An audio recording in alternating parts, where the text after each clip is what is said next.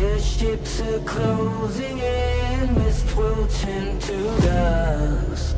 Almighty gods of war, lead us fame and glory. We shall be victorious, all will know our story. They came from frozen plains, waltzing through the storm. The shadows of the northern name will numb the foes. Beyond the distant land, the legend will be told. The dragons of the horizon, history unfolds. Almighty gods of war, lead us fame and glory. We shall be victorious, all will know our story. Almighty gods of war, lead us fame and glory. We shall be victorious, all will know our story.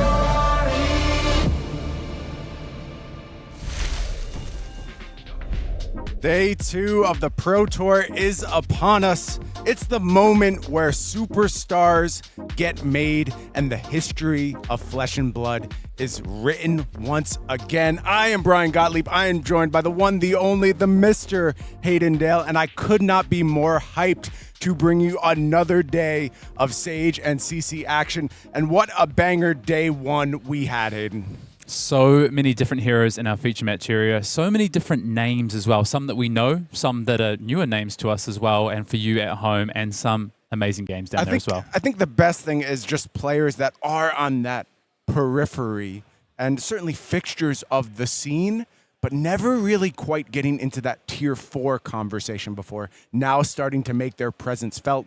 None more so than the two players at the top of our leaderboard, undefeated at 8-0. I'm of course talking about Damien Riggins and Eugene C, the people's champion piloting Reinar and Dash today. The club wielder himself, yeah. Watching those two in our feature match area yesterday, as you said, calling top 8s, calling top 16s, 32s between them, finally breaking through on day 1. Now, the question is, can you do it on day 2? Day 2 in a Pro Tour is very, very different to day 1.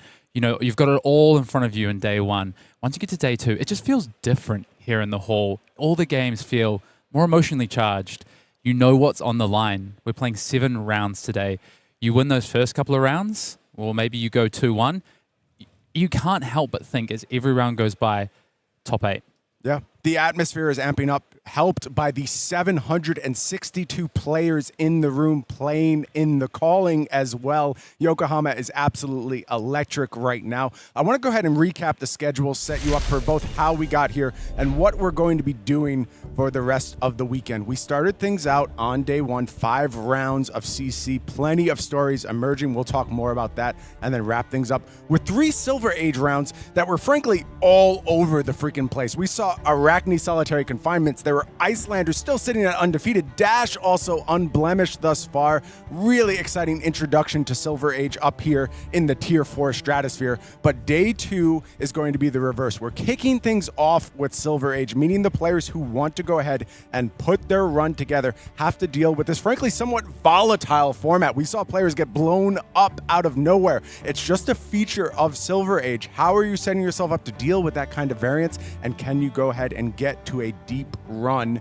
as you proceed to top 8 single elimination and we move back to Classic Constructed? I know you guys are going to be with us all day anyway, but don't forget we're doing giveaways. You want to be active in the chat, and then at the end of the day, we will go ahead and send off a compendium of Wraith Box to one of our lucky viewers. I also want to remind everyone at home exactly what we're playing for here today. The stakes do not get higher than at the tier 4s, at the Pro Tours, at the World Championships. Today, $50,000 freaking dollars on the line for first place. Of course, a whole host of goodies as well. Gold foil legendary. You get that very important PTI. And let's not forget those World Tour points. We're going to be talking about that World Tour Player of the Year race in just a little bit as well. Yeah, you cannot forget those World Tour points where early in the season is all stalled to play for. If you make a deep run here, potentially top 16, top 8, you are setting yourself up to go on that run, maybe for regional champion, maybe for our overall player of the year champion. Yeah, all of the players participating in these events, picking up these tournament packs as well. I mentioned those 762 calling players. They're going to be looking at a tournament pack in their hands. And I have been slowly accumulating my pieces from the tournament pack because I think everyone in the world has the same idea. These full art commons are gorgeous. You need them to go ahead and ice out those Silver Age decks that everyone's playing now. But we cannot forget about that one-of-a-kind Champions Prize. What hero is going to have the Pro Tour Champion card made? We've seen some unlikely winners in the past, like Azuri in the hands of Shoma Yamamura. Of course, some of the more fixtured, I'd say, heroes of the metagame, things like Enigma and Gravy Bones being immortalized. 5 floating around out there. Couple of Briars, I believe, in the hands of Pro Tour champions. So which of our heroes today is going to make the best case to be added to this pantheon of immortalized flesh and blood heroes? Yeah, will it be a new hero, or will we see potentially a second-time hero? Fi, maybe? There are still Fis running around today. Yeah, Fi is still in the mix, and I think the real focal point has to be the heroes that shaped this CC metagame. It was, of course, things like Arakni Marionette, Oscillio, talk of the town, and then Victor rising up out of nowhere. Those seem to be the 3 frontrunners for going ahead and putting their name on that champion's card. But there's always a dark horse lurking. And I look across these top tables, and there's so many players that can make a run with an unexpected hero at this point. Yeah, Eriksen too, you're still in it, right? Very, very much still in it. You got to put together a great run today, but you are very much still live. And as we looked across those top tables at the end of yesterday, yes, those 3 heroes were there as we expected them to be. But I don't know if I expected a Rhino to be 8-0, for instance. I don't know if I was expecting, you know, the Gravy Bones as well that have risen up this weekend and started to do really well. Gravy Bones quickly becoming a story of this weekend as well. I think I want to check in on our players to watch. We've got some new faces joining the board here and some old friends as well. There you see the man himself, Eugene C, sitting atop the player spotlight, 8-0 on none other than Reinar. We're looking at Silver Age heroes on this graphic here, and a couple new faces have joined the fray, both playing Kano. It's Evan Herndon and Filipe Lima Cardoso.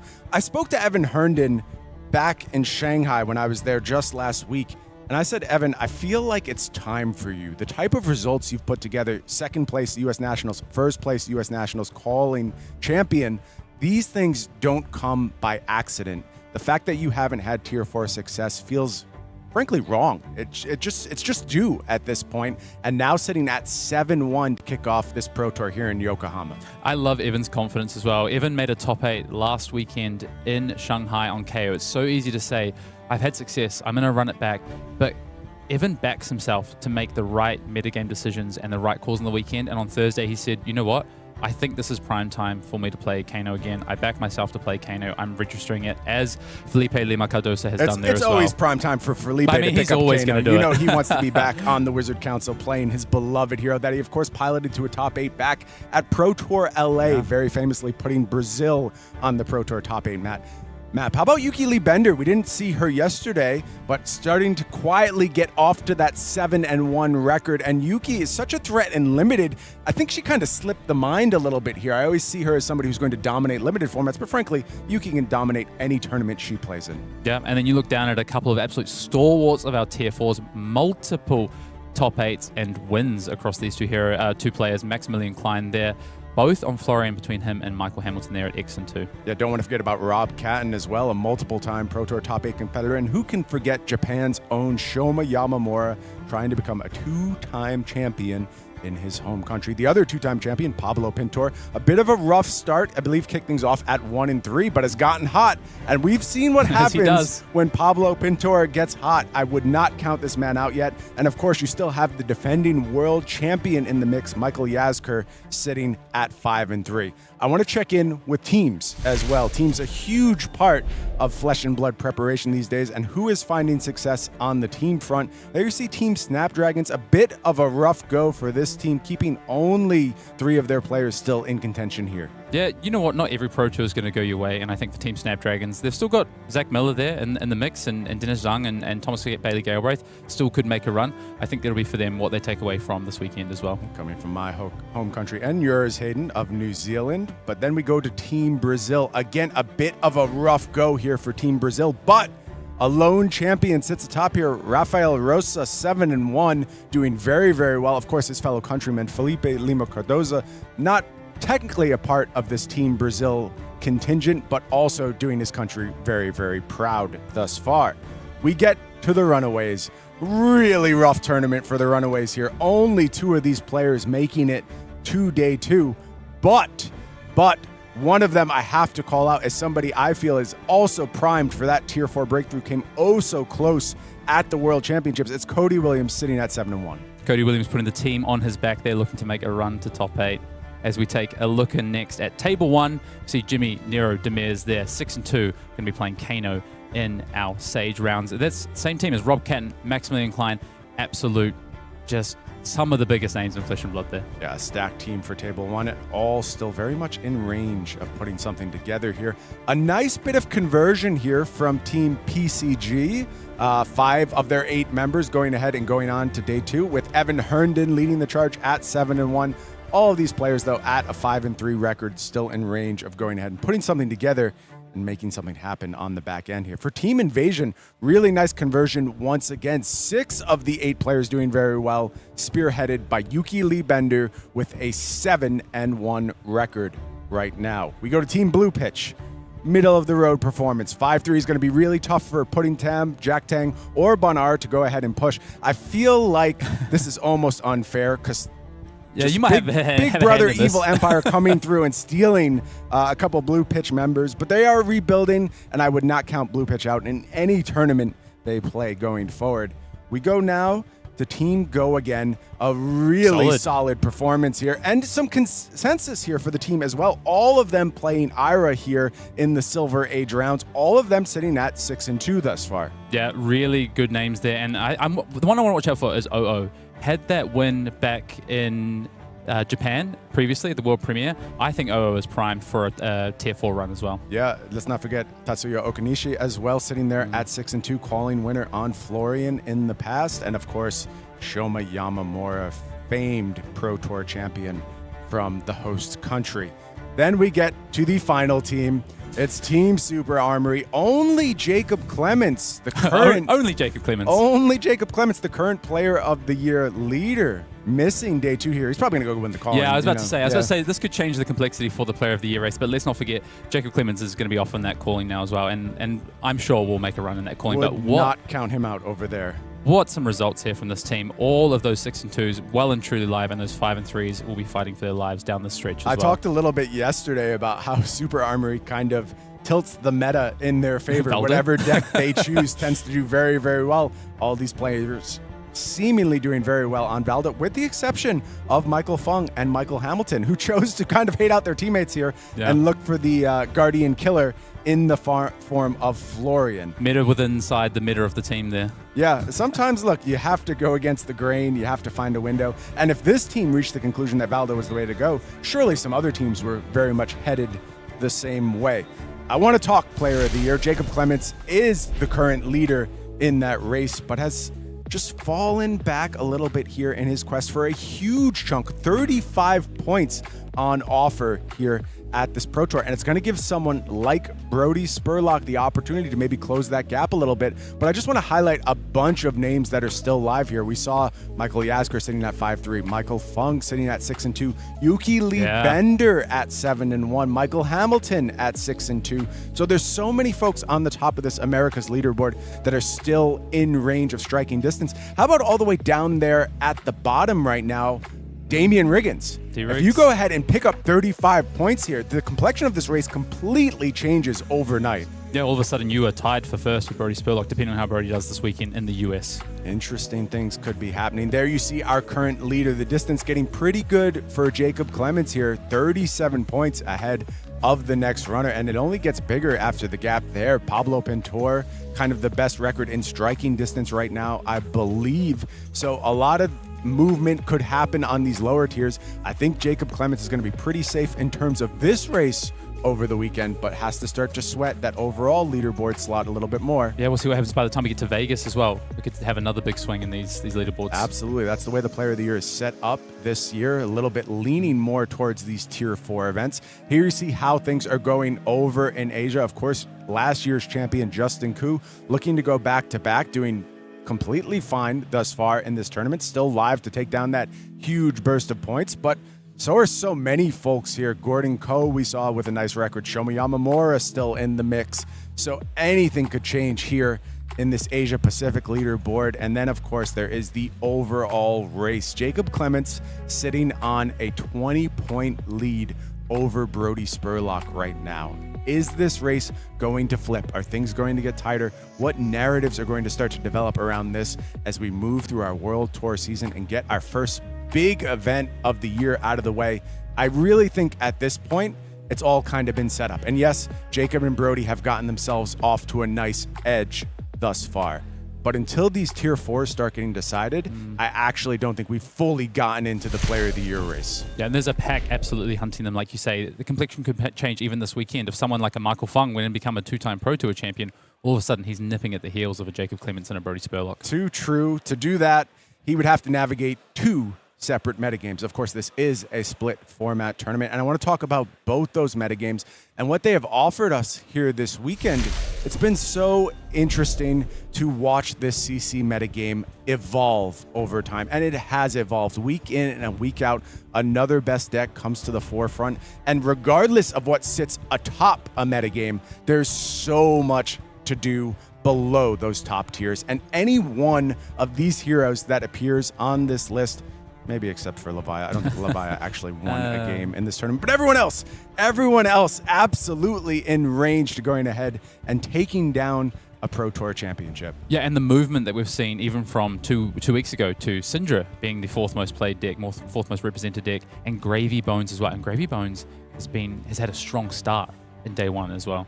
Yeah, the win rate looking really, really strong for Gravy Bones. I will tell you, the 2 heroes on this list with the best win rate yesterday, it was Puffin and Riptide. Now, small sample sizes, so I wouldn't take too much away from that, but it does prove the point that kind of anything can happen if you have a skilled player on a deck that they know very well. As far as the big decks in this format, it seems like Gravy Bones actually had the edge here this weekend. It's got a really nice matchup into those top 2 decks. It's not the kind of super polarized matchup we're used to when you talk board presence versus Guardians or Assassin, but certainly an edge for Gravy Bones against both Arakni and Victor. Yeah, I'm really interested to see once we get back to our classic constructed rounds with our Gravy Bone players that are doing well, how they might fare against the Oscillios of the world, because there are still a number of Oscillios doing very well in this event. That is the question. And of course, the resurgence of Syndra potentially presenting some problems as well. Got some cool stats here from the CC metagame. I think it's always interesting to check in with what the most played cards are. And here you see total copies represented. Of course, it's mostly generics making up this top 10 list. Shelter of the Storm has become the new darling of the CC metagame. 694 copies across 261 decks. A little less than 50% of the field all picking up Shelter from the Storm. A lot of usual suspects here. Command and Conquer, Sink Below, of course. But then it's Blast to Oblivion coming in 4th. And that is, of course, helped out by this rainbow spread of Blast to Oblivion that we see these Oscillios play. 6+ average copies per Oscillio deck. But I got to call out that 6th slot as well, Hayden. That's do the same if you didn't. Amulet of Echoes, and that for a hate card. And frankly, a fairly narrow hate card. For that many Amulet of Echoes to show up here this weekend shows people really did have Oscillio on the forefront of the mind. I think coming into this event, a lot of the top teams identified it as the deck to beat. Either a lot of them wanted to play it, but actually felt like they didn't necessarily have the reps to play it, and instead, making sure they're prepared for it, as you said. A lot of copies of Pain in the backside also represented being picked up by both Ninjas and Assassin. Powerful hybrid card there. Let's talk Sage. This Sage metagame has completely changed, frankly. We played Shanghai just last week, and this looks very little like what we saw over there, with Ira moving into a dominant position in this metagame. What do you think caused this, Hayden, and how is it rippling through this tournament now that KO has been de facto dethroned as the best deck. In fact, I believe across the top 20 players in this tournament, there's only one KO represented. Wow. Yeah, it's completely flipped, right? Last weekend it was the opposite. It was nearly 30% KO and about 14% Ira. So flipped on its head. And I think the big thing is there was just a massive target on KO's back. Just one in the top 8 of Shanghai last weekend. All the Valdas have come out. We've had the Ultims come out. And just people with strategies to actually target those KO decks, even the Iras themselves. And I think what people really gravitate towards with Ira is you don't have any truly bad matchup. You've got a lot of sort of 45s, 55s. You get to play the game, time in, time out. And I think people really gravitate towards that style. Yeah, we talked about heroes that are appearing at top tables. I want to highlight some of the maybe surprising things we're seeing at the very tippy top of this metagame. Of course, there's Dash in the hands of Eugene C, sitting at an unblemished record right now. And then there's Iyslander in the hands of Damien Riggins, also undefeated thus far, sitting atop the standings. When you start talking 7-1s, there's a Vynsett there. There's the only Arakni solitary confinement in the entire tournament in that range. There's a Bravo. There's so much depth to the Sage metagame being displayed before us. And I'm just really excited to see this format get vindicated on the big stage. It's showing it deserves a place here at these tier 4s. And following in the footsteps of Classic Constructed with that diversity, it was sort of coming into this event, a lot of people speaking about, we've got the diversity in CC, we're much narrower in Silver Age. In fact, that's just not been the case, and people have been innovative coming to this event and showed up with some really exciting builds. I always trust our best players in the world to figure out exciting new strategies when we come to this Pro Tour. It's one of the reasons all of you at home, I'm sure, are glued to your seats all weekend, showing what these incredible players can do. Again, interesting stats to pull here from the Sage metagame. I don't think that top card is all that surprising. Leaving home without Arcane Polarity simply seems like you're giving up a little bit. You want that life gain to go ahead and cover you against that split arcane damage. But it does get a little weird after that, Hayden. Yeah, and I do want to say it's not super surprising, but it's a little surprising because people were cutting this card in the lead up to this weekend. You can't do everything, and especially if you're in the Guardian seat, it's really difficult to prepare for the Mirror, prepare for your KOs, prepare for your Florians, and then also have to think about your Kanos and your Briars, for instance. So I think maybe 2 weeks ago, 3 weeks ago, this Arcane Polarity number might have been even higher. I think this is lower than what it might have been a few weeks ago. But yes, as you say, as you look down the list there, the usual suspects that are making up our Ira and KO decks, our 2 most played decks here. But I want to go down to pummels as well, because there's a lot of decks that are playing pummel outside of the usual. We're seeing KOs employ pummels to try and beat those Valdas. We're seeing pummels out of decks like even Iyslander and things like this as well. There's a lot of different copies of pummels running around in this event. I think it's an important strategic option to have present in Sage. There's not as much disruption as you move down to the lower rarities, and some decks just need a way to go ahead and stop your opponent from doing what they're trying to do. It's how you keep aggro a little bit more in check, keep them honest. So not surprised to see Pummel well represented here. I want to call out future format superstar Blusterbuff. Cool to see that card picked up in large numbers, and I would go ahead and get your rainbow foil copies of that card now. Absolute superstar here. All right, I've set up the format, set up the metagame. Let's talk about what unfolded yesterday. These are our top 20 players right now. These are the players we'll be watching carefully down the stretch. There's still room for motion below this, but as we stand right now, these are the players that we think have the best shot of pushing to a top 8 berth. What stands out, Hayden? Who do you call out as putting together an impressive run? What decks stand out to you? Well, we're going to play Sage first, right? We're into Silver Age, and I think, we spoke about Eugene and Damien on that Iyslander and Dash. I think they're in good positions. I really am interested to see Colin, though, that solitary confinement now sitting at 7-1. And then when we pivot back to the Classic Constructed rounds, like I said, I'm watching between this battle of the Oscillios, the Gravies, the Marionettes, and the Victors, this dance. What is going to happen once we get back to those CC rounds? Where will these players be after these Silver Age rounds? And what heroes are poised to make that run down the stretch? The other thing that I'm looking out for as well is some of the other heroes we hadn't spoken about. There's a Terror in 13th as well, Yufan Liao as well. I want to see what he can put together in these 3 rounds of Silver Age before he goes back to playing his Victor deck. Yeah, how about folks like May Hayden, Francis Sapikowski? Those are also two unexpected decks we're seeing here with a Vynsett and a Bravo sitting there amongst the top tables. Over on the CC side, sure, call me a homer. It's completely fair. I got to call out my boy, Lucas Mulho. Watch this kid go ahead and put together a really impressive run here on day one. Kind of out of nowhere, that first breakthrough performance.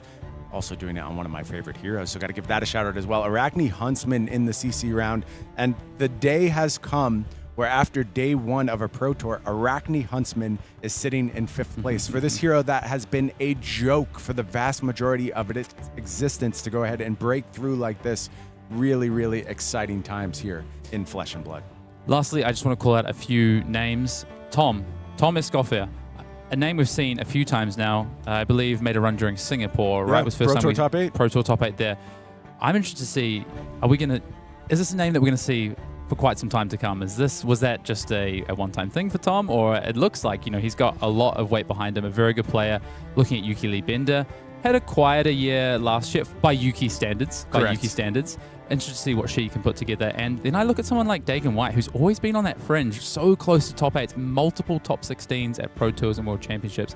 Is it his time to break through into that top 8? Yeah, love keeping track of those narratives. Of course, the superstars of the game, you keep track of them. You want to understand if there's going to be a monumental moment in Flesh and Blood's history, a 2-time Pro Tour champion, a 3-time Pro Tour champion. All those things are possible these days. But it's really the burgeoning stars that excites me. And I love that you mentioned Tom Escoffier, because right now, Tom is a star. He's got that top 8 Pro Tour finish. He becomes a superstar if he puts together 2 Pro Tour top 8s, and he becomes somebody that every single tournament you start paying attention. What's Tom playing? How's he doing so far? I love when you see someone make that shift from becoming a name you recognize to a face of Flesh and Blood. And you can only do that here at these Tier 4 events. That's your opportunity. And that's why, Hayden, this gets complicated. It gets weird. I've been in these positions before. You've been in these positions before where you're on the cusp of a Pro Tour top 8, and you don't want that creeping doubt to sink in. You don't want the nerves to sink in, but they can. And it's so hard to fight against round in, round out. When you're playing the game, maybe it's fine, but then you take a moment, you breathe, the game ends, and you're just left alone with your thoughts. You have to manage that to find success here at the Pro Tour, and we're going to really test these players and see if they're up to the call. One of the worst things is when you finish your match really quickly, and then you've got 40 minutes, 35 minutes to sit there with your thoughts. It's actually a lot nicer when you kind of go match to match. But it is something that you have to put out of your mind. You have to play one game at a time when you're at this sort of level, because if you make one misplay, you make one small mistake at this level against some of the best players in the world, because you're thinking about your next match or the match after that, because you think this one's already sewn up, and all of a sudden you forget to, crack your attack reaction, or forget to pitch in the right order or sequence correctly. That can be it. That could be your event, and the end of your Pro Tour. You're done. Such high stakes. I want to start assessing the mental state of our players, and there's no better way to do that than to hear from the players themselves. I believe we have an interview ready with Damien Riggins. Let's go ahead and hear from him. All right, Fab family, Mitch here, out the back by the feature match area with the 8-0 Damien Riggins of the Card Guys. Thank you so much for joining me, man. You've got to be feeling very good right now because it's a stacked event, and you so far are flawless. Yeah, it's been pretty fun. I really like playing Fab. It's really a long day, though. Man, I'm glad to hear that. Tell us a little bit about your journey as a player up until this point, because many people probably saw you get thrust into the spotlight with that finish in Columbus, with that sort of fatigue as Pleiades list. But what's your road to Yokohama outside of that been like? You mean like where I started? Yeah. Yeah, so I started on Original Prism. Yep. And then after she LL'd, I started gravitating more towards Guardians. And I found out that blocking is a very consistent way to play the game. And I really like consistency in a deck that I play. Yeah. And it eventually turned into fatigue is pretty good. So, and I try to make that work a lot. So I love building a lot of fatigue decks. And so up until Yokohama, I was going to play Pleiades because I really like that deck and I think it has game. But I thought there was going to be a lot of Victors. And Victor's pretty hard as a matchup for us. If they have 3 Remembrances or even 2 could be kind of tricky. So I had a Victor list that's pretty good into the mirror and into the field. So I brought that in. For Sage, I really like playing Iyslander, so I tried really hard to make that deck work. Iyslander and Sage. Yeah. Okay, I kind of want to go back to the Victor point first, because we've seen a couple of Victors on our feature matches. Some of the games have been a little bit tougher, but there's a lot of Victor representation amidst the field. Why do you feel like that was the pick for this weekend for you? The pick for the weekend because so my Victor deck has a really good Marionette matchup, and Marionette's always been the most represented deck at the last few events. And Victor seems to be like at a high spike right now, especially after Verdant's LL'd recently. Victor seems on the up and up, so having a good matchup into those decks and also having a good Oscillio matchup like really sells the deck for me. For sure. Now we can talk about Silver Age, because when I'm looking at the top table, seeing who's 3-0 after our first Silver Age matches, I don't expect to see an Iyslander amongst them. What's the source? What I guess is the decision making behind bringing that deck? And I mean, how has it done so well for you today? Oh, it's been doing great. I have matched into nothing but Guardians all day, and Iyslander's really good into Guardians. And Briar was on the uptick after Chris Ayali won the last calling. So, and you have a great Briar matchup with Iyslander. They can't deal with frostbites that well if you decide to start giving them to them.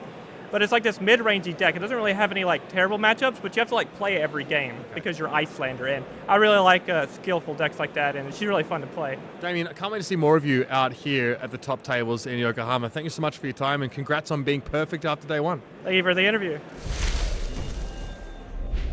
Let me tell you the word I'm most happy to hear over that interview. Fun.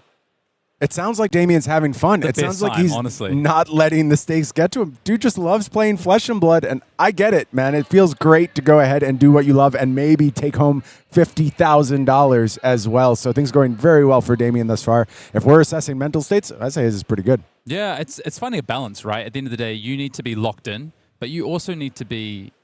You can't be stressed at the same time. You have to find that nice balance. And it seems like Damien is finding that in his own way. Everyone's a little bit different when it comes to that approach. Some people like to be super focused, locked in, very serious. Others, the way that they sort of stay engaged is having fun and making sure that they're living every moment. And I really like to see that. Speaking of a little bit different, nobody does it more differently than Eugene C. Let's hear from the man himself about his 8-0 day one. Folks, Mitch here backstage with Eugene C after a pretty incredible day one performance at Pro Tour Yokohama. So much so that we brought him back for yet another interview. Thanks for joining me again, Eugene. How are you feeling? Thanks for having me. I'm feeling great. Thanks.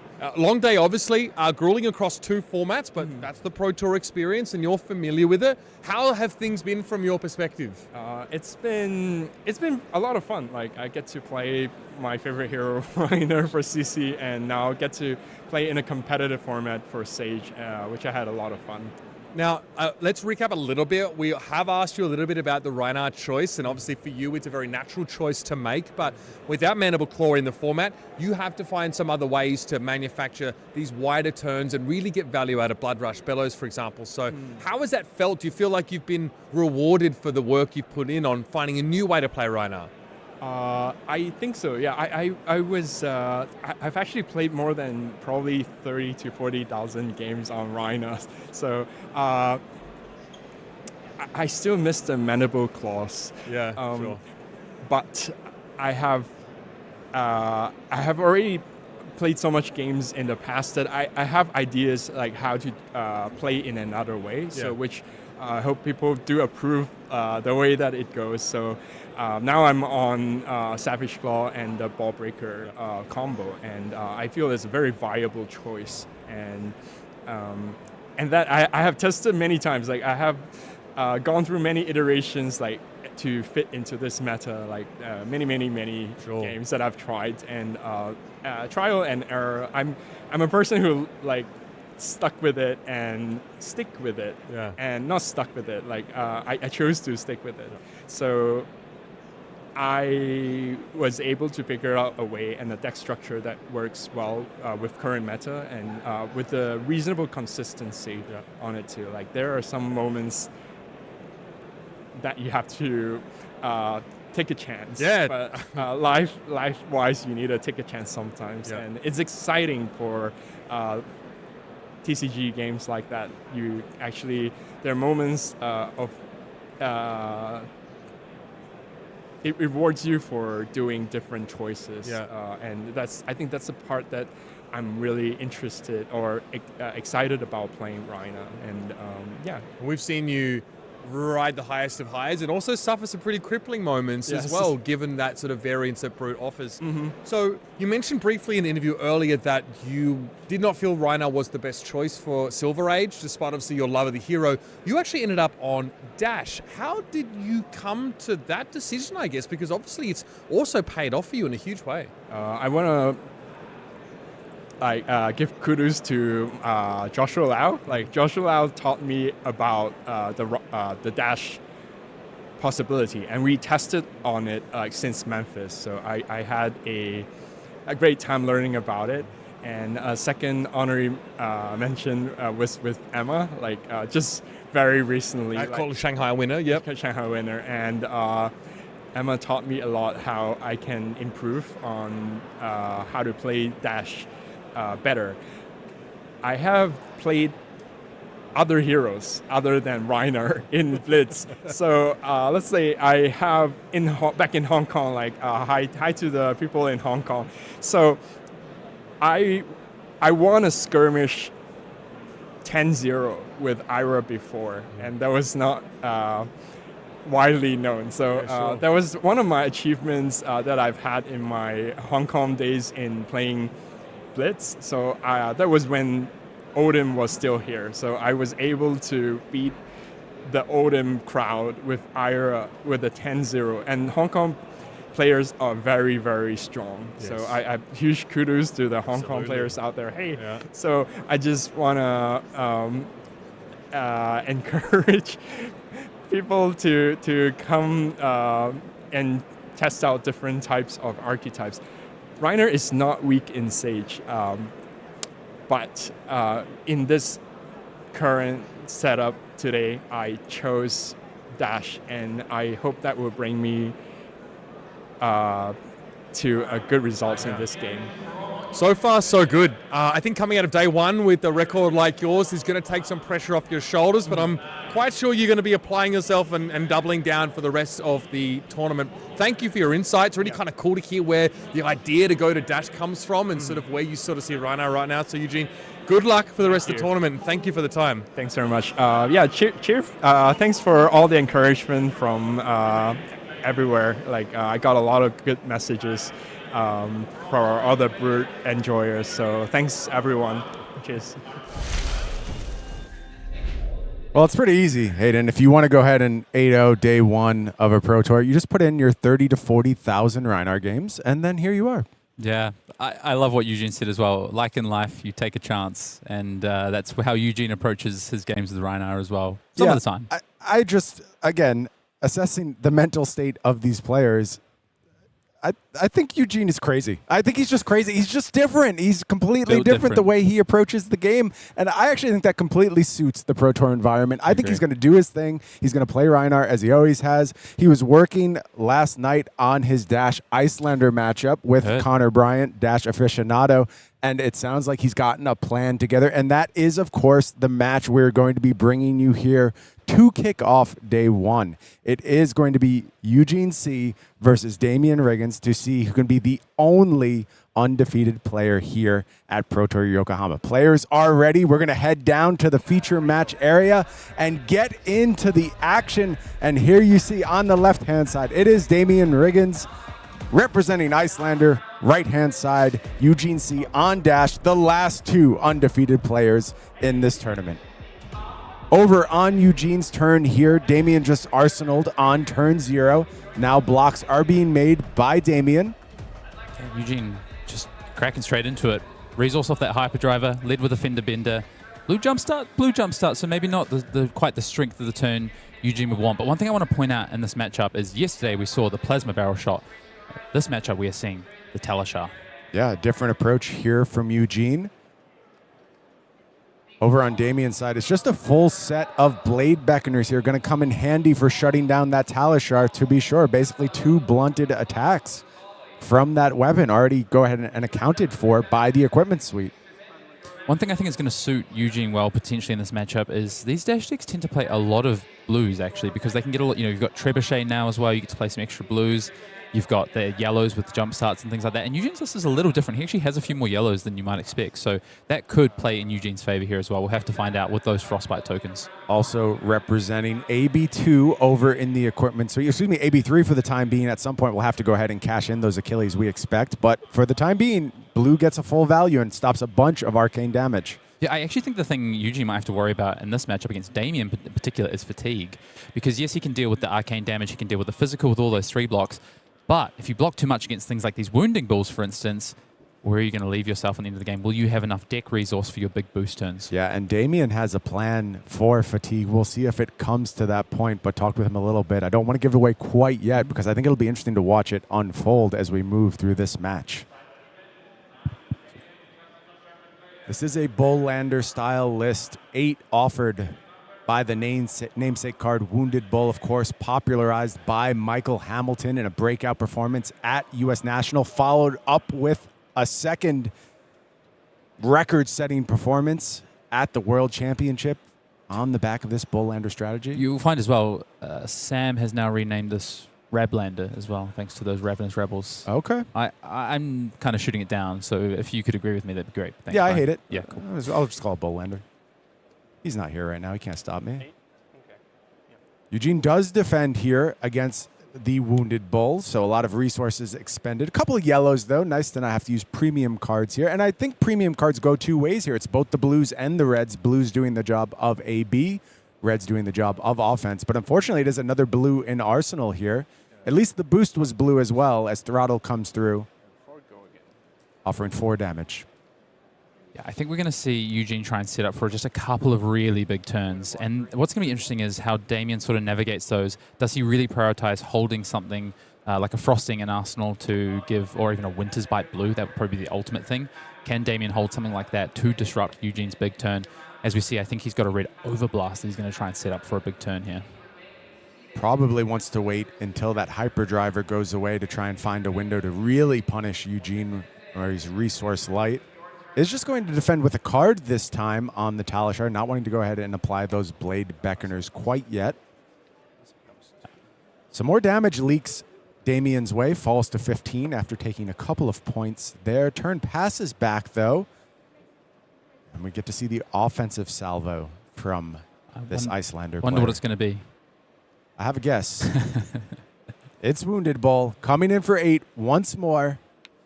Oh, and Eugene's found another kind of lackluster hand. Another full grip of blues here for Eugene as we take a look in here. Yes, one of them is a Teklo Trebuchet, which is always nice. But 4 blues, he's really looking to try and leverage that Overblast at some point. And I want to sort of check in here. 2 counters already on the Talishar. Just 1 counter left on that Hyperdriver. So Eugene is already starting to run out of some of those really aggressive resources and needs to be a bit careful about managing those as well. Your Silver Age starting to feel like a format really defined by the sips that you have available to you. As you lose these resources, particularly with a deck like Dash, saw Emma play in the feature match area yesterday, and it really was a different game as Hyperdriver started to be worn away, as the Achilles was popped. You just don't have access to as much threat. And for Damien, the job is to just fade these early turns, get through it a little bit. Yeah. And you see Eugene willing to block once again. 3 cards committed to the defense here. They were all blue. He did have a quad blue grip. So good news and bad news, I guess. A lot of cards being committed to non-offensive purposes, which is a little bit troubling. But at least they're blues. I wondered if Eugene actually thought about just keeping this blue back, just to keep a card in deck, not to lose a card from deck, especially since he's drawn so many blues to keep on hand. But I think Eugene just wants to take a card here from Damien, and he might get a snapback for his troubles as well. Yeah, it depends how Eugene sees the late game playing out. Maybe he just feels like if he gives Damien the time to set up, it's not going to bode well for him. And I get that given how Damien's deck is built. Yeah, we know with things like Ravenous Rebel, right? Damien can use, and Scar for Scars, Damien can use those 4/5 card hands. So I think nice heads up play there for Eugene. Going to try and deploy a Winter's Bite. I want to talk about something else, Hayden. As more and more of these blues make their way out of the deck, the threat of a frostbite, the threat of cost from something like Winter's Bite becomes greater and greater as time goes on. If you ever get caught with a quad red hand and a frostbite, you are in big trouble as a dash. And that's why I did wonder if Eugene might have held back that blue 0 to 60, but there is a number of blues in Eugene's deck, almost half the deck, I think, between blues and yellows. There is that look tough coming out of the arsenal. Just solid offensive output time and time again from Damien. 8-8-7. All physical damage thus far being offered. Taking cards away from Eugene. And Eugene actually had a fairly nice hand here. Would have loved to have maybe taken this damage and come in with a big 5-card hand. Does have a red throttle in the hand as well. Wonder if Eugene might look to actually take some damage here to send back some damage and try and take a bit of that tempo back in this game, because Damien is stabilized quite nicely here. It's tough against Iyslander, though. For those of you who did not have the pleasure of playing against her in CC, the life total creeping down means those big arcane salvos, they just become game-ending. You're left without options, and she squeezes you slowly into a corner. A little bit of damage here, a little bit of damage there. All of a sudden, you're feeling fatigue pressure. You're feeling life total pressure. You've used resources, and the game just gets very, very hard as it progresses.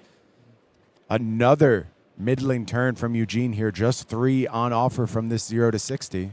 But we know Eugene has done his research. We know he went away yesterday evening, knew, of course, as the 8-0, what match he'd be playing to start day 2 here, and did work out a plan. See if that can be enacted here as the 0 to 60 comes in.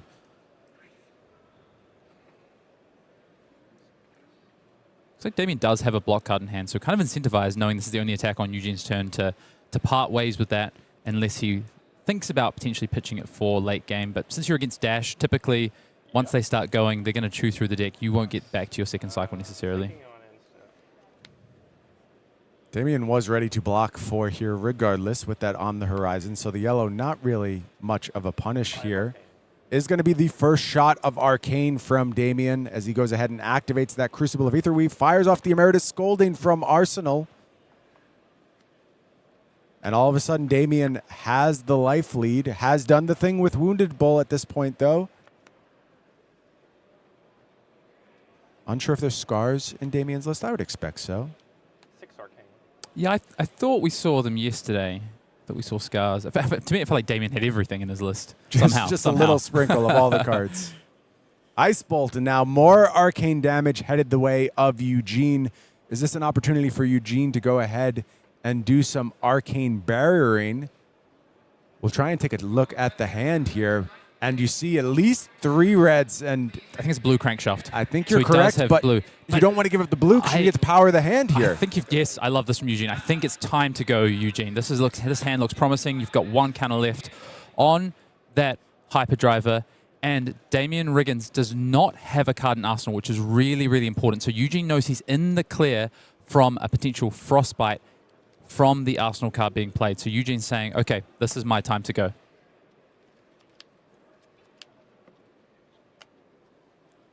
As Eugene now starts to line this up to start the turn, playing with that full 5-card hand, access to 1 blue card, and we're going to lead off.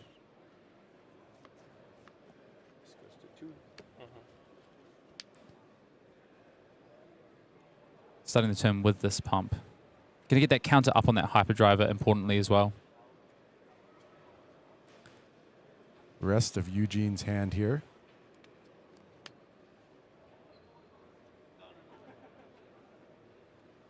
Couple reds, ready to go.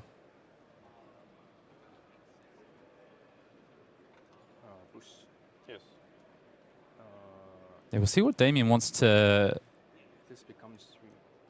This is going to be a big turn, though, because we also do have this Overblast in the arsenal for Eugene here. So looks like he's going to be able to do it all on this turn with this jump start, of course, getting that discount because we got the additional counter on the hyperdriver from the recharge, importantly. So yeah, this is kind of lined up really, really well for Eugene here. Nice turn coming together. Finally, some big damage on offer. Again, another ineffective offensive card boost away. Damien doing some more defending. Life total still keeping parity as we march through this game for the most part, but I think things still leaning a little bit in Icelander's favor thus far.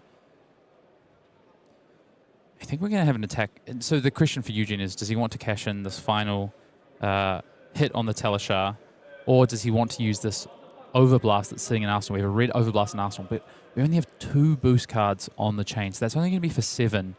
Does he want to try and get more out of that potentially? Would love to see 3 chain links, get that up to 8.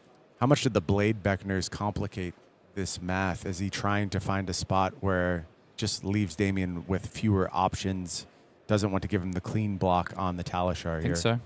Yeah. I think the Overblast puts Damien in a tougher spot here. Just 1 card in hand. It's coming in for 7. Looks like Eugene agrees, reaches for the Overblast, fires it off, coming in for 7. Does Damien want to part with this final card, or does he really want to try and hold on to it? I didn't see what it is, but my guess is it's a blue ice card. Yeah, he's and trying to hold on to it. It looks like Damien is asking for a deck count here, and I understand there have been multiple resources used. I picked up 17 on my count. I think 17 or 18. So still a good chunk, enough for another couple of big turns from Eugene's side. And we've seen just how much damage Eugene can pump out here. And we still have 1 more counter on that Hyperdriver as well. And that means Damien is going to be compelled to go ahead and use these Blade Beckoners here. And I think that's a really good win for Eugene because it gives this Talishar a purpose again. You can find a spot in the late game where it can present lethal out of a spot where you otherwise would not have been able to. So I agree with Eugene's assessment. I agree with your assessment. Overblast looked to be the right play there to me. Really want to get a peek at that card that Damien has prioritized keeping back here as well. Oh, it's a blue. Was that a blue stir? A red stir. Stir the Ether one. So Damien trying to find 1 final shot at Eugene, get over that Arcane Barrier 3 potentially. Makes sense, and we're going to have to see what Eugene's hand is comprised of. It's looking that's a pretty good hand. good, though. Throttle, Zipper Hit, and additional blue. So going to be able to do it all here is Eugene. And play around a Frostbite if there was one, which we know there won't be from Damien's side, but Eugene, of course, does not know that. Still has that Hyperdriver as well.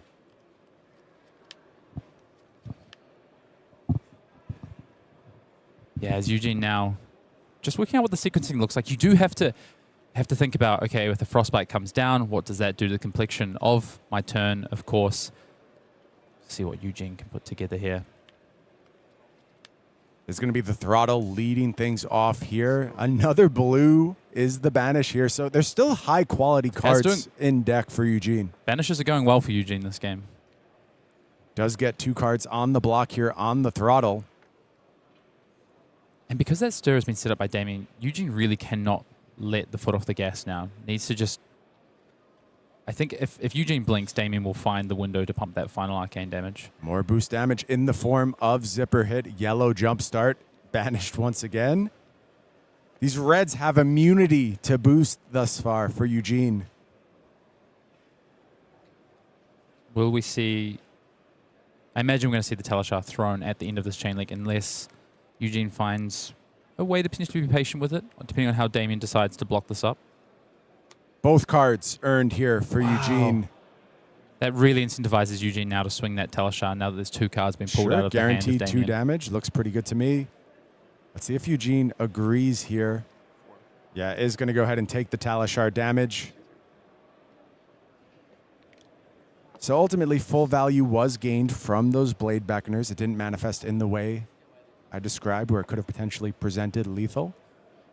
But still, you give yourself the opportunity to present a situation like that. Damien very much, to me, looks like we're playing for the fatigue route with Eugene. And if Eugene takes a turn off to set up, Damien is insulated with that Stir the Aether Wind. So it feels like Damien's kind of got both avenues covered. It's really the emphasis on Eugene and what he can do. Yeah, and if you're in Eugene's seat, I actually think this is pretty simple. You need to do more than 12 damage in a turn. You have to assume Damien can just give you his whole hand over and over. You have to present awkward breakpoints. Things like 4 damage from 0 to 60 is good unless Damien has something like an On the Horizon, which is the perfect card to cover up here. And Eugene has drawn an all-red hand here as well. Is going to be able to throw something like a Zipper Hit here and then set up a Jumpstart or potentially an Overloop in Arsenal and see what we can do with 5 cards on the following turn if we can keep him. Yeah, fires the Underloop off here.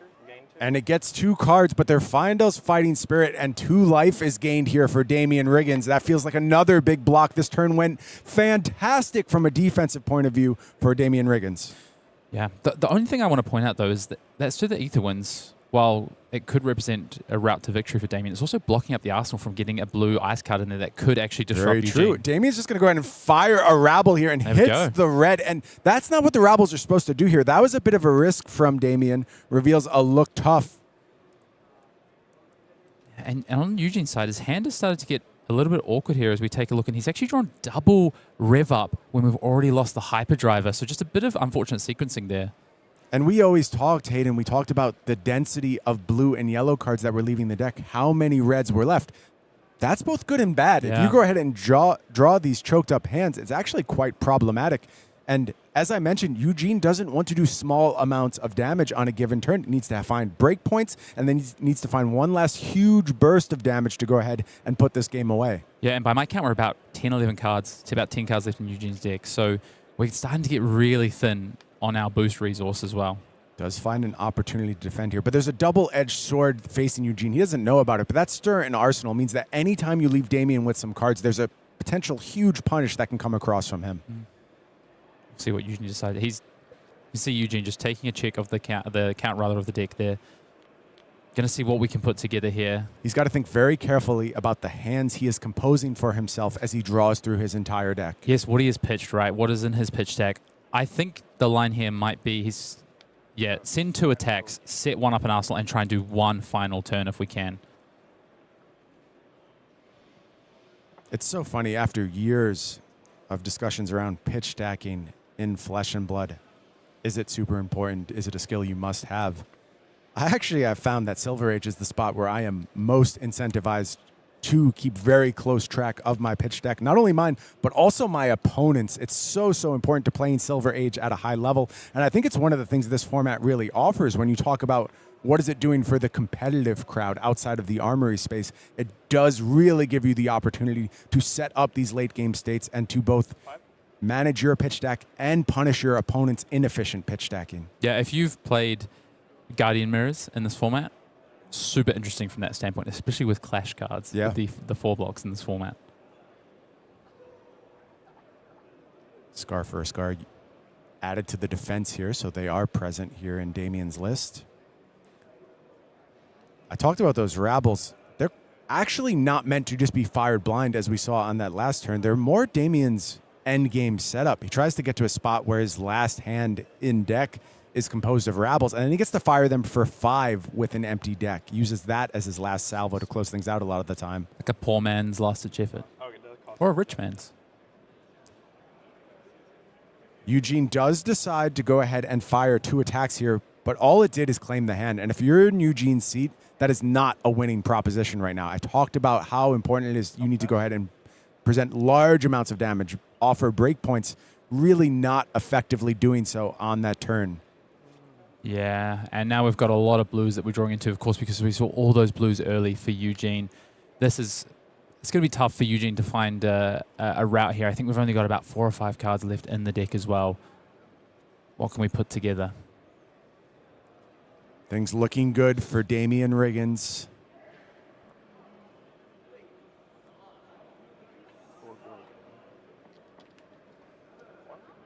Damien just continues to defend up here. On a strategy, knows the route to victory here, can see Makes perfect right sense. in front of him what needs to be done. He also knows that the hands are weaker now. Eugene's just Facing going to down pass. these blues. Yeah, and correct from Eugene. I think 100%. that is his path to victory, but I'm still very, very skeptical because the problem is now We can't Damien boost. gets to offer some damage here. There's no boost coming on the next turn. Here is 4 go again in the form of a Scar for a Scar. 1 damage will leak. Eugene will fall to just 6. And now it's time for even more damage coming in for 7 with his chest pop. And it gets the fist bump from Eugene. Just clinical Iyslander work from Damien Riggins, doing exactly what you want to do, walking your opponent down step by step, putting the onus on them, and Eugene simply could not piece together the hands. I really like the way that Damien played that game. It responded to what Eugene was doing. So could see at the start Eugene was kind of saving those resources a little bit, playing a bit of defense, and Damien said, okay, I'm going to press you then. I'm going to force you to either block with cards to preserve your life, or I'm going to take some of your life and put you in a position where arcane damage can finish you off. And then by the time that Eugene hit that pivot, Damien sort of understood what position he was in of, I think I can now fatigue you at this point. Yeah, I really liked the way Damien played that game. It showed a lot of Iyslander mastery. It showed his affection for the deck. He got to play in that fashion he described, blocking a lot, defending a lot, being consistent, and slowly just doing what you need to do for your game plan. And now the lone undefeated player in our Pro Tour comes from the card guys. It is none other than Damien Riggins in prime position to make a run at a top 8. And I just saw nothing there that gives me any doubt that Damien is up to the task right now. The nerves look good. The play looked good. Great. And the deck looked good. I think there's a unique take on Iyslander here. And more than anything, I think Damien recognized that this is a potential moment for Iyslander. There's some really good matchups out there in the field. Yeah, we saw him play against multiple Guardians yesterday. He really likes that matchup. Just that nice balance. I think, what he's probably trying to avoid is... I would like to see him against KO. That's actually what I'd really like to see. I don't know how he's going to match up into that, but he may not have to worry about it given how the top of the metagame has Exactly. played out. And I think that's a really savvy piece of next level metagaming. You try and go ahead and say, okay, do I believe that the best players in the room are going to go ahead and play KO here? If the answer is no, you believe in your CC deck, you think you can get through with an unblemished record, you could say, okay, I think by this point there's been some filtration. Maybe some of these rogue KOs have fallen off a little bit, and I can just find a good Sage metagame. So there's all sorts of interesting levels to this as you prepare your choices in these two constructed formats. And talk to me about, as a player, your preference for double constructed formats. It's so different from the limited switch up. How do you go about changing your preparation, and how do you go about changing your in-tournament play? It's really different. To your point, one of the things you have to think about is the cascading metagame, whereas with limited, you sort of know, well, you're preparing for almost two very, not two separate events, but in some ways it kind of is. What you do in limited doesn't really have a lot of bearing on what happened in Classic Constructed, but when you choose a Sage deck, it does, to your point, because you have to think about, well, if I'm not playing Sage until rounds 6, 7, 8 of day one, what do I think the best players are going to play? What do I think is actually going to have success with what people are going to choose? What are the best players going to choose? And also, I think it's a bit more complicated to prepare for the two constructed formats as well. So Classic Constructed and Sage in this standpoint. Because unlike Limited, where I think you can go and you can dedicate your time to, I'm going to get some drafts in here, I'm going to focus on that, you've got to think about two metagames that are evolving. Yeah. Limited does evolve, for sure, but not at the rate that we've seen Silver Age. And Silver Age is so new as well. So it's a much different mindset and approach you need. Yeah, I think the call out of just how quickly this Sage metagame has changed is a very, very smart one. And one of the big changes we saw is the rise of Briar in the hands of Chris Ayali. And Briar is ready down in our feature match area now as we have another game of Silver Age to bring you. And Briar will be in the hands of none other than Yuki Lee Bender as she has to take on Cody Williams on Valda. Yeah, and we saw a lot of Valda in the feature match area. Yesterday we saw a little bit of Briar. I'm really interested to see this matchup in particular because I think it's quite an interesting one. It's one that's a bit newer. We've seen a lot of Valda versus KO. Briar, of course, rising back up last weekend. Not one I've actually seen a lot of. I've only seen a few games of this so far with these new Briar builds. I want to check the path of our players to reach these sterling 7-1 records. You see Cody Williams there, only at the end of the day falling to the Iyslander of Damien Riggins. Otherwise, just completely flawless on the day. Anything stand out to you about this matchup spread that Cody has faced thus far? That he's already beaten a Briar in round 7. Lucas Molo there.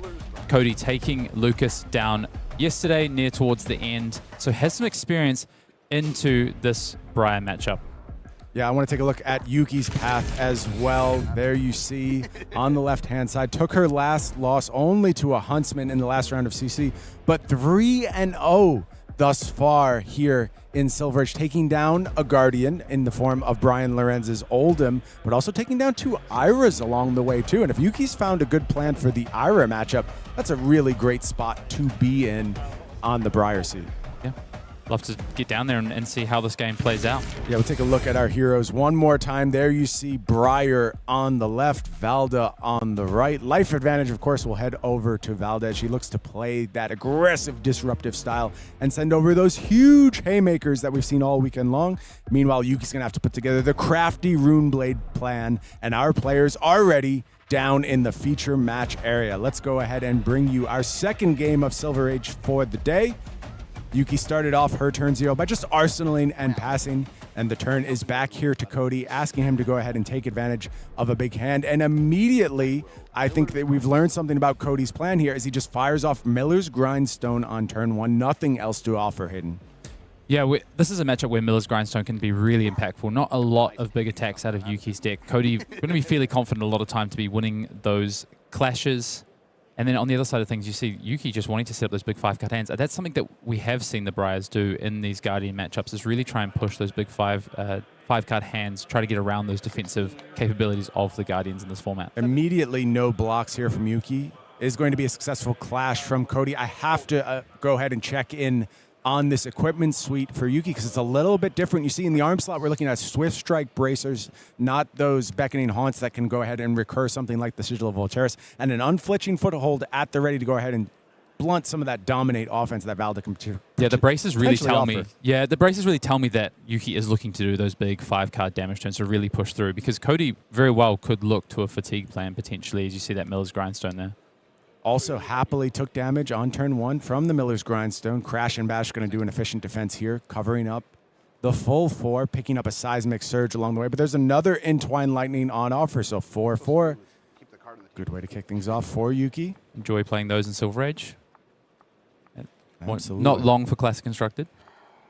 Yeah. Look, now. for now. For now. No elemental heroes joining the fray with Omens of the Third Age. Never say never, though. Another block card here from Cody. Starting to see why we just went Miller's Grindstone on the last turn. I think it does fit with what I suspect Cody's strategy is here, but your hand is full of block cards. It's hard to do much else. Yeah, I think Cody will take the opportunity to send those disruptive red attacks. It'll be a little bit of, if it's fatigue, I think it'll be more fatigue by damage in some ways. That's typically how Sage plays out in general. There's not many true fatigue strategies. A lot of it is presenting these big on-hit effects and forcing your opponent to start to block. The other thing as well, typically this matchup, you couldn't block out if you were Valda, or couldn't block out that well because of things like Lightning Press. But of course, with these new iterations of Briar, Lightning Press not available for these Briar decks, it looks a little bit different. A lot of it is these big damage turns like we see here, just going wide, face-up damage. 4-4-4, once again, 4 go again being offered from Yuki. Has picked up the Embodiment of Earth. That's going to be good facing down already 3 Seismic Surges, so we're expecting a little Dominate on the next turn coming from Cody, assuming he's got the right cards for it. Yeah, how about 4 one more time in the form of Static Shock? This is a big turn here for Yuki Lee-Bender, just the sort of thing she would have drawn up. And you see Cody head and hands there a little bit, not what he would have wanted to have seen. Does look like we might have a red boulder drop to follow this up. Of course, a nice 1-card 7 with those Seismic Surge tokens, but has to navigate this turn, has to get a couple of pieces of equipment involved just to keep the life total up there. Yuki is just going to arsenal her Sigil here. Turn passes back to Cody. Let's keep an eye on that unflinching foothold and how early that has to be committed to potential defenses here. Seismic Surges do pop.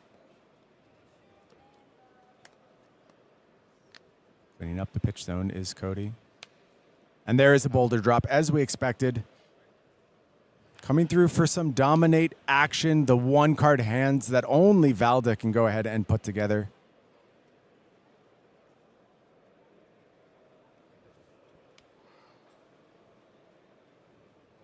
See Yuki deciding how we might want to defend here. We'll need to offer some cards up here to make sure we stop this boulder drop on hit. Take a look at Yuki's hand as she Wow, that's a Harness Lightning. Defenses. Might get involved on the combat chain here. Picks up a little defense on the back of that Embodiment of Earth. Perhaps that combined with the foothold, able to offer enough to dodge this crush effect here. Yeah. Yeah, unfortunately for Yuki, no 3-block non-attack action in hand. So, like you say, the thing for Yuki, though, is these equipment are precious. There's not many to stop these breakpoints. We've got the 1 on the unflinching foothold, and then we've got just the Flash of Brilliance. Already Yuki in the tank, thinking carefully about this defensive decision. Yeah, because of the nature of Silver Age as well, and equipment is so precious. You've got to be so careful, and I think Yuki's just working out, am I better off just giving 2 cards here? Do I need to? It's quite a big decision to protect a piece of equipment or not. It is going to be the foothold and the Harness Lightning. Committed to the defense here. 3 damage leaks. No disruption, though, meaning Yuki will get to play back with a 4-card hand. We know that Sigil is present in the arsenal right now. Now, Yuki just prioritizing more damage. Just keep going. Just keep the foot on the gas against Cody here. Wants to make sure that we don't give, you see a pummel there in Cody's hand. You don't want to give opportunities for Cody to be able to potentially keep 3 cards easily and swing back with a disruptive pummel turn, especially if some seismic surge tokens are involved. I wonder if Yuki was assessing the importance of Harness Lightning to actually go ahead and close this game, that arcane damage coming over the top, the unpreventable damage. Maybe thinking she might need that to go ahead and actually get the job done here. Ultimately, though, did decide it was better served on the defensive side. Yeah, we typically see just 1 Harness Lightning in these lists as well. 7. Ravenous Rebel coming in for 7 here with that growth. Pummel's getting involved in the chain, so Cody is prioritizing blocking up this damage. Blue Staunch response coming down for a little bit of defense here. I really like Blue Staunch in this format. I think it's really important for these Valdas, especially with the amount of Guardian Mirrors that we're expecting now. Yuki is content here to just go ahead, pass the turn, play Sigil. And Cody's just passing back with card in hand here.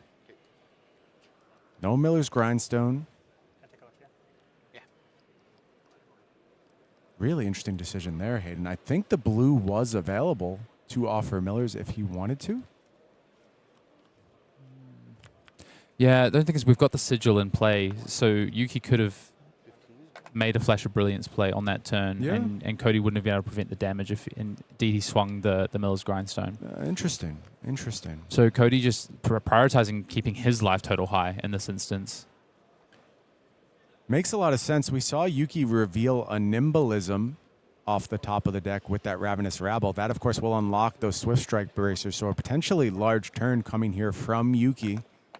Yeah, or do we see Yuki look to do something like set that Nimbalism up for a future turn, playing with a big hand here, though, right? All 4 cards still to play with after that attack. So Yeah, I Lightning think Surge this was out of I arsenal. mean, we're gonna see the Garland get involved. This looks like a big turn on the cards here for Yuki Bender. We might expend a lot of our resources right now.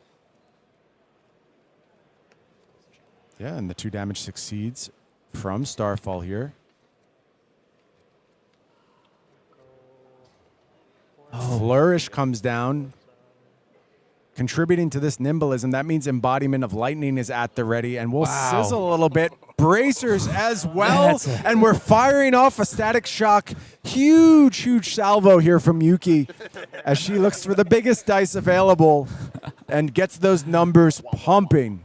Yeah, Yuki said, you know, 15 on offer, full grip earned from Cody Williams here. wow. We went wide last turn. We're going to go tall this turn. We'll see. Cody Williams looks like we're going to play. I can block when my armor We'll place down 3 cards at the moment, looking to defend for 9. because I can't cover the We'll see if some equipment gets involved here. Wouldn't be surprised if a couple pieces of equipment get involved from Cody.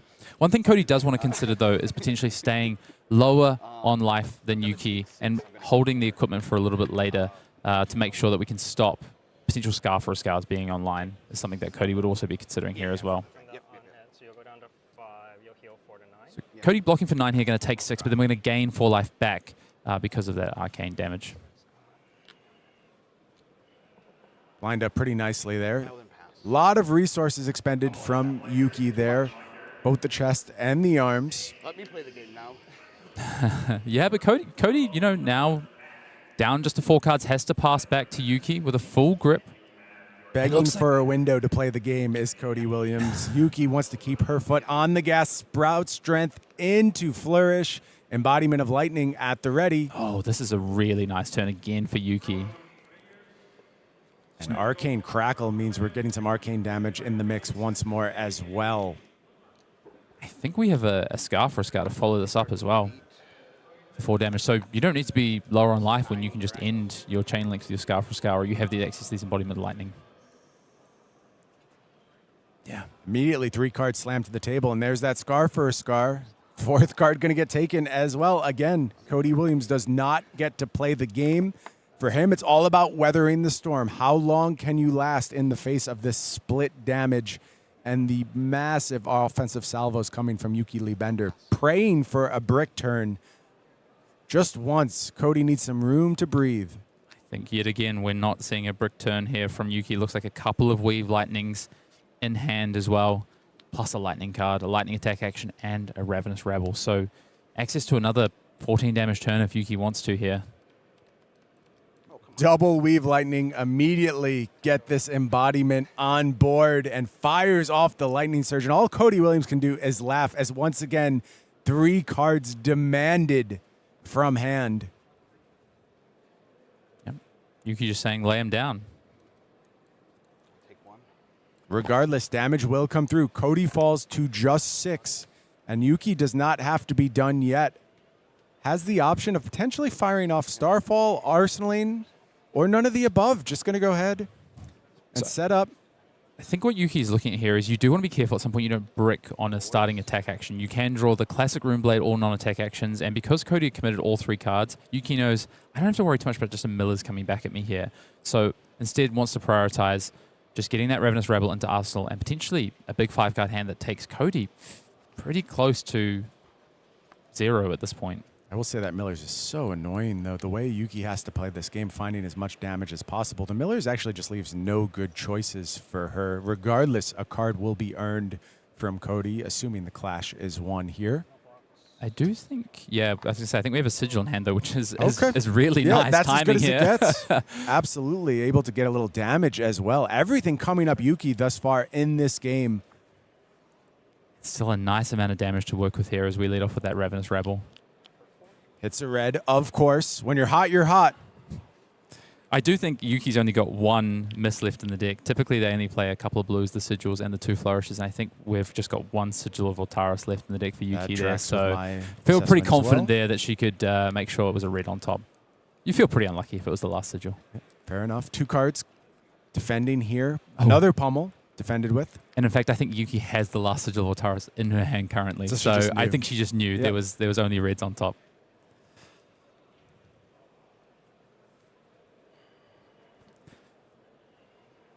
Cody's going to cover this up here, getting that Carapace involved. I think what Cody needs to do, let's just take a bit of a step back here and see, what does Cody Williams need to do to get back in this game? Yuki is definitely in the driver's seat.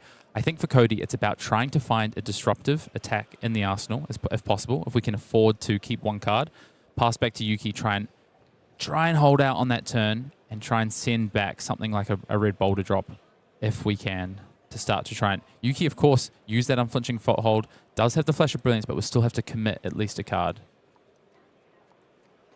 That's a lot that Cody has to do in this game. But it only takes a moment. It only takes a brief window for Valda to offer unprecedented damage. We saw Brody Spurlock fire off just a huge dominate turn in our feature match area yesterday. We'll see more dominated power on the back of Valda before this Silver Age day is done. Of course, 2 more rounds of Silver Age after this round 9 showdown concludes. Oh, Cody's face, yeah. And here is the Sigil from Yuki. And this is asking Cody to make a tough decision. He says it's pretty clear, though. I need to go ahead and prevent this arcane damage. I cannot afford it. And as this life total gets low, I want to call back to the arcane damage that Yuki Lee defended with early on in the game as a source of unpreventable output. You know, decks kind of waffle on how many copies of that card they choose to play, either 1 or 2. I'm not sure how many Yuki has. We'll see. Yuki, I believe, still has a lot of deck to work with here. And Cody has committed a lot of equipment now. Carapace is going to be down to 0. We do still have the Civic Peak, of course, but that's difficult, the Civic Peak. Yuki can really force Cody in some difficult positions with the Peak. I was like, this has to be a second strike turn. Arcanic Shockwave does offer Arcane. Cody has the resources floating, though. Cody navigated that really nicely. I think he sniffed out the Shockwave, hadn't seen a Shockwave yet, and so felt that this was the opportune time that Yuki was trying to just bait out, taking the 1 damage and then potentially working out what Yuki would do afterwards, but Cody just committed to it. More defense from Cody. Yuki gets a card in Arsenal, though, and we'll be able to draw up and see if she can offer damage one more time. Sigil of Voltaris is going to pop as well. bit of an awkward draw, perhaps, from Yuki in the form of that sigil. This is a turn where you really want as much offensive output as possible. Hopefully she can convert it to something like a Starfall here. Yeah, that would be the ideal. You might be thinking, well, Cody actually overblocked that quite significantly. Could have leaked 1 damage to go down to 4 there, but none of those cards were particularly enticing for Cody. Cody needs to find an on-hit effect. That 10 damage, probably not quite what Cody's looking for. And the blue really did not want to swing the Miller's Grindstone on that turn into that Sigil of Voltaris plus Flash of Brilliance play. Yeah. I gotta go 4. Yeah. And that is the last Sigil of Voltaris, so Cody won't have to worry about that tricky little interaction with Flash of Brilliance anymore. It is now just an Iron Rot Helm, effectively. Cody dodged both of those. Both opportunities, Very well played. He had a chance to swing Miller's Grindstone and chose not to do so. That points to me of deep matchup knowledge. He knows exactly how much value this Briar deck is capable of getting if you let them activate Flash of Brilliance. Denied it both times. Cody's drawn the Arcane Polarity on the turn where that Sigil has popped as well. So Cody's getting some nice value off of this Arcane Polarity. But again, just can't seem to find a card that he's potentially happy to wait on in Arsenal. Has found yet another, I think 2 old ones in this hand. I will say, on the back foot throughout this game, but I do think things are lining up fairly well in terms of when Cody chooses to pitch. And a lot of this is decision-making, great decision-making from Cody Williams. But when he's deciding to go ahead and sink resources into Arcane Prevention, when he's using his staunch responses, playing around the sigils and not giving Flash of Brilliance value, it all points to a lot of really good circumstances for Cody. And even things like this, the Arcane Polarities twice now lining up with an Arcane Damage turn, just keeping things clean, keeping things smooth for Cody, and giving him a chance to just go ahead and eventually, finally establish his first attacks on the back foot throughout thus far. Can he find a window to finally get into this game? Yeah, Yuki looks like down to around 15, 16 cards in the library. So fatigue is a consideration at this point. I think Yuki's trying to find a line to swing that Starfall to help start to use that weapon, mitigate some of the potential fatigue opportunity for Cody to take this game. And there is the Starfall, and Cody going to go ahead and get value from the Civic Peak here. Oh, this could be big. That's if risky. Yuki can Yuki find takes an a on-attack draw. action. Oh, but it was another attack action. It was an Arcanic Shockwave red. So Yuki is full, it's full of attack actions here by the looks of it. Is going to not find a way to use this full hand. But the Arcanic Shockwave will be able to push an arcane damage. Yeah, but I think this might be the moment that Cody was waiting for. And again, I have to call out just really great timing, finding the window to use that Civic Peak, and I think going to be rewarded for the right choice once again. So you talk about Silver Age, agency. I don't know where this game is going to go, but Cody has made a host of really influential decisions in this matchup, seemingly doing everything right, and is going to get a chance to at least get involved in this game because of his discipline. And this defensive turn worked out very well for Cody Williams, raising up to 7 now, finally finding a bit of comfort. Yeah, that turn has just completely changed the texture of this game. And now Yuki is, of course, going to have a 5-card hand next turn, but Yuki does need to find some non-attack actions. We've used a lot of the best non-attack actions in Yuki's deck, so we'll see what we can find. Yuki really does need to push a big turn here, though. Want to call out that unflinching foothold still at the ready. We'll see if that will have some influence over this game as it goes on. And Yuki actually kept that sigil in hand. Couldn't find a way to pitch it. Instead, pitched the attack action, the snatch on that last turn. Not knowing, of course, would Cody keep a blue to swing the Miller's Grindstone, potentially. Looks like Yuki does have a couple of attack actions here to work with. It's just going to be Arcane Crackle to kick things off here. And there was a nimblism, but Yuki's opted to keep it back here. I think because knowing there's not a lot of non-attack actions left in the deck, Yuki does need to find an embodiment of lightning at some point to really push a big turn. This also a little bit incentivized by that sigil sticking around. I think you can say, maybe this is a moment I can afford to give Cody a big hand, and I can go ahead and offer damage on his turn via the sigil.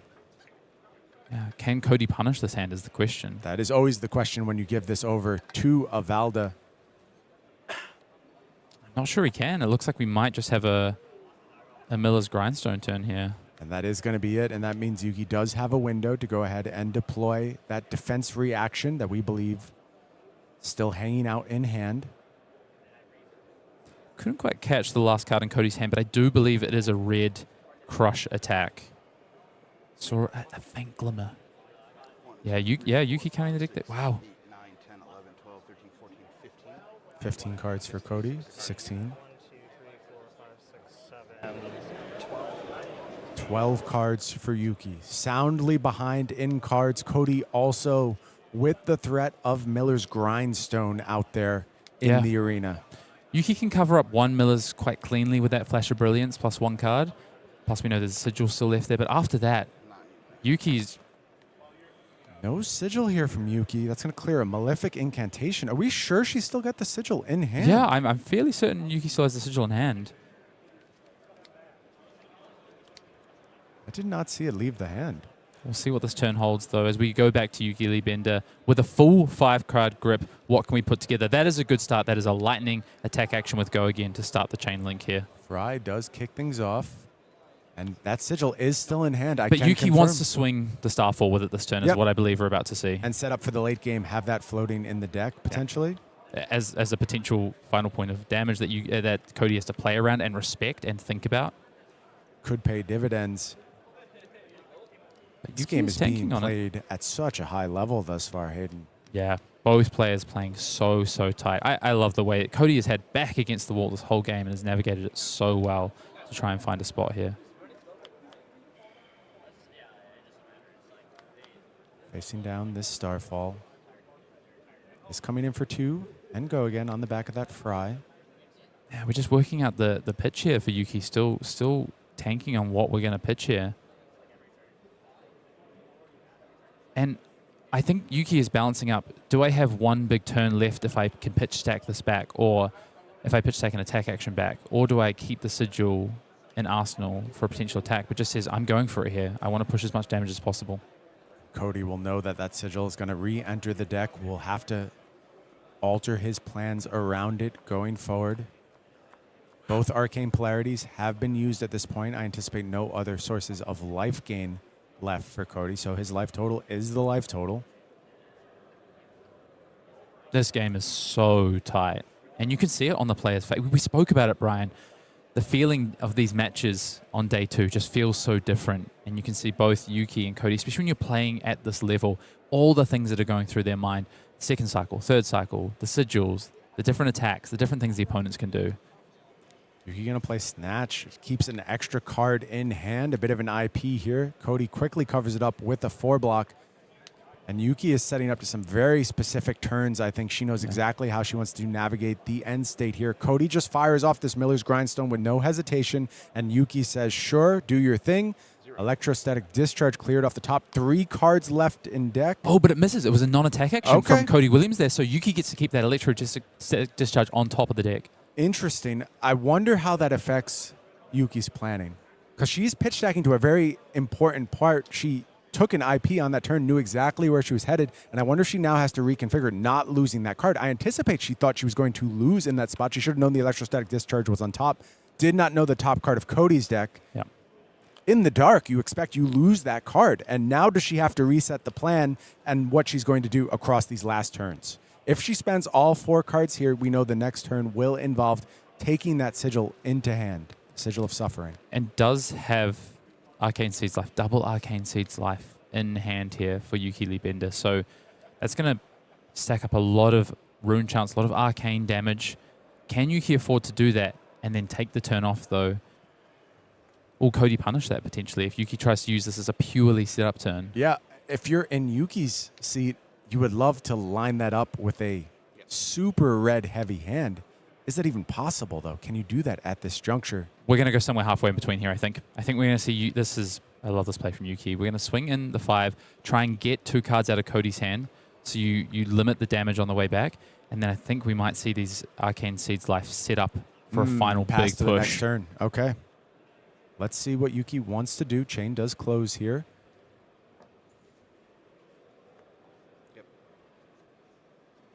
This is so tight. Yeah. Is the attack coming afterwards, or are we just setting up Yuki? As the embodiment of lightning at the ready. It's got to feel like setup here, right, Hayden? Yeah, but I think Cody has a red boulder drop in hand. The perfect response to this.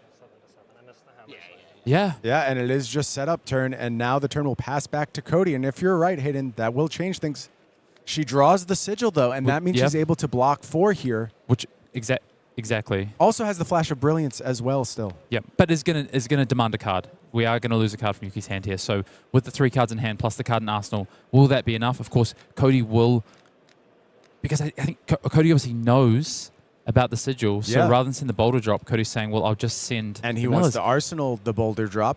But Yuki then doesn't have to give a card here. The levels to this game are just so deep here from both our players. Insane play, Brian. Does this mean Yuki just says no blocks and picks up an extra card? What's the value of that extra card at this point?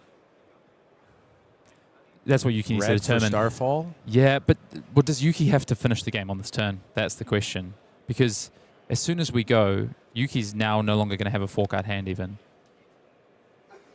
Using the sigil here also Yeah. offers damage, but Yuki is Okay. just going to take Miller's Grindstone hits, takes away that last nimbalism. This will be the last turn of the game, effectively. Can Yuki find 7 damage to go ahead and close this one out? Played to the last card in deck. She's done the setup on the last turn. What's the offer? What's the defensive hand from Cody Williams? He's picked up a blue staunch. Is that what he's looking for? Well, that he can prevent some arcane damage, so you can get 3 value out of the staunch effectively. Looked like a very heavy blue hand. Very heavy blue hand. See what Yuki can put together here. All to play with. We know Yuki as well had a snatch as well set up to come on the way back, but it is not going to be able to get any value out of it thanks to that Miller's Grindstone. Scar for a Scar kicks things off here. It is going to eat that embodiment.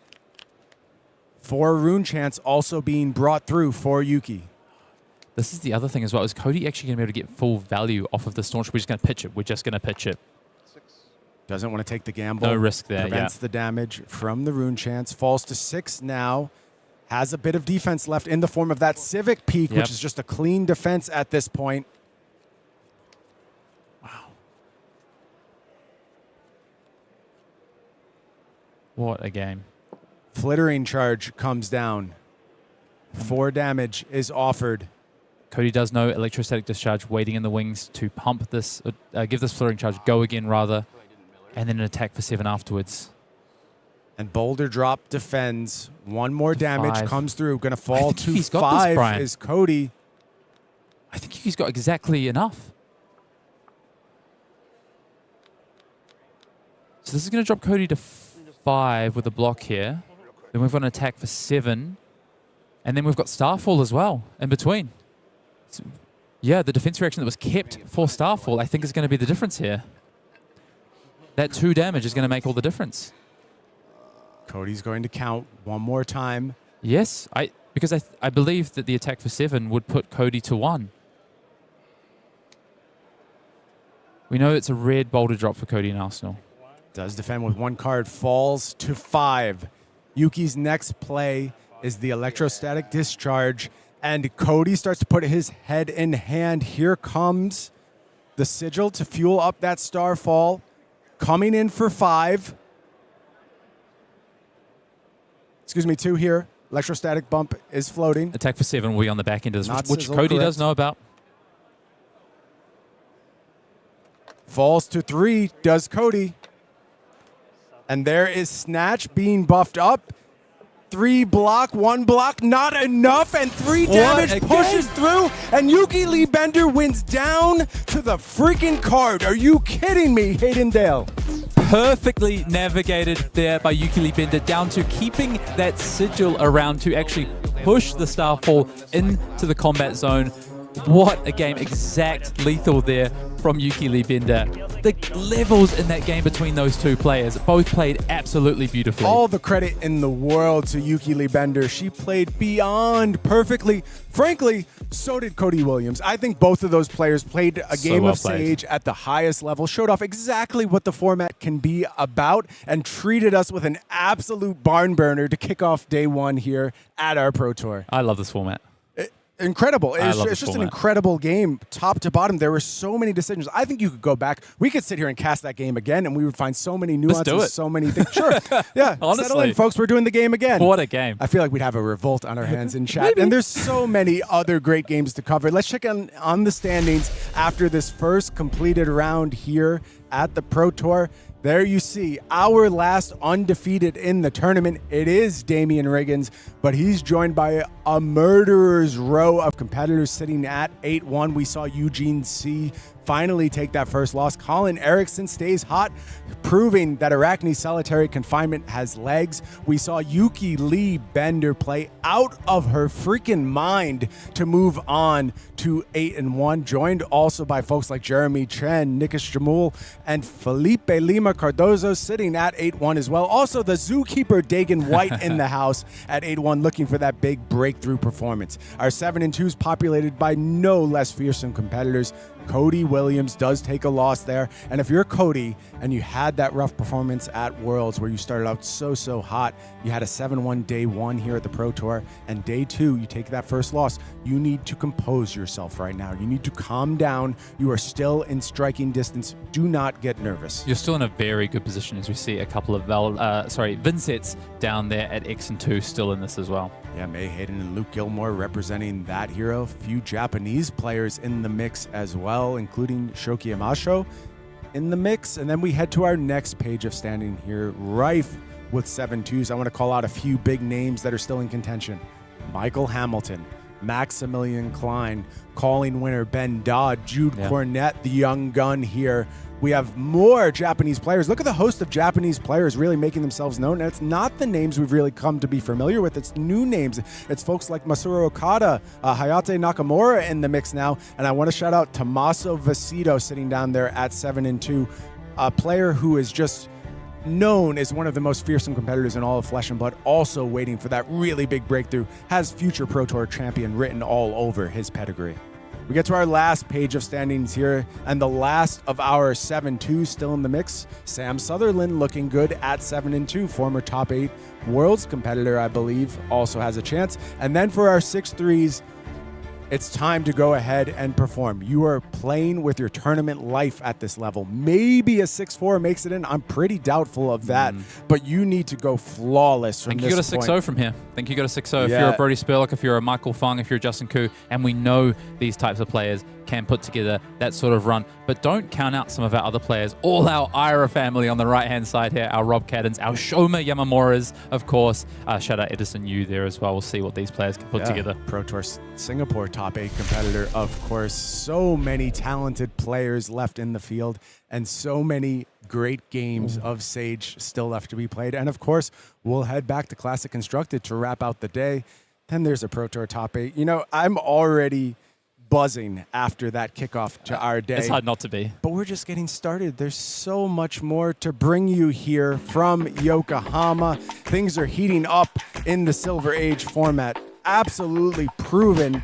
It has been a format that our competitors can sink their teeth into, find great decks, find great lines of play, defy the odds as they continue their quest to become our next Pro Tour champion.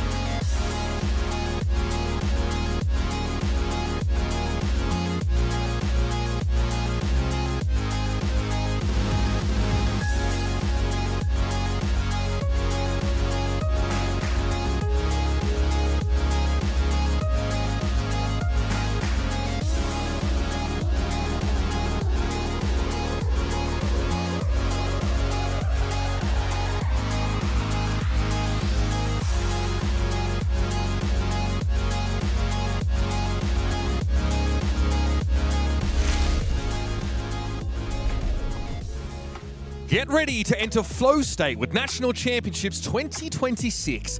Are you ready to represent your country in flesh and blood and etch your name into the history of Wraith? Nationals events are coming from June 19th through July 5th. So don't miss out on the runic reaving and flow state embodiment promos at your National Championship.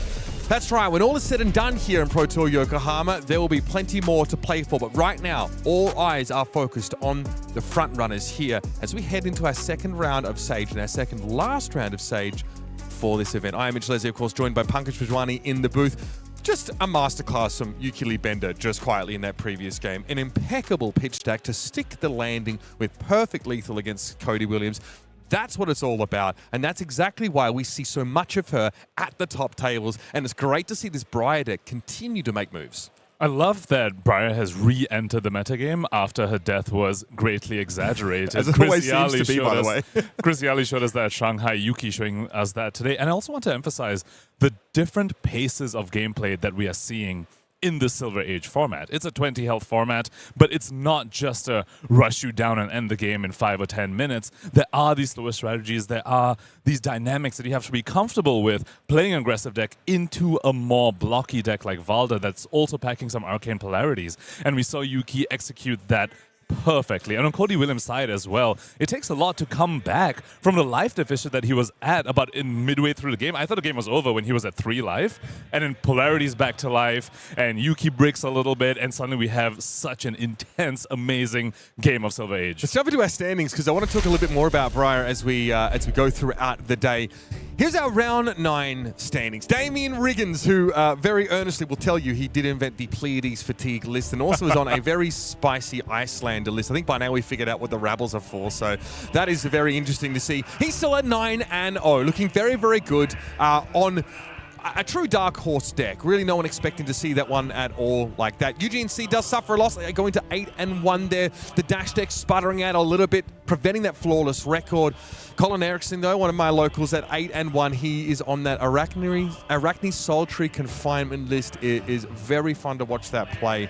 There is a huge amount of variety here on these top standings, Pankaj. I mean, speaking of dark horses, Arakni Sultry Confinement, not a hero that was on anyone's radar coming to his tournament. And just, looking at those standings, so many heroes in the Silver Age format and not that many KOs, actually, which was a bit of a surprise to me. Yeah, that's in fact KO not the most represented deck by a decent stretch at the moment. I believe it was Ira coming into the weekend by a lot. And even those Ira decks, we haven't necessarily seen a representative amount of those at the top tables based on the amount we saw signed up for the tournament. So that is very impressive. Now, on to our next round of Silver Age. I want to keep the Runeblade shenanigans going, personally, Pankaj. We are going to head down to the table and jump right in. It's Lucas Dutailly on Briar from France up against Evan Herndon, very well known if you're from the United States of America and entrenched in the scene there. He will be on Kano. We had a little bit of a slower matchup just now with Valda versus Briar. This one, though, pretty much the exact opposite end of the spectrum, which is what you should expect when on one side you have Kano, who starts at 15 life, and against a deck like Briar that will not be able to prevent a lot of that arcane damage coming through. I'm interested to see whether Lucas may be packing a few copies of Arcane Polarity, maybe 1 or 2 copies of that card to perhaps shore up this matchup. But otherwise, I'm expecting, I don't know, 5 to 10 minute game probably. Yeah, okay, nice. Hey, we're here for a good time, not a long time. Let's drill down a little bit of what we should expect from Lucas here. Quite the run up until this point, even going up against a Enigma there in round number 9. But this Briar deck has performed pretty impressively, sputtering a little against Kursai in round number 3. Of course, that was in Classic Constructed, and then obviously in CC as well. Shoma Yamamura in Silver Age rather stood in Lucas's way there in round number 6 on that Ira list. But in general, Lucas looking quite good. I want to jump across here. Evan is a United States national champion back from 2024, and he actually was 2nd place in 2023. This guy has really been a highlight, I think, of the scene here. And even more recently, we've seen some great results. He was in San Diego at the Calling, managed 29th. Just bubbled in Columbus at 19th. Here's the run so far. Definitely quite a bit of a deck builder in his own right as well. I remember his US Nationals win. He pioneered the Zephyr Needles in Zen for the Mirror, which was very, very incredible technology for that metagame. Yeah, 1 calling top 8, 3 battle-hardened top 8s for Evan. Let's look at this matchup under the microscope a little bit more. You mentioned, Punkage, again, you were expecting a much faster game. Briar is likely, we expect, to sort of disregard, for the most part, a lot of this arcane damage coming through and trying to exercise her will on Kano. Briar wants to try and take down Kano's 15-point life total as soon as possible, and a deck like Briar can easily do that, honestly, on the first turn of the game. Briar can do 4-4-4-4 very, very easily. It is what she is known for. On the Kano side, they will be trying to leverage the arm piece that gets +3 defense when the hand is emptied, which allows them to mount some offense on the Briar's turn, but also block a little bit and just survive that one extra turn cycle, use Talismanic Lens to then finish the game off on the Briar's turn. All right, folks, without further ado, round number 10 of Silver Age here at Pro Tour Yokohama. Let's dive on in. Lucas Dutailly versus Evan Herndon. Let's be about it. And like you mentioned, yeah, that unyielding grip is certainly an equipment we want to look at. Also, that Talismanic Lens allowing for the opt off the top. And of course, we've got to bling out our boots. Gold foil Mage Master boots for Evan. Shifting over to the Briar side of the equipment pieces, we do see Spell Void 1 in the headpiece and AB1 as well on Lucas's side. A little bit of an interesting call by Lucas over here. Perhaps maybe only had access to some physical damage blocks in the boots piece, and so didn't bother bringing... There's no point bringing that into a Kano, so opting for the AB1. I'll be curious to see how much they actually pitch for that AB, though. Yeah, just as well maybe Lucas being first player here, so not allowing Evan to have an opportunity to blast him with a limited amount of arcane barrier. Those Voltic Bolts, those taller arcane attacks are going to chunk that Briar down. Also important to note, Evan on his side does not have any AB to speak of, and Briar is known to send a little bit of split damage every now and then. There's already a Sigil of Voltaris currently in Lucas's hand, so some amount of uninterruptible damage on the Briar side as well that could maybe suddenly close the game out when Evan's not expecting it. Obviously no Flash of Brilliance for the sort of recursion of those sigils here because, you know, Evan is not going to be sending a lot of those physical attacks in, so you really need to be mindful of your equipment choice, and Helm of Might and Magic is going to be option instead. Pass priority here on Lucas's turn, so an energy potion fueling this Kano activation. What are we going to get off the top? Contemplating a little here is our ex-US national champion. Banishes a red snapback off the top.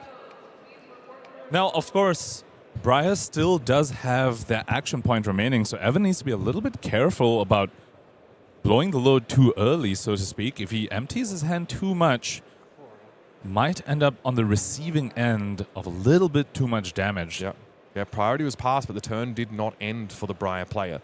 Here comes a snapback that was empowered by an activation of the Crucible of Aetherweave. That's not a hand that really converts, and that's probably why Lucas passed priority in the first place. And Evan Herndon sniffing that out, realizing he's got a window here to leak some damage through. And remember, this is Lucas's turn. We're going to pass into Evan's turn. He'll have his action point. He'll have Mage Master boots up as well. Might be able to just leak a whole bunch of damage onto Lucas here. Such a great sleuthing there by Evan that Lucas had a bunch of action, but not a lot of action points. Plenty of these attacks, but they didn't really have go again. So now over to Evan Herndon. He can do the same thing yet again. Send out some arcane damage. So he had a Kano activation off the top. It was Aether Quickening, I think, found. Aether Quickening. Oh, there it Not is. Ideal, but that's another blue Scaldering. A couple of blues off the top. Evan can't be too happy about that. Didn't have access to any tall red spells in his hand on this turn. Otherwise, we almost certainly would have seen the Mage Master boots being used. Fortunately, had to go fishing off the top. Blues, not great here. Still can leak a little bit of damage. But this is the break that Lucas needed for sure after that pretty rough turn 0. Kano activation sees the red Voltic off the top. So we have found, finally, our tall arcane damage spell. This one's pretty frightening. No Crucible of Aetherweave activation, though, as the extra resources just aren't really there. Leaving one floating to send a 2 damage spell instead of paying it into Amp 1 effectively from Crucible. So sending 7 Arcane as Evan over here. Lucas definitely happy to see the little bit of a stumble from Evan Herndon's side. All right, and then can follow this up with that Aether Quickening, of course. Just a little bit of a ping. But next to that Voltic Bolt, and Lucas's inability to prevent this arcane damage, and also his lack of inclination to spend cards on doing so, that's a pretty healthy amount of damage. Lucas Dutailly down to 12. However, there's a wider hand here. Seeing a Fry, Arcanic Crackle, Snatch all to hand. But no really a way of making an embodiment of lightning, best as we can tell. No non-attack, but still able to convert decently well. It's a lightning surge he parked in Arsenal after their turn 0, so you can send that here with Go Again, send a Crackle afterwards, and Arsenal the Snatch. Might even opt to pop the Garland of Spring to send Starfall for 2 with Go Again. This matchup isn't going to go very long. You know you've played a lightning card on this turn. Maybe this is where you just cash in the 2 damage from a chess piece and the weapon. Okay, here is that lightning surge from Arsenal, so it has Go Again. Continue to extend this turn. This time it's 4. Evan says, have at you. I'm going to take this as well.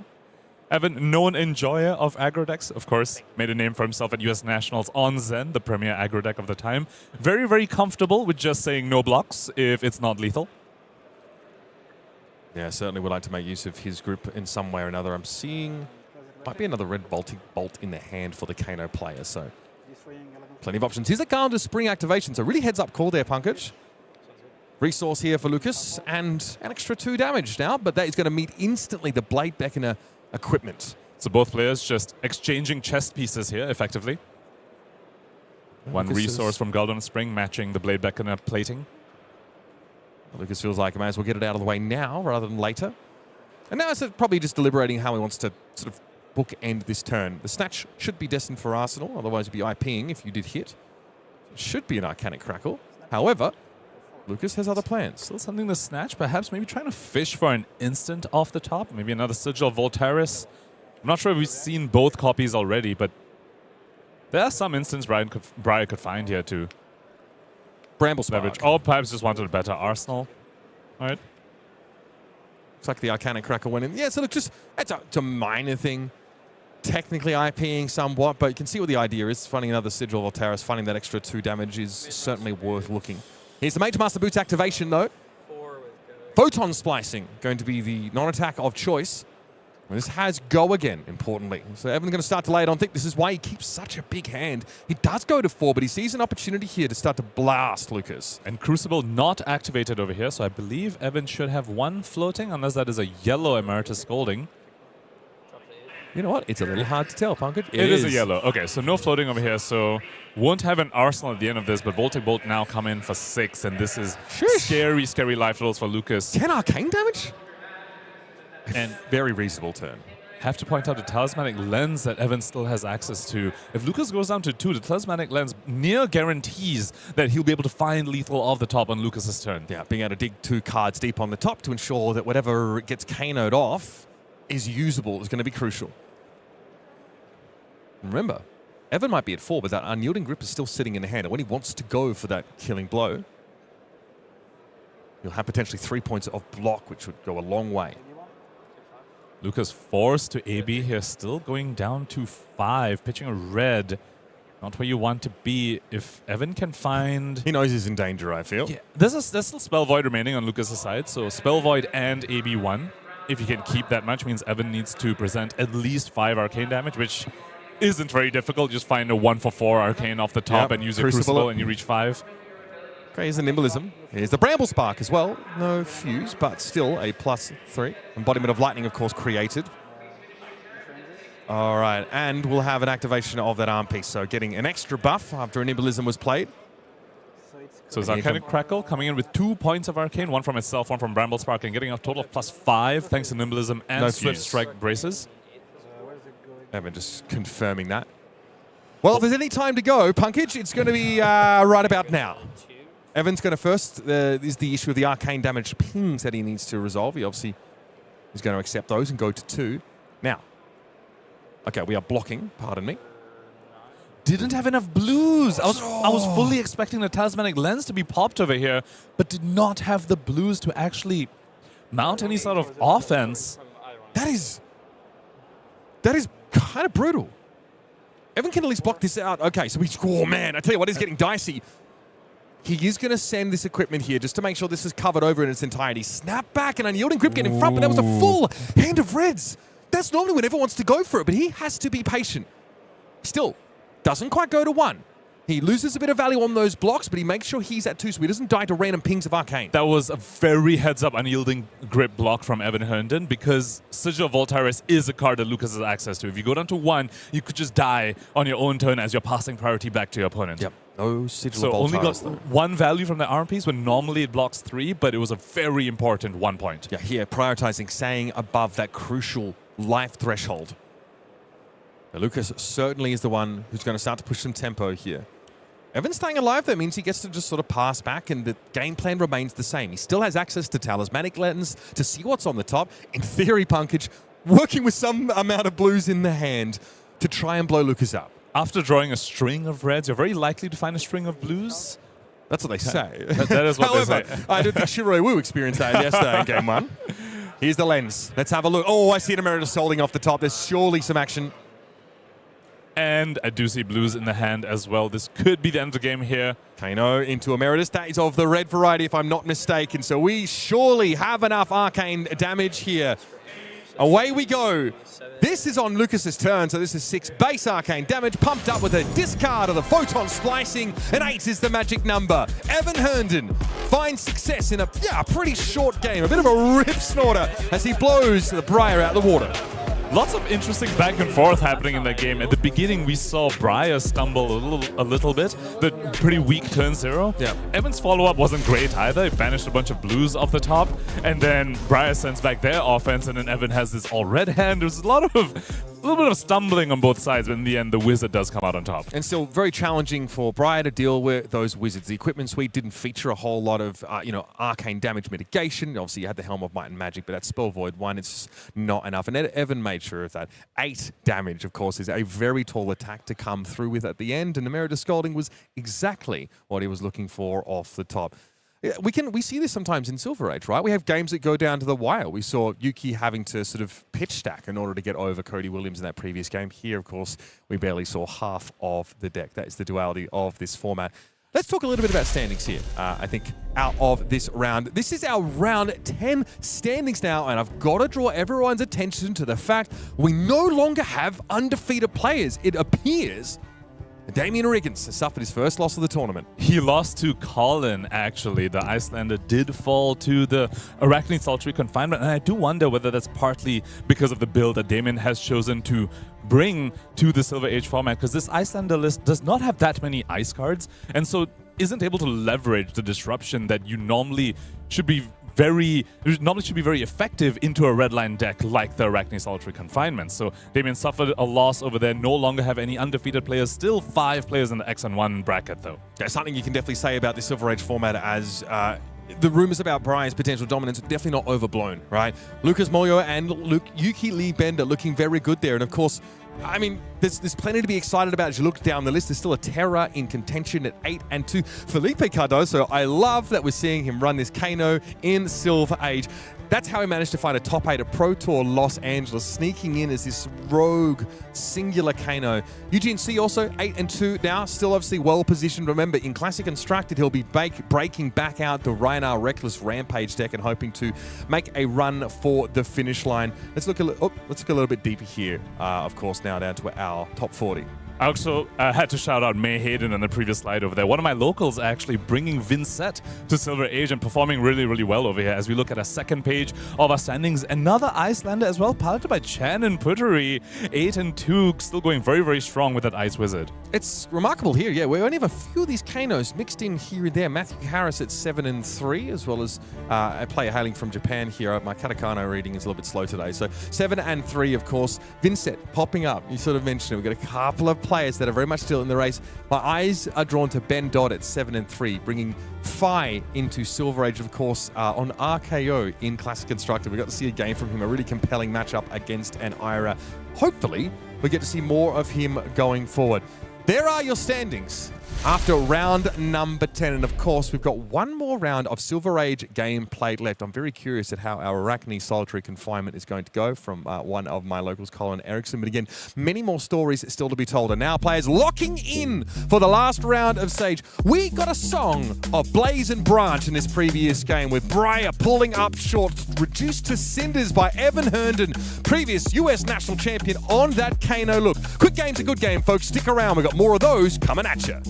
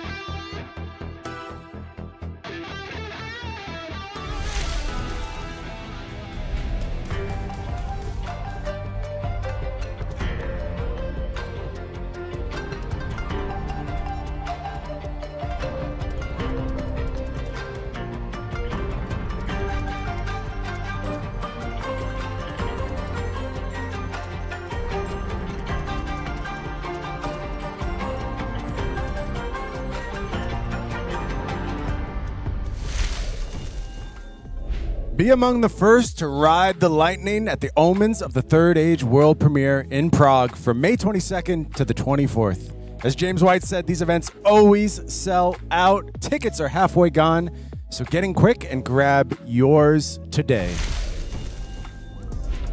Round 11 about to kick off here at the Pro Tour, and it is time to separate our contenders from pretenders. One more round of Silver Age to go, and Silver Age has delivered nothing but barn burners, excitement thus far. Can it deliver one more amazing match for us? I feel like it's probably got it up its sleeve still. And we've got a showdown between two players sitting with only one loss, looking to really cement themselves as the top seed as we head into Classic Constructed. It's going to be Yuki Lee Bender, who we've seen down there on Briar, and it's going to be taking on Colin Eriksen on Arakni Solitary Confinement, this dark horse hero that has absolutely dominated the Silver Age rounds thus far. Yeah, and not heroes that I thought we'd be seeing at this final Sage round. And playing for Yuki's side, at least, an undefeated record with Briar here as well. Yeah, and it's really important to note, Yuki was doing Sage preparation, sits down to watch the call in Shanghai, sees Chris Ayali go ahead and take victory and says, time to change decks. And that is the type of adaptability that you need to find success here at the Pro Tour, especially with a metagame-shaking event like Calling Shanghai proceeding just a week before. All these players are scrambling. And I wonder, Hayden, if there was a little bit more time, are there even more Briars in the room here today? I think there's other things in the room as well. I think another week of iteration, we're going to see a Solitary Confinement on stream. I wonder what else players might have shown up with this weekend. Iyslander comes to mind. So many threats still out there in the Silver Age meta, but I want to see how this matchup plays out. Super interesting, not one that I expect anyone here, besides maybe Colin Eriksen, has significant experience in. It is Yuki Lee Bender on Briar taking on Colin Eriksen, hailing to us from that AGE team out of California, sitting at 9-1 for both of these players right now. I want to go ahead and check in how we got here. We, of course, saw that epic match that Yuki played against Cody Williams to continue her completely unblemished run in Silver Age thus far. Also, no real flaws back in those CC rounds, only picking up a loss to Arakni Huntsman in the hands of Lucas Mulho.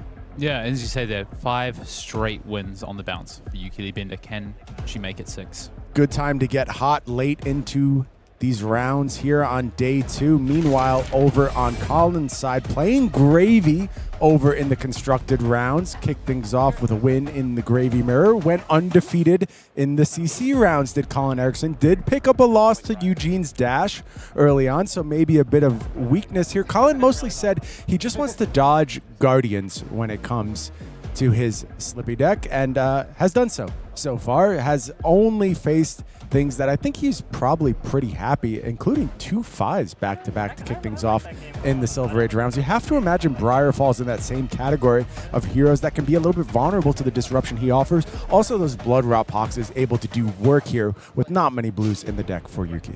Yeah, I'm interested to see how the first few turns of this match play out, especially from Colin Eriksen's side. How does he decide to play this? Will he look to be patient and find some of those more impactful on hits, or will he just go from the off and try and match Yuki?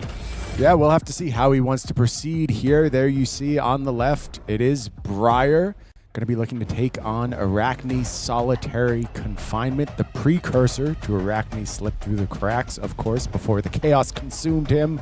And Aggressive Disruptive, a great way to describe this deck. Colin can offer damage. It comes in a tricky fashion. It's often presented by attack reactions. It's backed up by Blood Rot Pox. And let's see if he's ready to put together a game plan to take down a fearsome competitor in Yuki Lee Bender. And not a lot of aggressive decks in this format actually have access to a lot of attack reactions, except for our Assassins. And Solitary Confinement with that hero ability in a prime position to go wide and be a little sneaky on those chain links as well. With those Razor's Edge, potentially Razor Reflex as well. You keep picking up the Beckoning Haunt this go around, as opposed to the Nimbalism Arms we saw in the last matchup. Opting for a bit extra defense, which makes sense against these on hits of the Assassin deck that we're facing down. Absolutely. Checking in on Colin Eriksen's setup here. Loves to go with those twin daggers. Little spider's bite, mark of the huntsman, action, danger digits. Not quite flick knives, but you know what? You take what you can get in the Silver Age format. But two really powerful equipments picked up from that Arakni slip through the cracks armory deck in the form of prey spotters and stalker steps. Yeah, I really like danger digits in this format. I think we haven't seen quite its to its fullest extent in the feature match area, but perhaps we might in this game. We'll see. Yeah, Colin just offering 3 go again here to start things off. Bonds of Attraction, the first salvo from the assassin side. For Yuki, the question is, on this turn 0, do you commit to overblocks? Do you want to try and play around any reactions that might be present so you can pad up that life total a little bit? Only 1 card here from Yuki. And there is a shred available from Colin immediately to go ahead and get a little extra damage through, as well as an on-hit. Banishing a Sprout Strength, nothing to banish from Graveyard. Close Chain, put this in Graveyard. Non-attack action coming off the top there. On weighing up.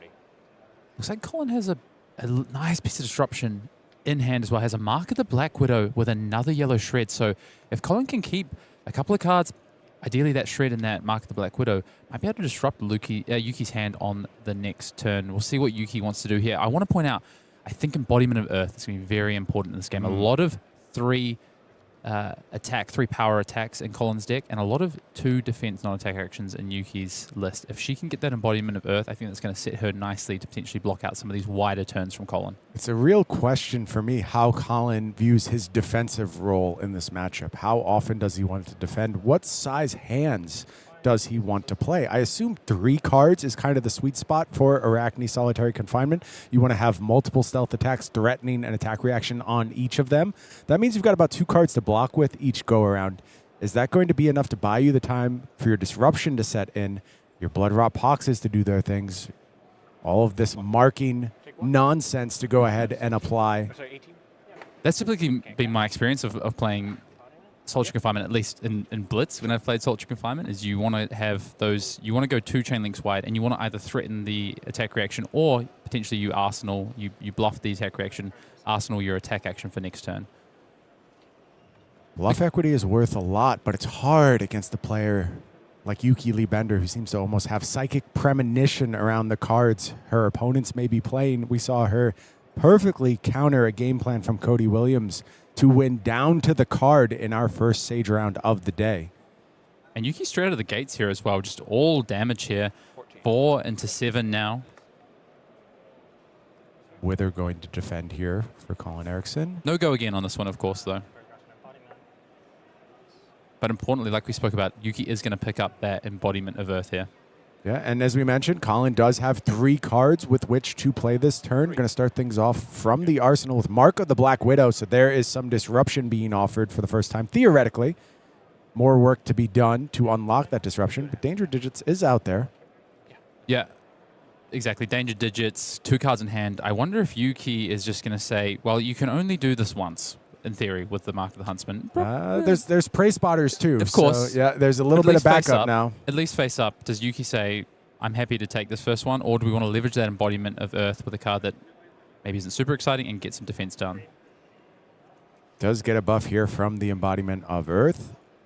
Priority passes back to Colin. Has to think on reactions a little bit. It's a big investment here to go ahead and get this mark online. You're giving up both your attack reaction from hand as well as something in your Sip Sip suite. But how many turns can you just let Yuki Lee Bender do her thing? We saw time and time again into Cody Williams. The damage was monumental. And it is going to be a flick here from Colin Eriksen. Yuki takes 1. Mark of the Huntsman is going to do its thing. Give a mark. Also, typically, these lists, they play the Mark of the Huntsman for this line. So are you going to wait on a secondary Black Widow? Feels like this is the time to do it, and Colin is going to go for it here. Here is the shred onto the flourish. For Yuki, it feels like Sigil of Suffering going to be very important in this matchup. Does it show up at exactly the right moment to blunt Colin's plans?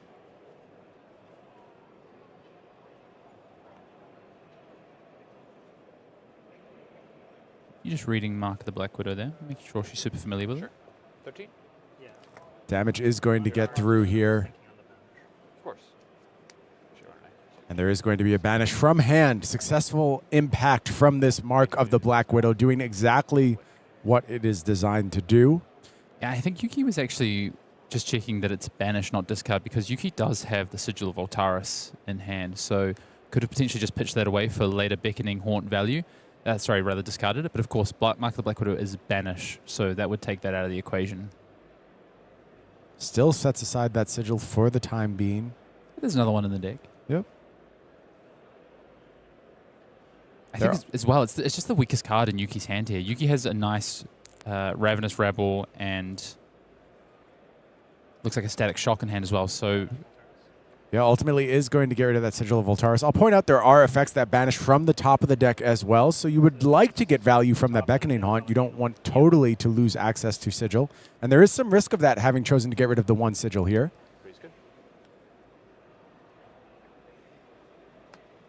Cleans up the block there on that Bonds of Attraction. So Eriksen keeps pace here. Yuki has the Ravenous Rabble here. Finds a yellow, unfortunately. One of the only yellows in the deck as well. Typically just plays the one yellow Arcanic, a lot of these lists, as Chris did. That means this Rabble will come in only for 3. A little bit easier defense here for Colin.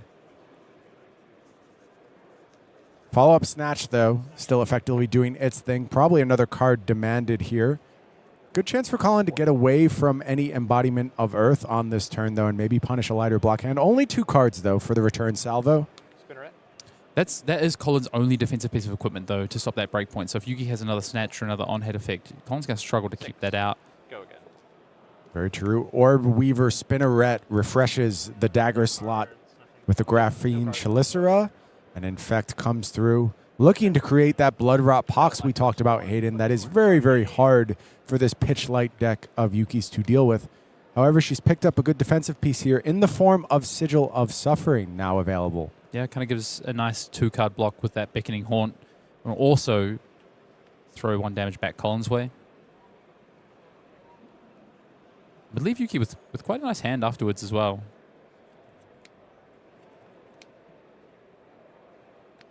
Interesting pace to this game so far. Not really any of that just take everything, send back and forth. Just little measured punches on each side, trying to crack a hole in defenses before the full game plan gets established, before they really hit go to the fullest. Yeah, both players seem pretty happy to play 2-3 card hands here, do a bit of defense. And I wonder who that favors in the long run. I think with Yuki's defensive suite, that might favor Yuki a little bit more. But of course, Colin does have these tricks up his sleeve, does have the attack reactions. And if he can get Yuki down to those sort of mid-single digits, it starts to become the danger zone. Yeah, blocking becomes impossible against an assassin when your life total gets too low. You're put in routine no-win positions where you just have to gamble. There's going to be a block from this Arcanic Shockwave. Second card to reach for yellow Sigil of Suffering. So Yuki has some backup here in the form of extra defense reactions. We saw the reds against Cody Williams, but the yellows have made the deck here against Colin Eriksen. Yeah, and there's something we saw from Chris Ayali, and I think it's been a big innovation in this Briar deck, is this 4 of Sigil of Suffering with the 2 yellows being included, and just the equity it gets in these sorts of matchups as well. Life total is equal here, so no go again on the Scar for a Scar, but a fine breakpoint. We talked about that last bit of defensive cover lost for Colin Eriksen, and that means he's going to play a big hand here. It is going to be a embodiment of Earth made on the side of Yuki Lee Bender. Should help shore up those 2 blocks we talked about, but Colin Eriksen going to look to get a little tricky here as he plays with a full grip and put Yuki to the test. Yeah, Colin liking his hand here. We've got to have at least 1 attack reaction in the hand here for Colin, I would think. Desires of Flesh come through. We talked about effects that banish the top card of the deck. Also, let's not discount that life gain as well should really Colin important. find an attack action. That's the type of thing that can swing a very tight matchup in your favor, and we see just how tight these Silver Age games can be. Yuki's found 1 of her only 3 defense non-attack actions in the deck in the form of Arcane Seeds. Life, partnering with that embodiment of lightning, embodiment of Earth, could keep out something like a Snatch on Colin's turn potentially. And we know in Colin's hand is a Snatch, in fact. So we'll see if Yuki can go ahead and get to the point where she gets huge block value out of that non-attack action. I believe Colin has at least one attack reaction in the hand. I think it sustains the red back and, of course, does have those prey spotters available as well to make that a free stains of the red back. You know, Hayden, I've made this case before about Yuki Lee Bender. I think when she's playing well, absolutely in the conversation for best player in the world. I feel like that's indisputable. I've just seen her do things in the feature match area that I feel no one short of the Michael Hamiltons, the Pablo Pintores of the world can actually do. I do think there are moments where I've seen the pressure affect her a little bit. She gets a little nervous. Yeah. But I think that's something you overcome with time, with experience. And Yuki is a veteran at this point. She's been through it time and time again. And thus far, in my conversations with her and watching her play, has looked very composed here at this Pro Tour. And that's bad news for the rest of the field. Yeah, I think Yuki learnt a lot last year. You know, we look back to 2024. Yuki had an absolute stellar year through there. Top 8 worlds in Barcelona, of course. Really strong year through after that. Last year a little bit quieter by Yuki standards, but I think Yuki is in a really good spot. Colin does have a reaction here. It stains to the red back coming down. Thanks to that, prey spotters is going to cost him nothing. And does hit an attack action off the top as well, so Colin did gain that extra life. Yeah, successful banish, but Yuki did successfully hold back here. And if she wants to, we'll have the opportunity to get a 4 block and a very valuable one. Only stealth, yeah. Can't give Snatch go against Colin. It's not quite the same as Snaps, but it is an AP1, so yeah. Colin does have a card floating. We take the trade. So maybe he's thinking Yuki might block. Of course, there is risk of reaction, but I'm not sure there's actually reactions. Colin can play that target a snatch in his deck. Correct. Not without having resources available. No razor reflex opportunity here. Yeah, and Yuki is going to go ahead and apply that 4 block to cover up the snatch. Just good value there for Yuki. Yeah, not a huge loss for Colin, short of the 1 point of damage that he was looking to get done on the back of the 0-4. Super Yuki coming. Twine Lightning starts the turn here. Is going to be fused on the back of the discharge. There's a bit of damage here for Yuki. On this turn, we'll see how Colin wants to navigate this. I did get a quick glimpse at Colin's hand, and he's got a fairly aggressive hand, including a Razor's Edge, I think. Maybe looking at a spot to try and go no blocks, but I'm not sure that's going to be viable given what Yuki has drawn. Yeah, Yuki's got a big turn. There's an electrostatic discharge. There's a sizzle in the arsenal here. Number is going to get quite large. Colin down to just 6. Yuki now working out, what do I present here? Do I want to play both of these pump spells? And yeah, I think we might see the staff will get involved here, which makes sense. Colin is really starting to get low on life, and Yuki now says, okay, you need to start giving me some cards. This is the moment for pressure. Unquestionably, Starfall does its thing. No blocks. And no blocks again for Colin, seeing what he can get away with. But now, electrostatic discharge. Go ahead. Buff this one up. Give it go again. And that means more beats are coming. And I wonder if Yuki's just going to send everything here. Does the sizzle get in the mix as well? There it is out of Arsenal. Sizzle into Lightning Surge. And the damage piles up. 10 headed Colin Eriksen's way. And that means 3 cards from Colin with no block value left. And that is bad news. Colin found a great 3-card hand to play, but he's only getting 2 of them to keep. And there you see 3 cards committed to the defense. And Yuki still at a comfortable 7. It feels like Colin has fallen squarely behind on the back of this turn. And that was a big... That was also Yuki giving up a card on that turn as well, defensively. So a big turn there from Yuki. And that was Colin trying to take the damage. He took that first lot of hit, wanted to come with a big turn here, and ultimately is only able to send 4 damage back. And Yuki has drawn, I believe, a red sigil of suffering to punish this as well. Now, there is no attack in this hand, so this is a full defensive moment for Yuki. This could be a window for Colin to get in the mix. And her best play on this turn, Hayden, is 1 damage from Starfall plus Arcane Seeds. That's gross. Not what you're looking for when you have your opponent on the back foot. Yeah, it is going to put Colin down to 2 with the Sigil of Suffering if Yuki chooses to play it. But then, of course, Colin is effectively going to have a full 5-card hand to come back with here, depending on what we... So this is the thing. Colin has a card in Arsenal. It has Go Again. If this is an attack that Colin decides to send, that Yuki is going to be wiping the forehead, I think, after that. That is what Yuki is hoping happens because, of course, we know Yuki does not have a lot of offense on the way back. But Colin doesn't know that, and Colin is down to 3 life. So Colin has to work out here, am I meant to send this attack, or am I meant to hope that Yuki does brick on this turn? That is my outlet to victory. This is a very challenging defensive decision for Yuki because there is some merit to go ahead and floating that Sigil of Suffering. It's one of the ways you can get a very valuable card in your arsenal. You do have Embodiment of Earth as well. You've drawn Arcane Seeds, so you get a clean block on this 4.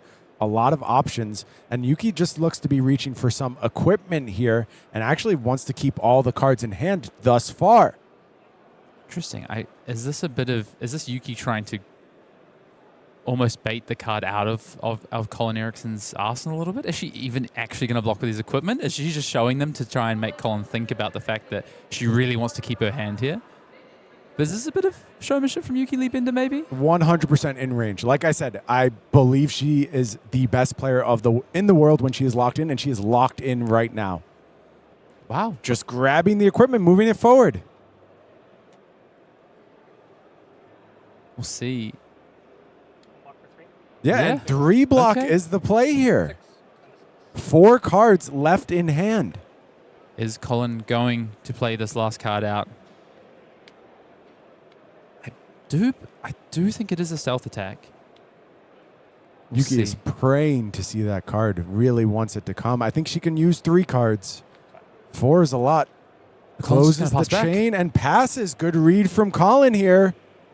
What is it? Of course, Yuki can use the 2 pieces of non-attack to create an embodiment of lightning here. So keeping back that extra card. But I still thought we might have seen one card committed there. Picks up a life from this Arcane Seeds. Not inconsequential here. Rune chants are going to be made.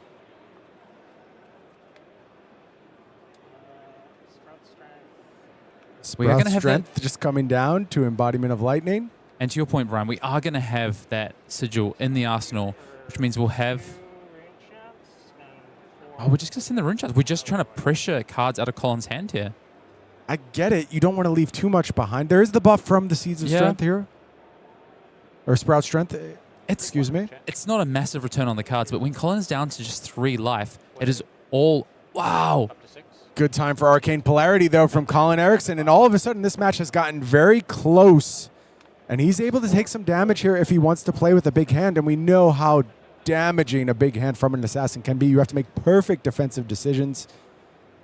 Sorting the cards, thinking about his defenses. So Yuki identifying that she needed to try and pressure Colin's hand here. And Colin kind of having the perfect response there, having that Arcane Polarity ready.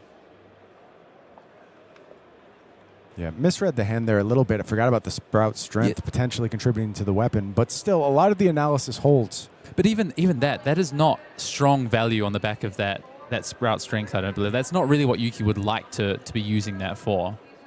And Yuki here has drawn up not 1, but 2 copies of Sigil of Suffering with 1 in the arsenal as well, Hayden. And that means not only is she very safe from any shenanigans that Colin Eriksen wants to get up to, but she's going to offer some damage on this turn too.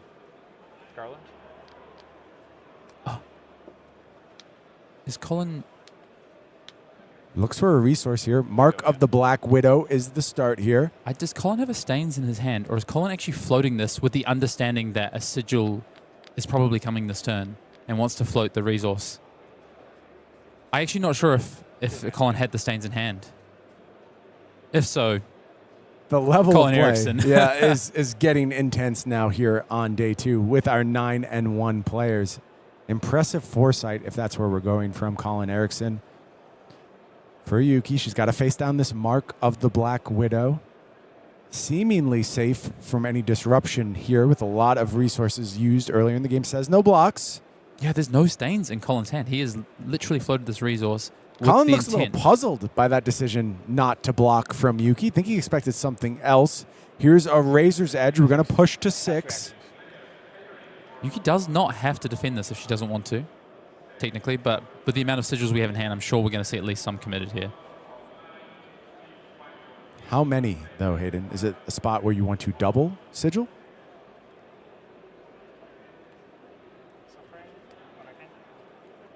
So you only have to deal one source of arcane damage for them to get the pump up here. So the double sigil is actually going to pay massive dividends here for Yuki by pumping both of these sigils up. And there is that second sigil to go through the resource that Colin so astutely floated. And now 7 defense worth of value out there in the arena. Fully covered is this attack. Colin also going to take some damage here. Fall to 3. 7 to 6. A really nice play there for Colin with the Garland of Spring, but Yuki, unfortunately for Colin, has the answer with the multiple sigils. And it's just going to pass back as well.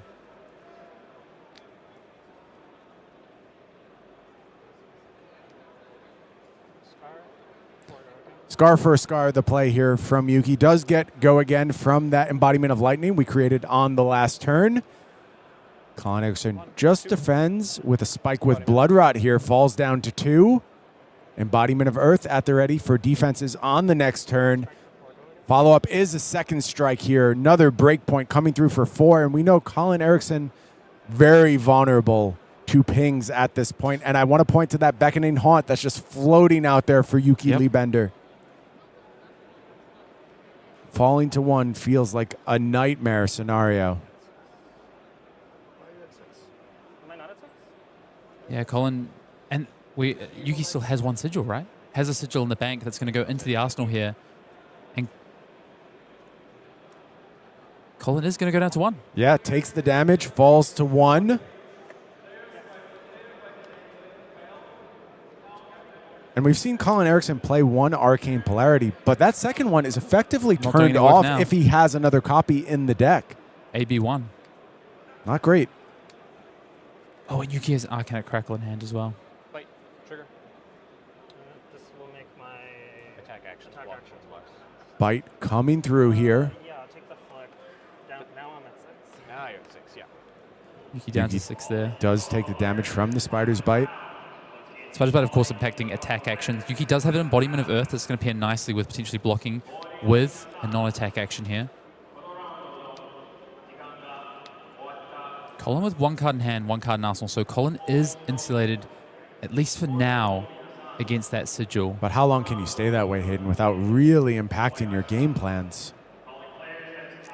I'm sure Colin is thinking about it. Weave Lightning is the block here. Buffed up by the embodiment. Clean cover on the bite. Especially after you see the yellow sigil. Colin has to be thinking about it. I would be shocked if Colin hasn't lined this up to be able to play the card from Arsenal and then keep the other card in hand. Yeah, and Scar first. Scar comes out from Arsenal here, offering 4.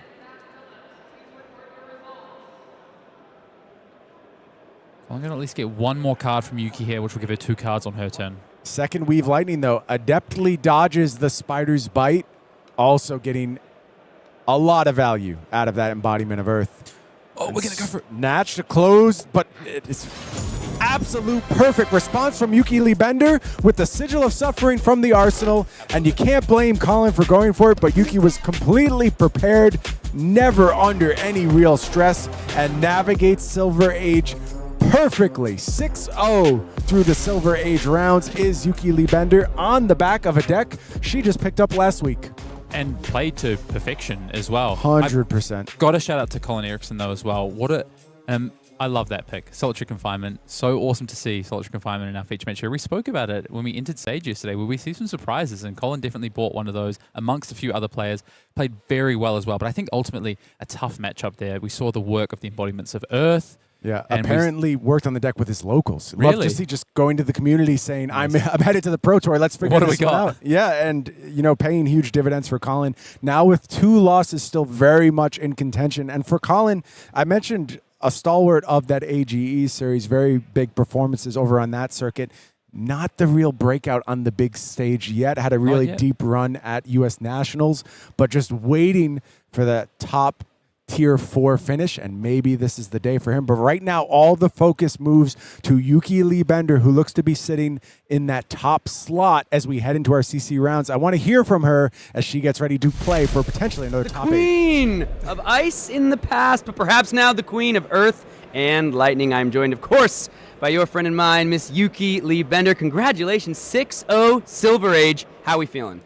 Great. I mean, Silver Age, I was not the most confident in. Like 20 life Flesh and Blood can be pretty explosive.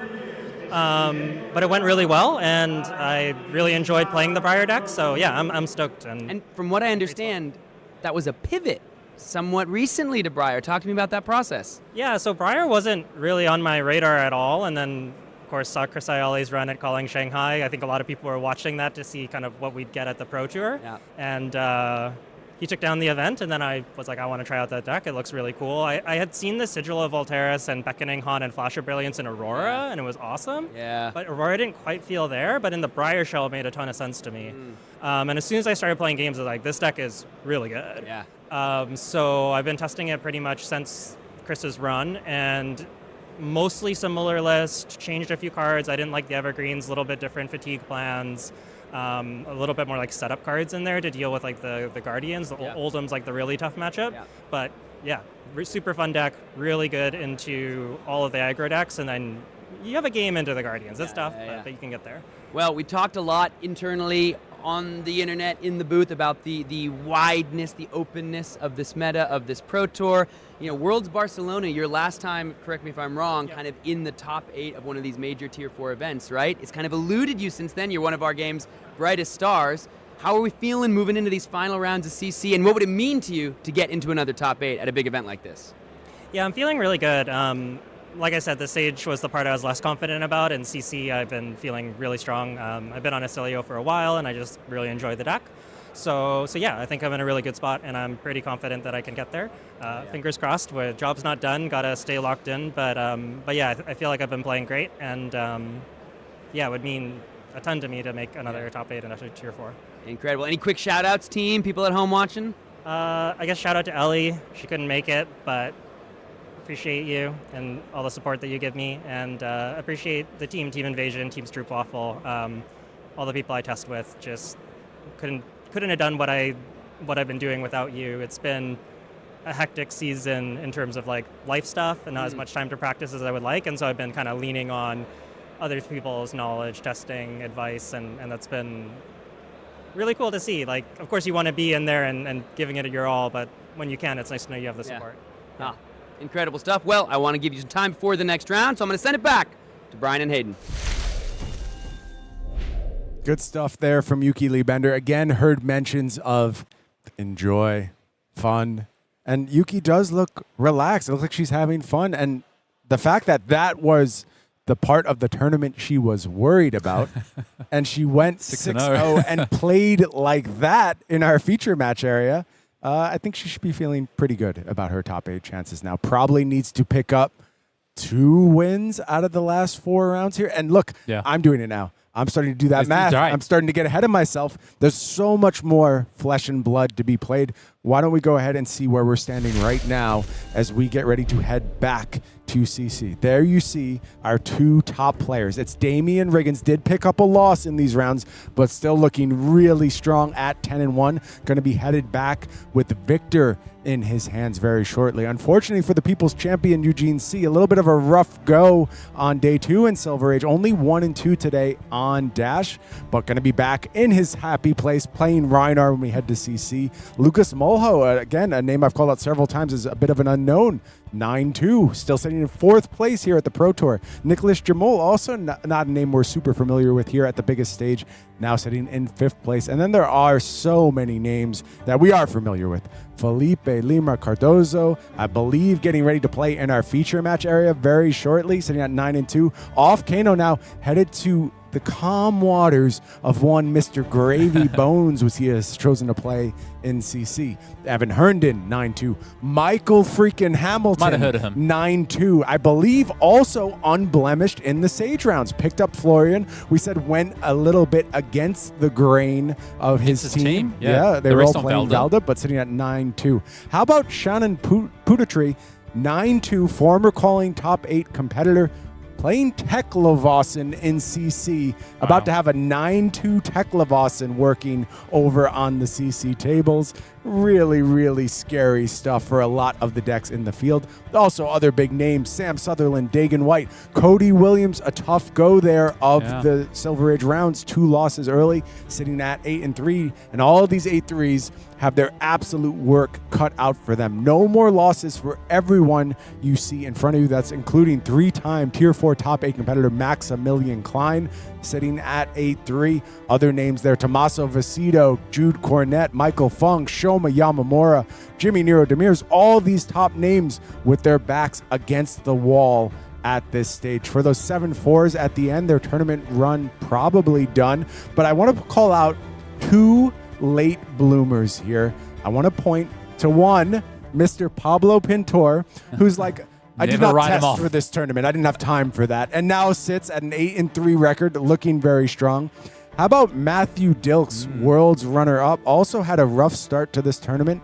Now starting to look pretty good at 8-3. Does need to put together some wins. Both those players playing Huntsman over in the CC rounds. Also flawless today. How about Yuanji Lee sitting at 8-3? Played Kano through the Silver Age rounds. Going to be picking up 5 as we head back to CC. In fact, the Runaways were telling Yuanji he should drop and play the Calling. He said, I don't think so. I'm about to get real hot. Now sitting at 8-3, looking good is Yuanji Lee. Yeah, same record now as his teammate Cody Williams. At the start of the day, you wouldn't have thought that, right? And you pointed to Matthew Dilks there. We talked about the way you approach these events and these games. And if you want to talk about someone who just plays one game at a time, stays even keeled and calm, that is Mr. Matthew Dilks there. If anyone can come back from 8-3 and keep an even keel, it is someone like him. Silver Age rounds now complete here at the Pro Tour. What a debut it made here on the big stage. If you weren't a believer before, I bet you are now. We saw some of the best in Flesh and Blood take their shot, and one woman stood atop them all, Yuki Lee Bender, at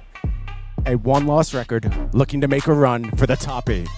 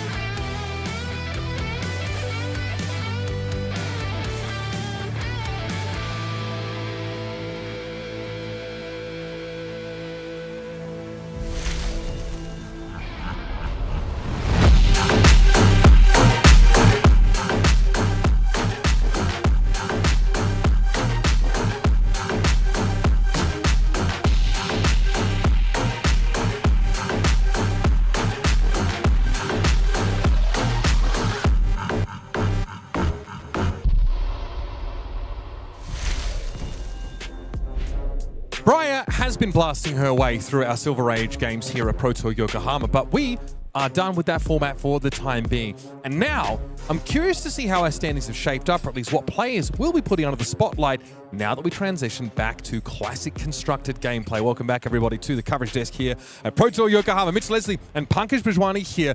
I really enjoyed the Silver Age rounds. Kind of great to see the day started with that. Got to see a little bit more of what that Arakni solitary confinement is capable of. But again, I'm saying it once more, Briar is the real deal in that format. Especially when piloted by someone like Yuki Bender. I do want to take a moment to talk about her run here at day 2. Yuki, tragically, historically, actually has struggled sometimes, having a strong record in day 1, but then coming to day 2 and the wheels kind of just falling off. So I think of Singapore immediately. Yeah, I'm really happy to see her actually persist with that strong performance here at the start of day 2, winning out all her Silver Age rounds, being at the top of the standings right now. I'm hoping that she top 8s, but yeah. Did she dominate in day 1 in Philadelphia as well? I think so. That it's a say bit of a consistent narrative for her sometimes. I'm so glad that she's like breaking out of it right here. Yeah, a fantastic start, of course, to the day, but there's 3 days of competition here at the Pro Tour. Now, we need to turn our eyes towards what the rest of the day holds for us. This is day 2, folks, and we are headed into 4 Swiss rounds of Classic Constructed. That's right. This is where it gets real interesting. We're going into round number 12, so we're starting to see the field shape up for our top 8 tomorrow. In Classic Constructed only. So we're shelving Silver Age for the time being, and we're drilling down, focusing on Classic Constructed. Of course, it's a Pro Tour, Pankaj. There's a lot to play for here in Yokohama. That's right. No more Silver Age rounds for the rest of this event. Classic Constructed from here on out the rest of today and tomorrow, and this is what our players are fighting for. 200,000 USD across this event, with the lion's share of it going to first place, 50,000 USD for our Pro Tour champion, with, of course, a gold for Legendary, a PTI for Las Vegas, and not to mention 35 World Tour points. Of course, the tournament pack on offer here for everybody participating in our major events. It's fantastic product to get into your hands if you can earn yourself one of them. The Champions Prize, though, it's often talked about these, not quite one-of-ones, with many of these enigmas floating on out there. But of course, our Champions Prize has, gotten a facelift since Philadelphia now, double-sided with the full art on the back, still stamped, of course, with the event itself. It is a beautiful piece of flesh and blood history and a very fitting trophy to those that have what it takes to go all the way. They were already so gorgeous, and they got even better since World Tour Philadelphia for sure. And this time, unlike, we're not going to be getting a repeat Enigma, of course, because she's not legal in the format. So it'll be a new one, probably. I mean, Gravy could still take it down, and we have 2 Gravies running around. I still have to do a double take every time I see this graphic and see Uzuri Switchblade in there. That's a big shout out, of course, to Shoma Yamamura for making that brilliant run in Amsterdam. Okay, that's what we're playing for today. Now, look, I mean, Pro Tours are a grueling multiple days of multiple formats of play. But now our players have had the chance to shift their focus to Classic Constructed and focus on that for the rest of this event. And there are still some really interesting decks floating around in those players that are live for top 8 and still very much in contention here. One deck that we haven't had a chance to showcase yet that was very prevalent in Memphis, sending 2 copies into the top 8, was Teklo Vossen, Esteemed Magnate. And our next matchup does feature a copy of Teklo going up against Sam Sutherland, of course, previous national champion, of course, calling Auckland winner back in 2023, Australian national champion to be clear, going up against Chanon Puttaree, who was able to take 2nd place in a calling Taipei last year, Pankaj. The battle of the mechanologists here for round 12 of Pro Tour Yokohama. Both these heroes came out in bright lights. Took a while to maybe get their space in the metagame. Dio, of course, has been a little bit more prevalent in the past year. But Teklo Vossen, though, this past few months is where we've seen this hero come out into the fray, backed by a lot of the upgrades that he got in Compendium of Wraith. All right, Sam Sutherland's journey here, of course, to 9-2 hasn't been one without some degree of bumps here. Oscar Ojeda Gomez, we saw that fire matchup really early on in the tournament. Oscar able to go just a little bit faster. Also running into the gravy bones of Filipe, Lima, Cardoso, a player still very much in contention for top placements here in Yokohama. From there on out, though, pretty clean sheet for Sam.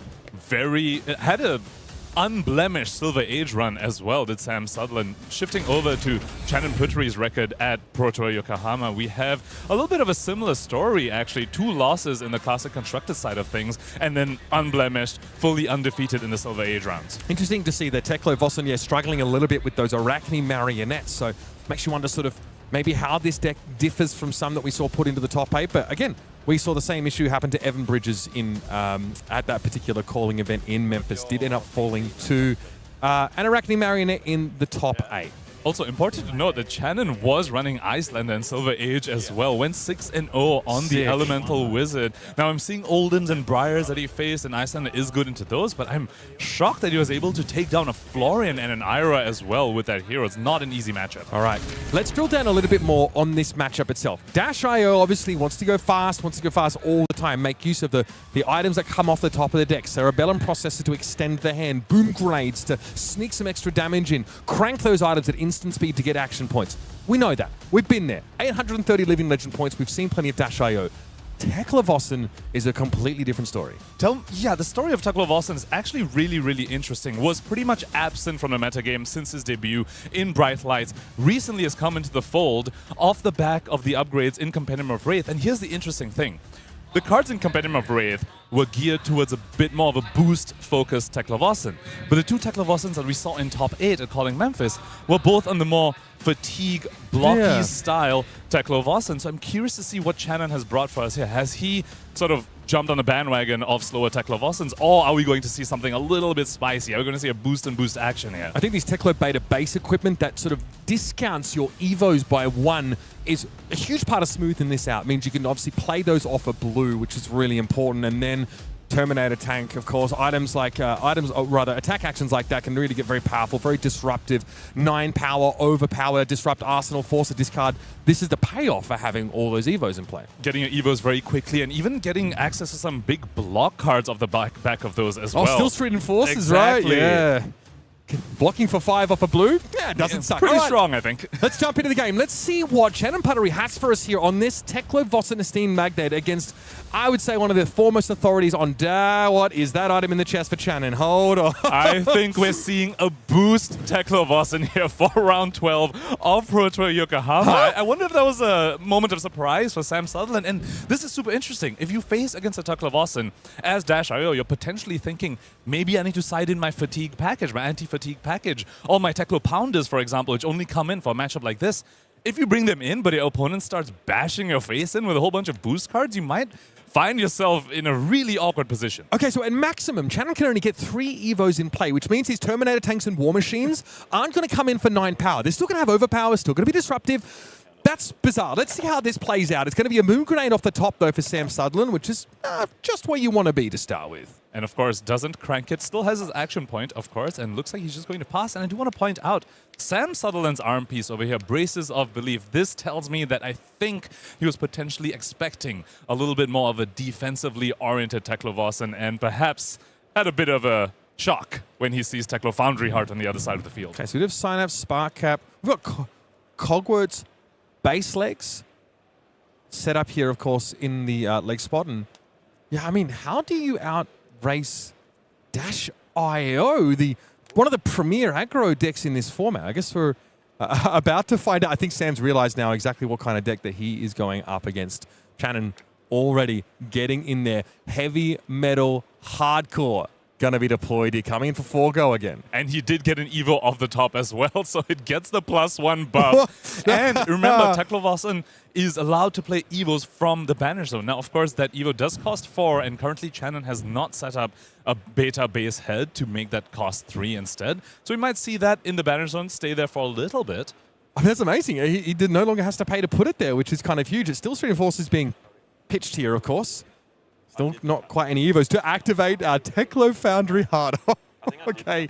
I mean, that extra resource, in a way, it does let you play Evos off of a blue, right? Exactly, because now he'll go up to 4 floating. He just puts a 4 immediately. He knows his deck is full of Mechanologist cards. There won't be any miss over. He has like 4 requisite resources he needs to deploy that Evo. If that's what he chooses to do, might even see a Teklo Vossen activation over here to play that Evo at instant speed and draw a card off of the hero ability, because I do believe he has an extra blue in his hand. He's got legs in his hand as well, so More Evos in the grip. And that's the strength of the Foundry Heart here, allowing him to bypass the awkward 4 resource cost. Actually plays the boost from hand over here, doesn't actually activate Teklo Vossen, leaves the Evo Steel Soul memory in the banner zone, just deploys the Steel Soul Tower, which probably going to come in handy here as he tries to block out this boom grenade. Yeah. Now, a question that I have and you brought up is, can you actually outrace a Dash IO as Teklo Vossen? And I think on the whole, in the aggregate, probably not. It's unlikely. But if Sam Sutherland instead has brought in pieces like Hyper Scrapper or Teklo Pounders, that does slow his own game plan down. And I do wonder whether that's going to come into play for Chanon to actually overcome the typically higher aggressive output of Dash IO. Okay, in fairness, this is obviously not the ideal start for Sam Sutherland, going with a Pulse Wave Harpoon really early in on the chain. He's not really able to pull anything out of the hand so far, but it's a boom grenade off the top with that Dash IO ability. Firewall, a block card, very comfortably covers this up. Also would allow Chanon to reveal the top card of deck. If it's an Evo, it can sort of stay there. If not, it will go to the bottom. And chooses not to crank that boom grenade so that he can crank this processor. So still going to have 2 action points. I can use one of them immediately to draw a card. Looks like a throttle in the hand there. Ooh, Convection Amplifier as well. And that's exactly it. Convection Amplifier is a piece that you bring in against a deck that's going to block you out. But when the deck is just going to boost right back at you, do you really want this card that gives you Dominate? You don't need Dominate. Exactly. And might be able to force through these boom grenades, but the armor piece that Chanon Puttaree managed to set up on the previous turn, the Steel Soul Tower in the leg slot, might be exactly what he needs to get over to prevent these boom grenades from hitting. Yeah, this is pretty elegantly covered. So Chanon can block from hand, of course, with the Evo Soul Steel controller. Covering over the throttle, here's that Convection Amplifier. So Chanon will be blocking. There will be some defensive play here, but he's easily enough able to get these Evos out into play. And is that it from Sam? That's it. And he fully fades. He just fully fades the boom grenade. And that's the thing. When you have these pieces like Convection Amplifier, these anti-fatigue tools, I wouldn't be surprised to see Teklo Pounder show up at some point in this game as well. Your offensive output is diminished a little bit. I think Sam Sutherland perhaps suffering a little bit from that. And did we see yet another Evo being boosted off the top via this heavy metal hardcore? Yeah, I mean, exactly. He knew it was on top because From the the firewall firewall revealed it. So Beta Base Head goes into Banish. Hyper Scrapper in front of the heavy metal hardcore. But we are 0 for 4 off 2 heavy metal hardcores. That is beautiful stuff. Chanon is able to get some foresight about what's on top of his deck, which is definitely quite important to make sure he runs into these. And this feels like the Teklo Vossen kind of gameplay that was intended when those cards were introduced into Compendium of Wraith. We didn't start there. We had a lot of players still trying to play a fatigue-style game plan. But now this feels much more like Fab's James White intended. Activates Teklo Foundry Heart over here. Goes up to 4 floating. Is he just going to go ahead and just play the Steel Soul memory from the banner zone over here with no Teklo Vossen activation, which will put him to 2 Evos, and he did arsenal one of those disruptive tanks. I believe it was a Terminator tank. Now that can now come in for 6 overpower with the disruption. Here's the Evo Soul Steel memory now into the headpiece spot. James White, in his post-compendium interview, did say that many of his builds of this Teklo Vossen deck only had about 10 to 11 Evos in there, pretty light on them in general. So maybe this is a little bit closer to what he literally envisioned when he was testing and playing this list. Chanon Puttaree is making this Teklo Foundry Heart look really, really good. Of course, it was off the back of a couple of lucky boosts over here, but that's the point of having a high density of boost cards so that you can get those Evos in the banner zone as soon as possible. Also, despite the fact that Chanon is down 6 Evos at least because he has a Foundry card as a chess piece, he's still hitting these with pretty remarkable consistency. Here come the Soul Steel Tower block here, one from the equipment slot, one from the hand. Get in front of the zipper hit, and now a soup up will be sent. 5 go again. Bit of a wry expression from Sam Sutherland over there. Not entirely sure if he was expecting this. I'm not entirely sure if he's happy with the way that he's sideboarded in this matchup currently based on what he's seeing Chanon present. Yeah, this is definitely not what the Australian expected coming into this matchup. We haven't really seen this kind of Teklo Vossen yet. So the Adaptive Alpha mold will get in front with the Evo Soul Steel memory, and so a Symbiosis shot now. Sam trying to cash in this action point for 2 damage. And this seems acceptable to Chanon. Still has plenty of armor remaining. Another block left on the Steel Soul memory for 2. Teklo Foundry Heart currently unblemished as well. And not to mention the possibility, of course, to continue to suit up with these Evos as the game goes on. Neither of these were played on top of beta base Evos, so you weren't able to get the trigger from the Solsteel tower and memory being activated. But here's Blast Rig, guys. Obviously, it's a boost card that gets more powerful based on the amount of Evos that you have equipped. So in this case, you're only going to come in for 3. And he got another Evo card off the top. Evo Steel Soul God. Memory once again hitting the banner zone for Chanon Puttaree, which means that he can block with the current Steel Soul Memory one more time and just play the other one from a banner zone to refresh the block value. And I love the card that Chanon Puttaree just pitched over here. Ghost Protocol Mainframe. Again, one of the upgrades from Compendium of Wraith that really incentivizes Teklo to go for this boost-based strategy. Yeah, again, if it's banished from boost in this turn, you can play it. And once it's another card that... It's another card that wants, of course, to have Evos on. Demolition Protocol going to be sent here. So Chanon Puttaree also has come equipped with some Mechanologist on Mechanologist hate here with Demolition Protocol, which immediately removes the Steam counters off the opponent's Cerebellum Processor, which means Sam Sutherland will have that very important item piece just go away at the start of his turn. And it's literally, it's on attack. When this attacks, remove all Steam counters from up to X equipment, items and or weapons they control. Okay, that's disgusting. That's a pretty insane hate card to be throwing. Sam Sutherland just throws his hands up and says, yeah, you got me, bro. You got me. Imagine how many sideboard slots you have to actually tech against Dash.io in a meta game where you're expecting a bunch of Oscillios and Arakni Marionettes. It's just insane that it removes all Steam counters. Not just a singular one that could have some application in some cases. Yeah, Sam just has to kind of let this go. Coming back to his turn, the Cerebellum Processor no longer able to be made use of.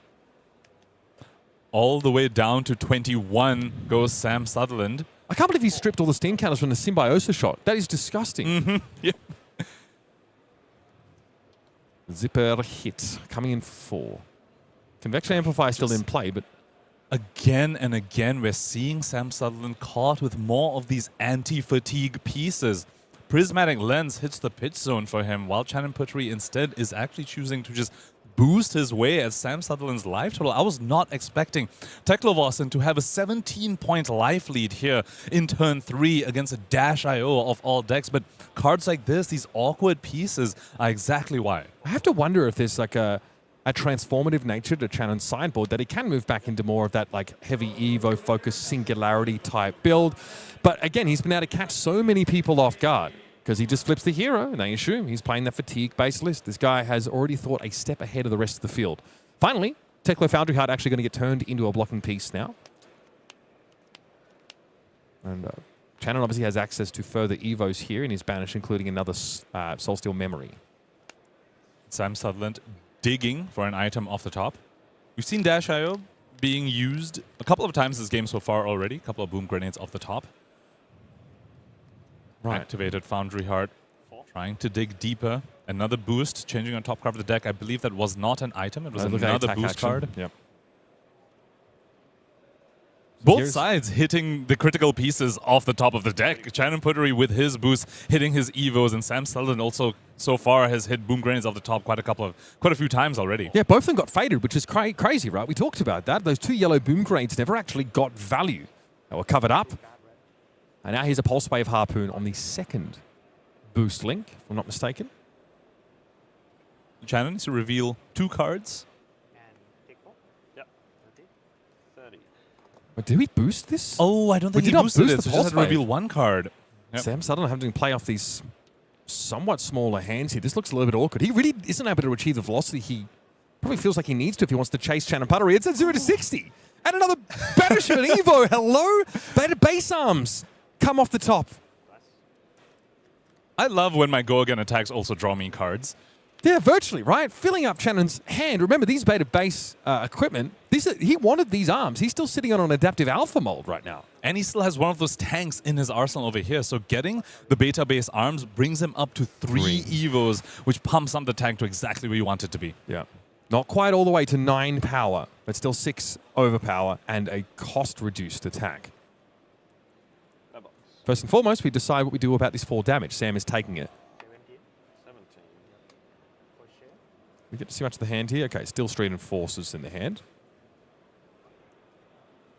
Another one of those tanks, Terminator tank, I believe, in Chanon Puttaree's hand. The Arsenal's either a War Machine or another one of those Terminator tanks. And are we going to finally see the first Teklo Vasan activation? Looks like it's going to be a Teklo Foundry Heart to begin with. Okay, mainframe is banished by boosting. Well, it was banished to Teklo Foundry Heart, so true. Not a boost. Not able to be played. But of course, Evo's banished from Teklo Foundry Heart can still be played by Teklo Vasan's hero ability. Yeah, mainframe is just specific about needing to be banished from boosting to be able to be played. And we see the first Teklo activation of the game to go ahead and get the arm piece. 3 Evos now online for Chanon Puttaree as he draws a card from the Teklo Vasan hero ability. Still has his action point because the activation of the hero ability lets you play the Evo from the banner zone at instant speed. And this also means Teklo Leveler now can come into play here with Go Again. Yeah, obviously we are 2 Go Again. Pretty reasonable, of course, especially with the cost reduction. So 1 resource coming in for 2 and Go Again. Still plenty of action points to work with. And I think I see more boost cards. I legitimately see a T-Bone in Chanon's hand. Yeah, that's actually going to be pitch fodder instead. All right. Here it is, finally. Terminator tank gets in, 6 overpowers. He's going to be asking for that armor. Sam was probably looking for an appropriate scenario to deploy these and gets them. Crown of Providence blocked with, but I don't think we're seeing a sync of that. No sync of the Arsenal. That's a one-time use for Sam Sutherland. The other pieces that he's brought in aren't equipped to block out these disruptive attacks, and now Chanon Puttaree has 3 Evos in play. Going to be able to send the Teklo Leveler here and there when he has excess resources as well. The clock is ticking for Sam Sutherland. Teklo Pounder, banished off the top, but he gets it for free because of the BIOS update. BIOS update into Fender Bender. This is a very reasonable start to the turn. Fender Bender getting that +3, and yeah. And Fender Bender is so strong in this matchup because of all the Evos that Chanon would likely be blocking with, which will increase the power of Fender Bender. Absolutely. However, I think I saw a Steel Street and Forces in their hand here, so this gets covered. Pulse Wave Harpoon used on blocks. That feels like a Magical Christmas Land card, even in Chanon's deck, needing quite a number of boost chain links. But the 3 in the bottom right corner makes it very appropriately employed right here. And Symbiosis Shot finally gets a counter back. Very happy just taking the 2 damage. We take the little Chanon victories. as we move over to his turn. Starting with an Teklo activation over here. Looks like you might want to get the beta base head. Now remember, Steel Soul Memory will trigger because it is transforming into something with a different from name. or into. Exactly, which means he's going to have he's going to draw a card here. He's going to get +1 intellect at the end of this turn. The draw card this turn was done off of Teklo Vasan's hero ability. End of this turn, he's going to have 5 intellect, going to draw back up. And normally you would say Teklo Vasan at 5 intellect, oh, they can block more, but Chanon's deck seems like it can even attack more as well.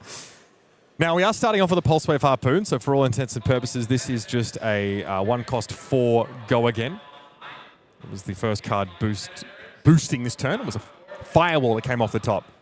Yeah, Sam's just feeling, I mean, look at how much life he's had to give up here in order to fight back into Chanon's literal wall of Evos. Chanon's been able to both punch Sutherland in Sam in the mouth and get a lot of this armor block in play. 11. Remember, if it's off a Teklo activation, it's not costing an action point.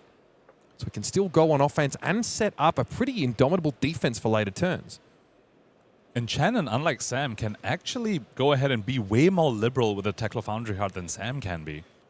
Because he's less worried about fatigue. He's won the actual weapon. As we see the War Machine hit the combat chain from the Arsenal that's been there for quite a while. And this time Sam Sutherland has no more armor to try and get out of this disruptive effect. This is the Arsenal targeting version of Teklo's tanks. Obviously, that's something that Sam wanted to protect. He blocked with a Crown of Providence in a previous turn, and he did not send that Arsenal away. He wants to keep it badly. And 6 overpower is a big problem for decks that have just, well, they've used all their armor. Dash.io not known to be able to deal with overpower. No attack reactions or defense reactions in that deck. Sam Sutherland will be forced to take 3 damage and also lose the Arsenal to boot. Well, not blocking with that one, are you, Sam? Boom Grenade of the red variety sat in hand and a couple of blues. This is, I fear, another mopey turn ahead. Outpace destroyed from Arsenal. Sam down to 8 and has barely anything to crack back with. He had a Teklo powder in his hand. All these anti-fatigue pieces that he brought into the deck have made it harder for him to block against this onslaught from Chanon, who, by the way, has just drawn 5 cards at the end of his turn because of that Evo play onto the Soul Steel memory. And he'll be able to actually use those cards because he's running a big boost package we've been seeing so far. Sam Sutherland on his side sets up a little bit more. Now, I do want to say it's not all doom and gloom for Sam Sutherland. He does have 2 Teklo Pounders on the field alongside a Convection Amplifier as well to give him Dominate on demand. Braces of Belief as well, not yet activated over here. If he can get lucky with some Boom Grenades off the top, can maybe land a double Boom Grenade somewhere. We haven't seen a maximum velocity, but if that's running away somewhere in his deck as well, maybe he could make something happen. It's looking tough, though, I will say. Dominate on demand? Bro needs Vicodin on demand. And keep it coming. This is brutal. Getting absolutely smacked around by Teklo Vossen is Sam Sutherland. In fairness, at 9 and 2, Sam is not out of the competition. X and 3 is still most likely safe. But again, this is going to be a tilter. The mental is going to be in the absolute dumpster. And there's yet another disruptive piece in Chanon Puttaree's hand here as he draws off of Teklo Vossen's hero An ability. action point? That's kind of nice. Does he find a blue? Does not find a blue here, so would need to pitch all those reds if he wants to send the Terminator tank. I think he was really hoping to find a blue there so he could send the Teklo Leveler first into the Terminator tank. Got 2 of those. And of course, action point generated because this Evo Steel Soul Tower was transformed into the beta base legs. We've got 2 Ghost Protocol Architects in the hand. Better from the Banish Zone, in fairness, if they're boosted. This allows you, obviously, to tutor out Evos from your deck. It's a bit awkward because you can't get a 4-cost Evo. So you'd have to get, I guess, like a beta base bit of equipment. Okay, or we just banish some Evos. That's also fine. 2 of them, yep, that's normal. That's super reasonable. Teklo Foundry Heart. I love when my chess piece gives me a resource and draws me cards as well. I just do 2 cards and gain a resource. Balanced. Here's that Terminator tank again. Yeah, Chanon knows this evasion baked into his tanks. This overpower is a big problem for Sam. The disruption, sure, we don't like that either. He's going to be forced to discard a card. But it is certainly the fact that Sam is down at 7 and is about to go even lower. And will be forced to discard a card to this Terminator tank. This Sam guy's looks like, to give me a break, for dude. some sort of salvation. Still an action point remaining on Chanon Puttaree's side as well. Could send the Ghost Protocol Architect. Could even just send a Teklo Leveler because that's more damage. Yeah, absolutely. That nice little 1 cost 2 go again. We're not going to be turning our noses up at that at all. The interaction here with Teklo Foundry Heart to give that extra resource to make your Evos playable is elegant, and yet it really pays off here if you want to be boosting. All right, here comes Architect. Just one. Just one from this one. It's really the Evo upgrade effect, the being able to tutor from your deck. Let's have a look. What have we got here? We've seen 0 fabricates this game, by the way. Evo Magneto to steal an... Oh, that's so corrosive. He's not happy. Sam's like, don't pick that card. Surely not. Sam Sutherland begging Chanon. Again, because he can steal one of those Teklo Pounders, which, by the way, he can make use of because he boosts. So you can't steal Teklo Pounder because that has cost 2, but you can steal the Dominate. You can steal 0 or 1, yeah. You could even steal a Boom Grenade, which seems to be the only way Sam Sutherland can get back into this game is by forcing a Boom Grenade or 2 onto Chanon Puttaree. And remember, Evo Magneto is in action. Yes. But Teklo Vossen allows you to play it at instant speed on Sam Sutherland's turn. So if he finds a Boom Grenade off the top, you can just say, I'm going to activate Teklo Vossen, grab that real quick, and here now I have the Boom Grenade. Being able to interact with Sam on Sam's own turn in the manner of stealing his important item is beyond diabolical. Yep. Yep. There's that 1 damage coming through. Yeah, nice little tutor out of the deck there with Ghost Protocol Architect. And so the boom grenade. He's going to play it out. He's got no choice. Of course, you have to be able to defend with the Evo Magneto to actually steal an item, so Sam Sutherland just doesn't attack with it. But, I mean, he's forced to take another setup turn while he's at 3 against a deck that has a whole bunch of evasion. Yeah, another 6 overpower, and this one could be chalked. Yeah, Evo Magneto, again, it's important. It doesn't trigger when you equip it. Sam, though, needs to attack to win the game. He needs to reduce Chanon's life total to 0. Now he is highly disincentivized from attacking. Waves at the camera, Sam Sutherland. Gotta love his sportsmanship over here. Being on stream, suffering a pretty devastating, convincing loss, if you will, it seems like. But still, be able to keep his emotions a little bit high. He knows he's not out of the tournament yet.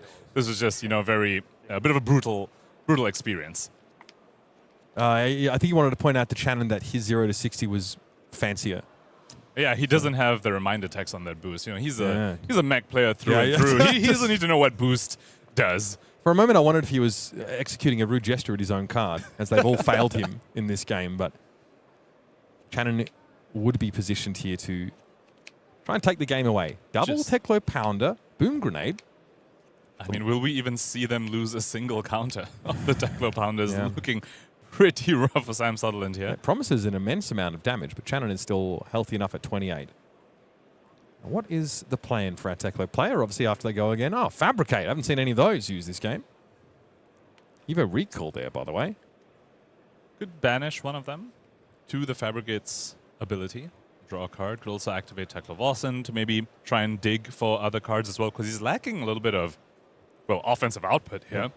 Could, of course, swing Teklo Leveler, but with the 1 armor remaining on Sam Sutherland's Teklo Foundry Heart, he's not forced to give up a card to survive the lethal damage. So is Chanon potentially going to try and find a way to dig for something a little bit better?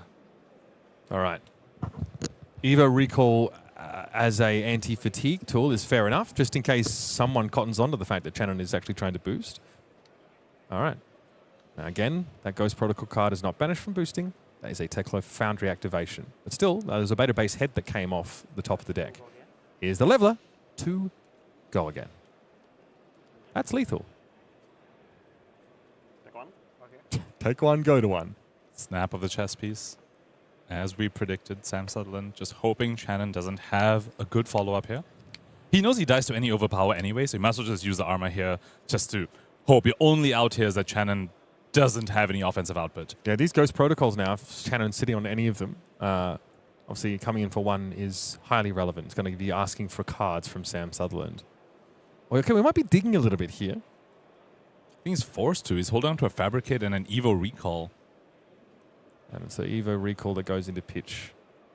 Okay, we can play the Soul Steel Memory, which is transformed onto a beta base head, which means Chanon now has 5 intellect for this turn. So even if he doesn't have any offensive output, his defenses will be stocked on the following turn. And Chanon drew, but it was a Steel Street Enforcers, I think, that was found. So that'll be kept to hand, and the Fabricate we tucked away. So watch out, this could hurt. He's incredibly defensively set up over here. Steel Street Enforcement blocks for 4. Fabricate from Arsenal lets all your Evos that are currently on the field block for 1 more. And he has 5 intellect. He's going to draw 4 more cards here on top of the Steel Street Enforcement.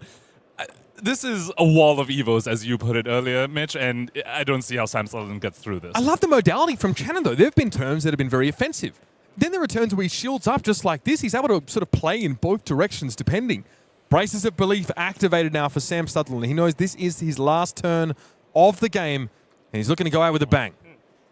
Activates Convection Amplifier as well. Sends the heist. Okay. The Evo Magneto that's still in Channon's banish zone. You could just block the heist here and steal the Boom Grenade before it triggers in the damage step.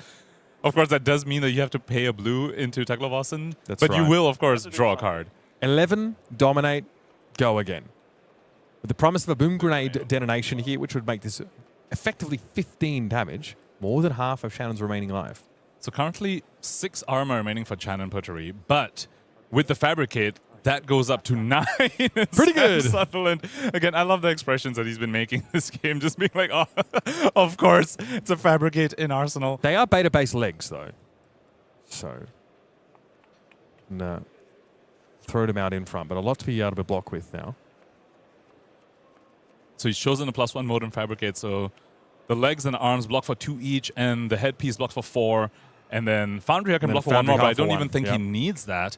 Does have the 4 block in hand as well, plus probably plenty of block 3s. 2, 2, and 3. Right, 2, 2, and 4, excuse me, getting in front. That is 8 already. Sam Sutherland with the nod, like, yep, that is 8 block on armor. That's 11. So if I close the chain, you can block with these for 0. That's right. Yeah. Yeah, Fabricate gives you potentially that extra blocking opportunity on some of these pieces as well. We found our first spark. Okay. Spark of Genius. Yeah, we haven't seen any of those this game. That first copy is boosted away. 0 to 60, still threatening the on-hit of that boom grenade. This seems like a great spot for the defense reaction. And Sam, careful to not break the chain, because all of his Evos will retain their +1 from the Fabricate for the rest of this turn. New record. What we love about Chanon is that he's always playing something spicy. See him play a bunch of Verdants, I think, in Taipei. But in Hong Kong, we saw him make a really deep run with Lyeth. So great to see him always looking to innovate, play something. I think I've seen him play Prism in Phuket. This guy is, and he had a great run there as well. So really someone who challenges himself with a wide range of different heroes. Gotta love players like these, want to play what they enjoy and still manage to have such an impressive run here. Round 12 of Pro Tour Yokohama, looking to end this round with an X2 record on boost Teklo Vossen. Here's the T-Bone. None of Sam's armor is blocking effectively anymore. Yeah, each one of these is going to be asking for a card. Like we mentioned, there's a couple of the Ghost Protocol attack actions here for Chanon that are also lethal. All we really need to see is like a Terminator tank or something similar. Another T-Bone there that's still That's still also relevant. lethal. Blue T-Bone is still lethal. You forced... It's easy for him to force 3 cards from Sam Sutherland here with a Blue T-Bone and a swing of the Teklo Leveler as well. Dash.io with 1 card in hand. Not very threatening, it turns out. Going to lose that boom grenade coming to the next turn. Won't really have the resources to pay into a backup protocol. 3 into 2. Pitching that Fabricate. Looks As like you he's do, opting Wow. instead for extra intellect once again. And Arsenal's a Fabricate as well. So again, just tanking up. Arsenal the Blue T-Bone, excuse me, just tanking up once again as Chanon Puttaree. How many times have we seen him have 5 intellect in this game? Yeah, like, I think this is the third or fourth maybe. We did say he's a Lyeth enjoyer as well, so here He he is loves the trying to 5 make card that happen. hands, 5 okay. intellect in Teklo Vossen as well. We've come full circle. Probably runs Pursuit of Knowledge in every deck that he can. Hey, that with the blue pummel was kind of nice, I'm not going to lie. Here comes the Fender Bender. Obviously, will be good against these Evos in general. For each equipment, getting a +1. And this includes Evos that are blocked with from hand as well, because they retain their equipment tag even when we block with them from hand. So Fender Bender very, very strong in this matchup.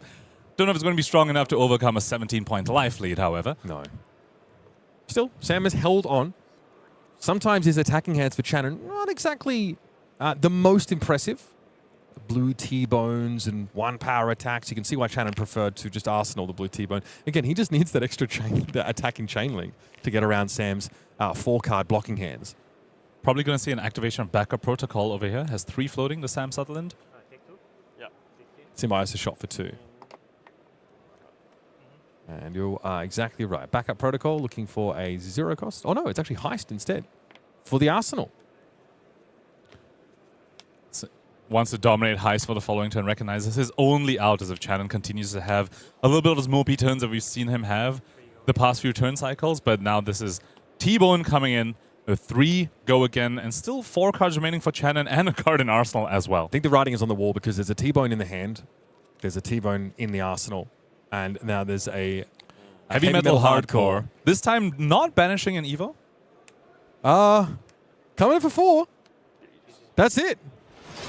Not to be done here. Coming in for 4. Did it actually banish an Evo, or are my eyes deceiving me? It was certainly lethal that turn between the Teklo level and everything. And we have boost Teklo Vossen out DPSing the boost Dash.io, piloted by Sam Sutherland, no less. That was an impressive performance by Chanon Puttaree. It does feel like, Sam Sutherland is coming into this game hoping to play off of like, high and low tempo turn cycles, right? Just sort of play off 5-card hands, maybe set up a little bit to try and blast through what he thought would be a lot of defense. But because of the cards that he brings in, he doesn't necessarily have like the strength of attacking hands he needs to keep up in the race.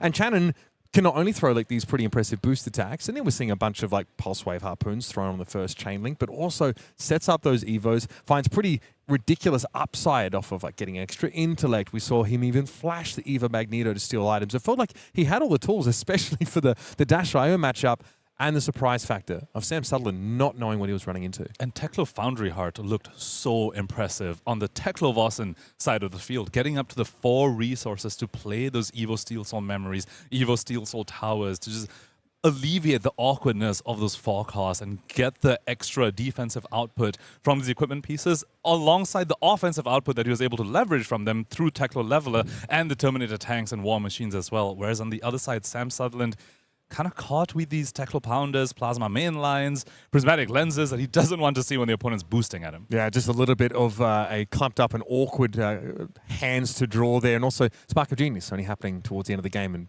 being boosted off the top. Right, let's look ahead to a set that definitely doesn't feature any mechanologists. You can quote me on that one.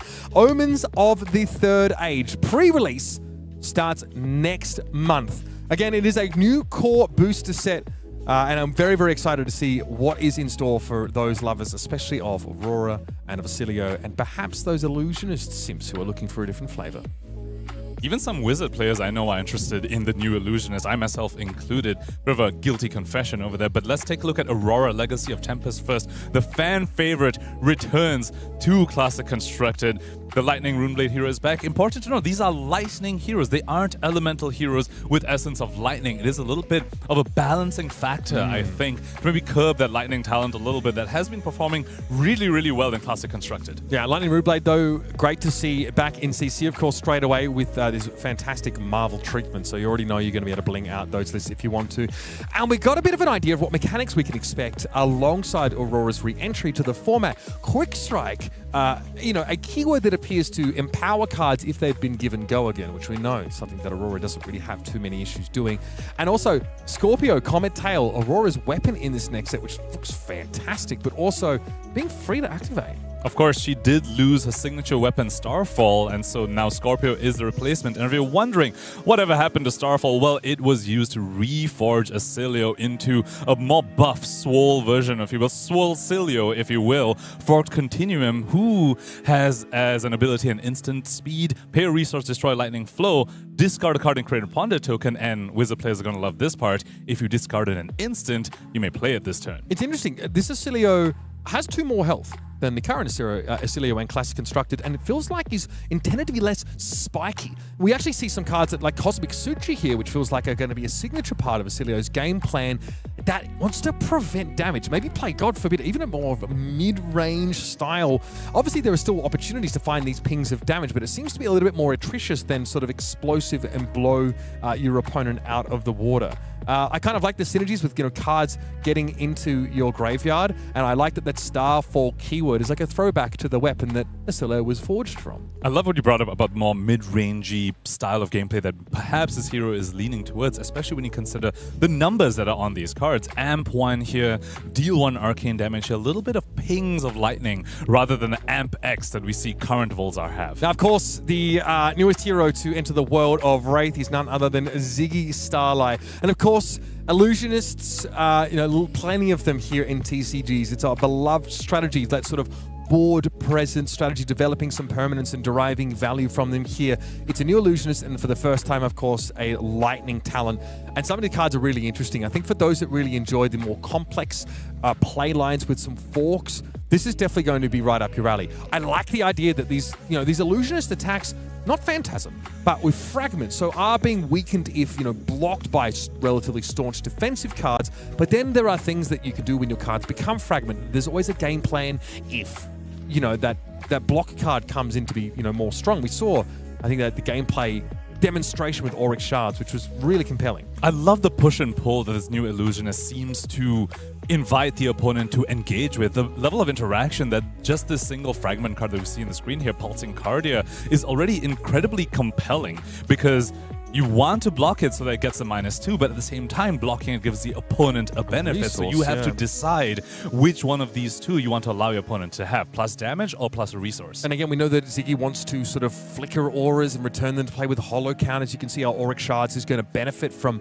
that interaction with that hero ability. We really feel like Ziggy is going to play in a way that no other Flesh and Blood hero has ever played. So good luck whether you're on in the hot seat as Ziggy or on the opposite side of the table. Now, Lightning Flow, of course, is a new strategy, and we're going to see it probably take a pretty important space up in Limited as we sort of return, because these tokens are definitely intended to, while being very much a resource used in Classic Constructed, to be very impactful in limited play. I love also that we have this beautiful Marvel treatment for our Lightning Flow tokens straight out of the gates.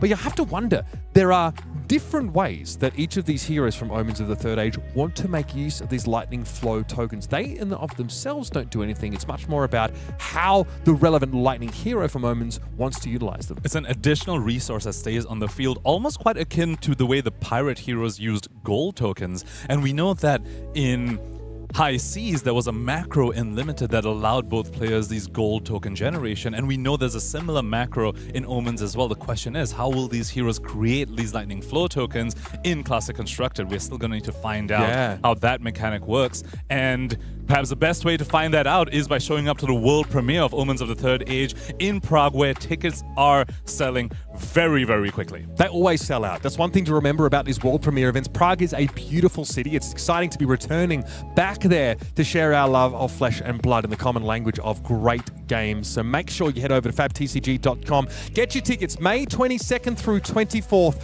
Mark your calendars for the return of Aurora and far more lightning action coming to Flesh and Blood. Can't wait to see what these heroes do and what impact they make in the Classic Constructed format especially. However, we're still assessing the impact of Teklo in CC now, especially with his new boost look. That was an incredible round here. Really impressed to see that. Also, Filipe, Lima, Cardoso still alive in his competition on Gravy Bones, but Teklo on Dash, Mechanologist on Mechanologist Violence. An exciting round to say the least, with Chanon Puttaree advancing with the dub. Stick around, more from Pro Tour Yokohama's CC on day 2.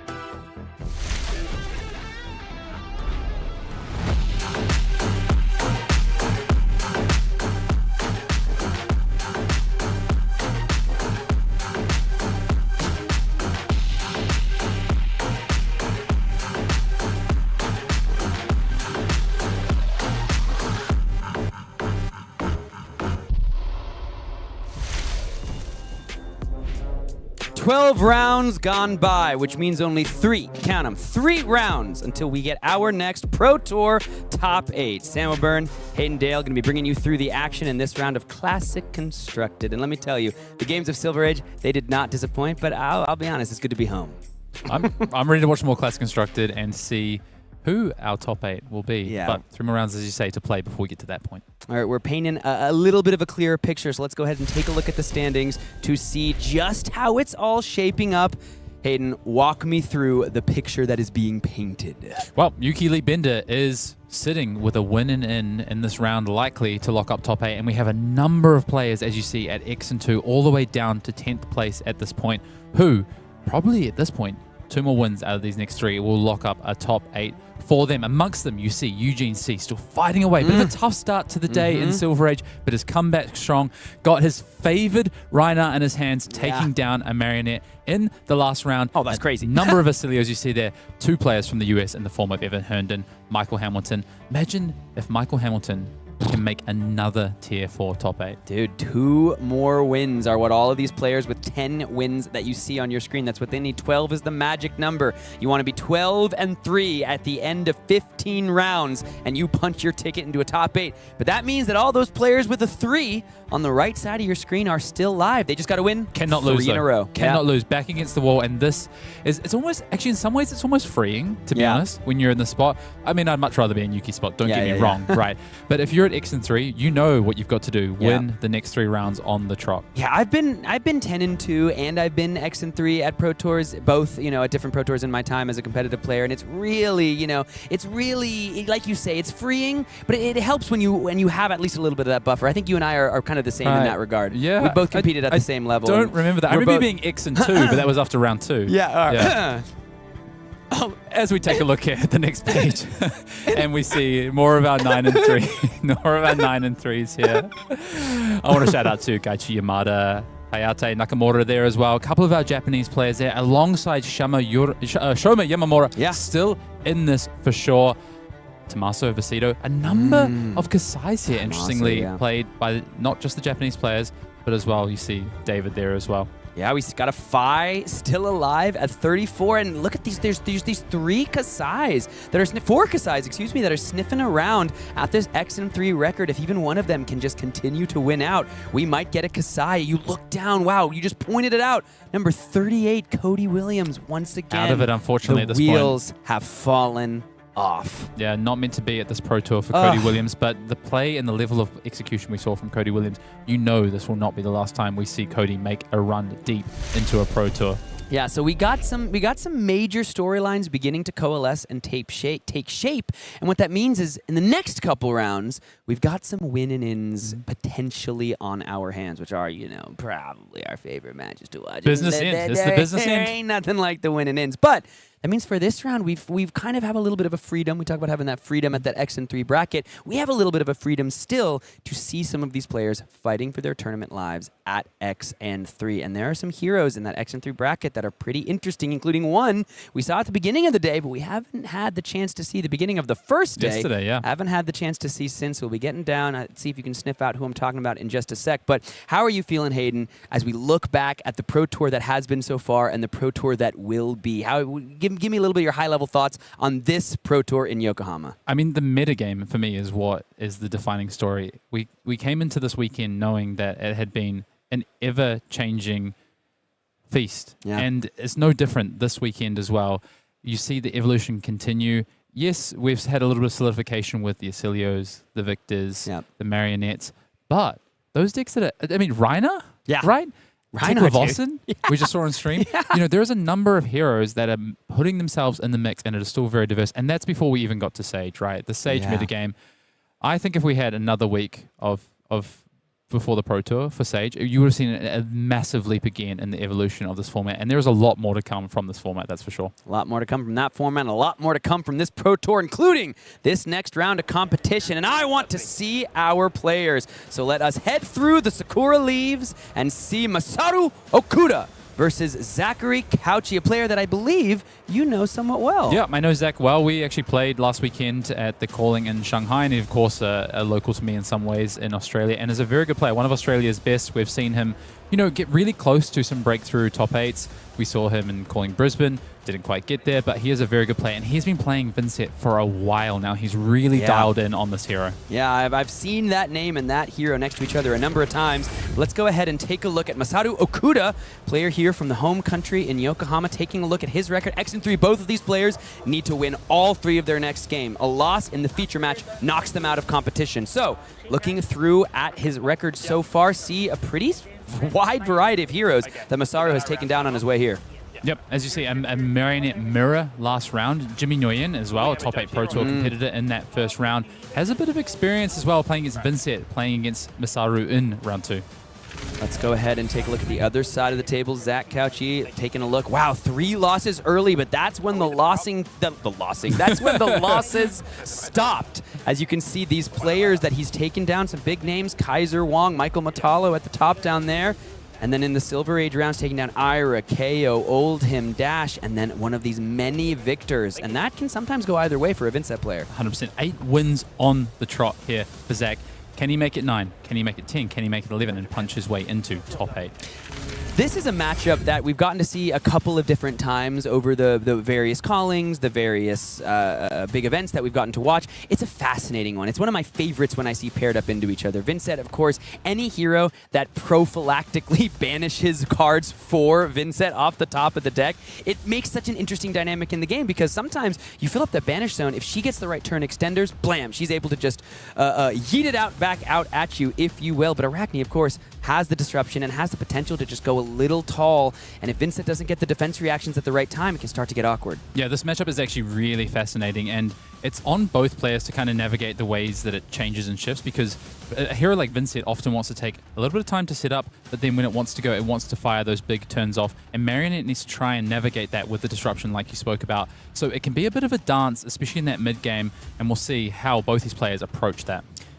Well, it's one of the heroes who's been at the top of the metagame for many months versus the breakout of the last couple of weeks. It's Arakni Marionette, it's Vynsett Iron Maiden, it's Japan versus Australia. It's round 13 of the Pro Tour Yokohama, and it comes at you right now. Masaru is going to lead us off here on this first turn. Typically, the play draw doesn't matter too much in this matchup, but what we'll see from Masaru is probably very quickly trying to establish a Graphene Callisto. That's typically what we see from these Marionette decks, but it doesn't look like Masaru's got a way to necessarily do that off the bat. No Orb Weaver Spinneret in this opening hand. We'll see if we end up flicking a dagger to try and mark and transform straight away on turn 0. Something interesting, you see the Hunter's Clave looking at the hand that Zach goes ahead and fans for us there. You can see Deadwood Dirge, you can see Widespread Ruin, blocking with the Eloquent Eulogy, a card that's fallen out of favor that I often saw turn 0 in this matchup. Haunting Rendition. Used to see that card discarded in the face of these daggers, even in the face of flicks. You prevent the damage, you make the rune chant, sometimes as early as turn 0. That card seems to have fallen by the wayside, and here it's going to buy an actual block from Zach, but the Flick Knives is going to come forward. No Haunting Rendition or similar style effect, so one Hunter's Clave in the graveyard, 1 damage over the top, and a mark of the game, the first of its kind. Yeah, we'll see what Masaru decides to do after this. We, of course, don't, as Masaru wants to make sure that they transform at the end of turn with this Marionette, so unlikely to send another attack. Just wanting to, as you see here, push damage over the top with this T-Toxin. Yeah, getting in early with the T-Tox. No further reaction, so that's going to be some damage over about 4 as the 3 defense being lowered and the 3 attack power being conferred upon. That's going to be looking like the end of the turn, though. Let's see what Masaru can roll. So Masaru rolls a 4 there. Transform into... Go again one? That is red back. This one? Yeah. Yeah, go again on this Arakni. I like that Masaru has the dice numbers on there as well to make sure we know. Zach now lining up his hand here. Wants to see what he can put together on this first turn. Of course, we are at the start of Zach's turn. Thinking about that banish to the Vynsett hero ability here. There goes the Widespread Ruin. Nice start. That's a nice start. Enchant created. First of the game, Zachary. I'm really interested to see how Zach plays this. He's someone who has a lot of mastery of this hero, and he does, from what I understand, tend to favor these setup turns quite frequently as well. He's one of there's a bit of a divergence in the way that players are playing Vynsett sometimes, even from the best players. We'll see how Zach does approach this. Bit of an awkward hand though. Does have the Funeral Moon in hand plus a blue. Yeah, I can play that out just to make just passing the turn actually. I'll take 1 blood debt. As we're going to see, Zach, a lot of these Vynsetts in the face of the heroes that like to fill up the Banish Zone for them sometimes do go ahead and take a little bit of a setup early. Yeah, and does probably want to hold that Funeral Moon for when we do have that life loss to be able to play it at instant speed, have the non-attack action on hand. So Masaru's going to have a full 5-card hand here, and of course with that red back does have easy access to go again, but a little bit of an awkward one for Masaru because it does look like he has a death touch in the hand. Excuse me. I love Death Touch. I love Death Touch. I love when it pops up in Assassin lists. It's one of my favorite cards in all of Flesh and Blood. Yeah, you might love it, but it can be quite awkward. Oh, it can be super awkward, and it's why it doesn't always show up in the top level decks. And sometimes I'll net deck something. I'll be like, I'm putting a Death Touch in. Hey, go ahead. But Masaru can buy back this Clave here. Yeah, nice thanks to early. this up 6. Nice play early here. Get back the Hunter's Clave immediately. And of course, we can throw away that Death Touch to the red back ability, pop it in the graveyard, have it available later on for a Codex play. Yes, that's a very good point. Off of the Tunic can be pretty backbreaking. And I think that's the thing Masaru's got to line up. Do you want to save that for a nice play from the Arsenal next turn? Because your Tunic will be up next turn. And we've yet to find a Graphene Calycera, so that Tunic is not as high value right Show now. you my hand. Yeah. Cut from the same cloth. Go One ahead of and the reveal best cards. everything. Yeah, one of the best cards in this Marionette list currently. Just does so much work. You really, especially at the highest level, you cannot underestimate just the value of the information that you get from this cut from the same cloth. Masaru now knows the complexion of Zach's hand heading into the next turn, knows what he can put together with that widespread in the Banished Zone plus those 3 rune chants. Got 4 value from each of those cards. And the dagger retrieval. So you get to utilize that dagger again for flick knives. It's going to be 9 go again. Like you mentioned, Masaru knows now everything in Zach's hand. So as soon as a card is laid on the table, if it does take place, be able to math out whatever might be happening on the next turn, save for that Mystery Arsenal card. Zach's already got a card laid down there. I'm not sure if that's we're keeping this one for Banish next turn. We're already setting that one aside. Zach's hand is fairly good, though. There's a lot more setup again as well. Another Dirge in the hand. Not anything that allows him to go too wide. We know it's the Funeral Moon in the Banish, or excuse me, in the Arsenal. Zach may not be ready to attack here. This is the other thing as well. If Zach...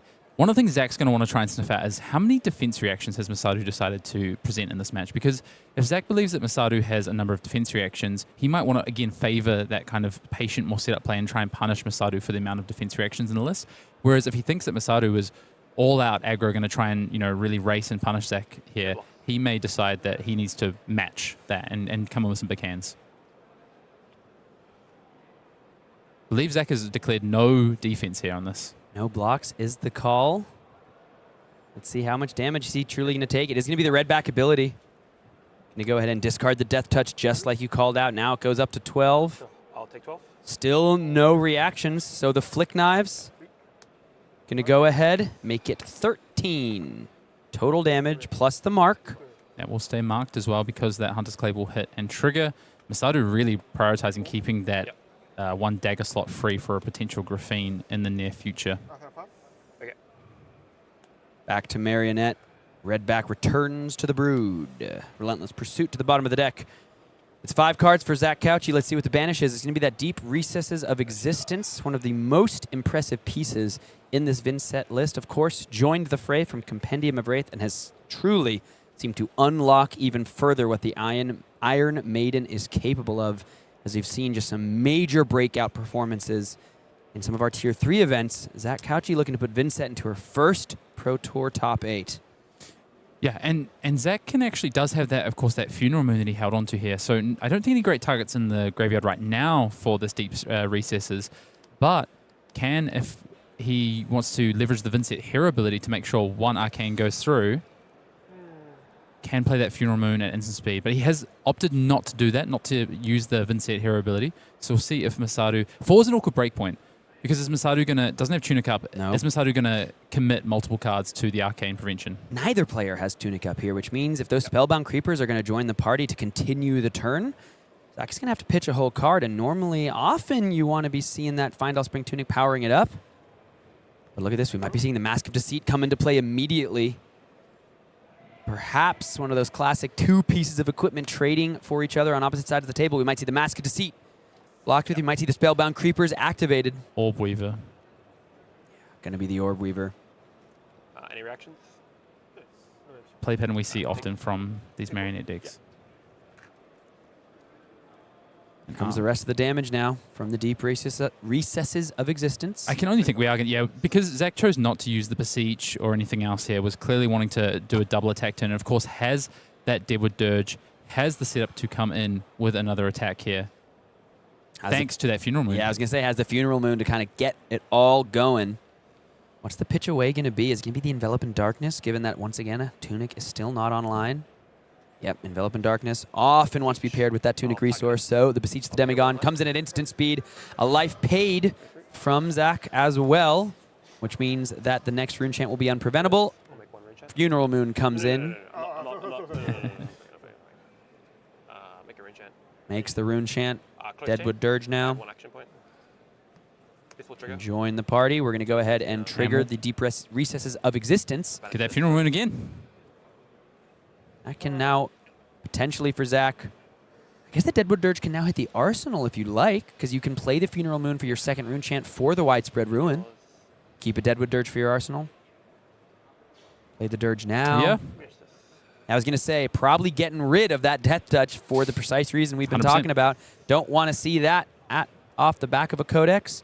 Is going to be the Funeral Moon here deployed, so the Rune Chants and the Widespread Ruin come forward, plus the Beseech the Demigod. So could have got rid of the Clave, right?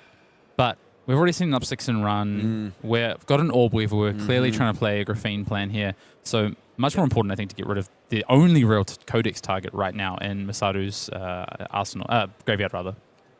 2 Rune Chants taken. Big turn for Zach, and going to keep that Dirge, like you said, for another potential. You see off turn, on turn, off turn, on turn. Will we see that from Zach again next turn, potentially? But the Inertia Trap is the perfect response to the Beseech the Demigod play. And now you can see a little bit of a grimace as that Deadwood Dirge would have been perfect not only to extend the next turn, but because the Tunic counter would have been online. The Spellbound Creepers need to be utilized next turn, and or Arcane damage needs to be taken, or they're going away. Looks like it's going to be a banish off the top from the Widespread Ruin, and we're going to lose a Malefic Incantation. It's insult to injury, as the Deadwood Dirge is going to go ahead and be popped into the Grimoire of Felling Song just to get some value out of the card before it hits the bottom of the deck to the Inertia Trap. What do you make of that? That's a really big call. Zach did that kind of just instinctually, which is surprising to me because that Grimoire is really important for potentially getting you out of a brick position. But Zach saying, I got a little bit punished here. I wonder if Zach might look back at that play and wonder, you know, will I get punished for that? But as it turns out, draws a reduced rune chant off the top. So I guess he knows the complexion of his deck really well and knows that having that rune chant. My dog looking immediately like a genius. Just pitches away, like you said, basically it looked like instinctually, and immediately rips the reduced rune chant off the top of the deck, and that would have been completely bricked in the hand without a rune chant already sitting in the arena, and it looks real nice. So my analysis is pointless at this point. No, I mean, that was sweet. Yeah, but I do wonder, you know, Zach's obviously going to get paid off for this play here, but it was a big call, throwing the Grimoire there, I think. Whittle to the Bone is going to be discarded to this Orb Weaver ability to create that Graphene Glycera for Masaru, so now we have that Graphene online. Of course, that's going to pump that next stealth attack up by 3 as well. Important to note, Masaru does have that Tunic up now as well, but won't need to pay a resource to this Graphene Glycera thanks to that Orb Weaver ability.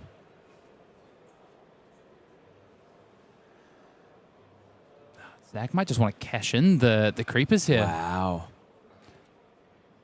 Yeah, look at that. I think he knows this is not going to be an arcane damage turn now that that Deadwood Dirge is gone. His hand's also awkward for it as well. He's got Sonata. He's got, by the looks of it, a Shadow Puppetry in hand. Yeah, just blocking 1. Doesn't want to run into a T-Tox.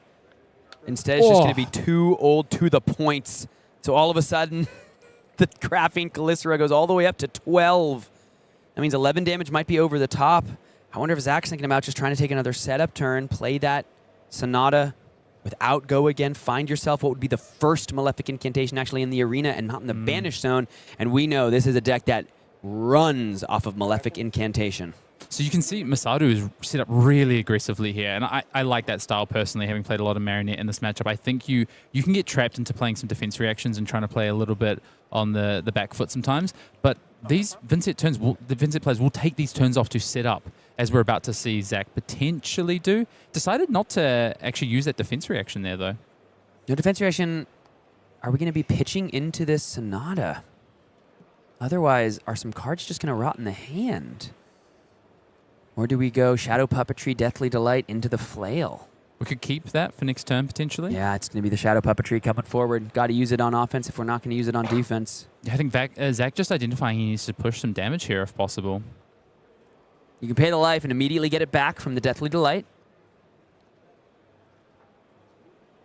I'll pay 1 life. Yeah, going to pay the life here. It looks like Zach is a little bit caught there. He started the turn confidently and then sort of thought about that, whether he wanted to indeed do, as you said, activate that Vynsett ability. There's a smiley face on Zach's cap, but there's a thinking face on Zach's face. 2 and 6. Go again. Nice. 6 damage. Go again with the +1 from the Shadow Puppetry. On hit, of course, going to be able to look at the top of the deck for Zach and banish it if he chooses. One of these arcane damage will be unpreventable, of course, as well. Doubt we'll see Masaru cash in this tunic. Yeah. That tunic counter is much too valuable for that. Dude, there's another inertia trap in Yeah, that could be Masaru's massive. hand. 22 life for Masaru, 11 life for Zach Cauchi. Turn 3. It's round 13 here from Yokohama. This inertia trap, if it comes forward and snipes the D-react from Zach Cauchi. Is that going to There's get punished again? +1 from the Shadow Puppetry. Oh, that is just backbreaking, and you can see Yeah. a look to the sky from Zach Cauchi as he goes ahead and reads it. No, it's the same card as last time, my friend. The +1 from the Shadow Puppetry just proving to be backbreaking to the deployer. As Zach Cauchi, the head is in the hands. That is so much value being left on the table that could have easily been thrown forward on the last turn cycle, but he was worried about the T-Tox. If you throw out the Reduced to Rune Chant on a Graphene Calicera, you're potentially running right into Tarantula Toxin, but instead he ran right into the Inertia Trap. Yeah. Fool me once, fool me twice. I'll gain 2 life from this. We'll see what Zach does next. I mean, we're going to see the Sonata come in, right? But unfortunately, this defense reaction that Zach was wanting to hold back is... Just going to hit the graveyard, not the graveyard, but the bottom of the deck. Basically the graveyard at this point in the game with Zach Cauchi at 13. Zach's been really punished twice now for Those playing... inertia traps, man. Yeah, Oh my Zach's played really cautiously, right? Like, I want to keep the dirge so that I don't potentially sort of get trapped. I want to keep my defense reaction so that I can respond to potentially something like a Leave No Witnesses on a following turn when I want to come in with a big 5-card hand. And both times, Zach has just been ultra punished here. I'll pass that. Yeah, so this is going to go back to the bottom of the deck.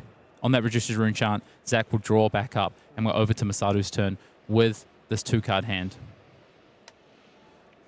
Inertia Trap, straight up, sneakily. It's so good. One of the strongest cards in Flesh and 100%. Blood. When you snipe defense reactions with that card, especially in players like Zach's seat where they held it when they were just hoping to establish it in the arsenal for a future turn cycle, it just does so much work. And I think we're going to be feeling the ramifications of that for the rest of this game. Whoever wins, it'll be if Zach's able to battle back from, honestly, just a disadvantaged position from this point forward, or if Masaru is able to keep the foot on the gas and pressure Zach, utilize that advantage, and move forward and stay alive in this Pro Tour. Loser here is out of contention for top 8. They have to win this game, and every other one from here on out. The stakes could not be higher. Yeah, Inertia Trap also just so hard to play around. You know, Command & Conquer, which attacks the arsenal, it's face up, it's on your opponent's turn, so you get to decide what you do on your turn afterwards. But when an Inertia Trap comes in and you've already worked out what you're going to do with setting up your arsenal, it can be just absolutely backbreaking. We've seen twice in this game already. And I think that's the evolution that these Marionette decks have made. They went from playing maybe 1, 2 Inertia Traps, just being like, nope, 3 is correct in this meta. Once again, cut from the same cloth. Very important card there that we're seeing in the hand. The Succumb to Temptation is such a potential backbreaker for the player who receives the effect, but it's also at its best when it's unexpected. Yeah, exactly. Having that information about the Succumb to Temptation makes that card close to useless, honestly, at this point in time, unfortunately. Here comes the Graphene Glycera. 6 go again. So how does Zach navigate this now? That is the question that, well, Zachary Cauchi is definitely facing down. What next? Can he find a bit of a stabilization turn, perhaps some setup from Zach's standpoint?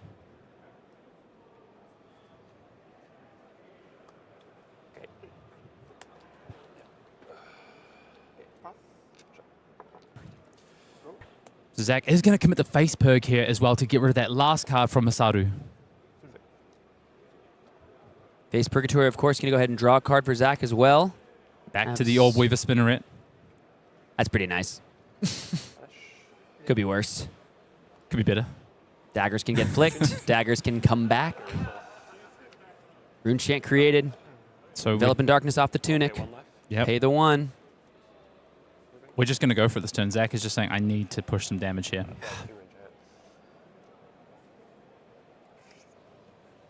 So make the 2 Rune Chants. We've got the Vexing Quill hand. Utilize the Tunic on the Envelop this time around. There's a lot of resources being expended from Zach here. Oh, yeah. Masaru's still on 22, and Zach is now down to just that Tunic.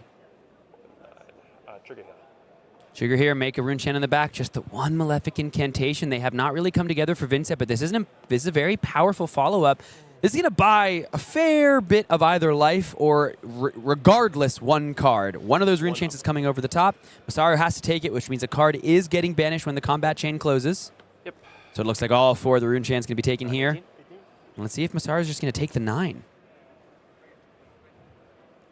Yeah, and we'll see what we can do off the back of this widespread Annihilation as well. Of course, very threatening, right? We've already pushed through the damage. Widespread Annihilation trigger will be happening when this combat chain is broken. This is the way that Zachary can stabilize this game, definitely, right? Use the face perk on the last turn to take that Arsenal card away from Masaru, saying, okay, well, I know what I'm doing on my next turn. I'm going to be pressuring your hand even more. I want to take you down to 1, 2 cards. We know that these Marionette decks off 1, sometimes 2 cards don't play the best. It's usually sort of 3 cards where they can start to have that impact. Zach saying, do you want to take 9 to keep 3 cards? Zach kind of sick of Masaru messing with his arsenal.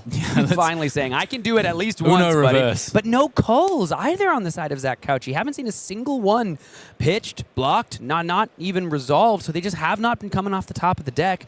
A lot of Zach's most powerful pieces, Malefic Incantations, Culls, Turn Extenders, they've not been coming together well. The draw sequences have been kind of odd. I mean, you talk about even Deadwood Dirge. Had that card come in a different way, maybe you can use Deadwood Dirge to clear the Inertia token, but instead the Deadwood Dirge had to hit the bottom of the deck. There's the call, the very first one. Wow, this is big from Zach. He's taken Masaru all the way down to 9. Masaru, like we said, wanted to keep 3 cards in hand, so chose to not commit any defense to that chain link.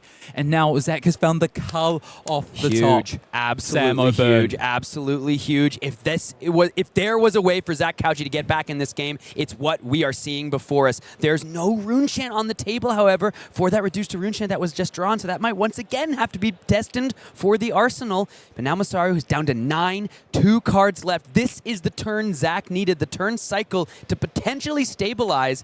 What can Masaru put together with just 2 cards, given all of the life that he just paid to be put in this position? Yeah, and Zach's on 11, right? So he can afford to give a little bit, potentially. Maybe we look at doing something like blocking out a little bit on this turn, a little bit of a mini setup if we can, and go back to Masaru with a bit of life to play with. There's a Rune Chant right there. What am I talking about? Yeah, off the Malefic Incantation. Yeah, there's a Malefic. So we can play out the reduced Rune Chant here. The question is, was there a Rune Gate card, a Blood Deck card in Zachary Cauchi's hand? This is always scary, though. And I believe that Masaru kept the T Toxin as the last card in hand. Zach has been very cautious of the Tarantula Toxin so far. Will we continue to be so? Of course, the Orb Weaver is in action, so we won't be able to get that instant speed pump onto the Kiss of Death. So it's just down to what that card is. Yeah, Zach says no blocks, continuing to play really cautiously around these tarantula toxins. Doesn't want to get blown out here. Thank you. Let's see. Sorry, it is an instant speed on the Orb Weaver, but it won't affect this Kiss of Death because it's the next. It's the next attack. It's like we're blocking 4 on the Kiss of Oh, Death. so we are going to defend. I thought Zachary had declared no defense. Yeah, Zachary has no attacks. Yeah, his hand is 3 really non-attacks awkward. and a defense reaction. So Zach bought all the tempo, and he's just gonna have to just hand it right back. Yes, but we do have the defense reaction, so we are going to be able to play around this Tarantula Toxin ever so slightly from Zachary here. So it's not... I mean, it's not great. No, because if you play it here, you're banishing the Malefic Incantation to the Vynsett trigger. Well, you're probably going to block with it because Masaru's going to use the boots here to attack with this Graphene afterwards because, of course, it's free thanks to that Orb Weaver Spinneret. Yeah. And then you're not just lighting the card on fire. Exactly. And then Zachary can at least commit this Malefic here to this. Is going to flick that Kiss of Death, taking Zach down to 9 here. But Zach's actually been able to, you know, as bad as that hand was and that draw was, Zach's been able to stabilize. But Masaru made a lot of those 2 cards in that hand. All right, well, let's see what Masaru's able to put together. Zach, we talked about it. That was the turn cycle that could have put him back in. Fortunately, while he was able to convert the hand on defense, not able to do anything on offense. So once again, Masaru is able to just go ahead and put it all forward. This game has tightened up after that quick, blistering start from Masaru. It looks like Zach's hand is a little awkward here as well. All attacks in the hand of Zachary Cauchi. Didn't get a good look at what Masaru's working with, but we are going to lead off with this Hunter's Clave. Everything starts to become very threatening now as well because 2 reactions on top of a dagger. It's pretty much Zach's life total at this point. 2 T-Tox taken care of. Yep. 1 seen on turn 0. 1 on the last turn. So looks like Masaru does have a Scar Tissue in hand, so does have 1 reaction to play with here. But it's all attacks for Zach Cauchi. Yeah, The that's draw why you sequence, see. That's why you see him good. committing the attack action to this chain link because the hand is so bad that he needs to actually start blocking with these cards. Won't be able to utilize them on the next turn if he doesn't defend with them. So if he here comes a Kiss of Death. I wonder, do you just put 2 in front of it, expect the widespread destruction to come in alongside 3 Rune Chants and threaten one of those cards if Masaru tries to Arsenal? Yeah, I think so. Zach is sick of seeing these Kiss of Deaths though, and these playing around these Tarantula Toxins. I think at this point though, he's seen 2 Tarantula Toxins, but there's still a lot of reactions left in Masaru's deck. Zach can't do a lot, I don't think, with 2 cards, so I don't see any downside necessarily to just throwing 2 cards in front of this Kiss of Death. Because the other thing is Masaru also has 2 cards in hand. So if you throw the 2 cards down to defend the Kiss of Death, you're effectively saying to Masaru, well, you can play your reaction out, but I'm covering your value here. You'll just have your 1 card left to arsenal. If you don't play it, that's fine. You've got 2 cards left to play with, and you have no action points left.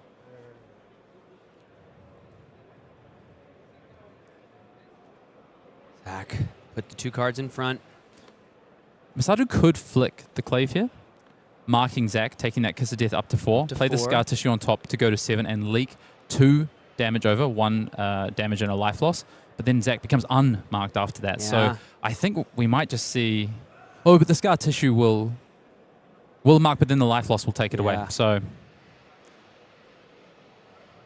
Yeah, fascinating. See Masaru going through all the different options. Is it life loss? No, it's light. So we won't lose the mark, of yeah. course. We won't lose the mark because it'll be the life loss that will be the last piece of damage. Flick in the Clave.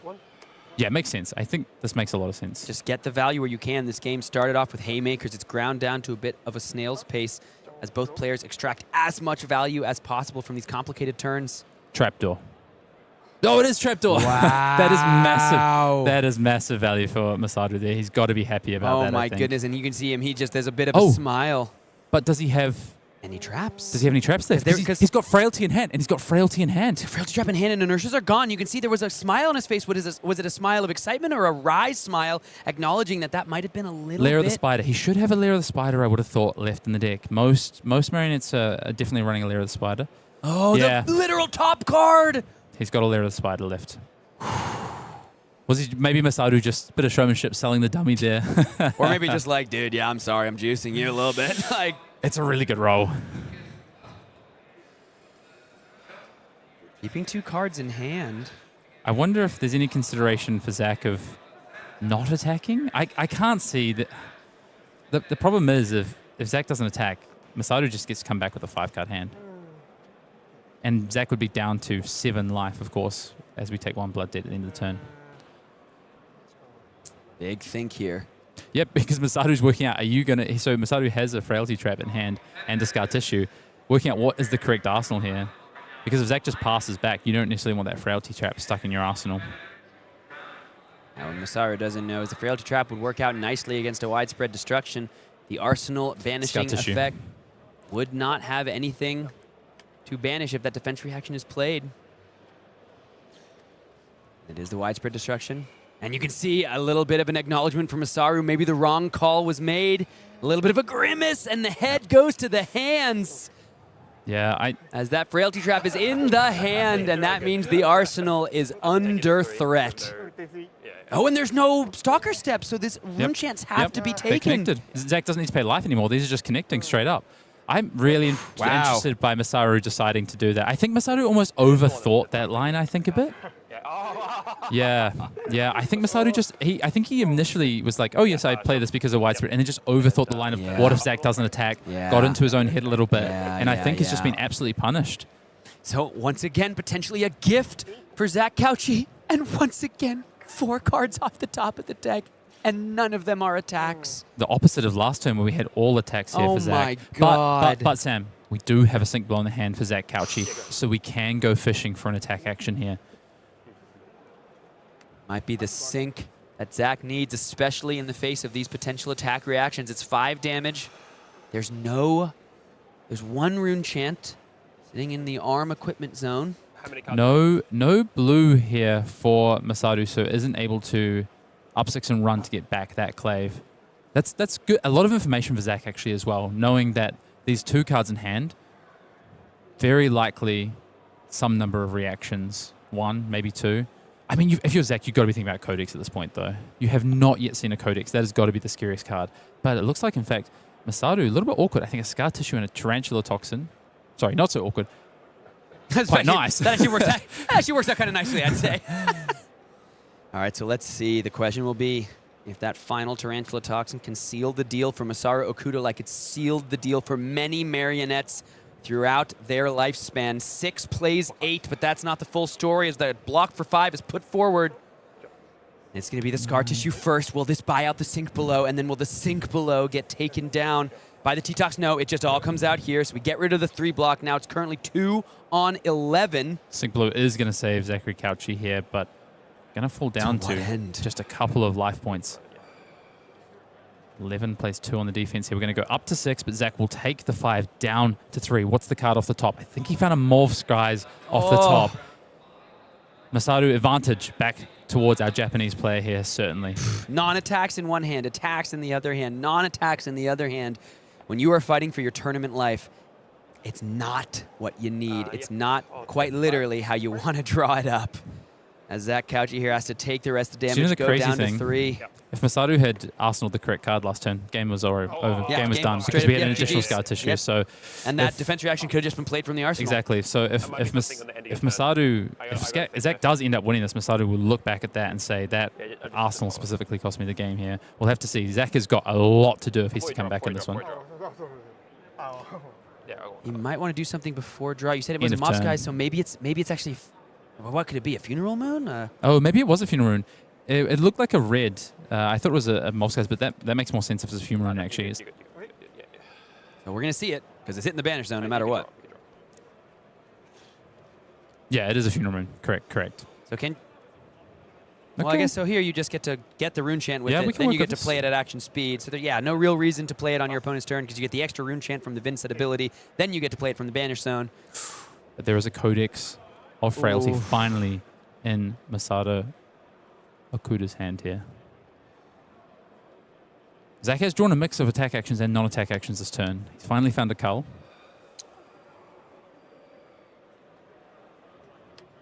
Of course, saw a cull earlier in this game for Zach do a ton of work to swing some tempo back in his favor. Ooh, but it's now a kiss of death, and you can see Zach No a more little bit T-Toxins, of a though. shake of the head. Yeah, both players here are going to go ahead and take a look at the graveyard. Yeah, Zach's like, I need to see how many Come on, yeah, T-Toxins. pass that on over, my friend.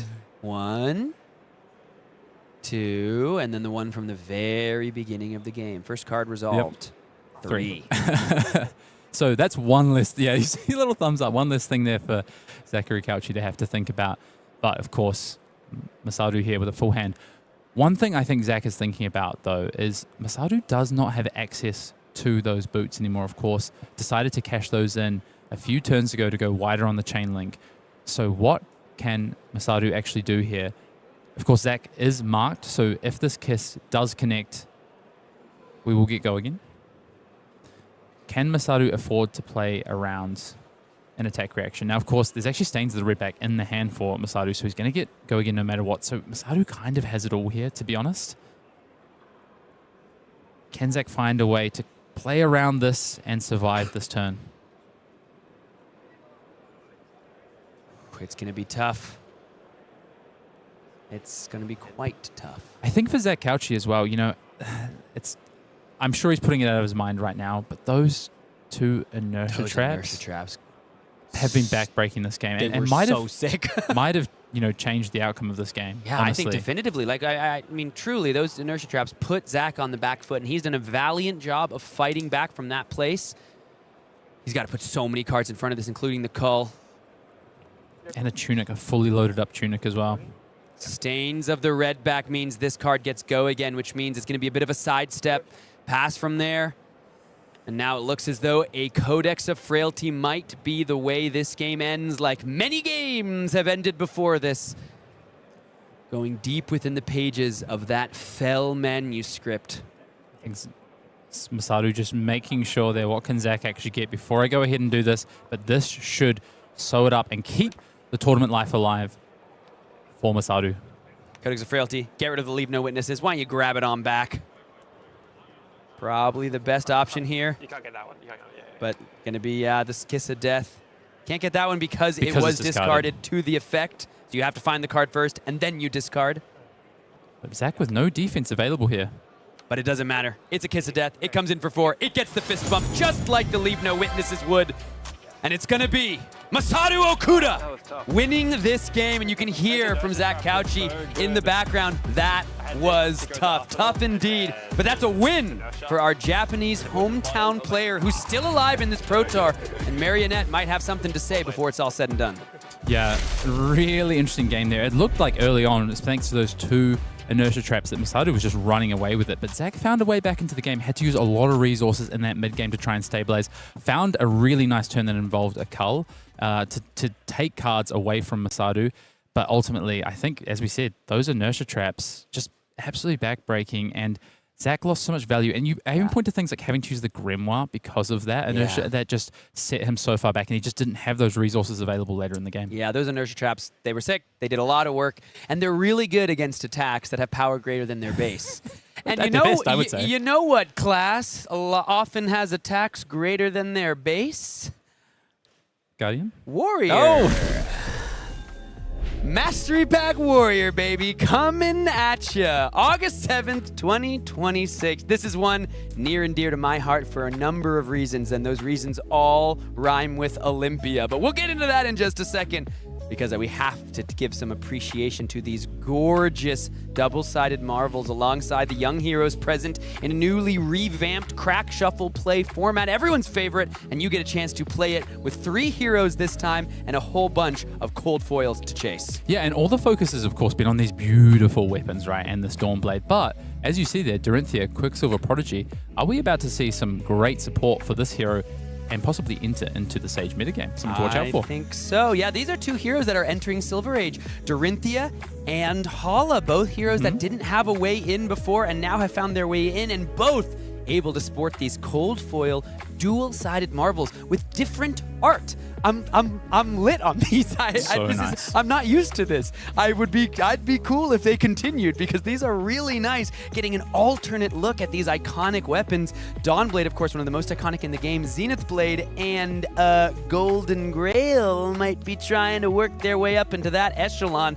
This weapon, I mean, it has to be good, dude.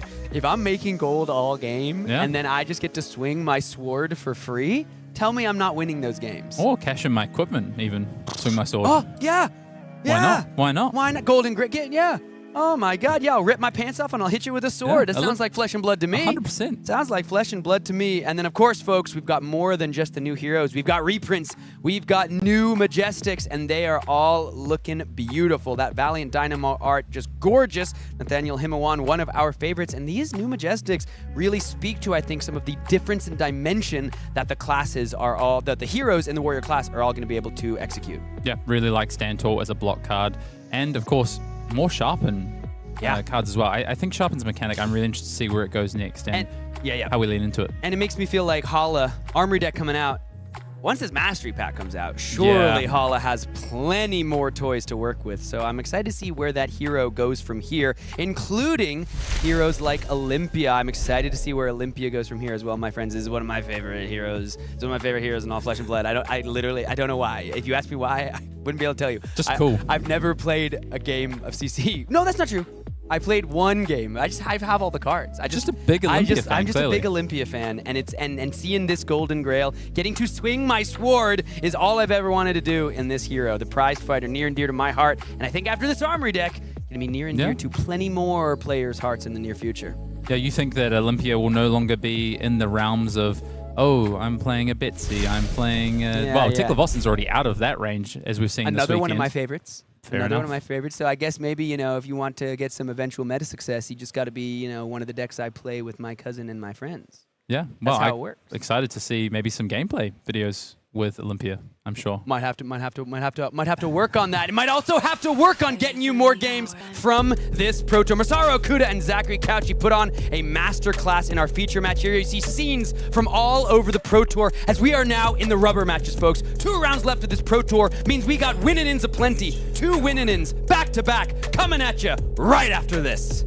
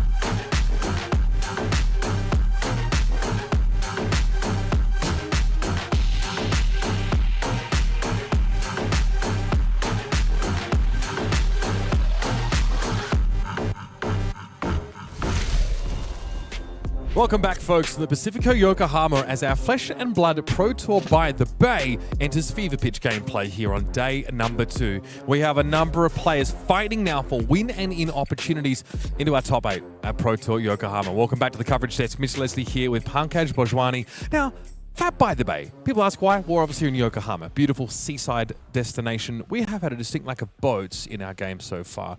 We are going to be fixing that for people in a sec, though, Pankaj. That's right. Gravy Bones going to be hitting the coverage area really, really soon. And let's go ahead and take a look at our player standings. And I do want to stress, this is not something that has ever happened before at a Tier 4 event. We are 2 rounds away from knowing who our top 8 is, and we don't have a single locked player. We have a lot of X2s over here, but none of them are necessarily locked. They still have to play for some win-and-ins. The tension has never been higher. And there are a number of X and 3s that will also make it through. Your odds are good. Not guaranteed, but good if you stay at X and 3 heading into that top 8. And some really notable names here, I think, as we look back. We just saw Masaru Okuda find success there, moving to 10 and 3, still alive for that top 8. But amongst him, at the 11 and 2s, Evan Herndon, Michael Hamilton. We have multiple United States national champions. We have a Canadian national champion here, Yuki Bender, 11 and 2. Nicolas, Jamoulle, Filipe, Cardoso, top 8 competitor from Pro Tour Los Angeles. Also, someone who gets on coverage every now and then as well, which is great to hear from him, alongside Bryce Platts, a friend of mine. And again, going down the list, 11 and 2 at Bartosz Dobrolowski here on that Marionette. So looking forward to seeing what he's got for us. That's a win and in game for his next round too. I love the spread of heroes that we are seeing over here. We did start off this weekend recognizing that we are in a very wide metagame. Now there is some coalescing happening as is to be expected at a high level event as we get closer to our top 8. Amongst our 6 X2s, we have 3 Oscillios, for example, but the diversity is still there across our first page of standings. We have a Prism, potentially even LLing at this event if she makes it to top 8 and takes down this entire event. We have Chanon on a boost, Teklo on the X3, and of course Eugene C on the signature Reiner here, still playing for his top 8 life. Yeah, a number of players at 10 and 3 still alive. Gordon Coe still in the mix. Good on you, Gordy. Keep fighting. Jack Bradbury, Isaac Katsatskis of Australia. And then we have a number of 9 and 4s who are unfortunately dead and buried here for top 8 contention. A shout out to Zachary Cauchi, who we just saw on coverage earlier, part of the Brisbane Flesh and Blood crew, who took me in when I was in visa hell.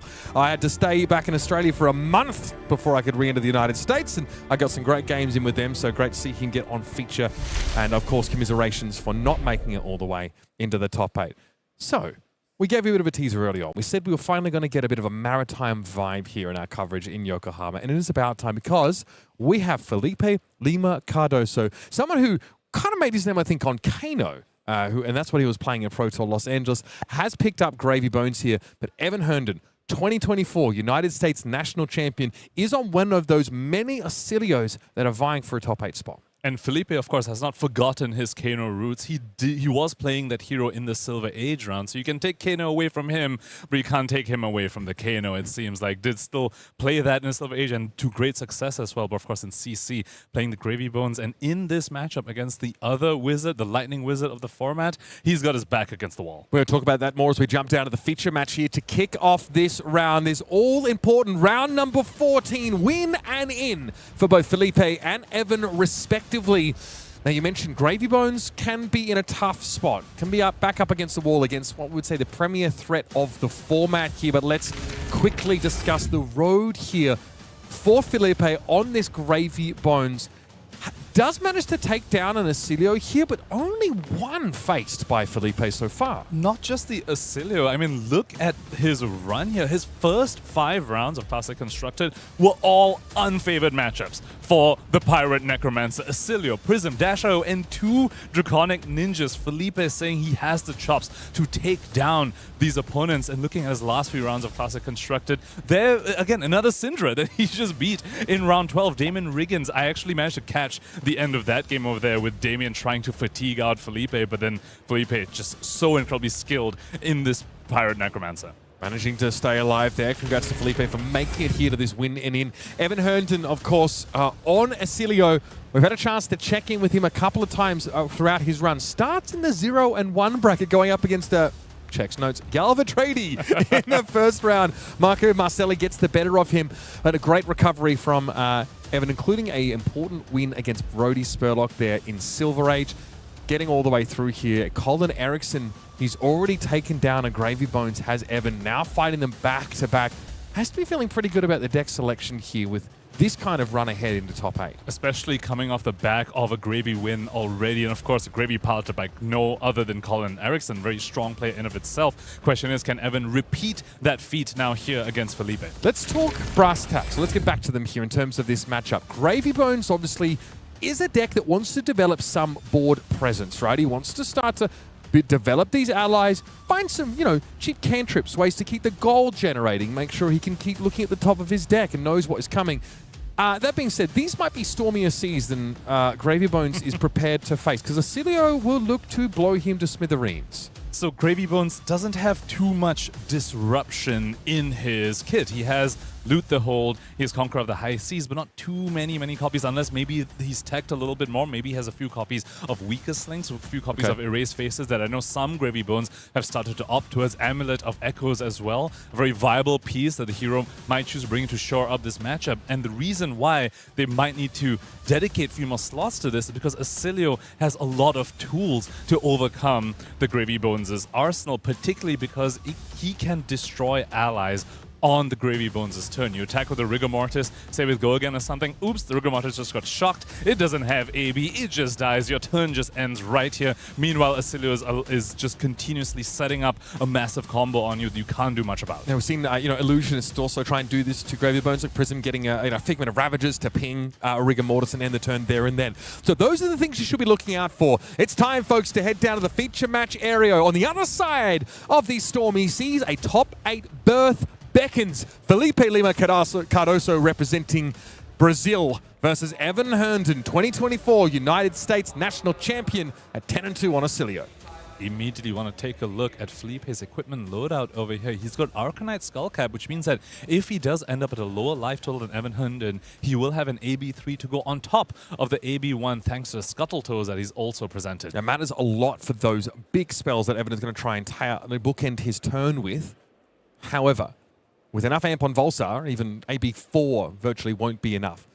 Jittery Bones here is certainly the bread and butter of what Filipe's deck is trying to do, allowing him to put an ally into the graveyard and, well, send a 2 damage attack. But we're really just wanting to fill up our watery grave. Could also deploy the Scuba, since it does cost 0. Don't know if he has the resources in hand to go ahead and attack with it. And already want to point out, that is 2 shocks from Evan Herndon headed to the graveyard. Now, these Oscillio lists are somewhere between 7 and 8 shocks, I want to say. That is quite a premium resource, especially when we speak about the potential for these shocks to destroy allies on the opponent's turn. Okay.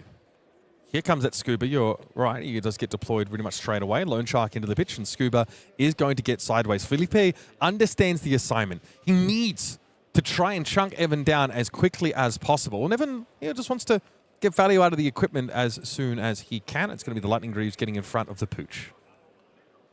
Scary to see your opponent block with Lightning Greaves this early on. Is a combo already happening? There's no way. Does have a card in Arsenal already. He did start this. He did start the game going first, just set up an Arsenal Sigil of Conductivity as well. Is that a gone in a flash? Mr. ex-US National Champion. Looks like that is exactly what it is. Gone in a flash, hits the field. Lightning Greaves already blocked with. Are we going to see the old knocker cracked? All right. Eyes on the follow-up here to this gone in a flash. Of course, Evan with the play of an instant card is going to be able to return that to his hand and continue to go. So Filipe's trying to figure out at what point he starts to commit his resources to mitigating some of this damage, to blocking maybe some of these gone in a flashes, thinking about arcane barriers, also thinking about the potential of getting mind warped here, which would be highly disruptive. Well, everyone gets to see the top card now. Not just the gravy. Blue Saltwater Spell at the top of the deck for Filipe. Oh, and this is so unfortunate. He's holding on to Conqueror of the High Seas in his hand. Just came 1 turn too late for our Gravy player. If he was able to send it on this previous turn cycle to disrupt Evan before the combo, that would have spelled a very, very different start to this game. But unfortunately, I mean, we've all been there. You draw the Amulet of Echoes, you draw your interaction piece on the turn where you're already getting comboed upon. But an unfortunate break for Filipe here in round 14 of Pro Tour Yokohama. Okay, so I think there might be an impending judge call here potentially, as Filipe's revealed accidentally the top card of his deck to Evan as well. Evans, says, I didn't see it, it's okay. And Filipe just wants to make sure that this is all above board, so to speak. Or just make sure everything is cleanly played out here. And shout out to our judges for sure to allow us to continue playing these games of Flesh and Blood with the smoothness that they should be played at. Okay. So we'll be checking back in just a moment. So obviously, when you're seeing your Oscillio opponent start to block with that equipment, you're generally expecting to see them activated on the next turn. With those Lightning Greaves being blocked with, it might be that Evan Herndon is looking to confer go again to all of his instants, which would mean action point palooza for him. Now, again, obviously it's pretty important to be able to have enough instants to continue to bounce back, your Gone in a Flash often enough. And sometimes you need to fill the hand, right? So you sort of need those sigils of brilliance here to make sure you actually have the gas to fuel these big combos. Not just instants, you also want to make sure that you have a spell to end your combo turn with. You're playing all these Gone in a Flashes again and again. You're pumping up the Volzar amp this entire turn. And on the gravy side, you saw your opponent discard a shock. So you can be fairly confident he's got some arcane spell to make use of all that amp. And obviously, one of those spells that could be quite dangerous is, as we mentioned, Mind Warp, a highly disruptive. In fact, the only disruptive spell at the disposal of that Oscillio that can really mess with the hand of the Gravy Bones. Let's jump back in here on the other side of this brief judge call. So we had a pause and play briefly, but I think it was to do with the top card being revealed. Lightning Greaves and Old Knocker both activated here, so the Electrostatic Discharge is going to give the buff to the next attack, bounce Gone on a flashback, earn an action point as well for Evan. And looks like the 4 damage from the first Gone in a Flash was just taken. No cards were blocked with. That's not a double Conqueror of the High Seas in Filipe's hand. All the interaction coming just one turn too late for our Gravy Bones play over here as he leaks 1 damage over the Gone in a Flash. Another instant played, bounce back to the hand for Evan Herndon. 3 amp on Volzar so far. Okay. Keeping it pretty straightforward. He was actually a Mind Warp that went into pitch instead of being played here, and a Glyph Power spell being thrown out instead. So it's base 4 arcane damage, but if you have a card with Sigil, it's 6. So this is quite a tall arcane attack with amp 3 off the Volzar. So while this amp spell definitely quite big, 9 damage is a healthy chunk of life total to take off from a Gravy Bones opponent. Have to point out that's perhaps not the strongest of the Oscillio combo turns that we've seen so far. That was, I think, 3 swings of the Gone in a Flash. We've seen combo turns from Oscillio come out that are way stronger than that. Evan Herndon seems to be confident that he doesn't need to do maybe a 40 damage combo turn to overcome this Gravy Bones. Yeah, he might be wanting to do it in 2 parts because he still has the Ether Bindings of the Third Age, right? That's going to be able to give you even more of that amp when your auras are coming in and out of play. See, Flash of Brilliance also still being maintained. So maybe 2 mini combos to really try and put the pressure on here. But Filipe is going to have the turn pass back to him after blocking with 2 of those Conqueror of the High Seas. So much of that disruption already gone. And here's the last copy. At least Filipe is able to use it on attack. And yes, High Tide is active. So this is coming in for 8 go again. We did open this match talking about how the Gravy Bones deck only has a few pieces of interaction. We've seen all 3 of the Conquerors already by turn 2. There's still some Luther holes around and maybe some of those more tech pieces like Weakest Links and Amulets of Echoes running around Filipe's deck. We're not fully sure. We don't have access to the deck list, but for now, this is the last board that Evan Herndon needs to contend with, and we all know there's a Gone in a Flash in Evan Herndon's arsenal. A little bit weaker once the boots have already been used, but with a combo of Sigil of Conductivity and Sigil of Aether, a playline Evan Herndon has access to is to ping himself with the Sigil of Aether, which will trigger Sigil of Conductivity, give him an embodiment of lightning to fuel the Gone in a Flash on his turn. That is, of course, if he has enough cards to keep on his turn, because currently it looks like he wants to block out this Conqueror of the High Seas. Aether Bindings and the Flash of Brilliance being blocked with, I think, yeah, once you have a Gone in a Flash tucked safely in Arsenal, and also a Blast to Oblivion in your hand. Well, he did have a Blast to Oblivion to hand. But now, of course, he's looking just to bounce this Sigil of Aether back in exchange for the Blast to Oblivion. And it looks like the ping is going towards Filipe over here. He's asking Filipe if he wants to A-B anything. It's like no is the call. Filipe drops down to 25. That means Evan does have an amp floating around. Don't think he's going to be able to use it. And want to point out that's yet another shock that's going to be hitting the graveyard for Evan Herndon. Very premium resource in this Oscillio deck. So the takeaway here, at least, is that naturally Evan's very invested in protecting that Gone in a Flash in Arsenal. Things like Blast Oblivion, they're easy come, easy go. You got those in multiple colors. And the Sigil of Aether is going to be maintained here. They got bounced back to the hand. funny interaction here. Filipe didn't have a yellow in his own graveyard to put to the bottom to Scuba's effect, and so he bottomed Evan's Mind Warp just to create the additional gold from Scuba, and also allowed him to activate gold-baited hook on that as well. So all the way up to 3 gold already is Filipe. As Gone Flash comes in, currently does not have go again. This is a little bit of awkwardness once you are post your combo turn, so to speak, where you no longer have your boots. Sometimes it's difficult to get full value from Gone Flash. We can fully probably expect something like a blink coming out from Evan Herndon over here. That's one of the few ways you can still leverage the return to hand ability of Gone Flash after you've used your boots. Blood on the water, back alley break line in hand, a chum there as well, so relatively defensive. This is an important interaction that just happened. Blood in the Water was on the stack, and Evan Herndon returned the Gone in a Flash at instant speed before Blood in the Water could resolve, which didn't allow Filipe the window to actually discard a Watery Grave card, because he is currently holding onto a chum, or even destroy the card off the top. The defense reaction never actually resolved. And as a result, Filipe doesn't have any allies in graveyard right now. He's not really been able to develop those whatsoever. Does have gold, so can activate Gravy to swap out this chum from his hand for a card off the top of the deck, which would put that ally into the bin. And chum can be quite annoying for Oscillio to deal with for sure when they are starting to, have a go again wide turn. For them to need to sink 6 to 8 damage into a chum can be quite backbreaking for them. Okay, so back alley break line and Fearless Confrontation thrown in front to block with. Yeah, it feels like there's no efficient way really for Oscillio to clear chum. It's like 2 of those Gone on Flashes need to go that way. Or like you pump something up with like an electrostatic discharge. A little annoying. Okay, not the worst. It's Oyston, Heart of Gold. Deployed here by Filipe. Fun sequence for Filipe over there. He swaps out his chum to put in the graveyard, draws an Oyston, and just uses action point to play that. Get it out of hand one way or another. But again, it's not a turn that puts any pressure really on Evan, and this is where it gets a little bit dangerous now. Evan's still trying to develop critical mass to send a nasty combo away. Sigil of Aether pops at the start of Evan's turn, asking Filipe if he wants to donate a resource to prevent the arcane damage and also prevent an amp. I have to also point out, Evan did have the option to ping away this Oyston with the Sigil of Aether, which would have given him the amp for free, but of course would also have conferred a gold token over to Felipe's side. And clearly he's saying, I'm not scared of this Oyston at all. Here comes the Fry to start things off. This is the electric head jab, folks. 3 go again. It's going to be meeting a Sunken Treasure. Looking for yellows to send away. Goodbye to that Sigil of Brilliance. That's pretty big. I think that's the only Sigil of Brilliance that Evan Herndon has seen so far, and so to remove it from the graveyard, it means that the surge effect of etchings of Arcana does not have a Sigil of Brilliance to target. There are still some other sigils in there, Sigil of Aether, for example, for Evan Herndon to get, but Sigil of Brilliance is one of the most premium sigils as a target for that card, so that is no longer available to Evan to recur back. You have to fill your hand if you're going to be having these wide turns. You need to find a way to get more action. Here's Current Funnel into Gone on a Flash, so go again being conferred to the next attack.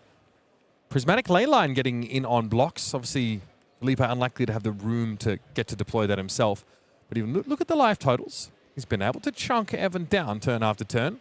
But I know this is another very blocking hand for the Brazilian. And that's a hand empty already. Is there a spell for Evan Herndon here to finish off this turn? Replay Gone in a Flash. Okay. So could Evan, if he has a 0-cost shock here, that will allow him to leverage the amp on the Voltar that's been ticking up this entire turn and bounce back the Gone in a Flash. It looks like it's just a blink. Yeah, needs to pay for Volzar is obviously the rub there. Okay, Blink gets his Gone in a Flash back anyway.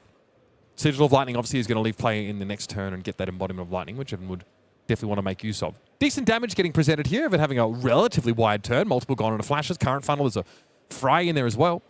He's also set up very well for the following turn because of the Sigil of Lighting over here. Oftentimes when you give Oscillio 5 cards, they definitely have hands where without an embodiment of Lightning, the hand simply doesn't function because of cards like Gone in a Flash or cards like Blast to Oblivion, which don't naturally have Go Again and don't have an easy way to obtain Go Again. Sigil of Lightning, though, helps the Oscillio on that front very, very effectively as yet another shock hits the graveyard for Evan Herndon. Are we digging for Sigil of Brilliance, maybe? I mean, Evan has so much space in this matchup. Filipe is basically letting him sculpt his hand, turn cycle after turn cycle, keeping that saying gone in a flash, by the way. He's had that over multiple turn cycles. It's been an arsenal, it's been in play, it's been bounced back to his hand. It feels like he has all the time in the world to put this together.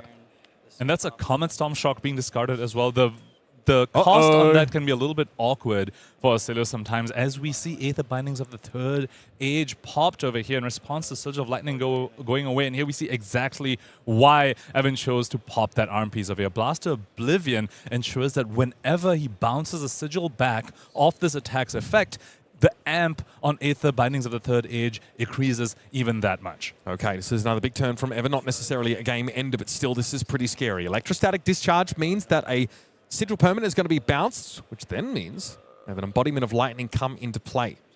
And I believe there's so far 2 Lightning cards played, and there's a Sigil of Conductivity back in Evan Herndon's hand here. Is that gone on a flash? So there'll be yet another Lightning card he can play at instant speed.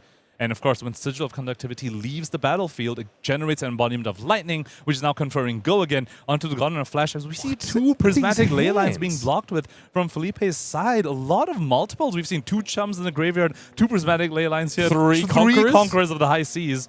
Okay, Amp 4, Gone in a Flash, return to the hand after Sigil of Conductivity is played.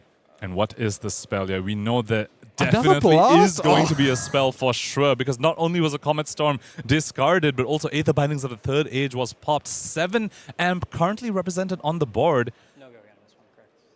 No go again on this Blaster Oblivion. So if he does have a shock, what he can do is shock, Blast Oblivion triggers, bounce back the Sigil of Conductivity, play it again, which increases the amp on the Volzar, and Aether Bindings of the Third Age also sees the Sigil leaving, gets another amp, and then activate Volzar over here for a total of, is that 10 amp? Shock for 11 to Filipe's 23 life total. Yeah, Filipe not happy about this at all. He's going to check the top card of his deck and hope that it provides him some form of solace. Sorry, bro. No anime art in your deck, I'm afraid. Check the top card of the deck. Yep, that's a card. I'll take 11. Nasty. Absolutely brutal stuff. And yes, Evan is making use of his equipment in these smaller combo turns, right? We've seen both the Lightning Greaves and that Aether Bindings of the Third Age used to power these very scary turns, very much above rate action here. And Filipe's down to 11. And that's because Evan Herndon has done an incredible job of playing this post-combo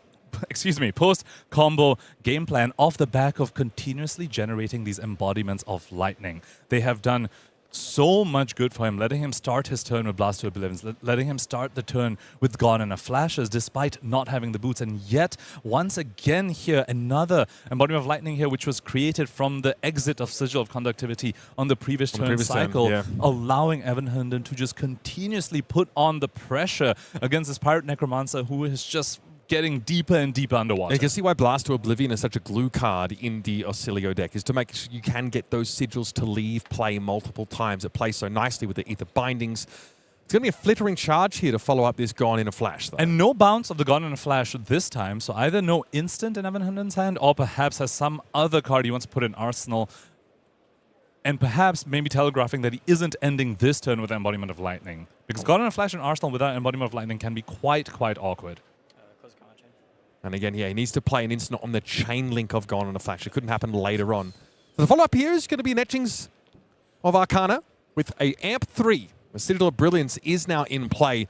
I mean, Evan is keeping the pressure up here. Finding a Sigil on this turn, getting it deployed now, also being able to use an Etchings to dig from his graveyard. This is scary. So Filipe does have AB4 over here to prevent the Surge effect, because Arcana Skullcap, of course, is on. Very and the Boots piece also give him Arcane Barrier.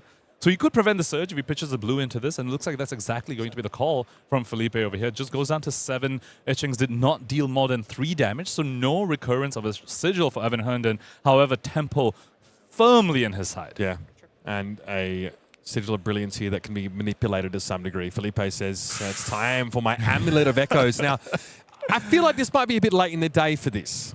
I think so too.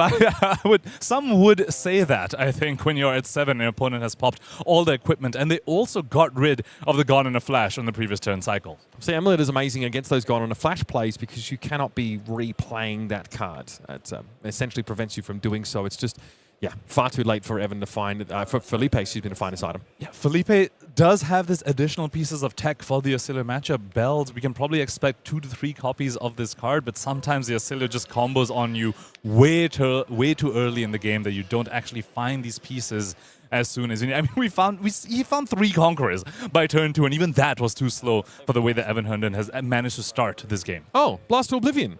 Okay. Well, Sigil of Brilliance is going to be replayed here. And there'll be the potential for that to be bounced.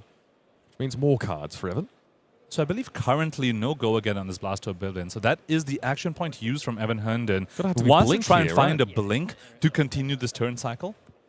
Now, of course, Blast to Oblivion with Sigil of Brilliance is a nasty combo because you play an instant, bounce back the Sigil of Brilliance, which draws you another card, and then you can play the Sigil of Brilliance once again and continue your onslaught each time of you electrifying arcane damage.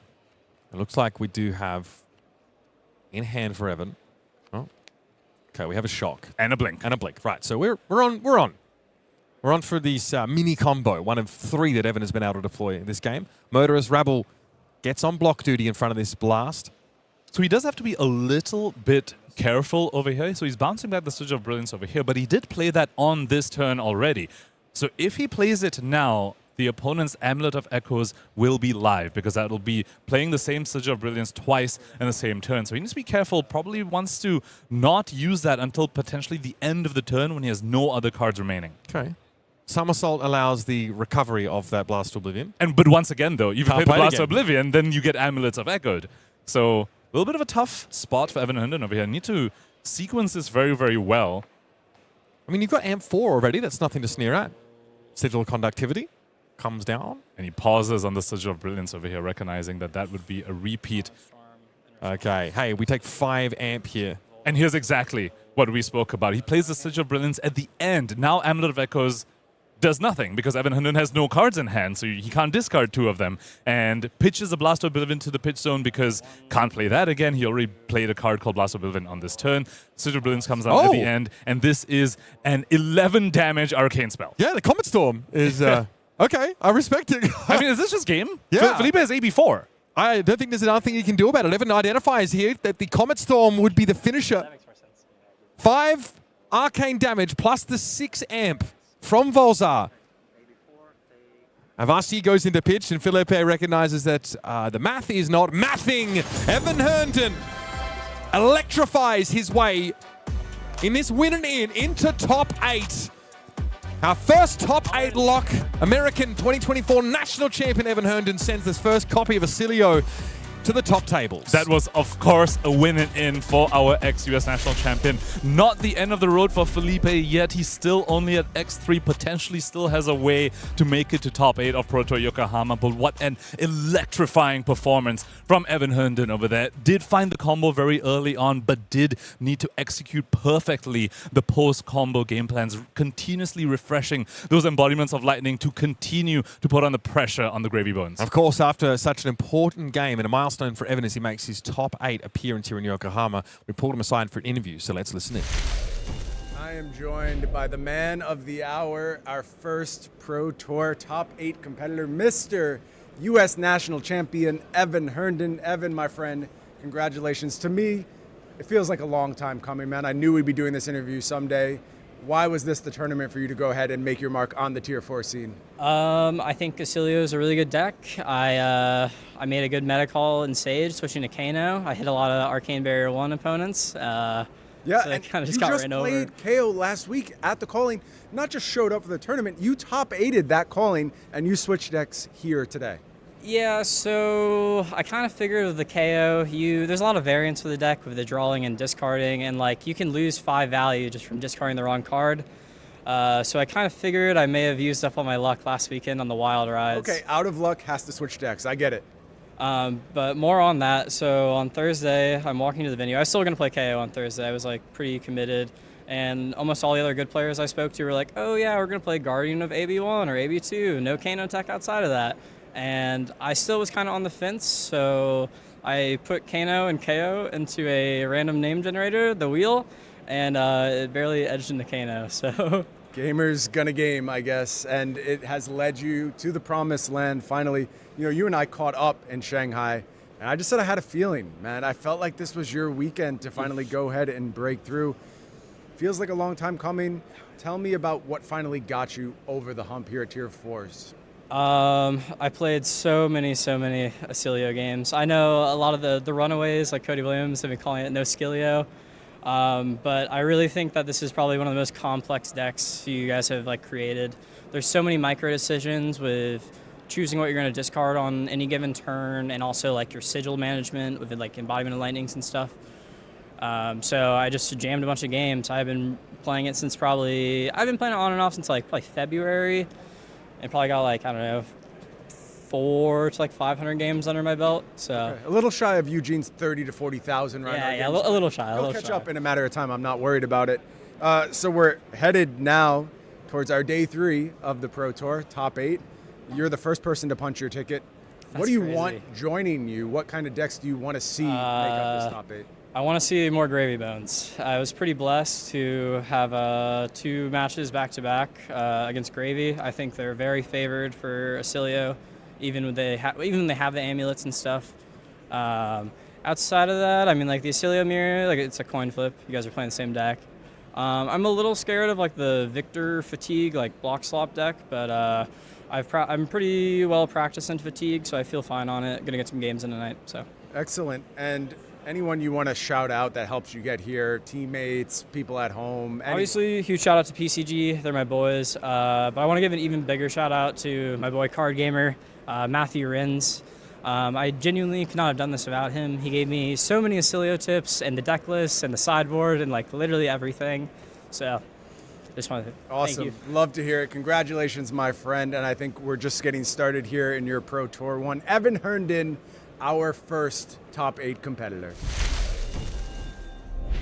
Great to hear from Evan Herndon finally making that crack into top 8 and a random number generator for decks. I respect that. That's how I pick my outfits. So I relate big time.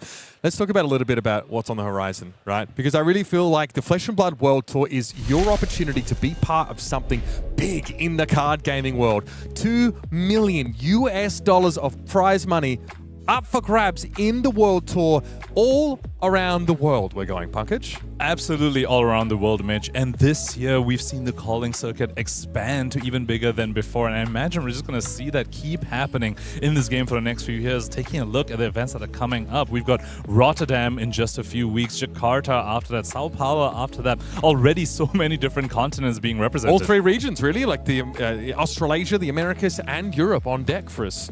And then after we head on over to Prague for the Omens world premiere, the return of Aurora, the return of Oscillio, and of course, the introduction of a new Lightning Illusionist. Following that, Auckland for a limited calling, something that happens every now and then that I'm sure a lot of players are very excited for. And then, of course, we have national season coming up, starting off with the U.S. National Championships in Minneapolis.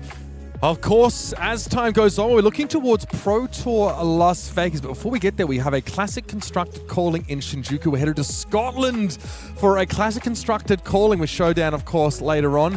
I'm looking forward to this. A Silver Age calling in Bangkok. So many things going on there. So many things to get excited about. I'm a fan of Hamburg. Obviously, in August, it's going to start to warm up there in the north of Germany. So it's getting nice that time of year. Well worth checking it out. And then we're headed off to Kansas City, which isn't in Kansas, which I found out recently, which I was really offended by, actually. I was very confused as well. The Kansas in between 2 states or something? Yeah, it's part of Missouri.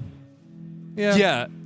Anyway, for those of you who are looking to play more Silver Age, don't forget that all of these weekends also feature Silver Age Showdown. So if you're looking to get your feet wet in this game, in this great game of ours, this is a fantastic way to start trying out some Flesh and Blood. Yeah, and also, Missouri, give Kansas City back to Kansas. Thank you. All right, set number 20, our world premiere is happening in Seoul. This is amazing. I feel like the game's really just starting to, pop up in Seoul. As someone who works a lot of esports events, I've been really lucky to be able to travel to Seoul on many an occasion, and it is unforgettable. The beer and fried chicken do go dummy hard. I'm not going to lie. It is a fantastic location to check out as you play the game and see the world. Did you do the thing where you put soju in the beer? Oh, the Somek? Well, the soju bomb? Yeah. The next day, I tried to forget about it as hard as possible. I'll tell you that much. Anyway, come join us in Seoul, guys. It's going to be fantastic. And those world premiere events always sell out early. So keep an eye out. fabtcg.com to get your tickets when they go on sale. And this is for set 20, no less. We know they're going to be cooking up something special for that. And as well, our World Championship location has been revealed as of the keynote a couple of days ago. Yes, this year we will be going to Paris, November 5th through 8th for the World Championships of Flesh and Blood. I can't wait. Paris is a fantastic location. Got out there last year, around this same time actually, and it was awesome. Might want to rug up a little bit there, but that city is absolutely beautiful towards the end of the year. Make sure you check out Paris. It's not the first time we've taken Flesh and Blood to France, and there are many French players that wave the flag and keep it aloft here, so I'm excited to see what more the French Flesh and Blood community has to offer us. I will be taking food recommendation, guys. Also, around the corner, we have some fantastic upcoming streams of course, Calling Rotterdam. On display, of course, has this fantastic package here as well. fabtcg.com/organized play is where you can find more information about it. And of course, I'll be looking very closely at sort of what the level of play is like coming off the back of an event like this. I think there's a lot of learnings to take away from a Pro Tour Yokohama like this one. And of course, we'll have Scott Mines and Gabe Shear on the mic. You're going to be in incredible hands for these calling streams coming up with, of course, Rotterdam being headed by Scott Mines and Gabe Shear. I have been really enjoying Scott Mines casting these past few months. He's been doing a lot of callings. Of course, Gabe Shear as well did a calling very recently. It's been great to listen to both of these players. Yeah, as my commentary partner in World Championship Philadelphia, I had a blast hanging out with Scott, and you are definitely, as Punkage said, in great hands. Who's this guy? I think Filipe, we just saw him play bro a is game. speedrunning the player to caster wash-up timeline. I'm not going to lie, that's crazy, bro. Obviously, Filipe, no, he will be continuing to be a competitor, but calling Sao Paulo, it's going to be great to hear him on the mic. I'm looking forward to those insights about what's going on in Brazil because there's so much passion. That community is really lively. Filipe himself, a battle-hardened winner in Sao Paulo, so, giving up the spot to someone else to perform. And I'd be remiss if I didn't spend some time talking about my good friend Bryce Platts, also one of my favorite content creators in the Flesh and Blood space. Does long-form interviews that you really, want to dig into. He dug into my past. It was quite an emotional experience actually having him go back so far. So great to hear him on the mic. He's really come into his own as a broadcaster. He's a good friend of mine. So make sure you keep an eye out for that one. Oh, I'm excited. All right, let's jump into our next game here, of course. We've got more win and ins for you here, folks, and we're keeping it nice and diverse. From Canada, we're going to have Nicolas Jamoulle at 11-2 on Victor Goldmane, high and mighty. And his opponent, hailing from Poland, Bartosz Dobrowolski on Arakni Marionette. And this is still round 14, folks. Game 2 of round 14 over here. These players playing for their win and in, not necessarily lose and out. Let's go ahead and take a look at Nicolas's run through this Pro Tour Yokohama. I want to shout out immediately. I actually managed to catch the end of this game as well. Him against Yuki Lee Bender in round 13 of this Pro Tour was managed to get the W against a fantastic Oscillio player. This Victor is a scary one for sure. That is amazing to find a result like that. That's definitely what you're looking for, is to try and disrupt those Oscillios as much as humanly possible. Let's have a look at his opponent. Bartosz Dobrowolski, 5th place in, I think it was Calling Valencia last year. So starting to get some of these pretty impressive results, but a top 8 here would certainly be the highlight of his Fab career so far. He seems to be doing a little bit of a Pablo cosplay here, losing the first 2 games of the Pro Tour and then winning out all the way. And here he is in a win and in for the top 8. I mean, Pablo Pintor did it in the first Pro Tour ever. He might be trying to do the same thing here. Charlie Yufan, he went up against in round number 12 on Victor. That guy is an absolute monster. He is a Guardian for Life type player. Had a great placing in Calling Taipei, I want to say. I followed him on social media after that and was not disappointed. He had like a 20 might turn off multiple Goldmane estates. He was one of the first times I saw that Remembrance visit the Goldmane estate, sort of late game anti-fatigue strategy. 100 might tokens hit you for 1 billion about there. And can we just talk about the ex-Pro Tour champions that Bartosz has had to go through in his run here? Arthur Trehay and Michael Fung both. He managed to get W's against both those incredible titans of this game. A national champion in there as well, Martin Bay, obviously getting the better of him at the start here. But again, he's really gone up. The strength of schedule for Bartosz has been immense. Very, very impressive. Now we can drill a little bit down into what we expect this matchup to look like. Obviously, Victor wants to be blocking, wants to be disrupting when and if possible. And Arakni wants to be going fast, wants to be trying to sneak damage around these blocks here, try and deny Victor some value, make sure he gets marked up and punished. There's been quite a bit of evolution that has happened in this matchup in the past few months. At the beginning, Victors were definitely struggling in this matchup because Victor's not really known for employing those defense reactions. They are very much more inclined towards those block cards, and against an assassin that plays at a reaction speed, you definitely want to leverage those defense reactions. These past couple of months though, Victors have started adding the 0 for 4 defense reactions, even some staunch responses as well, which has given them a much more game in this matchup. But overall though, because of the propensity to want to block, they do end up exposing themselves to Tarantula Toxin, and if that happens a few too many times in the game, the Arakni can definitely just run away with the game. Interesting that you say that, because every victor I've ever run into with Dorinthia has had about 42 defense reactions. So yeah, That's a skill issue, I think. Okay, maybe I just brought her in at the wrong time. Let's jump into the game, folks. It's Victor Goldmane versus Arakni Marionette. Nicolas Jamoulle versus Bartosz Dobrovolsky. It's a win-in for these two. A top 8 berth, a top 8 debut here at a Pro Tour for both players is on the line. One card that Bartosz is going to be looking out for, or going to be a little bit afraid of, is Test of Iron Grip, the upgrade that Victor Goldmane's got in Mastery Pack Guardian, which ensures that if they win a clash when the card is blocked with, the loser of the clash needs to discard a card. And that is a very strong counter to the attack reaction speed that this assassin player likes to play at. All right, flip of equipment here. Nothing out of the ordinary. Flick Knives, Mask of Deceit, Black Tech Whisperers, and of course our final Spring Tunic. As Bartosz is expecting a slightly longer game. I think Nicolas Jamoulle would certainly enjoy that. He'll be starting with the Crown of Dominion, less block in the head slot, but of course starting with that gold on board, plus the Auric Aegis, meaning that functioning, there's 2 pieces of gold already for Victor. Which means that a visit the Goldmane estate that's in his hand and about to be deployed will immediately create 3 might tokens for our Victor player. Also holding on to a Golden Sun as well, so has yet another payoff for the gold that he starts a game with on the following turn cycle. What, you mean gold isn't the payoff? Well, with Goldmane the estate, it actually is though, because each gold does confer each might token. Sorry, Olympia players, I had to. Anyway, 3 might tokens obviously to be generated here. And again, that evasive damage is going to be pretty important to try and sneak through. But I don't know how much Arakni Marionette is going to be blocking. Golden Sun, not a particularly disruptive attack action.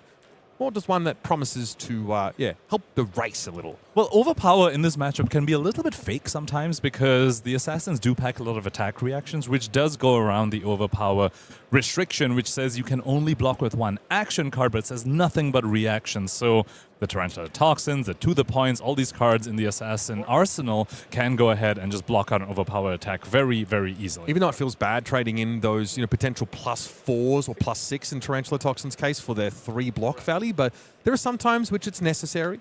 Bartosz has a pretty blue-heavy hand, so a chance to filter here is pretty big for the Marionette player. Blocking out a hammer and trading it in for 2 reds, that seems pretty good. Well, sometimes going second, you do want to keep a blue, because one thing that Arakni Marionettes want to do very early in the game is swing a clave to mark the opponent and flick the other one so that you free up a dagger slot so you can put a Graphene Callistra over there. But the reason Bartosz decided he doesn't actually need the resources on this turn is because he's found a Kiss of Death. Ah, that's pretty good. Which can do functionally the same thing. It's an attack you put on the combat chain, flick the clave, still free up the slot. Of course, this does mean that if the Kiss of Death hits, and Bartosz does go for the flick on the Hunter's Clave, the opponent will not be marked at the end of the turn, which can be a little bit awkward if you're trying to use the Mask of Deceit to flip into Orb Weaver Spinneret. Now, Bartosz does need Nicolas to be marked here, because otherwise this Kiss of Death doesn't have go again, or the +1 that would need to get over. But Tested Strength is going to cover it up.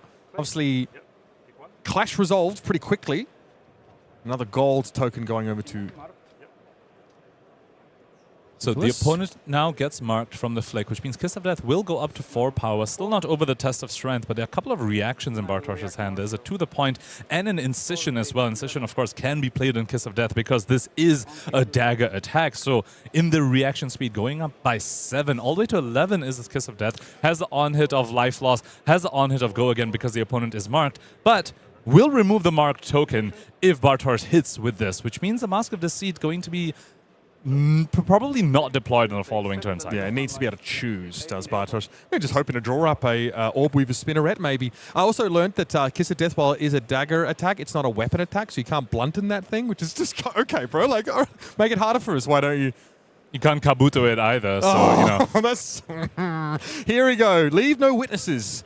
I've been told I won't be upset about Warrior by the end of this year. I have that on good authority, so don't worry, folks. It's going to get better. I mean, I don't know how good of an authority that is, but yeah, I was there when that was said as well. There we go. Pumpkin seal of approval. I'll take it. Leave no witnesses. Okay, so here it obviously is threatening Nicolas's arsenal. The test of strength got thrown out, and obviously when you generate a goal by winning the class, you functionally replace that block card. So Nicolas still has 4 cards in hand, and we are shoving our equipment in front of this. We want to keep a big hand. Of course, plenty of armor available to these Guardian players. No reveal of the Iron Fist Revelation, so not a crush card in the arsenal to benefit from the +1 counter that the arms piece would normally offer. 3 mites pop. Nicolas, not much he can do about the sort of heavy reactions that came out of Bartosz here. He just has to take that damage. You mentioned Victor's pretty light on defense reactions normally. Oh, wow. Another visit to the Goldman Estate already. Just rolling these might tokens turn to turn. He has 3 that go this turn. We're up to 4 gold. So obviously we're going to create, even more might tokens behind this. 5 will be created for the following turn cycle. And remember, because the Kiss of Death hit, Nicolas is not marked here. Yeah. So unless Bartosz has naturally found an Orb Weaver Spinneret, might not have access to the Graphene Kalishra that would be awkward. For a little bit. I have to point out, though, this +3 damage and the +2 in the Golden Sun as well that's currently being deployed does leave Nicolas open to Inertia Trap. Inertia Trap, yeah. And he's currently holding on to some cards unless he's got a Pummel, which actually I think we did see on turn 0. I believe the Arsenal is a Pummel, so the Inertia Trap won't actually send any cards to the bottom, and Bartosz might be a little bit disappointed by that. All right, 13 overpower. Now, Bartosz putting 2 cards in front already indicates that one of them is a reaction. So he probably wants to try and limit the amount of info he gives to his opponent if possible. Anything you do that gives hints like that is generally to be avoided. Black Tech Whisperers here can do some blocking if needed. Like we mentioned, Mask of Deceit shouldn't be reached for. Leave no witnesses. Oh, dear. Oh, buddy. Well, how about 17 overpower, you discard a card, and I do the hokey pokey and turn around. 17 currently against the defense value of 3 from Leave No Witnesses. Going to get bumped up a little bit by this Inertia Trap, but the Inertia token itself will not be doing very much here for Bartosz. So just an extra 3 block here. 6 to the 17, going to be leaking 11 and needs to discard a card to boot. Has found another copy of Kiss of Death, a premium dagger attack that has both stealth and is a dagger. Very strong card for these assassin players to add their reactions to, but we'll probably need to wait another turn cycle to see that come out, because currently he's taking a little bit of a beating. Okay, and this is going to give Nicolas a bit of room to play with. The thing is, if you're a Guardian, sometimes you don't always have the ability to convert every random group of 4 cards you draw up. Well, that's where gold is the payoff, baby. Just use that to dig further until you find a threat to go along with the 5 Might tokens that he also generated on this turn. If you can find something disruptive and just keep this train going, Bartosz might not find the space he needs in this matchup. There she is. Double Ripple Away in the hand here. It's Thunderquake and another blue attack action. So nothing super exciting to send alongside these 5 Mites, but like you mentioned, there's the potential to be digging for them. Are we going to start seeing some gold being popped? Are we just going to send a Macho Grande for, what, 13 Dominate? Doesn't suck. I mean, in terms of the damage race. Ooh, Under the Trapdoor. Pretty cool pickup for Bartosz over here. Has the Inertia Trap in the graveyard as well. And the opponent has 5 Might tokens popping. So the Inertia Trap effect will be live unless Nicolas is able to convert the entire hand once again, which we know it's a little bit difficult for him to do. And here we're starting to dig. All right, first gold token activated. What do we get? I think it was another Ripple Away, Mitch. Okay. Because he pitched a Ripple Away and has 2 Ripple Aways once again in his hand. That's a card that's a little bit innocuous, but actually has quite a bit of impact in this matchup. Yeah. If the opponent plays Orb Weaver Spinneret and you discard Ripple Away to just fully stuff the creation of the Graphene Kalishra token, that can be very, very impactful. Not when you have all the tempo in the world, though, as we see another Ripple Away hit the pitch zone. And again, we've already seen 2 Visit the Goldmane Estates played here. So, Nicolas not too worried about losing value off that sort of power modifier. And you found a blue Cranial Crush off the top. Just Guardian things. We've seen Victor struggle with all red hands before in this very tournament, and here Nicolas facing the other side of the problem, all blue hands. Cranial Crush, relevant on hit in this matchup if you're going to be going up against Save a Bloodshed, but only if you're marked. Let's see. And Bartosz has to be happy seeing the opponent tank like this on 5 mines popping. And you know they've dug a little bit as well for the goal. The start of the game didn't go very well for our Marionette player. You know, there was back-to-back visit to goal main estates here, so a little bit of a break for him. And that is a very funny pitch zone. Yes, well, not how he drew it up. What is it with Victor players and getting the most ridiculous hands over the course of this tournament? Just Guardian things. And Bartosz happy to see 3 ripple aways hit the pitch zone. That means he knows for the rest of this game he can play Orb Weaver Spinneret without the worry of getting blown out by that card. Under the trapdoor here, though, can go ahead and get an Inertia Trap from the graveyard. Though, when you see your opponent break a little bit, this Inertia token probably doesn't have that much value, but you might as well just go ahead and do it. Just don't let them arsenal anything at all. He could have heaved the Thunderquake that he has. Actually, wait, hang on.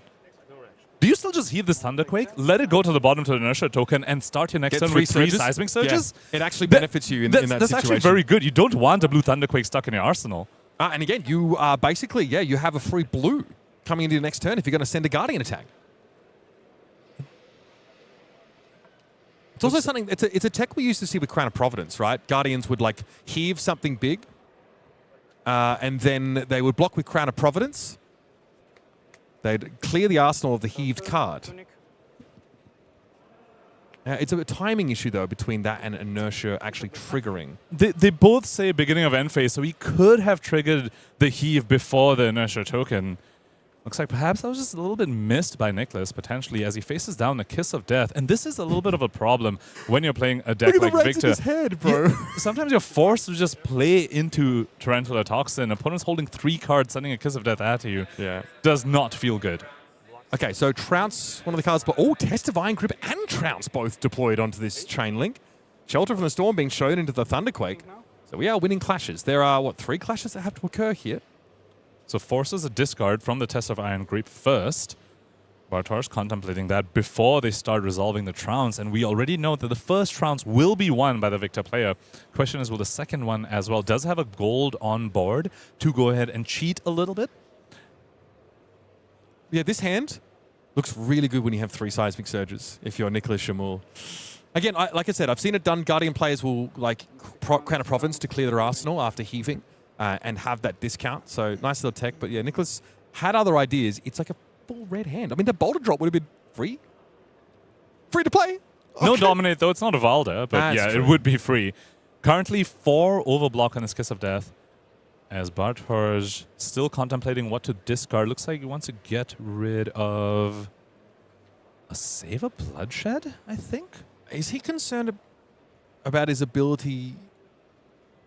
I suppose, look, if he hasn't played Save a Bloodshed at the start of the turn, then probably not expecting to make use of it here. He's holding onto a blue and a Stains at the red back. I think he really wants to swing this Clave. He really wants to try and get Nicolas marked at the end of this turn so that he can use the Mask of Deceit to flip into Spinneret.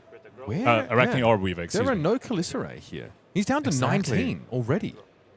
Being forced to discard cards, losing obviously the battle to Trounce. And the Trounce is one which did draw Nicolas a blue. So he can actually go ahead and resolve the Boulder Drop that's in his hand. So his turn did get a little bit saved by the draw of the Trounce.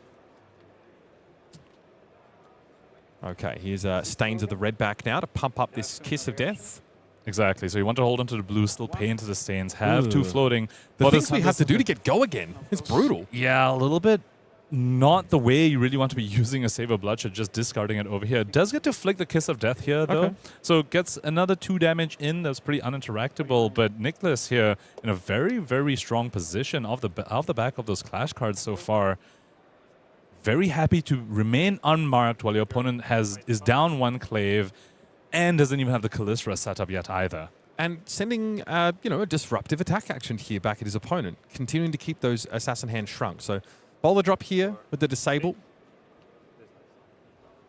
Coming in for 8, which means that just a 3 block and the Black Tech Whisperers does not prevent the Crush effect. That 1 Might token doing a lot of work here for Nicolas, ensuring the Bartosz either needs to give up the helmet and randomly transform into something or give a full extra card from hand. Yeah, it's funny. 1 Might token seems really innocuous in most cases, but when these breakpoints are so crucial on these disruptive Crush attacks, all of a sudden the math is very much modified.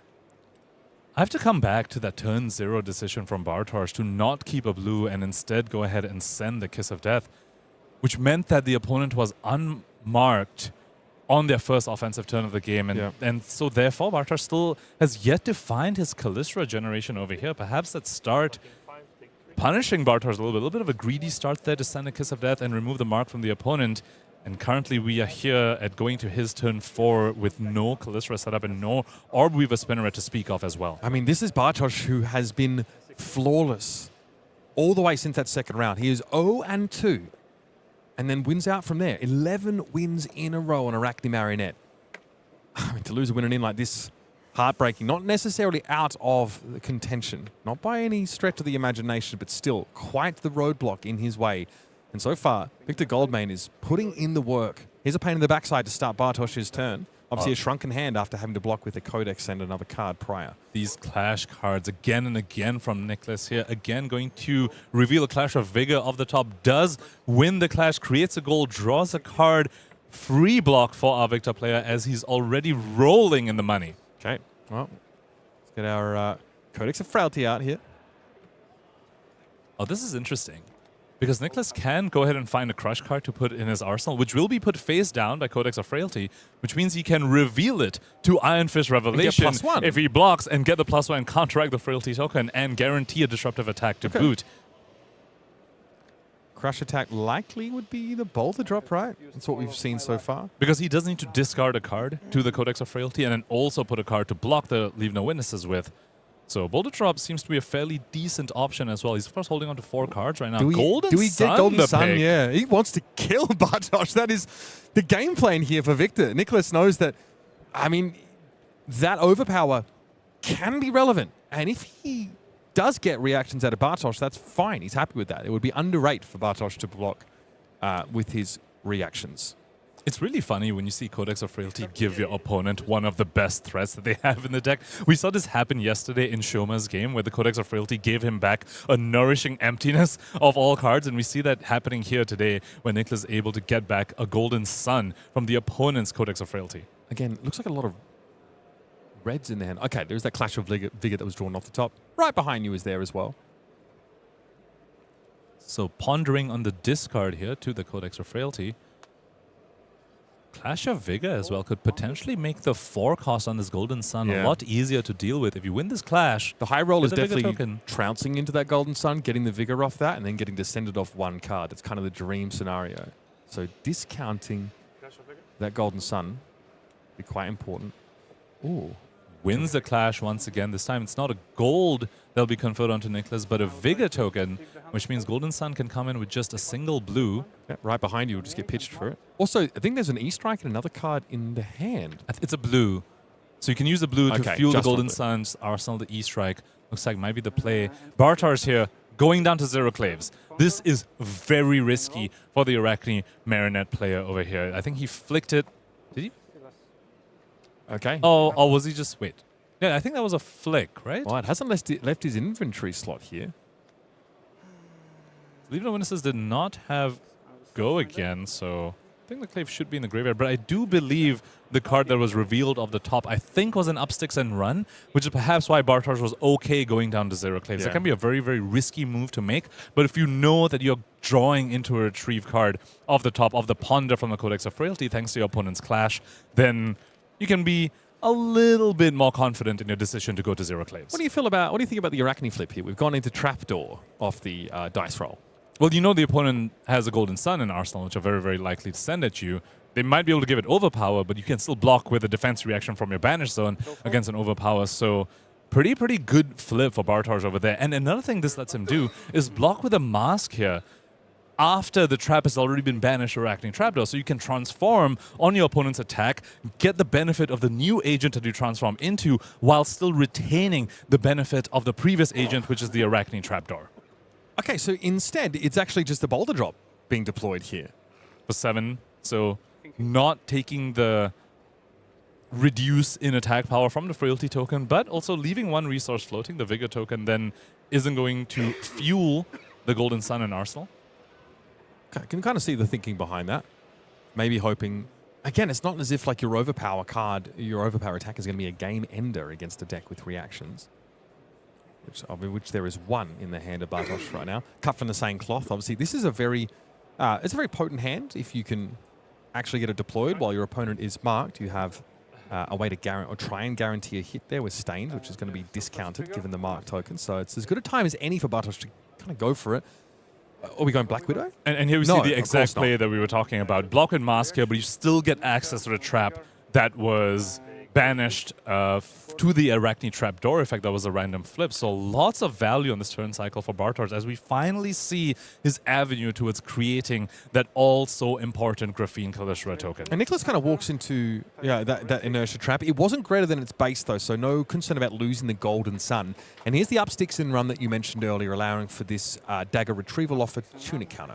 Oh, this could be a very, very strong turn from Bartosz over here. You can discard to Orb Weaver's effect to create the Kalishra token, and he's got a bunch of dagger pumps, a bunch of front dagger pumps, very important to note. Save a Bloodshed, the up six that was just played, and the cut from the same cloth in hand as well. You can play all of them out and then play a Codex to grab Kiss of Death, which will get the benefits of all of those effects. Although you could maybe start with the Kalishra token, start with attacking with the Kalishra instead they're going to create, so that your Save a Bloodshed is potentially threatening a draw on that, plus the Kiss of Death that you're going to follow up with. Yeah, 2 attacks that threaten a draw might be the way you want to go here. Look at these front pumps. That is disgusting.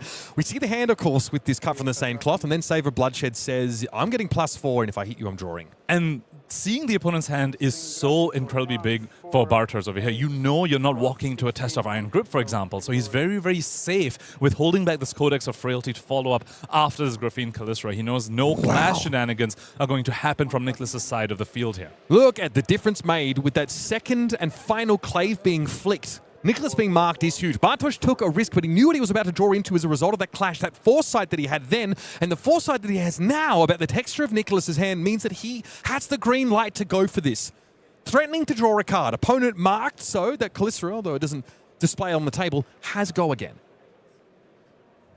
Fantastic sequence of events for Bartosz this past turn cycle. Really, the flip into trapdoor was so important for him to just conserve an extra 3 life, and as you pointed out, the foresight to flick the Hunter's Glaive to go down to 0 claves. It was risky, but he knew he'd be drawing to up sticks and run, but then it left the opponent marked, allowing him to block with Mask of Deceit, to turn into Orb Weaver, and this is why getting the Kalishra on the field is so important for these Arakni builds. All these dagger pumps going on this Graphene Kalishra, threatening a card draw as well. Right behind you, blocked here, which does allow Nicolas to have a look at the top card of his deck because it's defended with another card. I think I saw a red boulder drop there, so nice to have some, advanced information about what we're clashing into. But still, that was a massive hit from the Graphene Kalishra. A card drawn here. Yes, Nicolas is no longer marked. Well, now he is once the again. Reaper's Call? Because the card drawn was a Reaper's Call. Bartosz decides to immediately discard it to just guarantee mark the opponent as he plays out this Codex, finds a Leave No Witnesses. Better to go for something disruptive than the Kiss of Death that we speculated earlier. So interesting call by Bartosz over there. I believe the Hunter's Clave hadn't been attacked with, so he could have pitched the Reaper's Call to attack with the Hunter's Clave instead of discarding it, perhaps valuing the guaranteed mark rather than allowing the opponent the option to block out the Hunter's Clave. I mean, it's a safe guess without knowing what Bartosz is drawing into. Knowing that his opponent is marked up is very important. Okay. Yeah, just demonstrating that his Arakni will not be flipping now.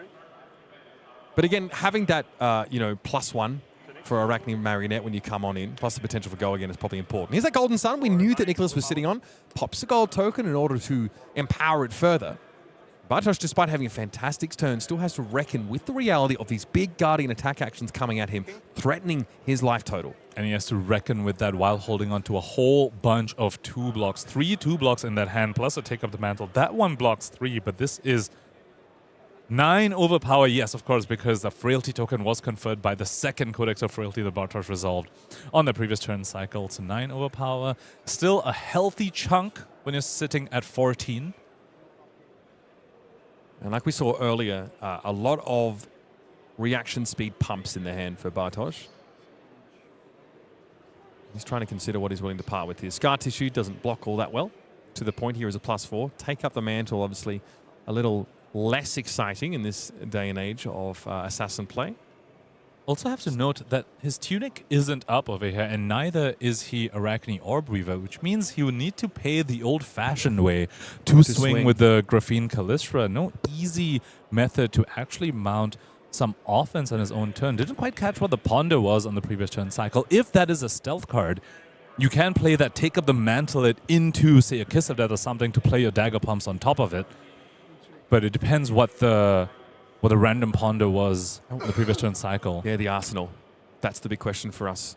Having something to follow up or to proceed a dagger attack could be really important here for Bartosz. Is it worth taking, the lion's share of your health and damage for? Can we get a peek at this arsenal? Pitching for Graphene Calistria can often feel so really, really bad. That's why Arakni Orbweaver is one of the strongest agents. It's not just a creation of the Graphene Calistria token, but it's also the ability to attack with it for free. Yeah. Shelter. Okay. Decent find here. That means that we can maintain most of the hand, or we can start to pay for it. Yeah, some heroes have to get 3 Filthy in order to attack for free. Just putting it out there. Don't remind me, Mitch. It's fine. I'm not bitter at all. I thought Fang had a really good Arakni Marionette matchup, and then I was very quickly reminded why the Assassin class actually seems to be very, very well equipped. There was a time where, Fang Gang thought they were good into the Assassins. I think into the Slippy they felt like okay-ish. Yeah, it's not about now. Cut from the same cloth. Let's have a look. Ooh, Test of Iron Grip spotted in the hand straight away. So now Bartosz knows he's walking into potential discard. And so, I don't know, maybe you just want to try and... It's hard to play around a discard on block effect, really. He's holding 2 attack reactions. If he had a bunch of front pumps, he could have played around it, but he's holding onto it to the point and the scar tissue. So unfortunately, unless he doesn't want to attack at all, will need to walk into this discard effect. And sometimes that's just what you have to do. Or maybe you hope the opponent loses the clash. That can happen. Play to your outs, as they say. So just cut from the same cloth right now. Obviously, there's a yellow in hand. Is Bartosz really thumbing the clave here? No.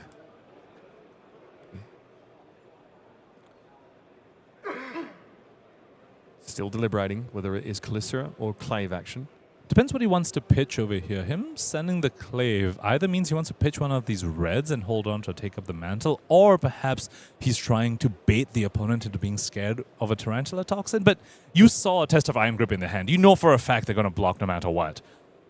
So trying to bait them into a T-Tox play, I don't know, they're going to block regardless. So question is, what do you want to pitch over here? That seems to be what Bartosz is contemplating. An important decision at a very critical juncture in this game. Bartosz, who's been gifted some extra information now, knowing what he's walking into, almost makes these decisions harder to make. Take out the mantle pitch for the Graphene Calistria swing. Still pitches the yellow. Oh, of course, gets a +1 because it's a stealth attack. So that was the other factor. Yes, the opponent is marked. So Bartosz getting a +1 decides take up the mantle, not worth keeping on to. But does have scar tissue to ensure the opponent remains marked should this Graphene Calistria hit. Yeah, presumably that's going to stay in the hand. To the point, it's just raw extra damage. Good rate, don't get me wrong. +4 and a reaction.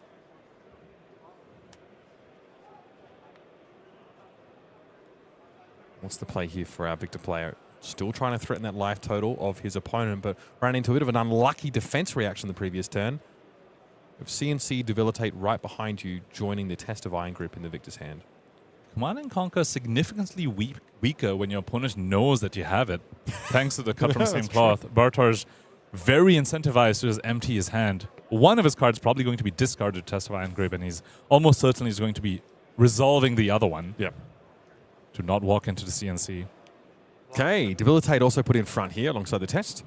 Clashing. Ooh, that is a miss. Oh. So Victor going to be triggered here, destroying a gold, gets to cheat a little bit. Come on. Come on, what is it going to be? Oh! Test of Strength off the top. That's 2 clashes lost, or rather drawn, I guess. The point is, the Bartosz gets to keep his whole hand now. And again, without Nicolas Jamoulle having these instant speed, defense reaction, rather, Bartosz gets to throw both of these on top of the Calistria. Bumping it up all the way to 13. Lucky break for Bartosz over there. Make no mistake, his back was against the wall. Victor losing a clash, or rather drawing a clash, is exactly what he needed over here. Sends Nicolas all the way down to 12. And thanks to scar tissue, Nicolas is going to remain marked, which means Bartosz will now be able to randomly flip into an Agent of Chaos. What does he get here? 2. That is Funnel Web. Okay. We have the ability, I guess, to go after the Arsenal. which now incentivizes Nicolas to send the CNC and not Arsenal. That you could have imagined that since Bartosz emptied his own Arsenal, Nicolas would have said, okay, I'll just swing a hammer here, Arsenal my CNC. But now that the opponent's funnel web, Nicolas would probably say, okay, fine, here, I'll just send my CNC at you, which is a really, really funny interplay that we've seen happen these past 2 turn cycles when the Arsenal destruction on the other side is face up for you. Both of these players getting a bit of extra information to inform their decision making. Bartosz might be looking to count the test of iron grips left in the deck. He's also probably pretty pleased to see that the trouts had to be bottomed. However, the top card is the test of strength, though. So you know Nicolas is going to draw into a very strong block card. And that one, you know, likely he might win it at this Probably point. going to win the clash. We've seen quite a few clash cards already. Still has a gold token available as well to cheat on that one too, to perhaps near guarantee that he'll get to draw a card off of it. In the Marionette's hand, Tarantula Toxin finally makes its appearance. Orby the Spinneret. Obviously, we need a pitch card for a Callisto swing. Tunic still not up. 2 more turns before Bartosz has access to that. Yeah, that would have been really nice. And now we're reckoning with the prospect of going to 3, is Bartosz. Obviously, Black Tech Whisperers can find a place to block, but you really want to hold on to that as long as you can, especially if you're caught short on reactions in hand and you're facing a Golden Sun or something that is otherwise evasive. I wonder whether he's considering perhaps taking a little bit more of a defensive stance here. He knows the opponent is drawing up a block card. He knows that his Tunic isn't up yet either. So pitching to Callisto feels like a little bit of a weaker proposition. No blocks? No, goes for the aggressive line here, taking the full 6 Bartosz down to 3. Okay. I don't know about the defensive stance, Punkage. I'm going to be honest. So he's going to walk right into the opponent's test of strength. This is an aggressive gamble from Bartosz. Let's see if it pays off for him. Yeah, the fact that Nicolas is going to be able to potentially overblock this first attack, knowing he's going to get to replace that test of strength that he blocks with. Golden Sun is up here, but that is a lot of reds. Once again, the curse of not drawing enough resources strikes our Guardian player in the coverage area, but test of strength could bail him out. We've seen that happen in this game already. Nicolas. I'm not going to lie, though. It's been more like brick to Goldmane these last couple of days. In general. One go again. Just because one. the opponent is marked. Just one. Don't worry about it. Don't worry about it. It's a Kadachi. It's exactly. Virtually a Kadachi. Okay, T-Tox on top. Ooh, that's a good hit off the top. Not only is that a blue, it's also a thunk, which means he'll create a might token as well because it was revealed to win a clash. Now, Bartosz is sitting on a Tarantula Toxin of his own, so at least he gets some equity back for this test of strength being available. Incision, Scar Tissue, Tarantula Toxin. So this Pretty goes nice. up to 10, I want to say, against Nicolas's 4 now. So 6 damage coming over. Okay, not too shabby at all. We get to reduce the blocking potential of Spinal Crush. Solid damage. I want to see the card draw here. Oh, it was a thunk. You mentioned that. Sorry. So crucially, Nicolas was able to find a blue. Take 6, says the Canadian. Once again, remains marked as well thanks to his Scar Tissues. Bartosz has been able to continuously, in a recurring fashion, keep the opponent marked. Now, we know what's on top of Bartosz's deck. We just flipped it from a clash. It's another Tarantula Toxin. I see Kiss of Death in the hand as well. Under the trapdoor there. Okay, well, anyway, the Golden Sun. A gold token being spent. This is very, very scary. And that was a little bit of the risk when you go down to 3 against an opponent that has evasion in the form of overpower. Now, of course, Arakni Marionette, we've already seen this happen this game. These attack reactions can be blocked with on overpower. We know he's holding onto a Tarantula Toxin as well. I believe I saw a Relentless Pursuit in the hand as well. So those are 2-3 blocks he's allowed to put in front of his overpowered attack. The question is, does he have even more reactions on top of that? Yeah, really. And again, we're coming into a Tunic turn that would fuel the swing of the Callisto, essentially giving Bartosz that extra card when it comes to pitch fodder. He's at 3. He needs to find a way to cover this for 9. And Bartosz has a really potent combination in his hand. He's got Kiss of Death alongside the Tarantula Toxin. That's a combination that these Arakni players dream of, and unfortunately going to need to put some cards for defense against his overpowered Golden Sun. The other card he has access to is also under the trapdoor, by the way, so we'll be able to dodge lethal on this turn. Yes. Has a reaction form of Tarantula Toxin, can get a reaction with Under the Trapdoor. As long as he has another trap in the graveyard. The first inertia trap was, of course, sent to the banner zone. Not entirely sure if he has another one, but if he does, that'll be a way for him to survive the overpower. I think we've seen 2 inertia traps so far, I want to say. Or was it the same one played twice? Could have been, because it's not the first Under the Trapdoor that we've seen this game. Bartosz, to make it very clear to you, may well be dead in the water here. Or he'll be forced to give up Flick Knives and Oh, Tunic, Flick which Knives. is not where you want to be. Because currently we know he can easily block 7 with one of the actions and the Tarantula Toxin. T-Tox and Kiss That's a pretty good little 2-card play, though, won't lie. Exactly. But he might be forced to give up a T-Toxin. And the question is, does he have another trap in the graveyard right now for the Under the Trapdoor, or will he be forced to give up some equipment? Tough decision, but potentially the most important of Bartosz's tournament. Giving up T-Tox feels so bad when your opponent's at 6. It's like a 2-card 11, right, with Kiss of Death, potentially. Oh, man, that is... Well, now he wants to be defensive. Okay, so we did have the other trap there, of course. Okay. So it goes down to 1 then. Inertia token, once again, not going to be doing anything. Do we just ship the turn back here and hope that our opponent doesn't find more evasion? We've gone through a lot of these Golden Suns. One nice thing about having Tunic up when your opponent's marked and you're sending Kiss of Death, though, is that if they let the Kiss of Death hit, you can Tunic into Callistra and then flick the Kiss of Death afterwards. So you're basically forcing your opponent to block 4. And so unless they find a block 4 card, they'll be giving up 2 cards for your 1 card. So I think that's going to make this a very attractive proposition to just send the Kiss of Death. Visit the Goldmane Estate here. Enlighten Strike, Red Debilitate. 2 blues. Plenty to work with. And Nicolas, Jamoulle is about to come into a Tunic turn as well. Might be forced to give that up if Bartosz decides to send the Kiss of Death. That'll be a way for him to cover up 4 a little bit more easily. Quick dodge flex is never touched in this game. Oh, he just passes? Yeah. Okay. Respect it. Hoping that Nicolas can't really convert this hand. That is brave, considering there's an E-Strike and a blue, or 2 blues in there. Little does he know that Nicolas could be very easily able to convert this hand. E-Strike go again into a 4-cost Crush Guardian attack as well, thanks to the Tunic counter that's going to be coming turn. up. Oh, God. Bartosz had won. I mean, you can do the math. It's going to be very, very difficult for Bartosz to prevent this. And yeah, like that equipment might end up getting chewed up.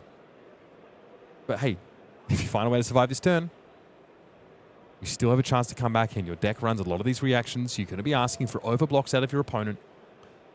The threat of Tarantula Toxin, even though we've seen 2 go already, will still be in play.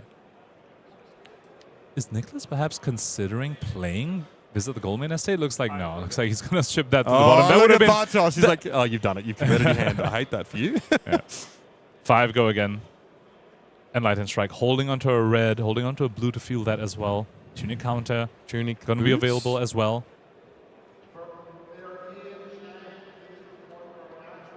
Remaining in the hand, some pretty potent weapons. But if the Tunic goes here, you have to pitch to pay for the Callistra. You have to feel for Bartosz there. He was waiting for the Tunic counter to come back online to do something a little bit more impressive, but unfortunately forced to use it here on defense when it was finally back online. And there's more where this came from. And Bartosz, he knows. Staring down his opponent with 3 cards in hand and a Tunic counter up. There's plenty to be done. Tunic counter floated, and there it is. The debilitate to follow it up. And Bartosz has exactly 8 block in his hand over here. Will be forced to just give that up and ask Nicolas, can you do that again? Yep. This time has used 2 block on his equipment as well. So did not come away from that turn cycle scot-free, even though he's alive at the end of it, only has 1 more block remaining. I think on his armor. Living at 1 against E-Strike Debilitate is an achievement in and of itself. But here, Nicolas, I mean, there's a pummel to hand. That is terrifying. It's a pummel and a Golden Sun, Mitch, with 2 blues to go along with it. Pass priority is the call. Nicolas says, please do. You are going to return to the brood, though. And I think we might be seeing the emergence of our second Pro Tour top 8 competitor here at Pro Tour Yokohama. He's got everything he needs, Pankaj. Here comes the Golden Sun. Easy to pay for that, and you will never believe how many resources are floating here, guys. 2 in pitch, card back in hand, looking for a classic finish to honestly a meta-game defining matchup. Bartosz here trying to find a way to reckon with Overpower, trying to find a way to get 10 block there, and I don't even know if the pummel's going to be necessary. I think he was muttering, "Oh, do you have the pummel over here?" He's asking the opponent. Yeah, look at him. The wry look from Bartosz. Okay, so 10. 10 too. So I guess winning 10 in a row was my limit. Oh, unfortunate for Bartosz. Remember, he's not out with a loss here. He's still in the competition. But again, taking losses earlier on the tournament can hurt you on breakers, to be fair. Still, his fate is not sealed just yet. A bit of a Cinderella run and tough to run into the brick wall of brick to gold main. Here it is, flick knives put out in front of Codex, gets there, stains, that is not enough. Nicolas says, is there anything else? Should we just play it out now? Yeah, here's the pummel, and he reacts.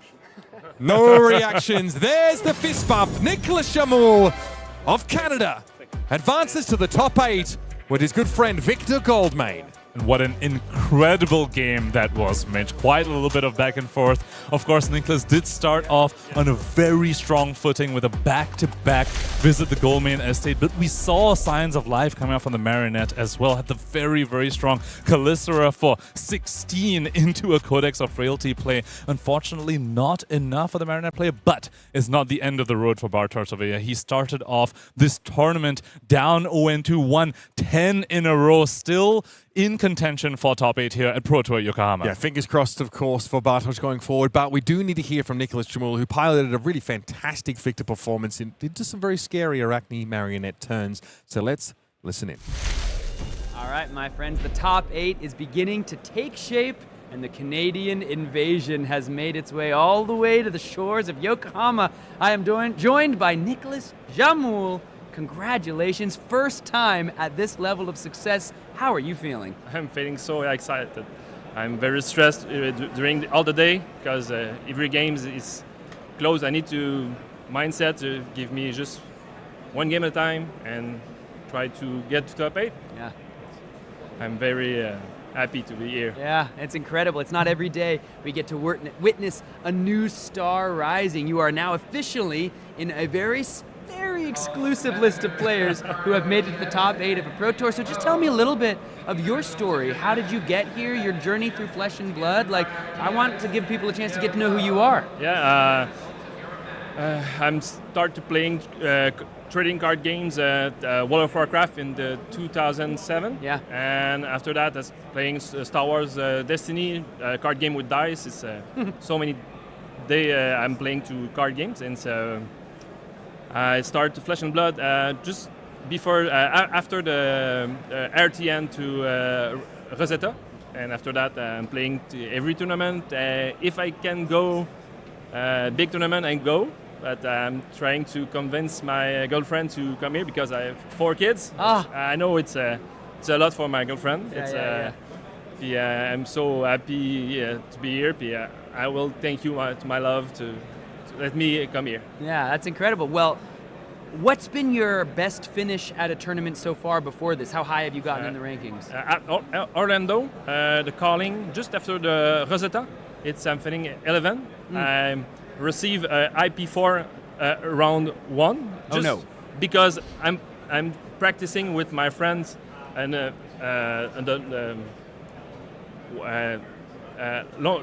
the tournament, but we don't see and don't hear the call. The surround is. Yeah, it's at 1,000 people for this calling, and when I check, hey, the pairing is already on.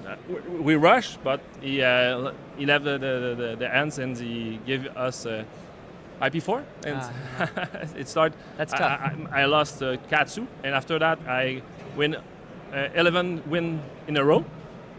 And I lost to Michael Hamilton, and I lost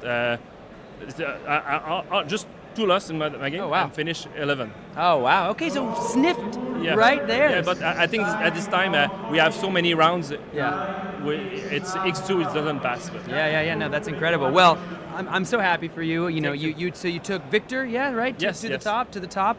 How you feeling about the top 8? You see in the top tables. How you feel about the pick of Victor in the tournament?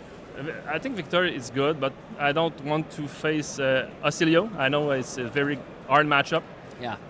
And the last round versus Yuki. It's Oscillio. It's I'm playing very well. I take every visited Golden State, and I'm happy to win this game too. But it's, yeah. And other matchup is fine. I practice a lot with my friends, and yeah. Well, dude, I got to give you a chance to go celebrate with all your friends. Anything you want to say? You got loved ones back home? Anything you want to say to the people watching, people supporting you? Thank you to my girl and all my children. Awesome, incredible. Well, I'll let you get out there with all your friends. Congratulations again to you. We'll send it back to the booth. Great to hear there from Nicolas, Jamoulle. And I'd like to think a top 8, you know, maybe you could convince the missus that, you know, you're onto something here. Close to striking gold is Nicolas Jamoulle. Can't wait to see him tomorrow. Let's talk about some of the other players that we know we'll be seeing tomorrow, as well as the rest that are still in the race for a top 8 berth. Oh, Canada, what is going on here? Yuki Bender also has made that qualification, 12-2.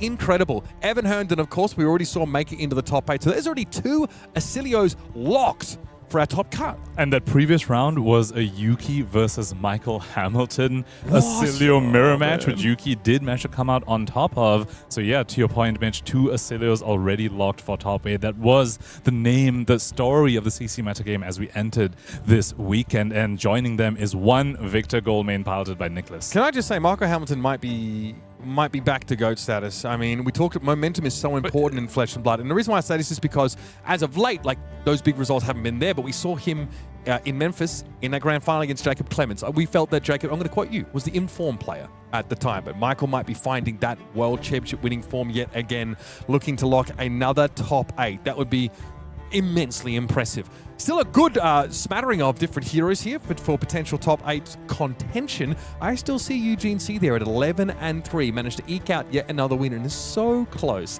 to having a crack on the big stage. And I also see 2 of our favorite mechanologist players as well still in contention. Chanon Puttaree on that very innovative boost. Teklo Vossen staying there at the 10th place right now, going to be fighting for his win in, and just following behind him, Sam Sutherland on his explosive, menacing Dash IO, also with the 11-3 record. Joining them, 2 copies of Gravy Bones, both at 11-3. Colin, Eriksen, like you point out, and Filipe Cardoso as well. There we go. A number of players still at 11-3.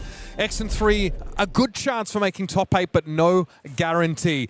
That was round number 14 here at Pro Tour Yokohama, and it kind of had a little bit of everything. Filipe Lima Cardoso comes up against the wrong end of the lightning bolt, and then later on, yes, it is our French-Canadian advancing into the top 8 on Victor Goldmain. Much more to come from our last round of the day after this.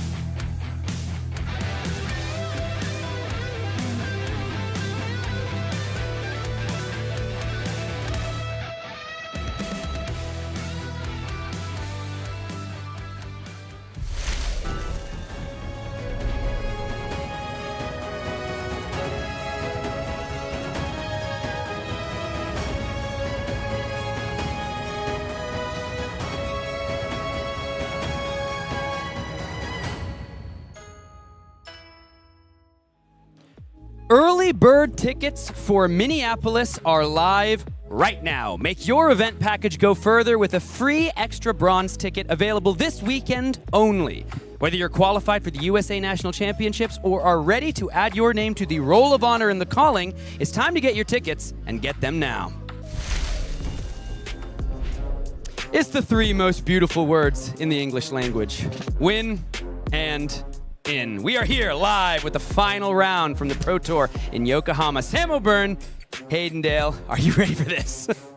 Yeah, I'm ready. It's been 2 intense days of Swiss play here at Pro Tour Yokohama, and we are ready to get down to business and find out who our top 8 are going to be for this Pro Tour. Of course, we do already have some players locked in after that round 14. Yeah, let's paint the picture. Let's see the standings. Let's talk who's got glory on the line, because we have got heroes aplenty and names standing among the greatest in our game's history. Walk me through it. First of all, let's hit our top 3 here. They are now all locked up for our top 8 here in Pro Tour Yokohama. Massive congratulations, of course, to Yuki, Bender, Nicolas, Jamoulle, and Evan Herndon. The boy locked up at 12 and 2, and then it starts to get interesting. You see all these players at 11 and 3. These are the players currently live, and with the amount of players locked and the amount of players still fighting, there might, with some very specific set of circumstances, be some players that end up with 3 losses only that don't make it into the top 8, but we have got some barn burners of matchups prepared for you in just a little bit. But what are the storylines you're noticing in these 11 and 3 games? Well, I think I looked first to the players. I look at Michael Hamilton, you know, a real rise up after, an average start on day 1, X and 2, and then has just been on a tear so far today. We've seen the likes of Colin, Eriksen, Damien, Riggins, Eugene C, already in our future match area, Chanon, Puttaree as well. Just seeing these players that have just kept back against the wall for the last few rounds and really performed to keep their tournament line alive. Yeah, all the way down there to Gordon Co, right? Yeah. Live for this top 8. 14 players playing for it. It's pretty exciting stuff, and it's some pretty exciting heroes that are potentially going to be putting their name on that top 8 list. We've got a Reinar in the hands of the greatest Reinar player to ever walk this earth. There is a Teklo Vossen out there fighting for his life. Kasai could potentially hit a tier 4 top 8. It is a great time to be a Flesh and Blood player, and it's a great time to be a Pro Tour spectator. I want to get down into it, reminding, of course, everybody that we've got a giveaway during and at the very end of this round. So make sure you're active in chat during the games we're about to watch to see if you too can walk away with a box of Compendium of Wraith. We've got a couple of games coming up for you, so we'll have to wait and see just which heroes are featured, but we have got 2 of the greatest players to ever play Flesh and Blood queued up in the feature match, because they're squaring off against each other, and that means only one can advance to their 4th Tier 4 top 8. That's right, folks. Michael Hamilton and Maximilian Klein both have 3 Tier 4 top 8s under their belt, and only one is going to get forward here, get ahead in the history books, and add what is already a sterling record another notch. Do you know what's crazy is whoever wins this match and clocks it into top 8, they will be in a full 3rd of our Tier 4 event top 8 so far in Flesh and Blood's history. This is, of course, Pro Tour Yokohama, our 12th Tier 4 event, and 4, of course, it's a pretty insane stat. It's insane. And Max Klein, of course, the 3rd Tier 4 top 8 for him just in our World Championships mere months ago. So on a remarkable tear is Maximilian Klein, but Michael Hamilton in consideration and always in contention for the greatest player in Flesh and Blood history. Let's take a look at the record here. He's got 3 losses and a whole bunch of wins and a whole bunch of IRAs that he took down on his way to this winning in. Yeah, of course, round 14, losing there to Yuki, Lee, Bender. With a win in Michael had in that round, now faces another winning in here in this round. And you can see, just on an absolute tear, especially through those Sage rounds, right? Clocking up win after win, and then has faced a couple of Oscillio mirrors and that Teklo Vossen in round 13. Yeah, able to take down Chanon, Puttaree, but both those players still fighting for their top 8 lives. Now let's go ahead and look across the table at the man from Germany, Maximilian Klein, who has just already been a part of some of the greatest moments in Flesh and Blood history. Walk me through the record. What are you saying? I mean, the first thing I want to point out is 3 Oscillios for Maximilian Klein so far this weekend, 3 dubs. So got to feel pretty good going into this match, but of course, when you're up against someone with the caliber of Michael Hamilton, I'm sure things change a little bit. Taking a look, of course, at these two heroes, two of the most dominating presences in the metagame as of these last seasons. Oscillio and Victor, both of these players, both of these decks, they must have game plans into each other. I guess, Hayden, I don't know, if you had to give an edge, would you give one to a hero? Would you give it to a player? Where's your mind at as we look ahead at this game? I mean, it's impossible to give it to either of these players because they're just so acclaimed in their own right. But what I would say is that typically, from my experience, Oscillio is favored in this matchup, but it really comes down to how these victors set up their deck list for these events. And we know, of course, Oscillio, big target on its back coming into this weekend, and I'm sure Max Klein, as we already know, 3 wins into Oscillio will definitely have a plan here. And if you take a look at the bottom right of both of these graphics, you can see that both of these heroes have done quite well in recent days, but in terms of Victor, not yet having that signature finish. And for Oscillio, it was just recently, you were there, my friend Hayden, at the calling in Brisbane, Nick Malev taking that one down. This would potentially immediately become the most impressive performance for either of these storied heroes. Yeah, really interested to see who will clock their ticket into this top 8 because history is about to be made, either way. History is about to be made, my friends. Let's make it together as we dive down through the cherry blossom trees, the final round of the Pro Tour in Yokohama. Flesh and blood history being written before our very eyes. It's Michael Hamilton. It's Maximilian Klein. It's 2 GOATs, but only one can ascend the mountain. First thing I want to point out for Maximilian Klein's side here is that we are running with AB3. You see the Nullrune gloves there, the Nullrune boots, and then you see that Arcane Lantern to pair with that Titan's Fist. So Maximilian Klein, I would say, is ready to fight any sort of tall arcane damage that these Oscillios tend to play into this matchup to try and, get around the potential sort of control elements or the blocking ability of something like Victor. So Max Klein really prepared for this. We've got a fault line coming out immediately after making that seismic surge. Not a card we've seen a lot of out of these Victors as well, so you can already see Max with a bit of a spicier build here. I have to imagine putting the pressure on, getting that Fiddler's Green out of the hand, and also making sure to question Mr. Michael Hamilton. Listen, I know you've got the first World Championship trophy under your belt, but do you have cards that block? As I'm coming in for 7 on turn 0, and that's not always a given with these Oscillio decks. Yeah, you see that, as you say, red Fiddlers there. Pitch tells me Max is on at least a slightly defensive build, or he has those available for the Marionettes, for instance. Obviously likes to play them in this matchup against Oscillio, or potentially just has to, based on what's available in the inventory. You'll be using that Oscillio activation here. Hearing out the Lightning Press. Grabbing a card that blocks, Comic Storm Shock. All of a sudden, this fault line can be taken care of with 3 cards from hand. Yeah, Michael has a couple of cards that do defend. There looks like there's a Mind Warp and a Current Funnel that we can get involved here to just maybe take 1 damage on the turn. Michael looking to keep that Comet Storm Shock in the hand, at least for now. Going to go down to 35 here. I'm going to activate Volzar. Yeah. And Michael is just going to pitch away that Electrostatic Discharge into that Volzar just to filter there. Maximilian Klein, of course, as well, has that Seismic Surge for next turn, thanks to that Tectonic Plating. Another card we do see more and more in these Victor lists now, but not always played into this Oscillio matchup. Many Victors preferring the Findle's Spring Tunic. Something to note there as we go back to Michael Hamilton's turn. He's got a little bit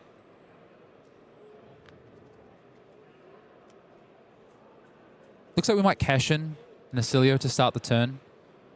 So Michael digging pretty aggressively here.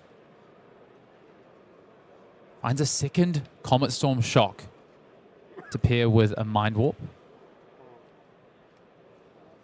And this is the thing, Sam. You see here Michael here doing what Oscillios tend to do into this matchup, push some arcane damage, but Max Klein is prepared for this. He does have the AB3. Yeah, Titan's Fist in place of the Miller's Grindstone. Arcane Lantern allowed to go alongside that one-handed weapons, the offhand. Going to be able to shore up 3 of that arcane damage. Take it 2, Maximilian down to 38. First blood spent on either side. High currency. Yeah. Interesting. What does that So as we've seen Fiddler's Green pitched, we've seen this new card from Compendium pitched. What are you noticing about what we're seeing on the right side of the table? I think Maximilian Klein is on a bit more of a defensive build here, a bit more of these control style victors we've been seeing around the room this weekend, about sort of those gold end games, those gold main estate end games, and of course high currency to cash in on your opponent's tunic can be huge. And you see Michael Hamilton, he's probably experienced that before. Yeah, He's actually made sure to present old knocker. And I genuinely believe that's because Michael understands that that is a factor in this game. Yeah, so immediately seeing high-level play, even in the decisions from the inventory on both sides of our arena. Seeing 2 defense reactions pitched away in favor of a command and conquer. This happy little victor upon the golden horse. And in the sunny waves. Going to be headed to the arsenal on those sleeves for Maximilian Klein. He's really leaning into it. Oh yeah, sure I love it. He's got it all. A big Victor fan here is Max Klein. So we see Michael Hamilton just working out, as all Oscillios tend to do, you're sequencing and working out very clearly what you need to do on both your turn and your opponent's turn because of that Oscillio hero ability. Trigger command and conquer. Going to go ahead and play Comet Storm Shock in response to the trigger. Going to amp it by 1 thanks to the 1 lightning card being played, which is, of course, the shock side of Comet Storm Shock. It's coming in for 2. Yeah, and one thing I want to point out is strap in for a bit of a game here. Oh, yeah. Typically, when we see the AB1 presented from the Victor side, it can be quite quick. They have to present a lot of damage quickly, otherwise the Oscillios will just shoot them down with that arcane damage. But of course, with Max having that AB3, I think this game's going to be a little bit more grindy than maybe we've seen from some other Victor Oscillio matchups. Sigil of Brilliance, going to power up Volzar, going to power up Etchings of Arcana, going to come in for 4, but this can be easily shored up if Max has a blue. He's kind of shoring the hands together. Looks like probably a Visit the Goldmane Estate in there. Yeah, no, it's a blues. Roiling Fisher and a Truce. Yeah, but another Fiddler's Green, so we might need to just pitch that out.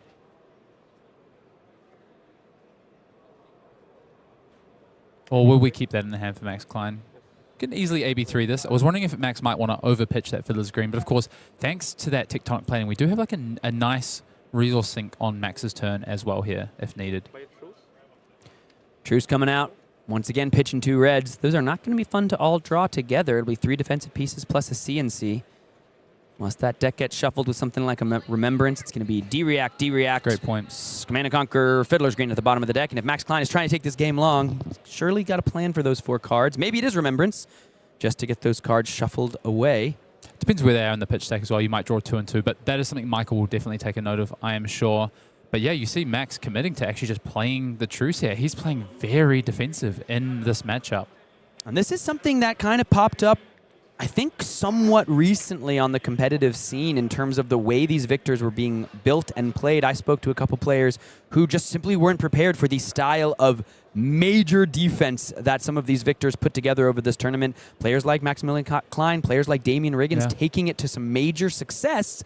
The question is, as always, when the decks are really slanted towards defense, when you take it to a tier 4 level, you've got a lot of opponents who are very, very adept at playing against fatigue defensive style strategies. Michael Hamilton, chief among them. Yeah, we'll see what Michael, sort of how he draws this game up, because, you know, those big sort of combo S turns, at the end of the day, if Michael Hamilton can pull off a massive gone in a flash turn, there's not a lot that Max can necessarily actually do about that other than throw all of his, hopefully, 4 blocks from Max's side onto the table. If Michael can do a couple of those, he's still going to be able to push through big chunks of damage. What is going to make the difference, though, is if Max can keep his life total high through all of these potential burn bears, power glyph spells, all the arcane damage that Michael is throwing Maximilian's way. And I think we're likely to maybe see that again this turn, unless Michael really loves the hand from an offensive standpoint. But he doesn't want to attack too much and play into those defensive reactions and block cards. He actually wants to almost sort of chalk Maximilian's hand up on those.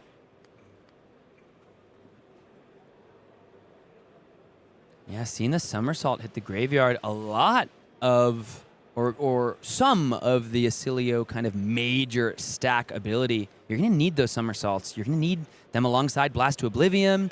You're going to need them, you know, not necessarily just for your Gone in a Flash, because it's somewhat of a similar effect to what the card actually does, but somersault plus Blast. I mean, that's how you really go nuclear in some of these deep pitch stack endgames. And you know Michael Hamilton has a plan, but for whatever reason, that electromagnetic somersault is not a part of it.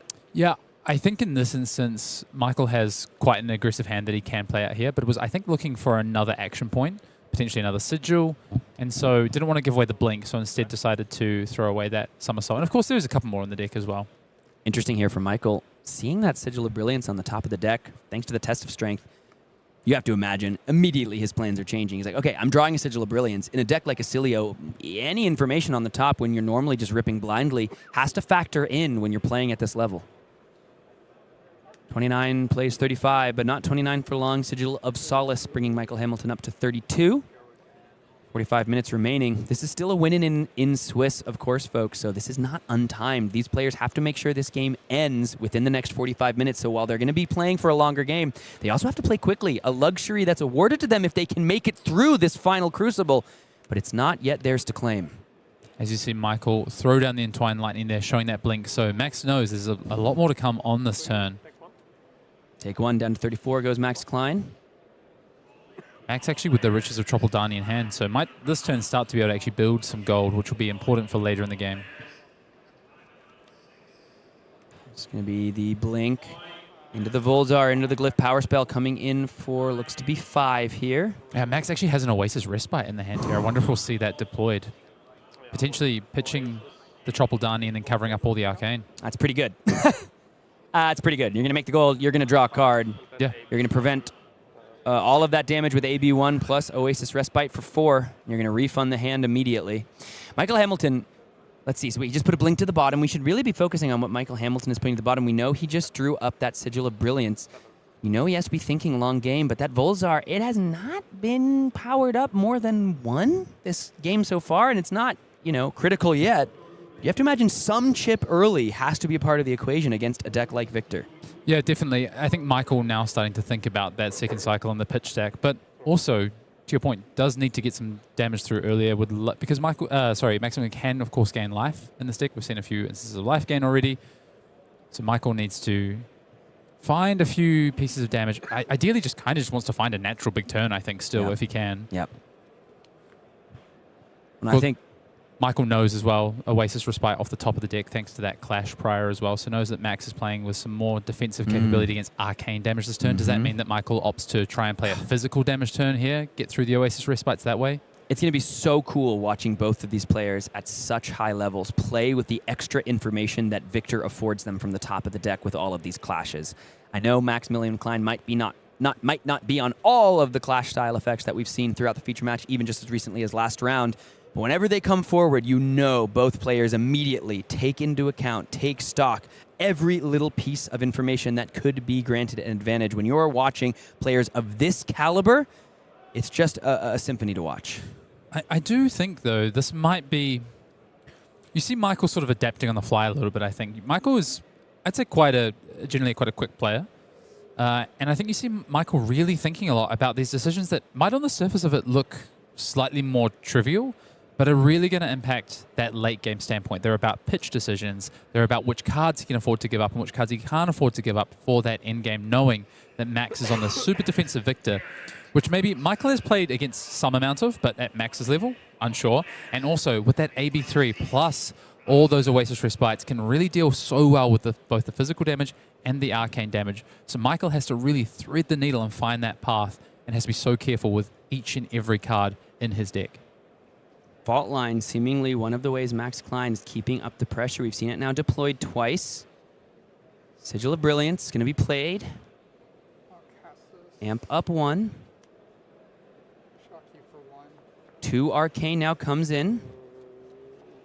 Or just 1. Looks like maybe he hasn't amped the Volzar. I can't tell. It looks like, let's see, yeah, just 1. Now we're going to go ahead and amp. Yep, now we're going to amp for this second consigned to Cosmos. So this one's going to come in for 4. Max Klein looking like a little bit of shields down. Michael might be sniffing out. Wait, we know it's the Oasis or the Oasis for the next turn? No, he has an Oasis in hand. Yeah. So he's sniffed this one out. Michael's saying, listen, if you're going to have that in your arsenal next turn, I'd like to get this arcane damage now while you ain't got the resources to pay for that Oasis. Yeah, now's the time to draw it up and get through some of that chip damage that we just spoke about before.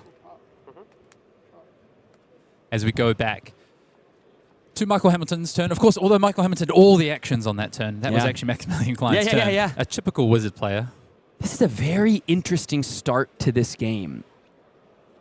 The other thing I really like about what Michael just did there is he's just going to sit up here and say, okay, Max, what can you do in your control deck with 5 cards? Because I'm going to just chip damage on your turn and then set up and send you back with 5 cards, knowing how many defensive pieces you have in the deck. What's interesting, though, is Michael kind of plays into those defensive capabilities if he's trying to set up physical attacks. Sigil of Lightning, that's going to help physical attacks. Entwined Lightning is a physical attack, right? You attack with enough pieces, you give Max Klein value on his test of strength. You give him value on his defensive pieces of equipment, like the tectonic plating, like the balance. But you got to work through them for that big Gone in the Flash turn. First, Gone in the Flash in the hand from Michael Hamilton, it looks like. Maybe even a couple different copies. Yeah, 2 there.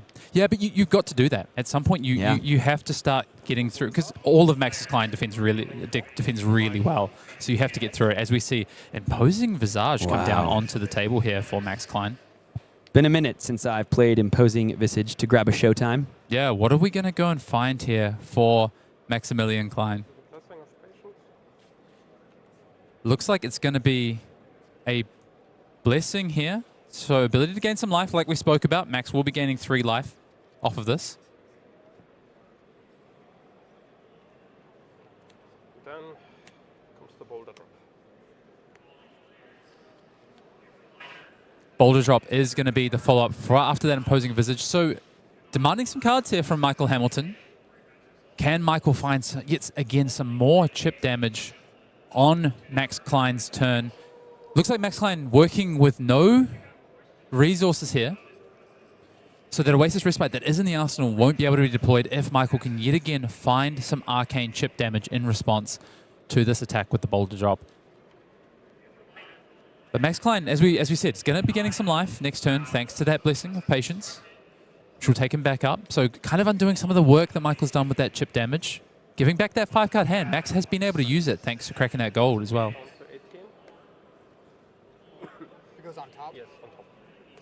Goes on top.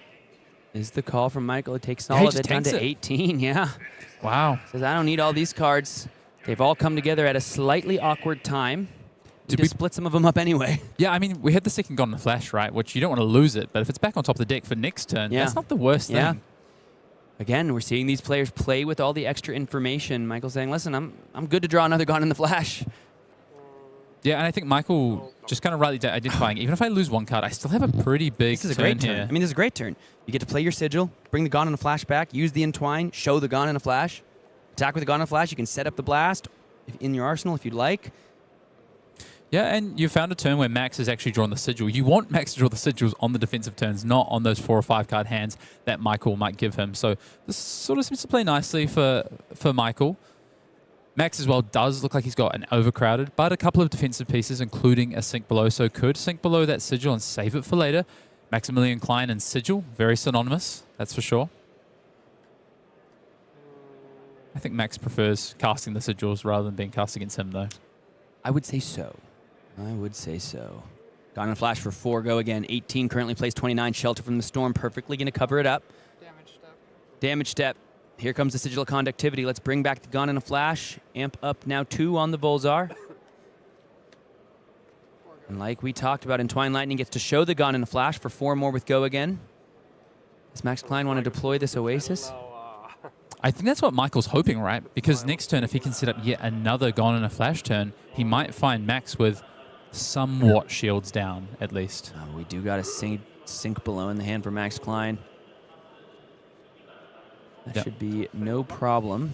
I wonder if we'll sink away the Sigil or the Overcrowd. It looks like the Overcrowd is going to be the choice from Max. What do we pick up? It looks like a C&C that's been picked up off of that sink below. Yeah, and then it's just a Gone in a Flash, so works out quite nicely. This is a good turn for Max. He's going to net 6 life across these 2 life gain spells for his troubles. Going to go back up to 34. Blessing of Patience. 3 life gain, 31. Sigil of Solace says, me too. 3 more life, up to 34. Michael Hamilton, we know he's got the Gone in a Flash in hand. We know he's got the Blast in the arsenal. Let's see what else he is working with. Red Blast, Mind double Orb. Blast. Yeah, this hand is... But Electromagnetic Somersault. Yeah, okay. So interesting. But no current go again for the first blast. Correct, because we do have the Sigil of Conductivity. Yeah, but we need to start off with some go again. Yeah, would have needed... Oh, I think we might be seeing the Greaves already. Feels early. Is the hand good enough? That's what Michael needs to work out here. Got a Mind Warp, so we've got the finisher. Test of Strength, going to go ahead and add some more defensive capability. Surely going to win. And give Michael a bit of an understanding of what's on top of the deck as well here. And a Sigil's actually quite good if we're doing Greaves. Yeah, but Max has just picked up another card to defend with, so Max has a lot of defensive capability on this turn. We take a look. 2 D-Reacts as well as 2 3 blocks. And an Oasis in the arsenal. You'd have to pitch into it. So maybe he saves the blue to go AB2 plus Oasis. That'd be 6 prevention with 1 card from the hand and 1 from the arsenal. I think Michael's considering the pass. Might be. That'd be, I mean, there's just no way, right? But yeah, I mean, the fact that he knows Sigil's on top, that doesn't help him. Well, he can create the embodiment of lightning here, right? Set that up for next turn. Does he pass expecting an attack for Flash of Brilliance? And then if Max expects that he needs the Flash of Brilliance to bounce back the Sigil of Conductivity? So we can bounce the Sigil here. It's fine. We can electromagnetic here, and we can bounce the Sigil. And at least set up somewhat. Rolls are now up to 2, but no instant speed arcane as of yet. This will get returned to my hands. And now Michael Hamilton gets to keep thinking. Currently no action points. That doesn't stop Oscillio often, though, does it? No, go again. Activate Volzar. Activate Volzar. Play the Sigil out. Just get the yellow blast out of the hand. Yeah, he's just going to go ahead and set up again. He needs the embodiment. And it just wasn't quite good enough. Wasn't quite there, but now we've got the embodiment plus the Sigil. So we're going to go back to what we had before. But Max Klein is going to send a Disable to try and disrupt that. Yeah, pretty good. 7 damage. Michael's got 3 block that he would be comfortable giving. Though the Flash of Brilliance asks a different question. Old Knocker, of course, a little bit broken and then not be able to power up the Lightning Greaves. So you have to imagine that's not what he wants to be doing. Sable was a lot longer name in German by the looks of it. Yeah, let's see. Yeah. Oh, nice crafter. Nostrum is what I can read. Either way, here. it doesn't matter. It translates to give me some your cards from your arsenal. hand, or I'll take your arsenal, please. As we, of course, know that Michael would. I mean, if Michael had the 5-card hand here, it's looking really nice, but he's not going to get the opportunity to do so. He's going to have to at least block with a card and equipment. Like you see here, he's going to give up the Mind Warp, I think, which makes sense because he really wants to commit to this Gone in a Flash on this next turn, and this, of course, Blast of Oblivion as well. Did he draw? Is that the other? Yeah, that's the Gone in the Flash that we knew about. Yeah. So by doing this, though, we don't have the spell follow-up for all of the lightning cards we're about to play. Not yet. Not yet. Not yet. We can find it. We're going to bounce back that conductivity. Yeah. Oh, and Max Klein has found an Amulet of Echoes in this hand. Is it going to be a turn too late, though? Yeah, is Michael Hamilton feeling like, listen, I just got to do my Gone in a Flash thing before the Echoes hits the board. He doesn't know that not only is it Max Klein's hand, but it's also a no block in the hand that he cannot deploy for defensive value except against arcane damage alongside the AB equipment plus the Oasis Respite. Blast to Oblivion comes in. It's got go again. How big is this turn going to be for Michael Hamilton? No reactions. Here comes the Sigil, this Shelter from the Storm. 4 go again. Past damage, or excuse me, past reactions and damage is when we're probably going to see an instant get played. Bounce back the Sigil. Make a new Embodiment of Lightning. So we are working with an Electrostatic Discharge in Michael's hand, good plus another Sigil of Conductivity, of course. It's going to work together quite well. We bounce back the Sigil. Get an Embodiment of Lightning for the Gone in a Flash. Play the Gone in a Flash. Play the Electromagnetic Somersault. Play the Gone in a Flash. The Discharge. Sorry, yes. Electrostatic Discharge, which we will likely see. 1, 2, 3. Block 3. Take the 1. In damage. Here comes the Discharge. Up to 4 on the Tsar. Max still on 33 here, though. 7 damage. is going to leak some damage this turn, though, because I imagine Max is going to want to hold on to this amulet rather than committing it to an Oasis. And we haven't seen... Yeah. Unless he expects the arcane damage afterwards. But, of course, no go again on this It would attack. have to be a shock. No, we are going to be putting the equipment in front of it. I was going to wonder if he was going to wait to see something like a CLV. We know it's eventually leaving the format, but it's still legal right now. We just haven't seen it in Michael Hamilton's hand yet.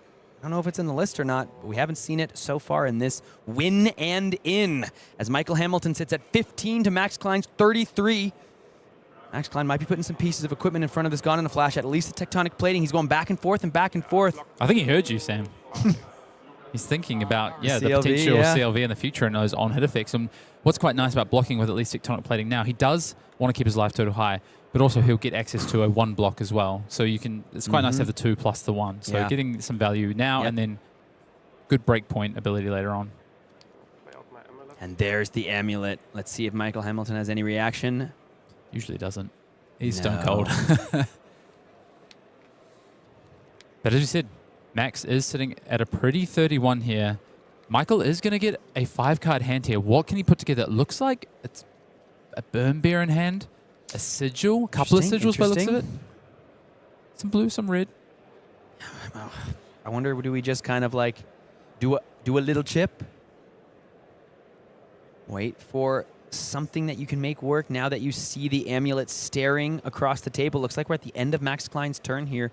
He's down to 31, pass the turn back. Yep. Michael was just thinking at the end of the turn there, but no effects here. It's just going to keep setting up here, basically. I think we're going to see a Burn Bear at the face for 7.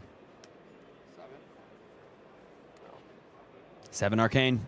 Is this time for that Oasis Respite to finally get out of the arsenal? Possibly.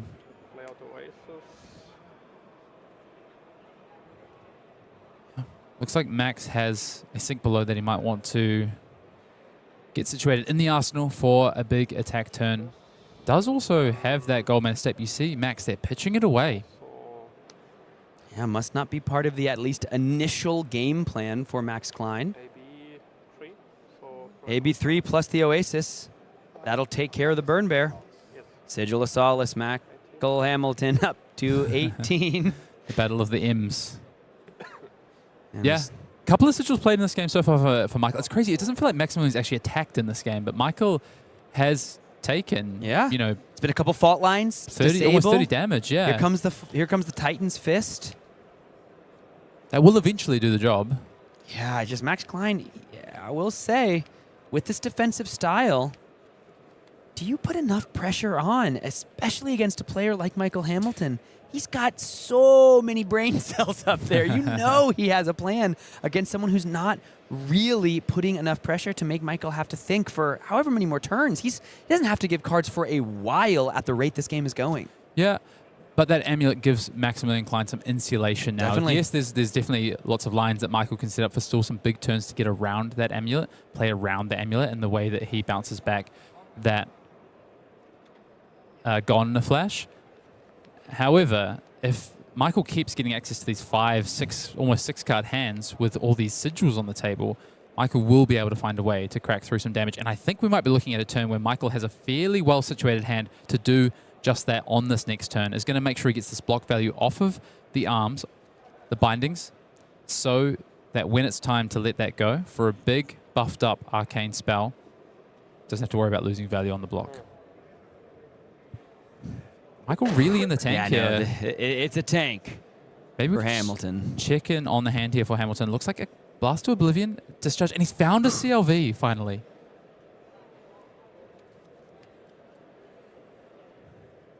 Michael just working on this. I think pondering whether there's an Oscillio activation he wants to make here or whether he's happy with the hand. Does he want to block with the card? Also a potential consideration here. Block with the bindings, take 3. Go time for Michael Hamilton. Might be go time, folks. We've had our pre-amulet game. It's now time for the post-amulet game.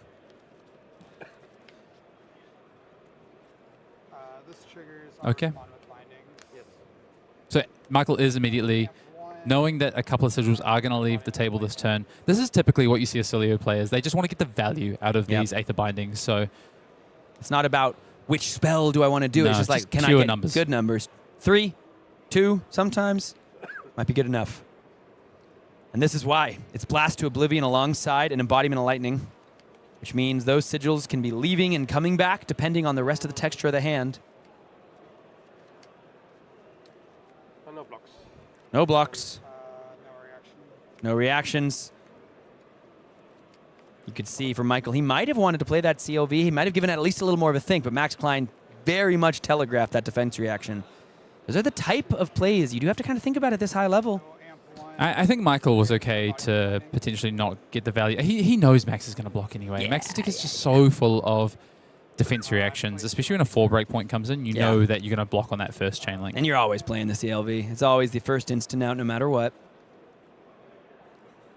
Gone in a flash with go again from Michael Hamilton's side. So now we're getting into potential amulet territory here. So we'll have to see how Michael Hamilton navigates this.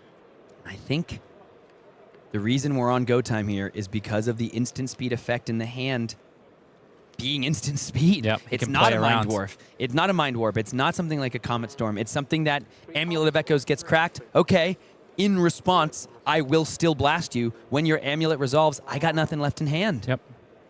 Yeah, we see a shock in the hand, a discharge, and of course that sigil that Michael knows about. Maximilian knows about as well. This is what happens. These defensive strategies, they are quite strong. They have carried Max Klein to an 11-3 record at the Pro Tour. But if you give players of Michael Hamilton's caliber enough time and enough space in a deck like Oscillio, you might be staring down something that is a little more uncomfortable than you would like. Okay, so Golden Flash is coming in here for a second time. Will we see Amulet of Echoes activated by Maximilian Klein, or is he going to sniff out a potential bit of bait here from Michael Hamilton? And the thinking here call for Michael Hamilton, because he might want to respond to the Sink Below with the Gone in a Flash by playing the instant to blank the effect of the Sink Below. Also thinking. I think he just said he's going to let the Sink Below resolve, and so now Max Klein is thinking on does he want to sink. Oh, the dance here. Yeah, and then we're just going to see the shock here played at instant speed. Activate Volzar. It's a 7 arcane. So now Max can crack that amulet just to get rid of the Gone in a Flash. Michael's navigated this really nicely, though. Really well played from Michael Hamilton here. It was kind of a little bit telegraphed because of the bindings of the third, but I don't really think there's a lot Maximilian could necessarily do here. He's kind of played it face up as it was. Yeah. Yeah. I agree, Max. What are we doing here? We're taking 7. Looks like 22, I heard them say. Maybe just hadn't fully represented all the life. And that's a draw from the channel. So now Amulet would take 2 cards. Yeah, we can Amulet now, but you need priority window first. Yeah, so Michael can play something. Does he have an action point? Yeah, I'd have to... Yeah. But the damage has kind of been done here, right? Do you now just hold the amulet? Not even kind of. The damage has quite literally been done. How many Gone in a Flashes have we... So this is the second Gone in a Flash. I believe it's his second Gone in a Flash of the game because he's been holding back some. He got one put on pack on the top of the deck. Yeah, so there's still one more Gone in a Flash to consider. So is Max thinking, well, I need to hold this amulet for that next Gone? Final but one. Yeah. Sam, what if Michael just crafts the same turn again? Yeah. And says, well, you didn't make me get rid of this one. I'm just going to do the same thing maybe in 2 turns' time because you're not pressuring me a lot. I'm able to set up these embodiments of lightning. I found another CLV. So if you're not pressuring me and you're not getting rid of this Gone in a Flash, I'm going to try and do the same thing again.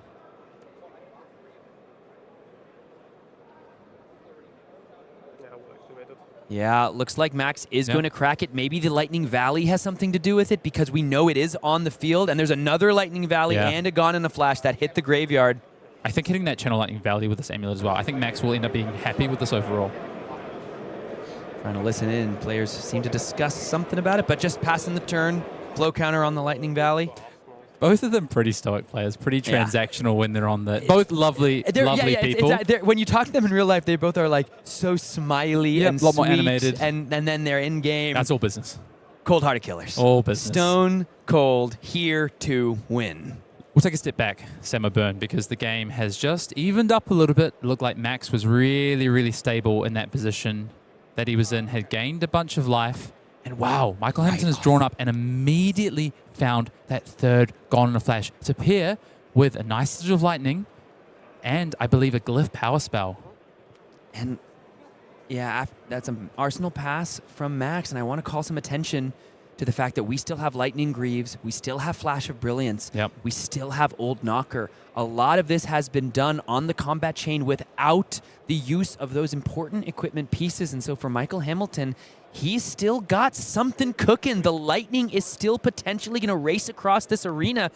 Max Klein takes 4 after pitching 3 into the Arcane Barrier. Sorry, I'll draw. Yeah, you should. Yeah, I was going to say, Michael should be drawing off the CLV here. So he will draw up and finds an Entwined Lightning. So not the worst thing to find there. We'll lose that Channel Lightning Valley now, though, but we still have that Sigil of Lightning and Sigil of Conductivity on the table, which will help for Hamilton's setup. I think Hamilton is in a good position here.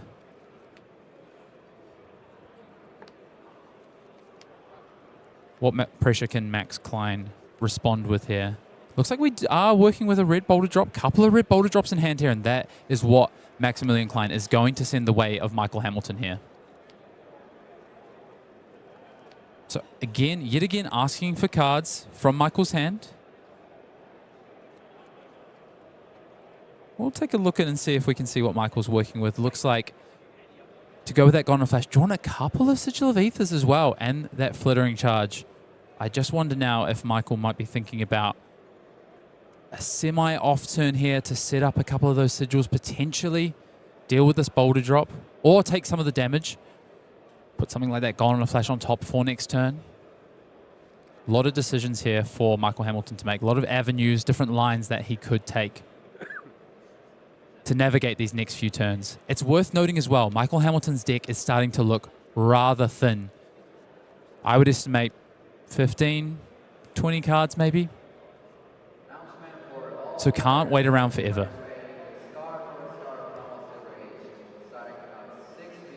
Just really pondering this. And I think Sam O'Byrne, it's about this turn for Michael, whether this is a setup turn or this is another sort of mini go turn that we're facing here. Something else that we haven't seen in play yet has 3 more life, up for Maximilian Klein to 21. It's a good turn. And I want to point out, Maximilian Klein has just put yet another red boulder drop in the arsenal. So if this is indeed a bit of a setup turn for Michael Hamilton, then Max is primed with that boulder drop to take advantage of it. Here comes Gone alongside Embodiment of Lightning. The nice thing here, though, is Michael can actually do a bit of both. Can do a bit of setup and a bit of damage threatening to Maximilian here, thanks to the sigil in the hand of Michael. Block 3, take 1 is the call. Down to 20 goes Maximilian Klein. Half the starting life total for Victor, Goldmane, High and Mighty. Both of these players desperate to get into their 4th Pro Tour top 8, something that was once a mere fancy as we looked forward at the future of this great game. It's crazy, isn't it? It's crazy. As the Fiddler's Green joins the Visit the Goldmane Estate, that must not be part of the equation here for Max. It's going to gain 3 life as the combat chain closes. Flittering Charge comes out alongside. 4 damage now on the offer. This is a good damage turn for Michael. Don't worry about setting up. I mean, well, the good news is he's got the Sigil of Ether as well and the Sigil of Conductivity for the future turns. And Sam, I was just pointing out before, Michael Hamilton's deck is starting to get quite thin. So he does need to find that breakthrough turn. But he did knock Maximilian Klein down to 19 there, or down to 16, but Max, of course, goes back up to 19 thanks to that Fiddler's Green.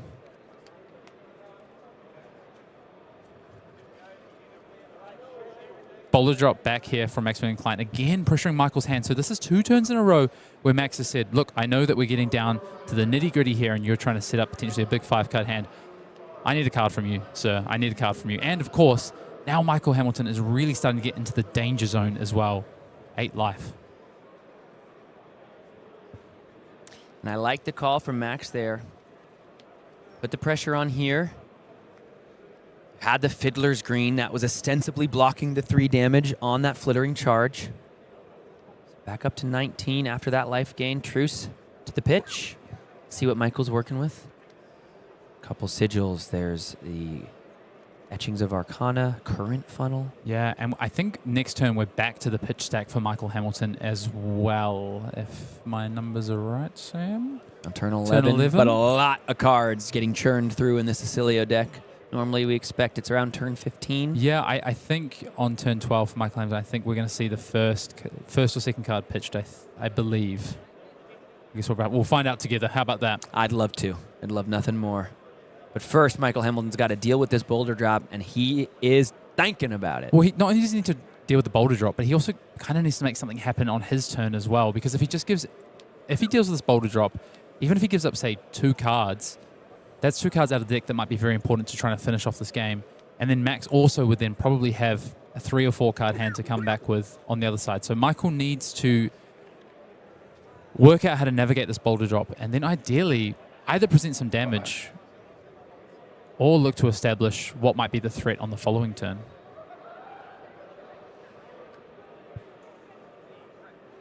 I think now Michael is thinking about, okay, what is in my pitch deck as well?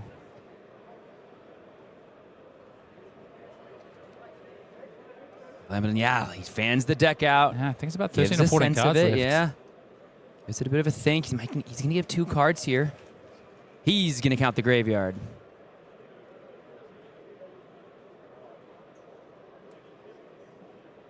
Taking stock of what threats remain. Can I use a toilet break? Like, I really like. Oh. We're going to go to... looks like Max needs a bit of a break here. So Michael, where we're at, Michael trying to decide how to deal with this boulder drop. Yeah, I put the phone. Looks like we are going to have what is called a Pro Tour potty break. It's a Pro Tour potty break because we love our players and we don't want them to be uncomfortable. And as you heard from Maximilian Klein himself, I cannot concentrate if I need to use the restroom that badly. This game is going long as well. It's really intense. Max has shown up with this this deck that looks to really grind down the Oscillios, and Michael so far has been navigating it quite well, I would say. But Max has also been playing really well to try and disrupt. We've seen those back-to-back boulder drops to try and make sure that Michael can't keep those 5-card hands. And now, not many cards left in the deck for Michael either. Even those early fault lines, like they weren't threatening in terms of on-hits. They're just vanilla damage. So it's easy if you're in Michael's seat to be like, listen, I can't deal with this freaking fault line. I've got other things I've got to think about. But now all of a sudden down to 8. All of a sudden, some of those big attacks, any disables, any other cards that are powered up by Resolved Visit the Goldmane Estate, they start to become uncomfortable. We saw Michael beginning to look like he was going to block with 2 cards, and maybe that life total is going to start to be a factor. Looks like the game's ready, so we're going to get down back into the arena and see just which of these 2 storied competitors can actually get across the table.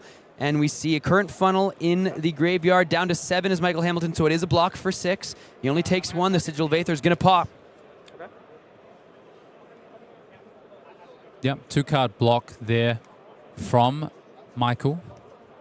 Gone Flash is going to come out here with Go Again for Michael Hamilton. So Michael has found a way to push a bit of damage here and still end up with this Gone Flash for a future turn. 4 damage with Go Again. Maximilian Klein just working out what the blocks might be. Looks like we've got access to a Fate Foreseen, and I think that is the 3rd Sigil and the 3rd Oasis in Maximilian Klein's hand. So potentially a really nice setup, getting back up in life, setting up an Oasis for what might be potentially Michael Hamilton's final push in this game. Worked through the amulet, worked through half of the armor. Block 3 with the disable is the call. Take 1, down to 18 goes Maximilian Klein. Surprised to see Max not opting to defend with the defense reaction first there. I wondered how the Sigil of Conductivity got off the arena. It's because the Sigil of Aether, Michael targeted himself for the Arcane Shelter there we go. We missed that. to get the Sigil of Conductivity off the field. I was wondering how that all worked. And actually, if you see, this might be part of the pitch deck we've been talking about, because those 2 cards are back together on the arena. This is the Blink. The Blink is in the hand of Michael Hamilton, so we are back to the pitch deck. We're in the stack. 7 plays 21, folks. 12 minutes and 45 seconds are remaining in this pivotal final round of the Pro Tour in Yokohama. 2 of our game's biggest stars and greatest names with their chance to etch their place into an as yet uncharted territory for Tier 4 top 8s. 12 cards in deck remaining for Michael Hamilton, looks like it. So back to Michael's turn. Maximilian up to 21. Has that Oasis Respite ready to go as well in the arsenal. Sigil of Aether, this time targeting Maximilian. 2 floating. Let's see how Michael wants to continue to put this together. Flittering Charge, the follow-up here for Michael Hamilton. Going to start to count up that Volzar and see how big a turn we can potentially push here. Max declines to block here, and now Michael has to think about this Channel Lightning Valley that's in hand and is going to opt to play it now.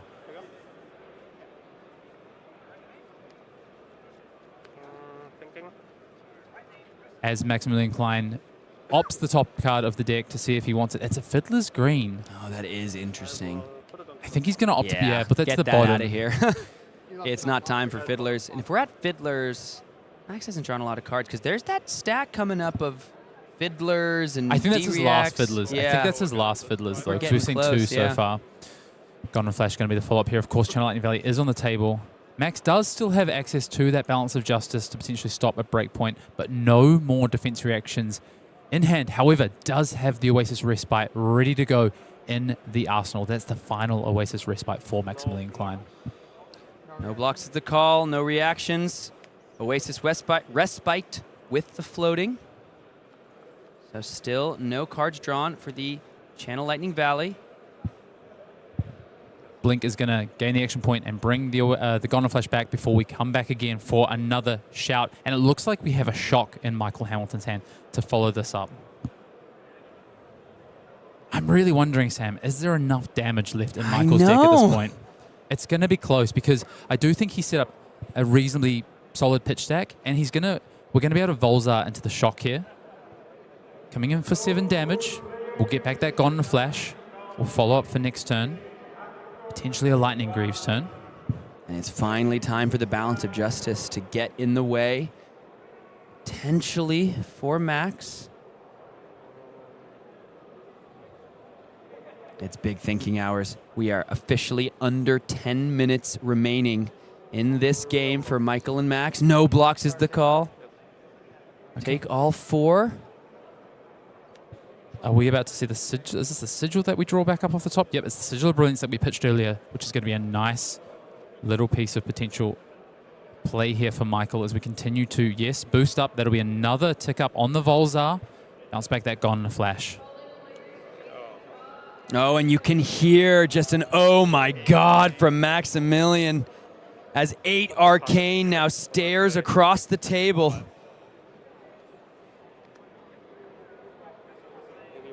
AB1 is the call. Take 7 down to 11, and the Gone in a Flash remains in the arsenal. There's a Sigil of Brilliance. Yeah, there's a Sigil of Conductivity.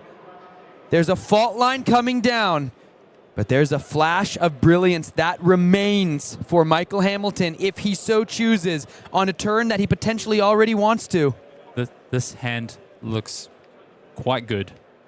Electromagnetic Discharge, a Lightning Press, and in comes the fault line here.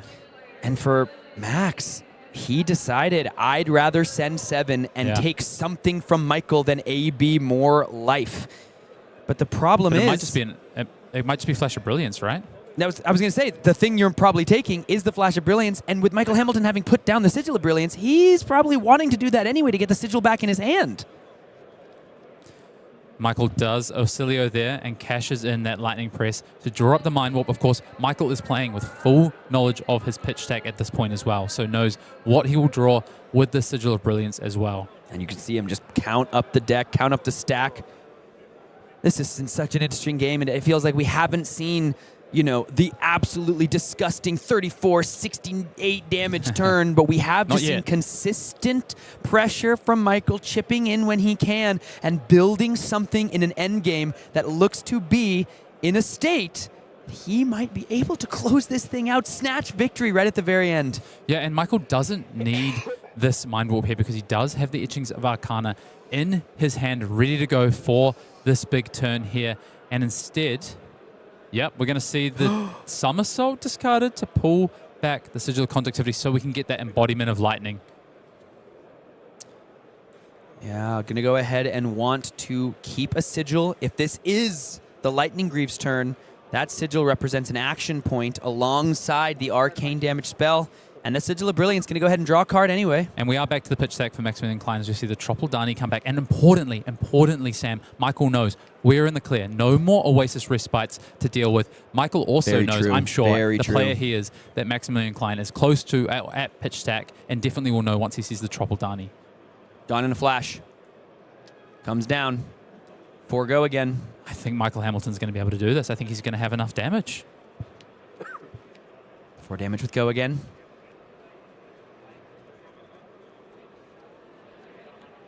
Four plays 10. Handful of instants here for Michael. We've got the old knocker plus Fiddler's Green. Yeah, and but he will, if we see the Etchings of Arcana, of course, non-attack action will break the chain. So Max will be able to get the value out of that Fiddler's Green on this turn, which is going to be really important for him. But actually, that's if he makes sure he has survived the Gone in a Flash first as well. My hero's tapped, but has not been used. Tapping the hero, but still not been used, as Michael Hamilton calls out. Yeah, important to note that Oscillio's hero ability doesn't actually require tapping. Often players just do that to represent it, but Old Knocker does require the hero to be tapped. 2 action points here, because the go again had already resolved on the Gone in a Flash. Another 4 damage coming in here for the Gone in a Flash. Lots of action points available for Michael because of this blink in hand, plus the discharge. Take 1. 1 damage will leak over the top here for Michael Hamilton. Maximilian Klein down to 9. Here comes the electrostatic discharge.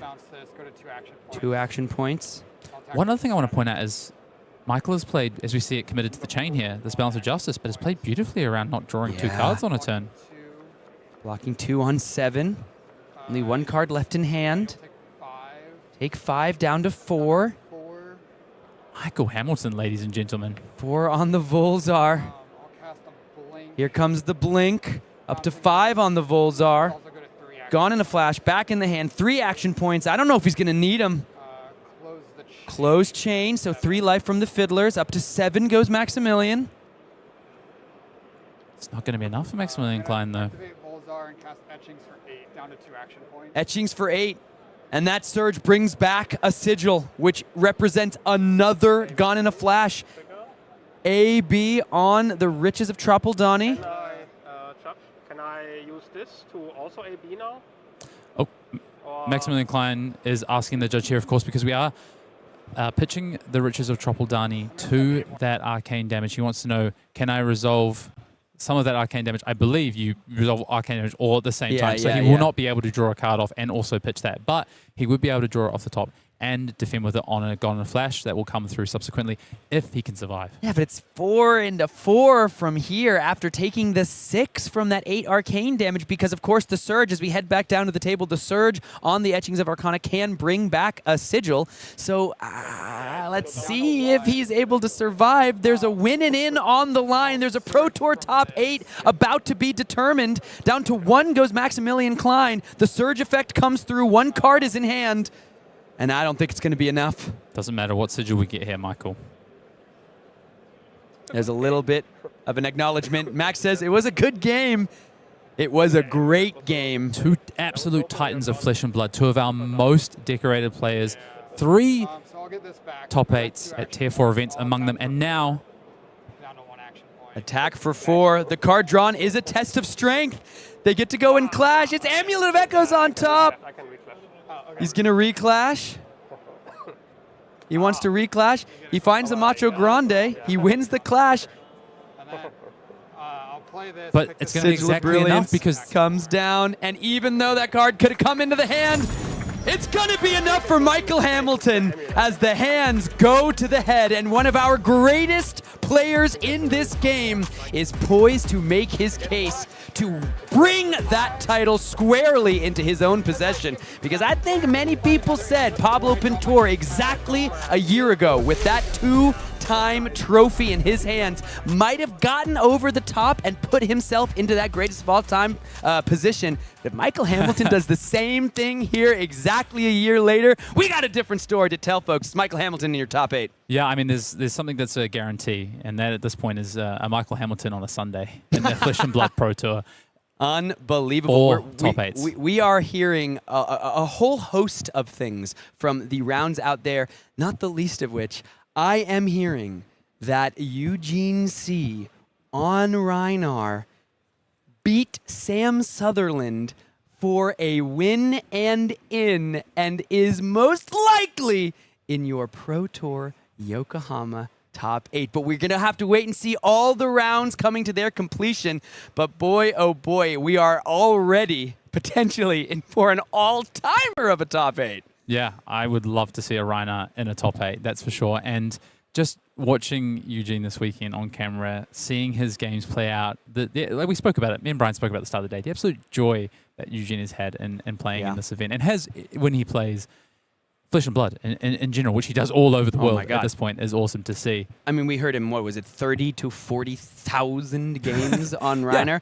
Just a difference of 10,000. It's just a rounding error, I suppose, at the end of the day. But one of our game's most brightest stars, but also most stalwart, players, defenders, has been out there in the armories, in the Pro Tours, in the callings, at every level, playing one deck. And finally, we are going to see him reach the top of the mountain, get into a top 8. But there is another story, Hayden, that is of great import to me, as there is a hero in Flesh and Blood that I quite enjoy. I quite enjoy. And you might have seen on the standings that there is a Teklo Vossen esteemed magnet on a win and in for a Pro Tour. And no, you're not dreaming. No, you're not dreaming. This is real life. And the Teklo Vossen has a chance to make the top 8 of a Pro Tour. If that doesn't speak to what has come forth out of Compendium of Wraith, then I don't know what does.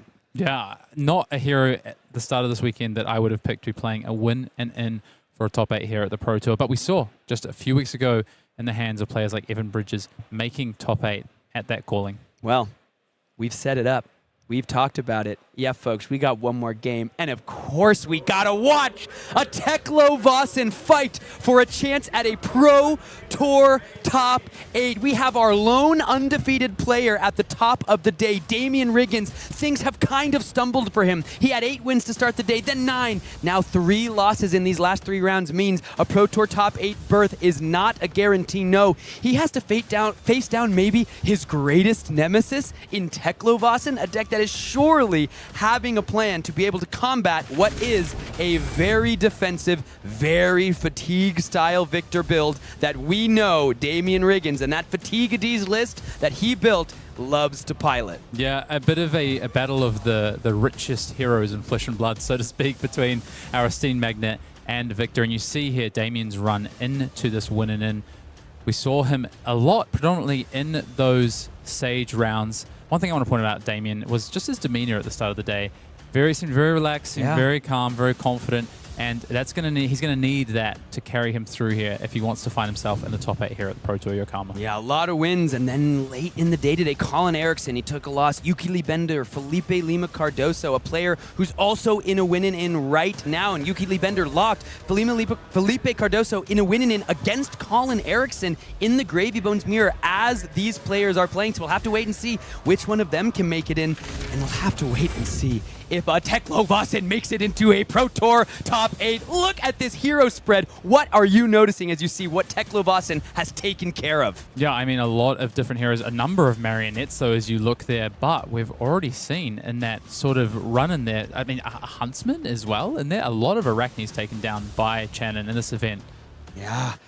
Beat Daichi Yamada on Marionette. Only lost to 2 Marionettes on the day. 2-2, 2 of his 3 losses are into Marionette, a deck that this is not a good matchup for, but in the final match that really mattered, round 14, was able to take down potentially the Marionette master, at least here in Japan, in Gaichi Yamada. And Chanon Puttaree, we saw him boost his way to victory against Sam Sutherland, who just potentially lost that win-in against Eugene C. Can he put the pieces together? Can he assemble the mech?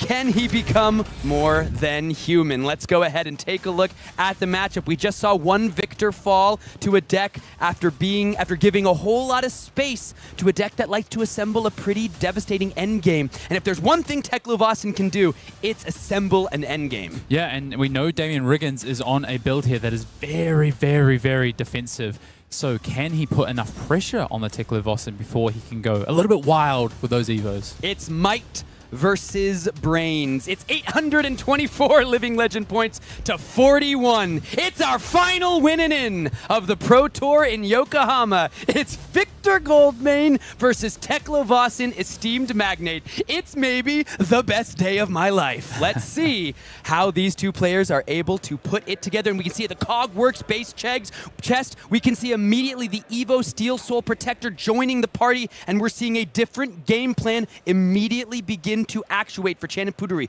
We saw the Teklo Foundry Heart, my pet card in Teklo Vossen. We saw him out-aggro the Dio aggro master. Now we're seeing, can he out-defend and outlast a fatigue master in Damien Riggins? Well, and you see the shield beater there for Damien Riggins swinging in here. Nice 5 damage. Chanon's going to immediately get some equipment onto the table, of course, with these Teklo decks. You want to cash in some of this defensive ability early, because then, of course, you're going to go ahead and transform or evo these pieces of equipment very, very soon, as we saw Chanon already do that with the chess piece from the off.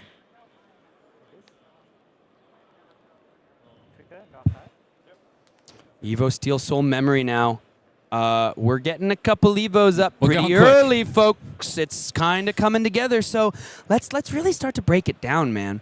Singularity requires a whole lot of cards under a whole lot of Evos. If you haven't seen this matchup play out in this way, I don't blame you. It hasn't been heavily featured on our World Tour streams because, let's be very clear, until very recently, Teklo was a meme. But now Teklo is here, and what does that mean for Damien Riggins? You're playing a very defensive, entirely fatigue-focused Victor Goldmane build. What does Singularity do? It allows you to go ahead and put everything on your side of the arena. Your hero, your weapons, all 4 Evos. Yeah, your hero, your weapon, and all 4 Evos, including everything and anything under them, into Teklo the Mechropotent. You spend 3, you banish 2 of those cards that you've been building up over the course of the game from your soul. You get to attack on attack. The defending hero has to discard a card, and all Mechanologist attack action cards just get Go Again. So you're able to use those Terminator tanks. You're able to use those War Machines with Go Again into yourself, into your big death robot machine that you've assembled for this endgame. The question is, how much life will Damien Riggins have when we get into that place? How many pieces of Evo will Chanon be able to put under his pieces of armor? And will he actually be able to get there? Listen, this is what this deck is supposed to do. We just saw a Singularity get pitched to the bottom, so we know, of course it's in the list, but now we know it's at the bottom, basically, of the first cycle. There's a couple cards before it. But you have to imagine Chanon's not going to resolve that card until he's confident that basically every single card that could be under an Evo is under an Evo. Well, now Chanon's got to at least wait to get back to it, right? Yeah. I got to ask you the question. I'm going to flip the script a little bit here and ask you some questions, Sam O'Byrne. Is that the only way that Chanon can, or only route to victory in this game? Yes. Okay, 1,000%. Singularity is the win condition. You need as many pieces of cardboard under your Evos as possible. I would not be surprised if we don't see that Singularity resolved until there's not a single card left in the deck for Chanon to find. In the meantime, though, because we've already reached 4 Evos very quickly for Chanon, he's going to be able to put pressure on Damien, forcing Damien to potentially not be able to put pressure back on Chanon, so Chanon can keep the life total high while he cycles back to that Singularity. And this is going to be the question, though. Rampart of the Ram's Head, Fiddler's Green, a lot of options for Damien defensively. He's got all the defense reactions in the book, Staunch Response, so that War Machine isn't going to be getting any damage across, and Damien's going to go all the way back up to 43. But yeah, man, Taking a look, the Evo Beta base legs, all pieces of Evo have already been found for Chanon Puttaree. Those are a huge piece of the puzzle. And it's, again, these cards in Compendium of Wraith that I think we're going to have to see featured pretty heavily here. They were so important in allowing not only for you to find more Evos, but it used to be once you got your big Steel Soul pieces on, not only did they cost 4, but also once you got them on, you could never trigger them again because you're putting the same cards back on top of each other, which means they don't have different names, which means their effects don't trigger. But now with the new beta bases that cost 0, not only do they reduce your Steel Souls, they also allow you to repeat the incredibly powerful effects. Extra intellect, getting threats back in your deck with the arms, extra resources, extra action points. We're seeing the gun is already going to be coming in for 3 overpower. The War Machine comes in for overpower again, but with so many defensive options, Damien still had a higher life total than when he started. And you might be wondering, Chanon, what are you doing? You're throwing all your War Machines into the graveyard already, but that's where the arms come in, the Steel Soul Controller. When he transforms into the Necropotent, the Steel Soul Controller is going to be able to put 2 of those important 6-power attacks back into the deck. And again, let's remind ourselves, the Necropotent gives all your Mechanologist attacks go again. They just have go again. You don't got to boost. You can do it all. And the turn you do it, you have 5 intellect from your head. So there is a game plan here for Chanon. The question is, what is it going to mean for Damien? Will he have enough defense to withstand it? Will he have enough cards in deck? Because every time Necropotent attacks, he rips a card from your hand. Yeah, we see the Evo base arms there played up by Chanon, which is going to activate that Steel Soul Controller and put one of those War Machines, like you spoke about, back into Chanon's deck there. And Chanon really just starting to put some pressure on here. Trying to keep Damien from doing the same, and coming in here with a Blast Rig, which is going to be coming in for 5 here. So nice 0-card 5. Wow, and is going to go ahead and boost. Chanon randomly taking a card off the top of the deck. But he knows, importantly, it's not going to be Singularity. He knows where that is in the deck. He knows exactly where it is. So he can kind of do this a little bit safely, at least a couple of times, until we maybe lose a couple of those pieces of Evo equipment and not risk losing others. Okay, so I think that's all 3 Fiddler's Greens. So Damien once again going to be able to head up even higher. Teklo Leveler now comes in 3 go again. We'll see how Damien wants to line up a block here. Looks like it's going to be an overcrowded. So Damien is going to take 1 damage here. And it looks like Channon's going to follow up with the 0-60 red, but not boosting it this time. Just finally coming in for 4. That'll be covered up by a Shelter from the Storm there. And I need to ask you yet another question, Samo Byrne, as we see Chanon and Damien just clean up the board here.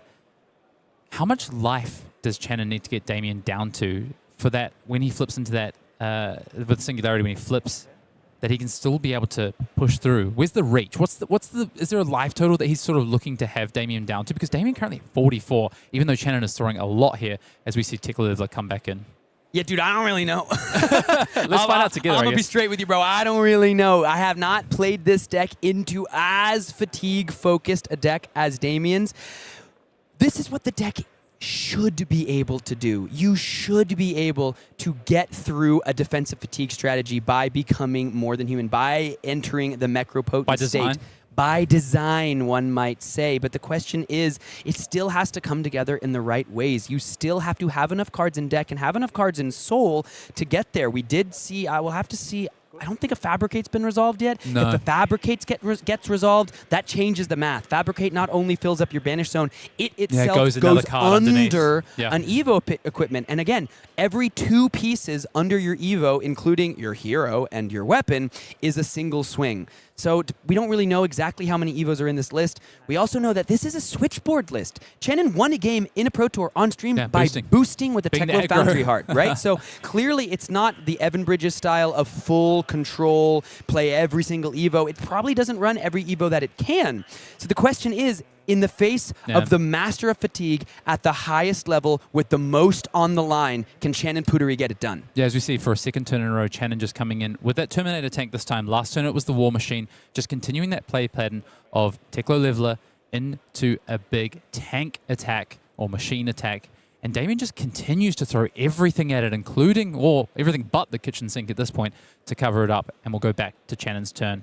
Chanon, of course, Damien, both of these players been in this game for quite a long time, seen them both at many an event. Chanon broke onto the scene back at the Calling in Phuket, one of the 2 players alongside Vespa to kind of bring Prism really onto the scene. Prism was like a cool deck. You know, Rob Cadden had a little success with it, but it hadn't really done much until Chanon and Vespa brought Prism in Phuket. Since then, ninth or at least one, I believe, calling in the APAC region. I believe finalist at the World Premiere in Taipei, the High Seas Limited World Premiere. Yes, yep. A player that has just been quietly assembling quite the impressive resume. Also, very sweet to talk to, you know, just kind of goes about his business. And now all of a sudden, at the precipice of putting himself into a very small echelon of players as we see 5 cards drawn up thanks to that Steel Soul memory going on top of that base. Yeah, on that last turn, Chanon was able to pop 2 Evo heads down and then draw back up to 5 intellect. Hard to find all. If that doesn't tell you what style of deck Damien Riggins is running, I don't know what will. Here comes the Shield Beater. It might have been the 9 turns we played previous. Yeah, true. Yeah, that's a good point. Hey, okay, here's a Fabricate. That puts the Beta Base head into the Banish Zone. That goes ahead and puts the Fabricate under the Beta Base arms. That's another card for the Soul for when that Singularity comes around. As we see Chanon now here, what else might we do on this turn? And Damien just taking a look at his graveyard. Right, what have I used so far? Yes, a whole host of Fiddler's Green so far this turn. And we're going to go for our first Remembrance here. And that is not only going to mean some damage back into the deck, as you see Damien prioritizing right. Yeah. I do actually need to pressure Damien here if I want to win this match, because if we go long, Damien's going to be a good spot. Oh, yeah, we're going long. Believe. Oh, yeah. Of course, but Damien needs to put pressure on, because if he just lets Chanon have free reign, we know what Chanon's going to do with that Singularity. As you see, I believe, was that the yellow... The cut a long story short, as well. That's often what goes alongside the 6 billion mites that are created if you just can remembrance back enough of those Visit the Goldmane stakes. One card has the crush effect, gets that +1. But no Goldman Estates played so far, and none grabbed with that first of likely 3 remembrances for Damien Riggins. Oh, and importantly, there's the Evo Recall. That's the way to get Singularity back from your Banished Zone on top of your deck. You take a Mechanologist attack action when you equip it from the Banished Zone. So if you do somehow banish the card, you have to imagine Chanon's not going to take that risk, but it looks like he even has the insurance package there. We're going to see the Teklo Vossen potentially activated. He's checking, he's counting, he's seeing what he's working with. Does he want to go ahead and put the base head back on top of the memory to get another 5 intellect? The Golden Sun going to block out the Teklo Leveler. We've already elapsed about 12 minutes in this game, and both players are either where they started or slightly higher. In the case of Damien Riggins, we're going to be boosting. It's a Teklo Trebuchet 2000, and it is going to be going ahead and grabbing a card off the top of the deck. There are those Beta Base arms. Yeah, at some point, Chanon's going to know the pitch deck as well, and what we're going to end up boosting away as well if we want to make sure. And as we hit another, looks like controllers, right? As we hit the arms there. Yep, Steel Soul controllers alongside the Beta Base arms as well, and the Beta Base head. 7 go again as we're boosting with the Blast Rig. And Damien actually finds another Remembrance, so pitches it away to just use these quick dodge flexes to just sink some resources. So Damien is throwing everything he can to keep that life total as high as he possibly can. This is really interesting. I wonder if we're going to talk about this quick dodge flexors later in this game, because eventually Chanon's going to go wide. Yeah. Eventually it's going to happen. I wonder if the quick dodge flexors is a way to get around some of that overpower later in this game. Here, it's only going to get that 1 activation because I don't think we're doing anything else. The Steel Soul controller goes on the arms, and like you're seeing, how many times are these 6-power attacks starting to get back into the deck for Chanon Puttaree? He's going to be able to keep the pressure on enough to take some defensive cards away from Damien. But the thing is, again, these defensive style fatigue decks, right? How many times have we seen them almost make it into a top 8, right? Well, I'm really curious how many cards both players have presented, because the thing we have triple Remembrance potentially, but I'm starting to think, actually, can Chanon fatigue Damien on the other side as we see, these Terminator tanks and War Machines taking 2-3 cards every single time from Damien's hand, and meanwhile Chanon is just bringing them back, of course, all the while powering up a future Singularity, as Damien is just going to be passing back to Chanon, and we'll see what he can do here. He does, of course, have a couple of those Evos in Banished already, and looks like we're going to go ahead and activate Teklo Vossen so that we can play one of those. Looks like, Chanon acknowledging passing the turnover. Teklo Vossen, of course, something we haven't really discussed. You pay 3 resources, play an Evo. As an instant, you may play Evos from your Banished Zone. That is what the major piece of the puzzle is for Teklo Vossen. How do you get those Evos in the Banished? You used to have to scrap them all away. Now there's all these cards that help you get them. The Architect, Ghost Protocol, Architect, boosting, and all the synergies with boosting. We already saw 1 Blast Rig. Here comes a Terminator tank that has to be dealt with. Rampart of the Ram's Head, Terra Sunder, that's only blocking 5. Yeah, and I believe Chanon has found another Fabricate in the hand as well, so something that we can save for a future turn. It's going to go into the arsenal here. And the sink below heads to the bottom for Damien. Just turn after turn with these Terminator tanks and War Machines. And they've been recurred so many times. I'm actually not sure how many in the graveyard. I think it's two. I think it's 2 tanks and 2 War Machines. I think he's actually got 1 of each still potentially left. Once again, 5 cards to work with. We're like, oh man, he's getting all these cards so easily. He's getting all these Evos on the field. There's a reason. He's maximizing his ability to churn back and forth between the Beta Base Head and the Steel Soul Memory. He's seeing so many cards. He's playing cards like Fabricate. They allow him to go ahead and put cards in the bench down, draw a card. He's ripping through this deck, just zipping through the skies of metrics. And putting pressure on Damien. Damien now down to 36, which doesn't sound like much, but we've got to take stock of the fact that we've gained a bunch of life from Damien's side here, including 3 Fiddler's Greens. So Chanon is now actually starting to get some damage through here. And interestingly, Chanon plays all 3 Fabricates in his list, as we see another one in the hand here. Fabricate's good, dude. Not only does it help you advance your game plan, you put cards into your banish zone that you ostensibly draw them, because you even if you put them in the banish zone, you can play them later. You get a card in your soul for later as the Fabricate goes under, and you go ahead and get to continue the turn from there. And this is great.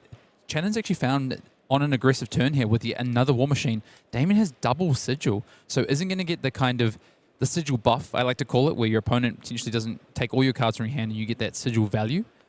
Damien's he's got all 3 sigils. Wow. Okay, so plenty more life gain for Damien Riggins. So he's going to gain damage, 3. but he's taking damage to do it. He's taking damage to do it, and then he's gaining it on back. So Damien an effective 39 here with that sigil in the arsenal. Yeah, but there's no reason to play it. Pass priority. Put a card in the arsenal. You can see Damien Riggins, I think he knows, like, he just does not have the tools to put the pressure on fast enough. At least he doesn't think so. We haven't seen any Visit the Goldmane Estates played. I'm not sure he thinks he can really get there, but he is giving Chanon, like, all the time in the world. Yeah, is he just trying to purely fatigue Chanon at this point? We'll see. He has actually found a Goldmane Estate in the hand. Is this going to be a slightly lower turn for Chanon? I guess we'll have to find out, because it looks like we don't have a big red attack in this hand. But there's just, like, no way, right? Like, how do you fatigue the Mecropotent? All the attacks have been go again. You rip a card every time the Mecropotent attacks. With so many Evos underneath of those equipment at this point. So many cards in Soul.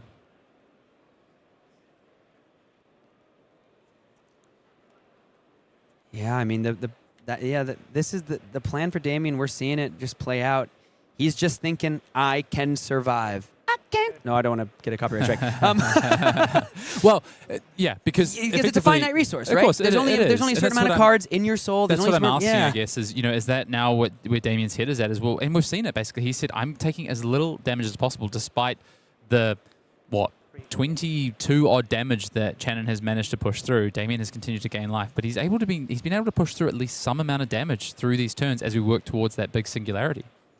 And alongside other Evos, we are seeing cards like Heavy Metal Hardcore, 0-cost boost attacks hitting the pitch zone, alongside more Evos. So eventually when Chanon is online, he's going to be able to go wide. It's something we say quite often when we talk about decks with game plans that need to take some time to actuate. Oh, they're online. No. In the case of Teklo Vossen, he's quite literally online when he's powered up. He is tapped into the mainframe. He is absorbing all the power from metrics, and it just might put him into a Pro Tour. I'm sorry, a Pro Tour top 8 potential for Teklo Vossen. What is going on? And this looks like an Architect coming down here, a Ghost Protocol Architect for Chanon.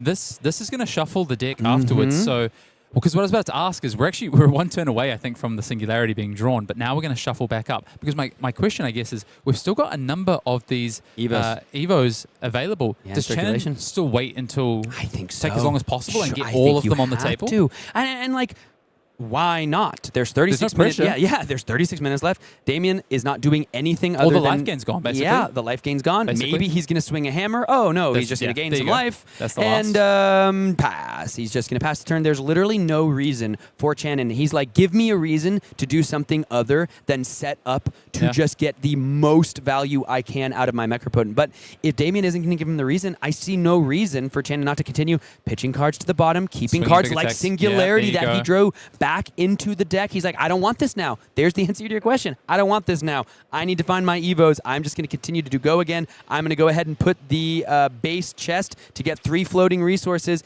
that he can use for Teklo Vossen, or that he can use for something after activating Teklo Vossen.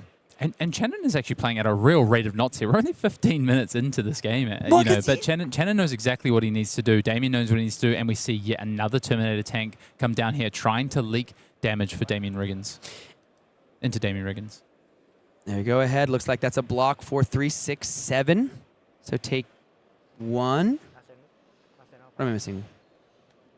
3, 6. It was a block card, and plus, cut a long story short, so 8 I believe. total, sure. Sure. And I'm like, credit to Damien. He's not tanking. You know what I mean? Knows Like, the line. he knows the line he's playing. He's not playing drawing fatigue. this thing out. Like, he's like, yeah, dude, like, pass. You know, and like, there are certain players who play these styles of deck. They take too long. They take too long on the clock. We're When put you're into living in uncomfortable 3 at a pro positions. tour. Yeah. Yeah, Damien has played this deck a lot and knows what's up. Credit to him, man. I mean, like, that's so fast. The fastest block in the world. Yeah, and that tells me as well that he's not looking to set up these Golden Sun sort of big damage push turns. We haven't even seen a gold mana state played. My reading of this game right now is it's pure fatigue for Damien. Oh, it's got to be. Oh, yeah. I think that's pretty clear. That's pretty clear. So it's all on Chanon. Bit of a check here. Can Chanon navigate this as we play yet another Soul Memory? We're going to have 5 intellect again next turn. And I want to say that it's been a while. And this is not Heavy Metal Hardcore going to come out. No boost, just 3 damage. But it's been a while since we've seen some of these players like Damien Riggins who have that final undefeated record actually move far in a tournament, right? It feels like in many Tier 4s recently, I think of Cody Williams, I think of Yuki Lee Bender at Worlds in Osaka, X and O after day 1, and the wheels completely fell off. That's Damien tough. Riggins here was X and O, 9 and 0 at one point, is now 11 and 3, went 2 and 3 in the next 5 games.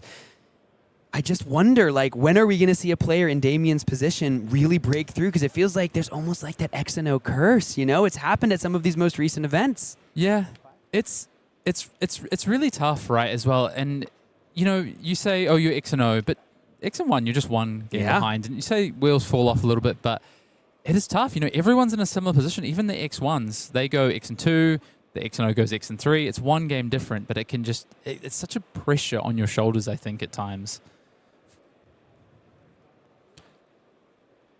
Chanon now activating Teklo Vossen. Looks like we might be banishing the chest.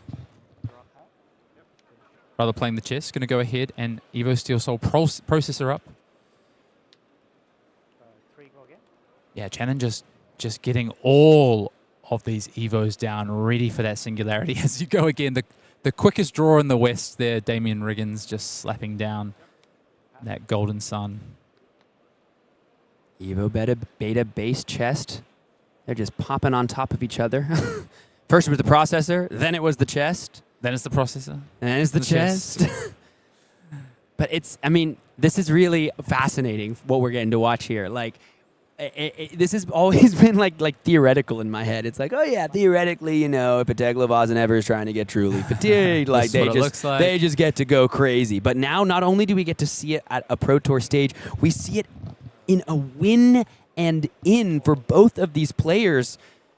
We're going to see, there we go. I'm ready to pop off when the singularity comes down. I'm so excited to see what happens when Chanon finally gets all set up, ready to go, and see if he can push through enough damage on Damien Riggins here. Yeah, because, like, I just don't know. I feels like it's just theoretical. It's like, yes, this is what this deck is designed to do. I have to, Chanon has to prove it to me that he can actually do it. It feels like the dream position to be in as a Teklo Vossen player. Oh, you literally are just letting me do my thing. All right, I can do my thing, and it can put me into the top 8 of a Pro Tour. But Damien, this is a dude, when talking to him, this is a dude that loves flesh and blood. He's very affable. You heard him in the interview. He's quite the character. There's no way Damien did not think about Teklo Vossen, especially after that calling, right? Which I think he was probably at. Mm-hmm. So he has to understand in some level, like, this is his best chance to win. So I'm putting it on both these players, like, prove it to me that you're right. Prove it to me that your strategy is correct here, because only one will end up correct at the end of the day. They're both playing with a lot of confidence as well, is what I'd say, as we see the Ghost Protocol mainframe come in here for Chanon Puttaree. Going to get blocked up by A Rampart of the Ram's Head here, plus a card from hand for Damien Riggins. It's a Fate Foreseen. Happy with the card on top. It blocks probably. It has 3 or 4 on the right-hand corner. That's good enough for Damien Riggins there. Keeps it on top.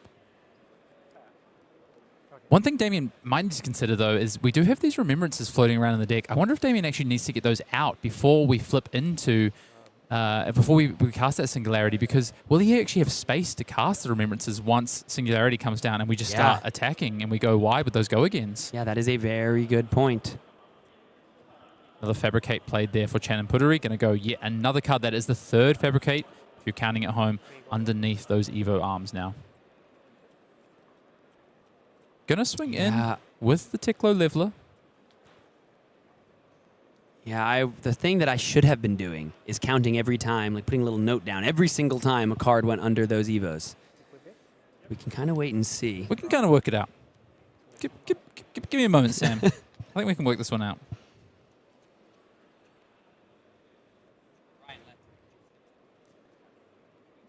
It looks like...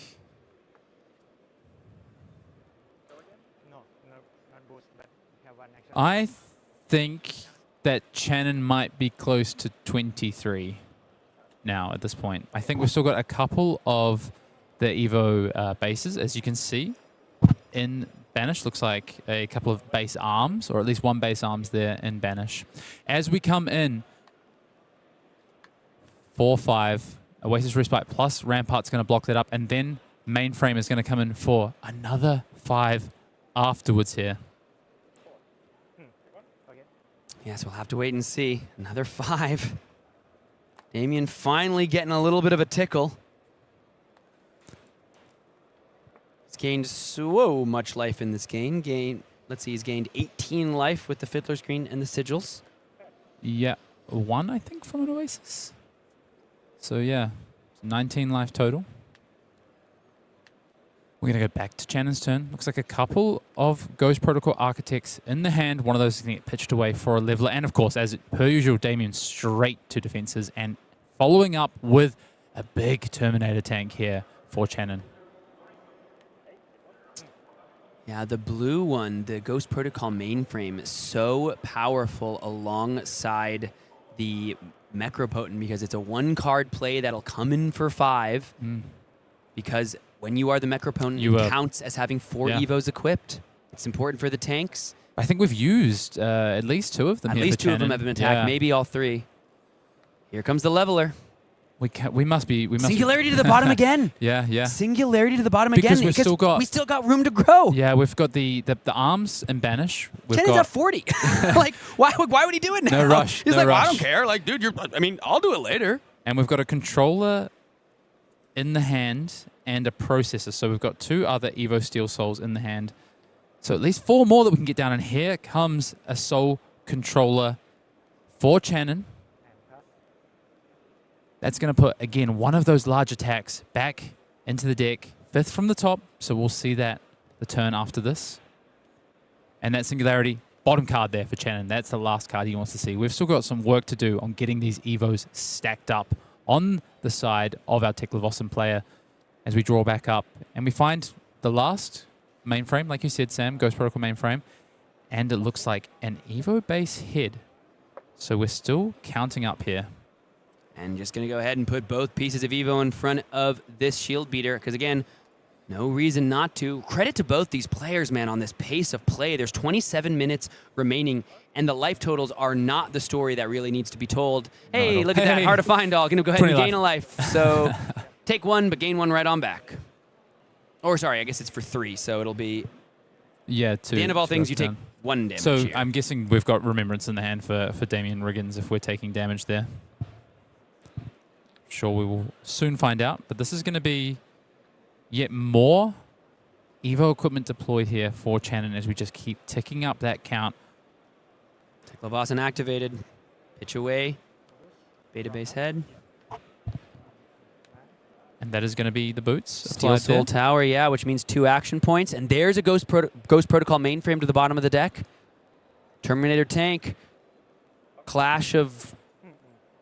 One of the clashes. Arms, maybe? Sink below. Chest. There's the Remembrance. Yep. Chest. Good call. Yeah, I think Damien does need to get these out. now as well, and is still able to block up a lot of this Terminator tank, which is nice. Of course, we still have the equipment. Tear asunder. Okay, there's something. 2 tear asunders. There's something for Damien. Tear asunder on a big attack, rip the singularity. That's a way. That sounds so incredibly hopeful. hopeful. Hey, he put 2 in the deck. He just put 2 back in the deck. Yeah, look, hey, if it's something that... I mean, Damien's going to count that pitch stack. He's going to know when that card's coming back around. That could theoretically happen. That is something that theoretically could happen. Theoretically. We will You guys see. are welcome. My analysis is why I'm here. You're welcome. As we see, Chanon's going to draw back up. And Damien, of course, will just pass back on his turn. No cards in hand. I'm sure we'll see Chanon likely develop another piece of Evo equipment. Looks like we have Evo base legs in this hand. As you see, they're deployed. And that's going to get the 2 action points, of course, as well. Thanks to those towers. Teklo leveler. Steel Street Enforcement and a T-bone. That meets high current currency. Very nice looking high current currency.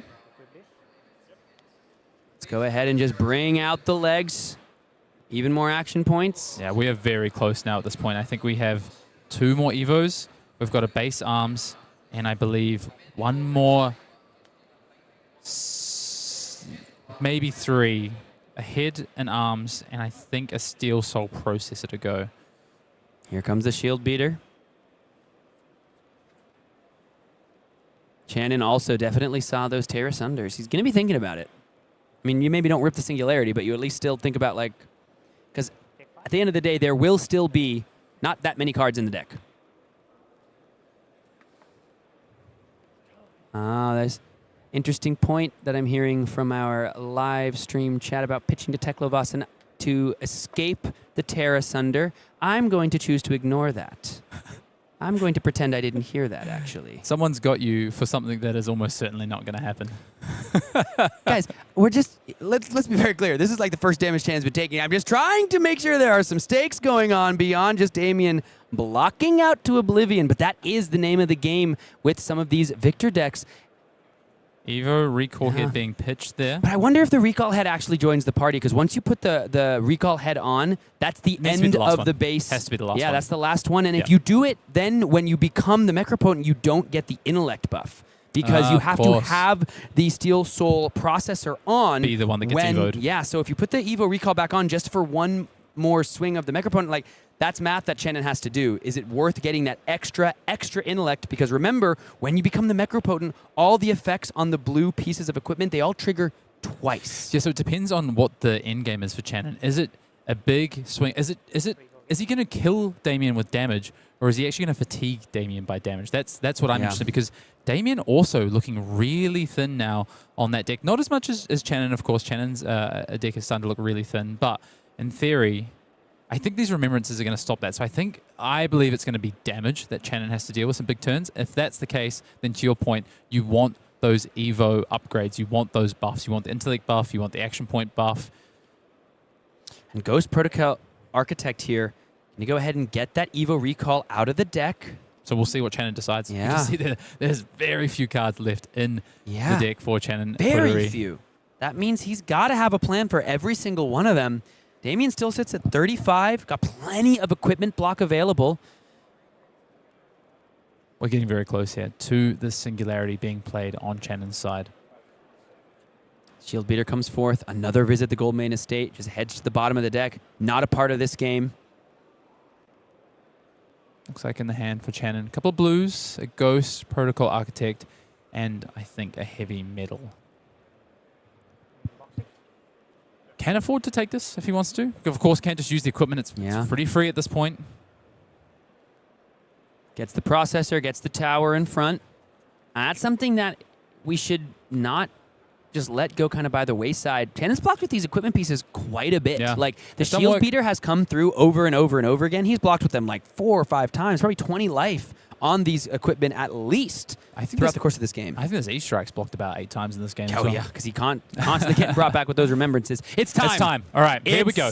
time, Chanon Puttaree resolves the singularity. It is time for every single card in the arena to fly forth from the workshop, assemble around Teklo, and Chanon is going to attempt to truly become more than human. I'm sure we will get a count on this as well, but of course, thanks to those arms, we are going to put those two attacks back 5th and one ultimately 6th. Because remember, every single one of these blue steel souls, and Chanon waited until there were no bases on top, all of their effects trigger twice. So this is going to be an extra 2 action points, 2 triggers from the controller, so those 2 6-power attacks into the deck, 6 resources, and 2 extra intellect. Teklo now, at the moment, the Necropotent only has 3, so he's again going to have a 5-card hand, but then from this point forward, he'll only have, let's count, 8.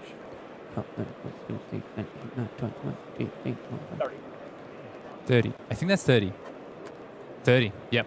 Oh, I got the count right, Sam. Exactly, which means 15 swings from the Necropotent. That is half of Chanon Puttaree's deck in his soul. So 6 resources floating, 3 of it into Teklo and the Necropotent. He has multiple action points from both triggers on the Steel Soul Towers. On attack, discard a card. There goes the Iyslander. My win con is trashed. I think we are going to see fatigue by damage here because 30 attacks, each is taking minimum 2 cards because even if you commit the Rampart here, because of the discard effect, I estimate Damien has maybe 25 cards left in deck, maybe 30. So take 1 from the attack. It's going to be pitch into the Rampart because you're going to have to lose a card anyway to the Necropotent. This is crazy. But Chanon did agree with you. Chanon didn't play the recoil for an extra card, instead wanting to get the intellect. And now because of that extra action point from the tower triggering, he gets to attack again, so that's 6 more damage. Yeah, of course, it's not once per turn attack with Teklo in here, the Necropotent. Yep. Damien is now facing down this attack. 1 card in arsenal. No cards in hand here. Damien, I mean, listen, dude, you're going to throw the equipment at some point. When do you want to do it? Not now is the call. 6 damage. So down to 25 goes Damien Riggins on this Fatigue Gold main deck. Both of these players battled so hard to get here. Both of these players, so impressive. Both of these players want to Pro Tour top 8, but only 1 slot exists. 25 plays 30. 5 cards in hand for Chanon. Which of course means a Terminator tank coming in this turn as well off the back of this Necropotent. How will Damien try and soak up some damage here? Terminator tank. And this time it has go again. Thanks to the Necropotent's ability. So we're facing down what? 15 damage plus a discard on Damien's turn as well? Oh, it's rather from Damien's hand.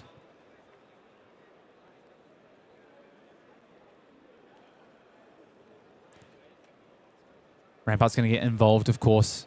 Heart, that's going to help a little bit. There's a couple of value. Yeah, up to 26. You have to have a way to stop this discard. I have to imagine there's the Shelter from the Storm. And there's the Remembrance, but now shields are down. Yes, but the Remembrance in a little way gets around this turn of the Necropotent to a degree, but there's so many cards left under this Necropotent for Chanon Puttaree here. I don't think he cares about these 3 cards in the deck. He thinks, listen, all right, shields are down. You only got equipment left. You ain't got no cards left in your hand. What does he want to do with it? Yeah, last Remembrance for Damien there, as you see. The deck, again, looking pretty thin.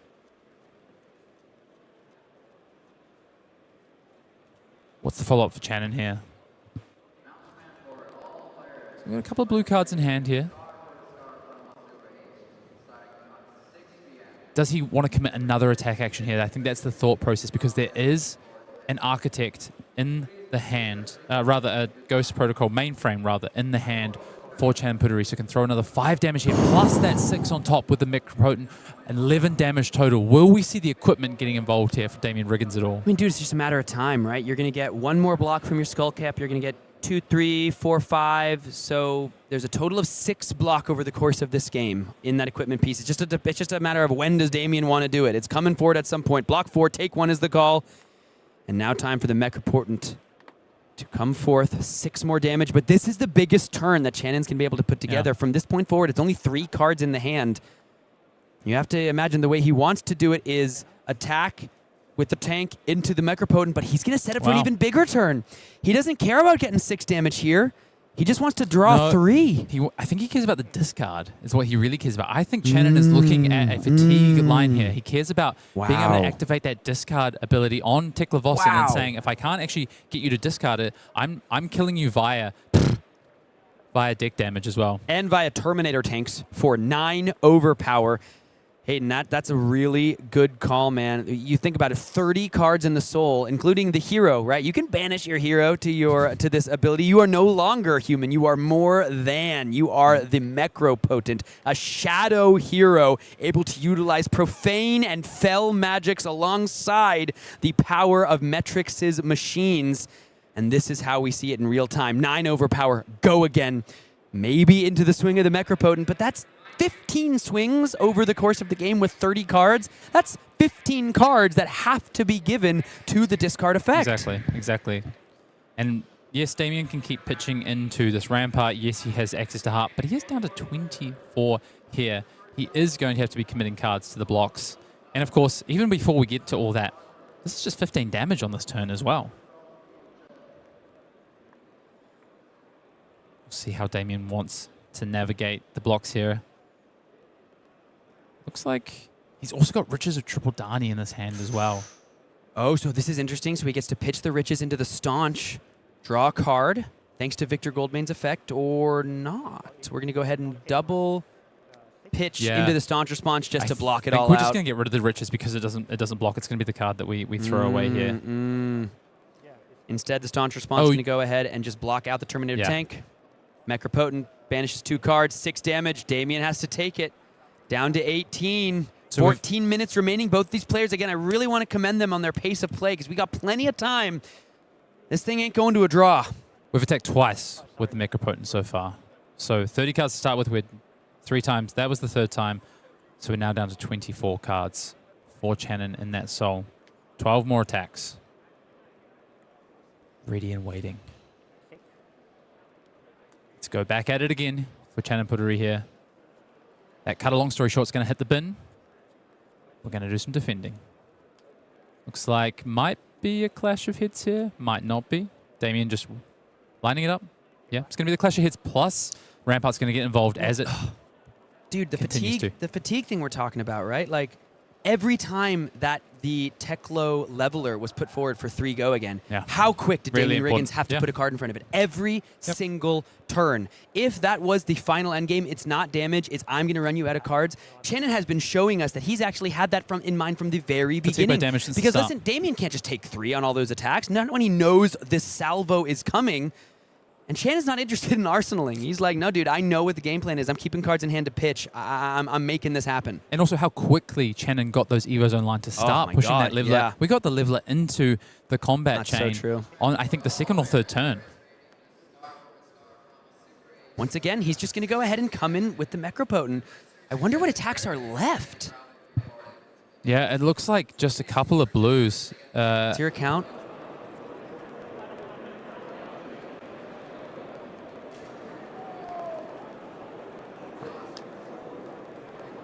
There's like no cards left. Chanon's going to have enough deck. to run Damien out of cards and then go over the top with the last couple of attacks. And that's why you saw Chanon say, no, I'm not attacking on this turn with my Necropotent because I need to take cards from you. I don't need to. I know my win condition. You may be the fatigue master, Damien, but the pupil is potentially rising up to challenge those who have built things like the oh my goodness, the Pleiades fatigue deck in the past. Chanon showing truly what the master of fatigue is. And it's not just blocking, it's assembling something like the Necropotent and putting together a potent offense alongside some impressive defense. And I think this is Damien seeing the writing on the wall here and realizing, I don't think I have an out in this game. I think I may be locked out of this one. We will soon find out. I believe we have 7 attacks left for Chanon. And that's plenty. That's 6 times 7 is 42 points of damage over the course of all those attacks. Might be more than that even, actually. Shield Beater comes forward. You can see there's a little bit of shake of the head. Chanon, he doesn't even put the Mecropotent in front of this. He's just going to go ahead and take 5. Let's see how many cards are left. Yeah, Draw 4. Maybe another 11 minutes left. 4 or Pitch 5. away the T-Bone. Here comes the Mecropotent. Discard a card on attack. Well, the heart's drawn back up again, so we must only have a couple of cards left in the deck here for Damien Riggins. Looks like the 4 in hand and I believe 2, max 3 left in the deck by the looks of it. Terrace Under discarded. Win condition in shambles. Take all of the damage. Now Chanon Arsenals. Down to 12 is Damien Riggins. Of course, Chanon still has some damage left in the deck outside of this Micropotent as well. Shield Beater comes forward for 5. Gain a life as well, importantly. Yeah, he's constantly cycling that heart through to gain a life every time he swings the Shield Beater.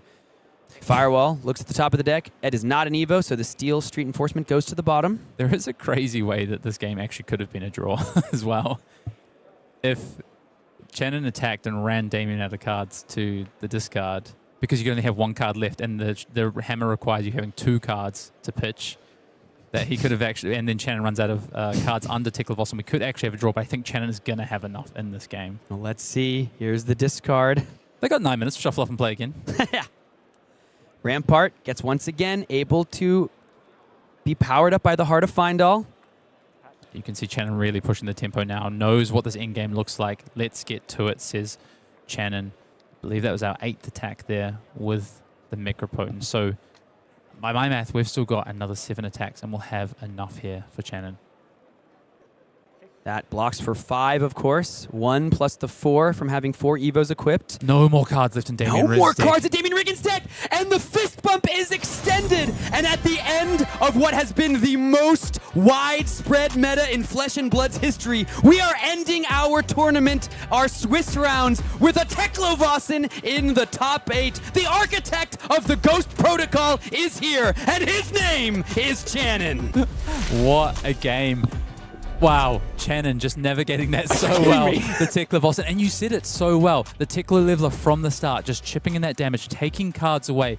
Tank, machine, Leveler. Just so much damage coming through. Chanon's so patient. No pressure on Chanon. Was able to just continue to stack all of those Evos up until we finally hit that Singularity. 30 cards under that Singularity. 15 attacks for the Micropotent in that game. Wow, what a game. Wow. What a winning end. What at a winning end, dude. Both of our winning ends. 2 amazing Just winning ends. absolutely spectacular. And huge shout out to both of our runners-up in those games, Maximilian Klein and Damien Riggins, 2 players, stalwarts 100%. of the competitive scene. Damien Riggins, you know, the heart goes out to him with that X we'll and see O more of him. record, but we are going to see more of that, dude. Yeah, we know he likes to block, so we know he likes to play Flesh and Blood for a long time. So I think we'll be seeing him sometime soon. But our top 8 is coming into focus, team. And I think it's the most lit top 8 we've seen in this game. Let's go ahead and take a look at our Pro Tour Yokohama top 8. Beyond the distant land, the legend will be told. The dragons of the horizon, history unfold. Almighty pets of war, leaders, fame and glory. We shall be victorious. All will know our story. Almighty pets of war, leaders, fame and glory. We shall be victorious. All will know our story. All will know their stories indeed. My friends, your Pro Tour Yokohama top 8. Break it down for me, Mr. Hayden Dale. Well, I want to point out first, Eden, a massive congratulations to Evan Herndon. We heard from Brian yesterday. He felt like Evan was poised for a breakout, and here it is, a tier 4 top 8 for Evan. But a number of familiar faces and some new names, of course. If we just hit those familiar faces very quickly, Evan Herndon, Tommaso Vecito, we've seen finished in that like 9th or 10th multiple times. Finally multiple times. had the Ian Zhang curse almost and has broken through here to a top 8, getting that 8th spot. You see Michael Hamilton, of course, needs no introduction. Yuki Lee Bender as well, who had already locked it up. And then a number of new and very exciting faces there. Eugene C. Eugene C., my man on Reinar. This is a player we have seen time and time again grace the feature match table at callings, at Pro Tours, at World Championships, with some of the most entertaining games of Flesh and Blood at some of the highest level. And now we get to see, can he do it again against Nicolas Jamoulle, our first-time Pro Tour top 8 competitor, alongside names like Bartosz and Chanon Puttaree down there at the bottom of your screen, against Yuki Lee Bender. There's a Teklo and a Reinar in the top 8 of what has been the most open meta in a Flesh and Blood Tier 4 history. Yeah, it just puts the cherry on top. You know, I think as we came into these last few weeks, it has the story of Flesh and Blood in this competitive season has been one of continuous evolution. And to be sat here now, looking at this top 8, with you, like you say, a Teklo, a Reinar, a Victor, which has come up over the last few weeks as well, alongside those two heroes that have been sort of the story of those first few weeks, Oscillio, Marionette, but not the only story, as you can see. One hero missing from here, though, ultimately, and that's Gravy Bones, not quite getting to a top 8. And Sam, do you want to tell us what happened in our final round? Filipe Lima Cardoso, friend of the show, incredible player, and Colin Eriksen, also friend of coverage over there in the LA circuit, incredible young player. Unfortunately, the Gravy Bones mirror, they drew the mirror, and if there was a winner in that game, Tommaso Vecito gets 9th again. But because of a draw, he sneaks in. The Assassin Master, who put new to living legend, is in the top 8 on an Assassin. And I want to take you back to previous events such as, I don't know, Barcelona Worlds, where Alex Ariu snuck into that top 8 and 8 and went on to become our world champion. You're so right. We have seen our 8th seed do a multiple times on Pro Tour Sunday, and Tommaso Vecito finally gets the break that he deserves, quite frankly, as well, as a player who's put up consistent results. And will this be the omen he needs to go through to potentially take a trophy? Michael Hamilton's in a Pro Tour top 8 again. For the 4th time. All these names that we're excited about, the newcomers, Bartosz, Nicolas, the stalwarts, Yuki Lee Bender, Eugene, Evan Herndon, ex-US national champion. Everybody got to get through Michael. Everybody on that top 8 list has to get through our first world champion. But let me tell you, the only other thing that I got to say, and I think the most, prescient way I can put this and the most concise way is, it looks like Mandible Claws were really just holding Eugene C back. That is, as much as he is sad to lose them. It's a crutch. It was a free, exactly. It was a crutch at the end of the day. It's freedom. Let's go ahead and take out these standings, folks. I want to see how it all shook out. What an unbelievable weekend of Swiss, and how much more fun do we have coming up in this top 8? Yeah, and shout out to Gordon Coe, 9th place there. Unfortunately, just missing out on that top 8 at the end of the day. 12-3, the only 12-3 to not make it. And there you see, as you called out, Filipe Lima Cardoso and Colin Eriksen, 10th and 12th. Damien Riggins, shout out. Great run there. Our last undefeated player, unfortunately, just can't quite get it done, finishing up in 11th. Sam Sutherland, a name we've seen many times, and we will continue to see, I'm sure, many times. But will it be the last time at a Tier 4 that we will see Dash.io in the hands of Sam Sutherland? As we look down to Maximilian Klein, who was fighting it out to be the 4th time Pro Tour top 8 competitor, unfortunately, or fortunately for Michael Hamilton, but unfortunately for Maximilian Klein, couldn't quite get it done. We look down there. I want to give a big shout out to Isaac Katsakis, one of Australia's best, brightest as well. Put in a great run there. Unfortunately, couldn't quite get it done, finishing 15th. Shout out number 17 as well, Yufan Liao, better known as Charlie, to his friends. Good friend of mine, one of my favorite folks on the Flesh and Blood scene. Dude has been on Victor for, gotta be since that hero came out, and has been putting up major results. Once again, very, very close to that breakthrough performance, but I know it's coming for you, my friend. Let's go ahead and take a look at some of our other X and 4s as we round out the top finishers in our standing. We'll go down to top 64, see who finished, but some big names here. Of course, cash prizes for these players, and importantly for many of these players, World Tour points as well. 100%. If you look at the likes of a Shoma Yamamura, if you look at the likes of a Matthew Dilks, Tom Escoffier, these World Tour points could make a difference when we get to the end of the year. Justin Koo, of course, who is currently leading our Asia-Pacific region. Yeah, 100%. Some Kasai on this list that we're seeing. Even an Ira, Jeremy Miller. We saw Jeremy Miller do very well at the end of the day. Yesterday was one of our other undefeated players, I believe, or close to undefeated,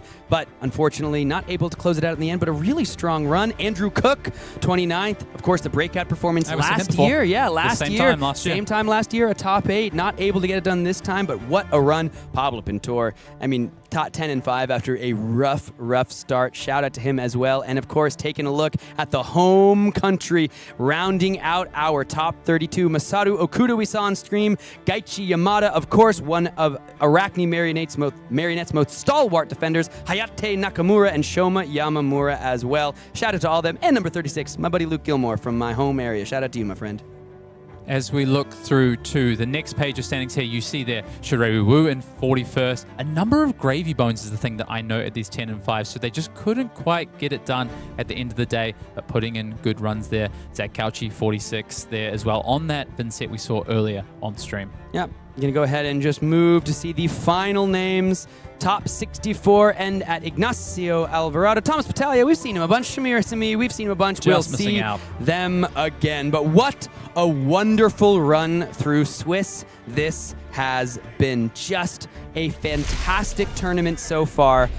And the top 8 is proving to be an all-timer. I can't wait for tomorrow. I cannot wait for tomorrow. We got a Reinar, we got a Teklo, and we got some of the biggest names in the world for all of you. It's looking like we potentially have a barn burner on our hands. Yeah, it's been a pleasure casting those 2 games with you, and congratulations to all of our top 8. And I just can't wait to see what Pro Tour Sunday holds, because it's the most exciting time. Yeah, Championship Sunday is right around the corner, folks, because our top 8 has come into focus. Some of the biggest names in the world against some incredibly impressive newcomers and some decks we never thought we'd see. We've got Mitch and Ponkage to go ahead and wrap up the day right after this. What a Pro Tour, what a day. We'll see you tomorrow.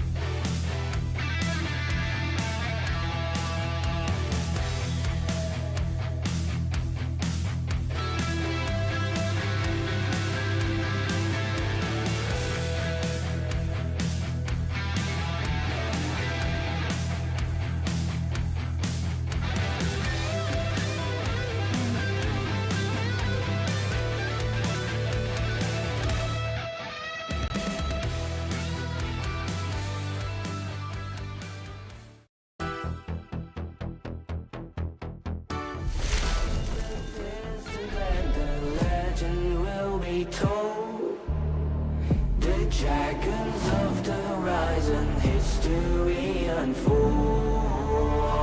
Almighty Teklo gave us fame and glory. We shall be victorious. All will know our story. Almighty Teklo gave us fame and glory. We shall be victorious. All will know our story.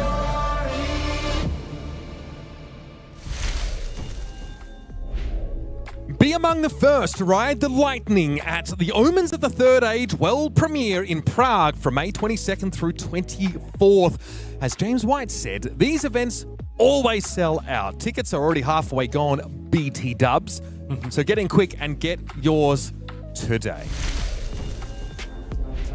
The Pro Tour is one of the most grueling events on the calendar in Flesh and Blood. Our players truly are put through their paces across multiple formats and multiple days. We're 2 out of 3 done now, essentially, of course. Welcome back to the coverage booth here for our brief post show. We're going to put a bow on things here because we've had 2 days of play through Swiss, and we finally have our top 8. And what an incredible 2 days it's been, Mitch. I think one thing I really want to emphasize is that we came into this weekend realizing that we were in a very diverse metagame. And I think that has opened up the space for some specialists to show up and really flex their chops. I'm talking, of course, of players like Eugene C, who's been on Reinar since forever here at the top 8 of Pro Tour Yokohama. We're talking 30 to 40,000 games of Reinar Reckless Rampage under his belt. That's what it takes to truly be a specialist in this game of Flesh and Blood, where so many people from around the world are competing, many for that same spot. Now, of course, we did tease that we are going to be having a giveaway in chat, so we are going to give some time here for that to be drawn. If I'm not mistaken, it is it's a Pocus 9996. Details are in the chat, of course, and you are the victor, the winner, of course, I believe, of a Compendium of Wraith box, is what I'm being told. So thanks for sticking with us throughout the show. Hopefully you heard that. Look in chat for those details. Now, let's keep moving. Let's talk about this top 8 specifically. You mentioned there's so much room for innovation and also for specialists here. Eugene C, of course, as you mentioned, has made it into the top 8, but amongst the field here, we have still got 3 Oscillios, all with different Silver Age lists, sort of stapled to them, that have made their way through. And these are some seriously big names. The major players of this metagame definitely making a showing here at the top 8 of Pro Tour Yokohama. 3 Oscillios, 2 Marionettes as well. These 2 were the linchpins of the format coming into this weekend. And 1 Victor as well, which was the up-and-coming hero these past few weekends. Of course, enjoying a few top 8 appearances across the callings here and there. But I think the big story of this weekend, or at least where I think a lot of people's hearts are in the back of the Reinar piloted by Eugene C, and of course the boost Teklo piloted by Chanon Puttaree, who gave us such an amazing, patient masterclass of that hero earlier in his game against Damien Riggins there, where he just said, look, if you're not going to put any pressure on me, I'm just going to be patient. I'm going to set up as many Evos under the Singularity as I possibly can and make sure that there is no way I get fatigued. Now, we've talked so much about Michael Hamilton over the life cycle of this game. Of course, a world champion in 2022, US national champion, of course, winner of multiple callings, but a Pro Tour has eluded him thus far. He is still looking for that last Infinity Stone to really propel him forward in the argument of who is the GOAT of Flesh and Blood. He's got callings, battle hardens, showdowns, worlds, doesn't have a Pro Tour yet. Gonna be looking to pick that up this weekend. He was my pick to take this entire event down. I am glad to see him in the top 8, as I'm also glad to see Yuki Bender, who we alluded to this earlier. You know, historically for her, she has had very strong day 1 performances, but oftentimes has had the wheels fall off on a performance on day 2, but here she is making top 8 of Pro Tour Yokohama on the same hero as Michael Hamilton. Fun fact, the 2 of them do test together. Yeah, second seed is definitely quite impressive. You mentioned obviously the fact that we have another Teklo, and it's not, I guess it wasn't a glitch in the system that allowed the esteemed magnate to find success in Memphis now on the biggest stage thus far for Teklo and Chanon Puttaree. We'll have his work cut out for him, I think, in that particular matchup. And I want to call out here, of course, Tommaso Vecito. Sam got into it a little bit. Someone who's been unfortunate in some bubbles in the past has made it through into that top 8. Someone who's really dialed in on the assassin class. And Bartosz Dobrovolsky, a player who is 0-2 coming into round 3.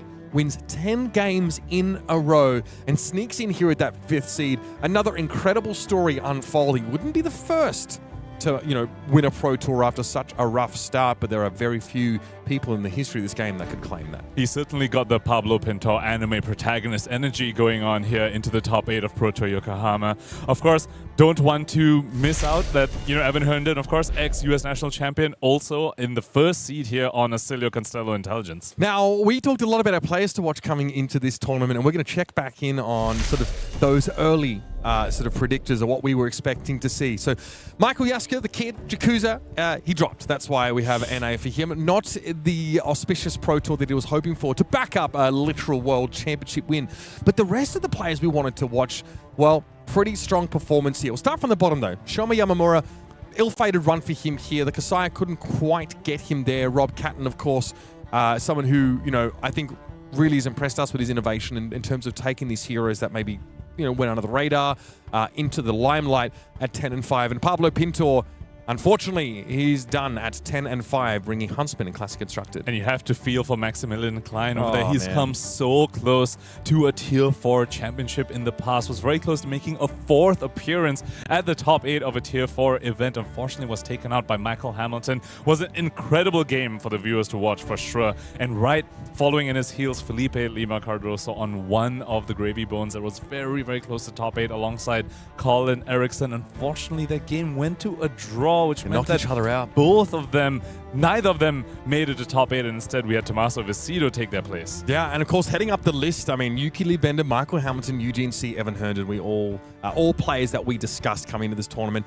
And it's a real, one of my favorite aspects of Flesh and Blood is that the consistency in result is something you see everywhere. That's the kind of game, and that's the kind of, personality that applies themselves to Flesh and Blood at this level, that they can achieve such consistency in results. And who knows which of these will truly rise to the top. But importantly, it was 3 Oscillios that we were watching, and it's 3 Oscillios that we'll be watching tomorrow as well. These are household names at this point in Flesh and Blood. But something that I do enjoy is that at these top 8s of these Tier 4 events, we see these known figures in Flesh and Blood, but we also see a whole bunch of new blood coming in as well. Now, of course, let's talk about some of the teams that we wanted to spotlight coming into the day.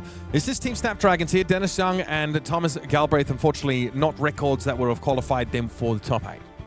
Moving on to our next team over here, Team Brazil. We had Rafael Rosa still play it out in day 2, ending at 9-6. Unfortunate for the rest of the team over there, all dropping fairly early on in the tournament. As we move on to talk about the runaways, Cody Williams came into day 2 with a very, very strong record, but looks like, not sure if it was the Sage rounds or the CC rounds today, but one of those didn't quite go his way. Yeah. Not a finish he is over the moon about, I'm sure. Maximilian Klein, unfortunately, just missing out on top 8 contention here, losing an important win in 11-4 was his record here, the strongest player on Team Table 1. PCG, of course, Evan Herndon representing, makes his way into the top 8, looking very, very good. Matthew Dilks, a Worlds finalist, comes close, but no cigar. Another one of those players picked up the Huntsman list, and the top 8 is conspicuously absent of those heroes. Moving on to Team Invasion over here, we have Yuki Lee Bender, who is in our top 8, and a few other appearances playing in day 2 as well. Want to shout out Ian Zhang, of course, who was top 8 at Worlds Philadelphia as well. Unfortunate for him, only ended this run at XN5. Still a stellar record for sure, though. All right, moving along here. Team Blue Pit putting Tam, the best performer, at least the last, the drop. He went 8-7, played it out. You gotta love to see it.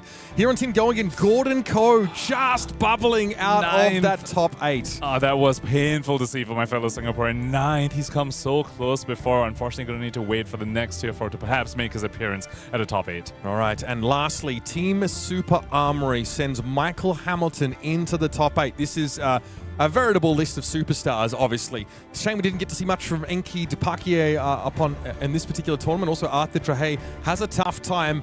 Chris Yali hoping to see a big, strong follow-up on that Shanghai performance. He ends up at 8-7. And now let's have a look at our final standings, folks. Of course, one last look at our Swiss results. We've got a number of pages here to look through, so we'll try and keep it pretty quick. And the gentleman earlier did discuss this. I want to point out the 2 gravies here. Unfortunately, neither are being able to get through. Damien Riggins also falls short there. Blown out by the singularity, of course, the Teklo with that deterministic late game plan to really stymie the fatigue victor. And the Fatigue Victor indeed can't really put on the pressure to really combat the inevitable combo endgame game plan of their Teklo boss. And moving on to our second page with standings here, continue to see a decent smattering of heroes. Definitely a fair number of Arakni Marionettes over here, which was, of course, our most represented hero. But of course, amongst them, we see a few ninjas, a couple of Iras, a Jarl Vitradi as well, piloted by Marco Mancelli. You have to shout out the Teklo Foundry. Go check out that channel. I'm sure there'll be a video on Jarl coming up very soon over there. Near him, we've got Justin Koo on the Gravy Bones as well, and Andrew Cook's Prism. Who can forget the incredible performance he's put up on that hero before? Of course, heading further, excuse me, down the list.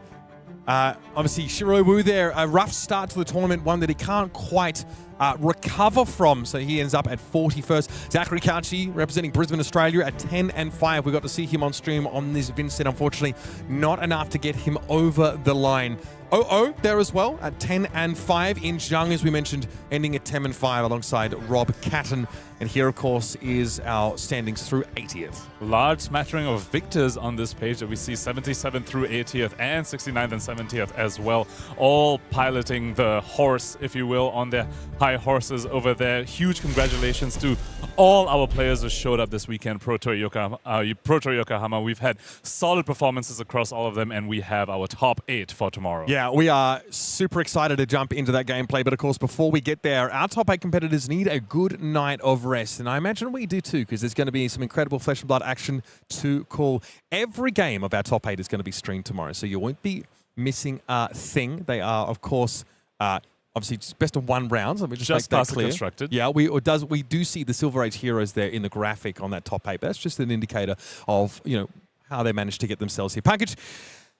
Prediction. Who wins it all tomorrow? Michael Hamilton. I'm going to stick with my same prediction that I had coming into this weekend. I was very confident in his performance on Oscillio, and we saw him a couple of times on stream as well execute flawlessly into a fatigue strategy. I had a few doubts about his Florian pick in Silver Age, to be honest, but, you know, he made it happen. Here he is in top 8. I'm going to stick with that. What's Michael yours? Hamilton. Oh, I think Yuki Lee Bender is finally going to do it. Yeah, we're going to see our Canadian national champion hoist a Pro Tour trophy. That's all from the coverage desk, of course. Thanks for joining us over the last couple of days. And tomorrow, we get to the pointy end of things here at Pro Tour Yokohama. 8 of the best flesh and blood players in the world are going to go at it. A highly diverse top 8. You don't want to miss it. We'll be seeing you there.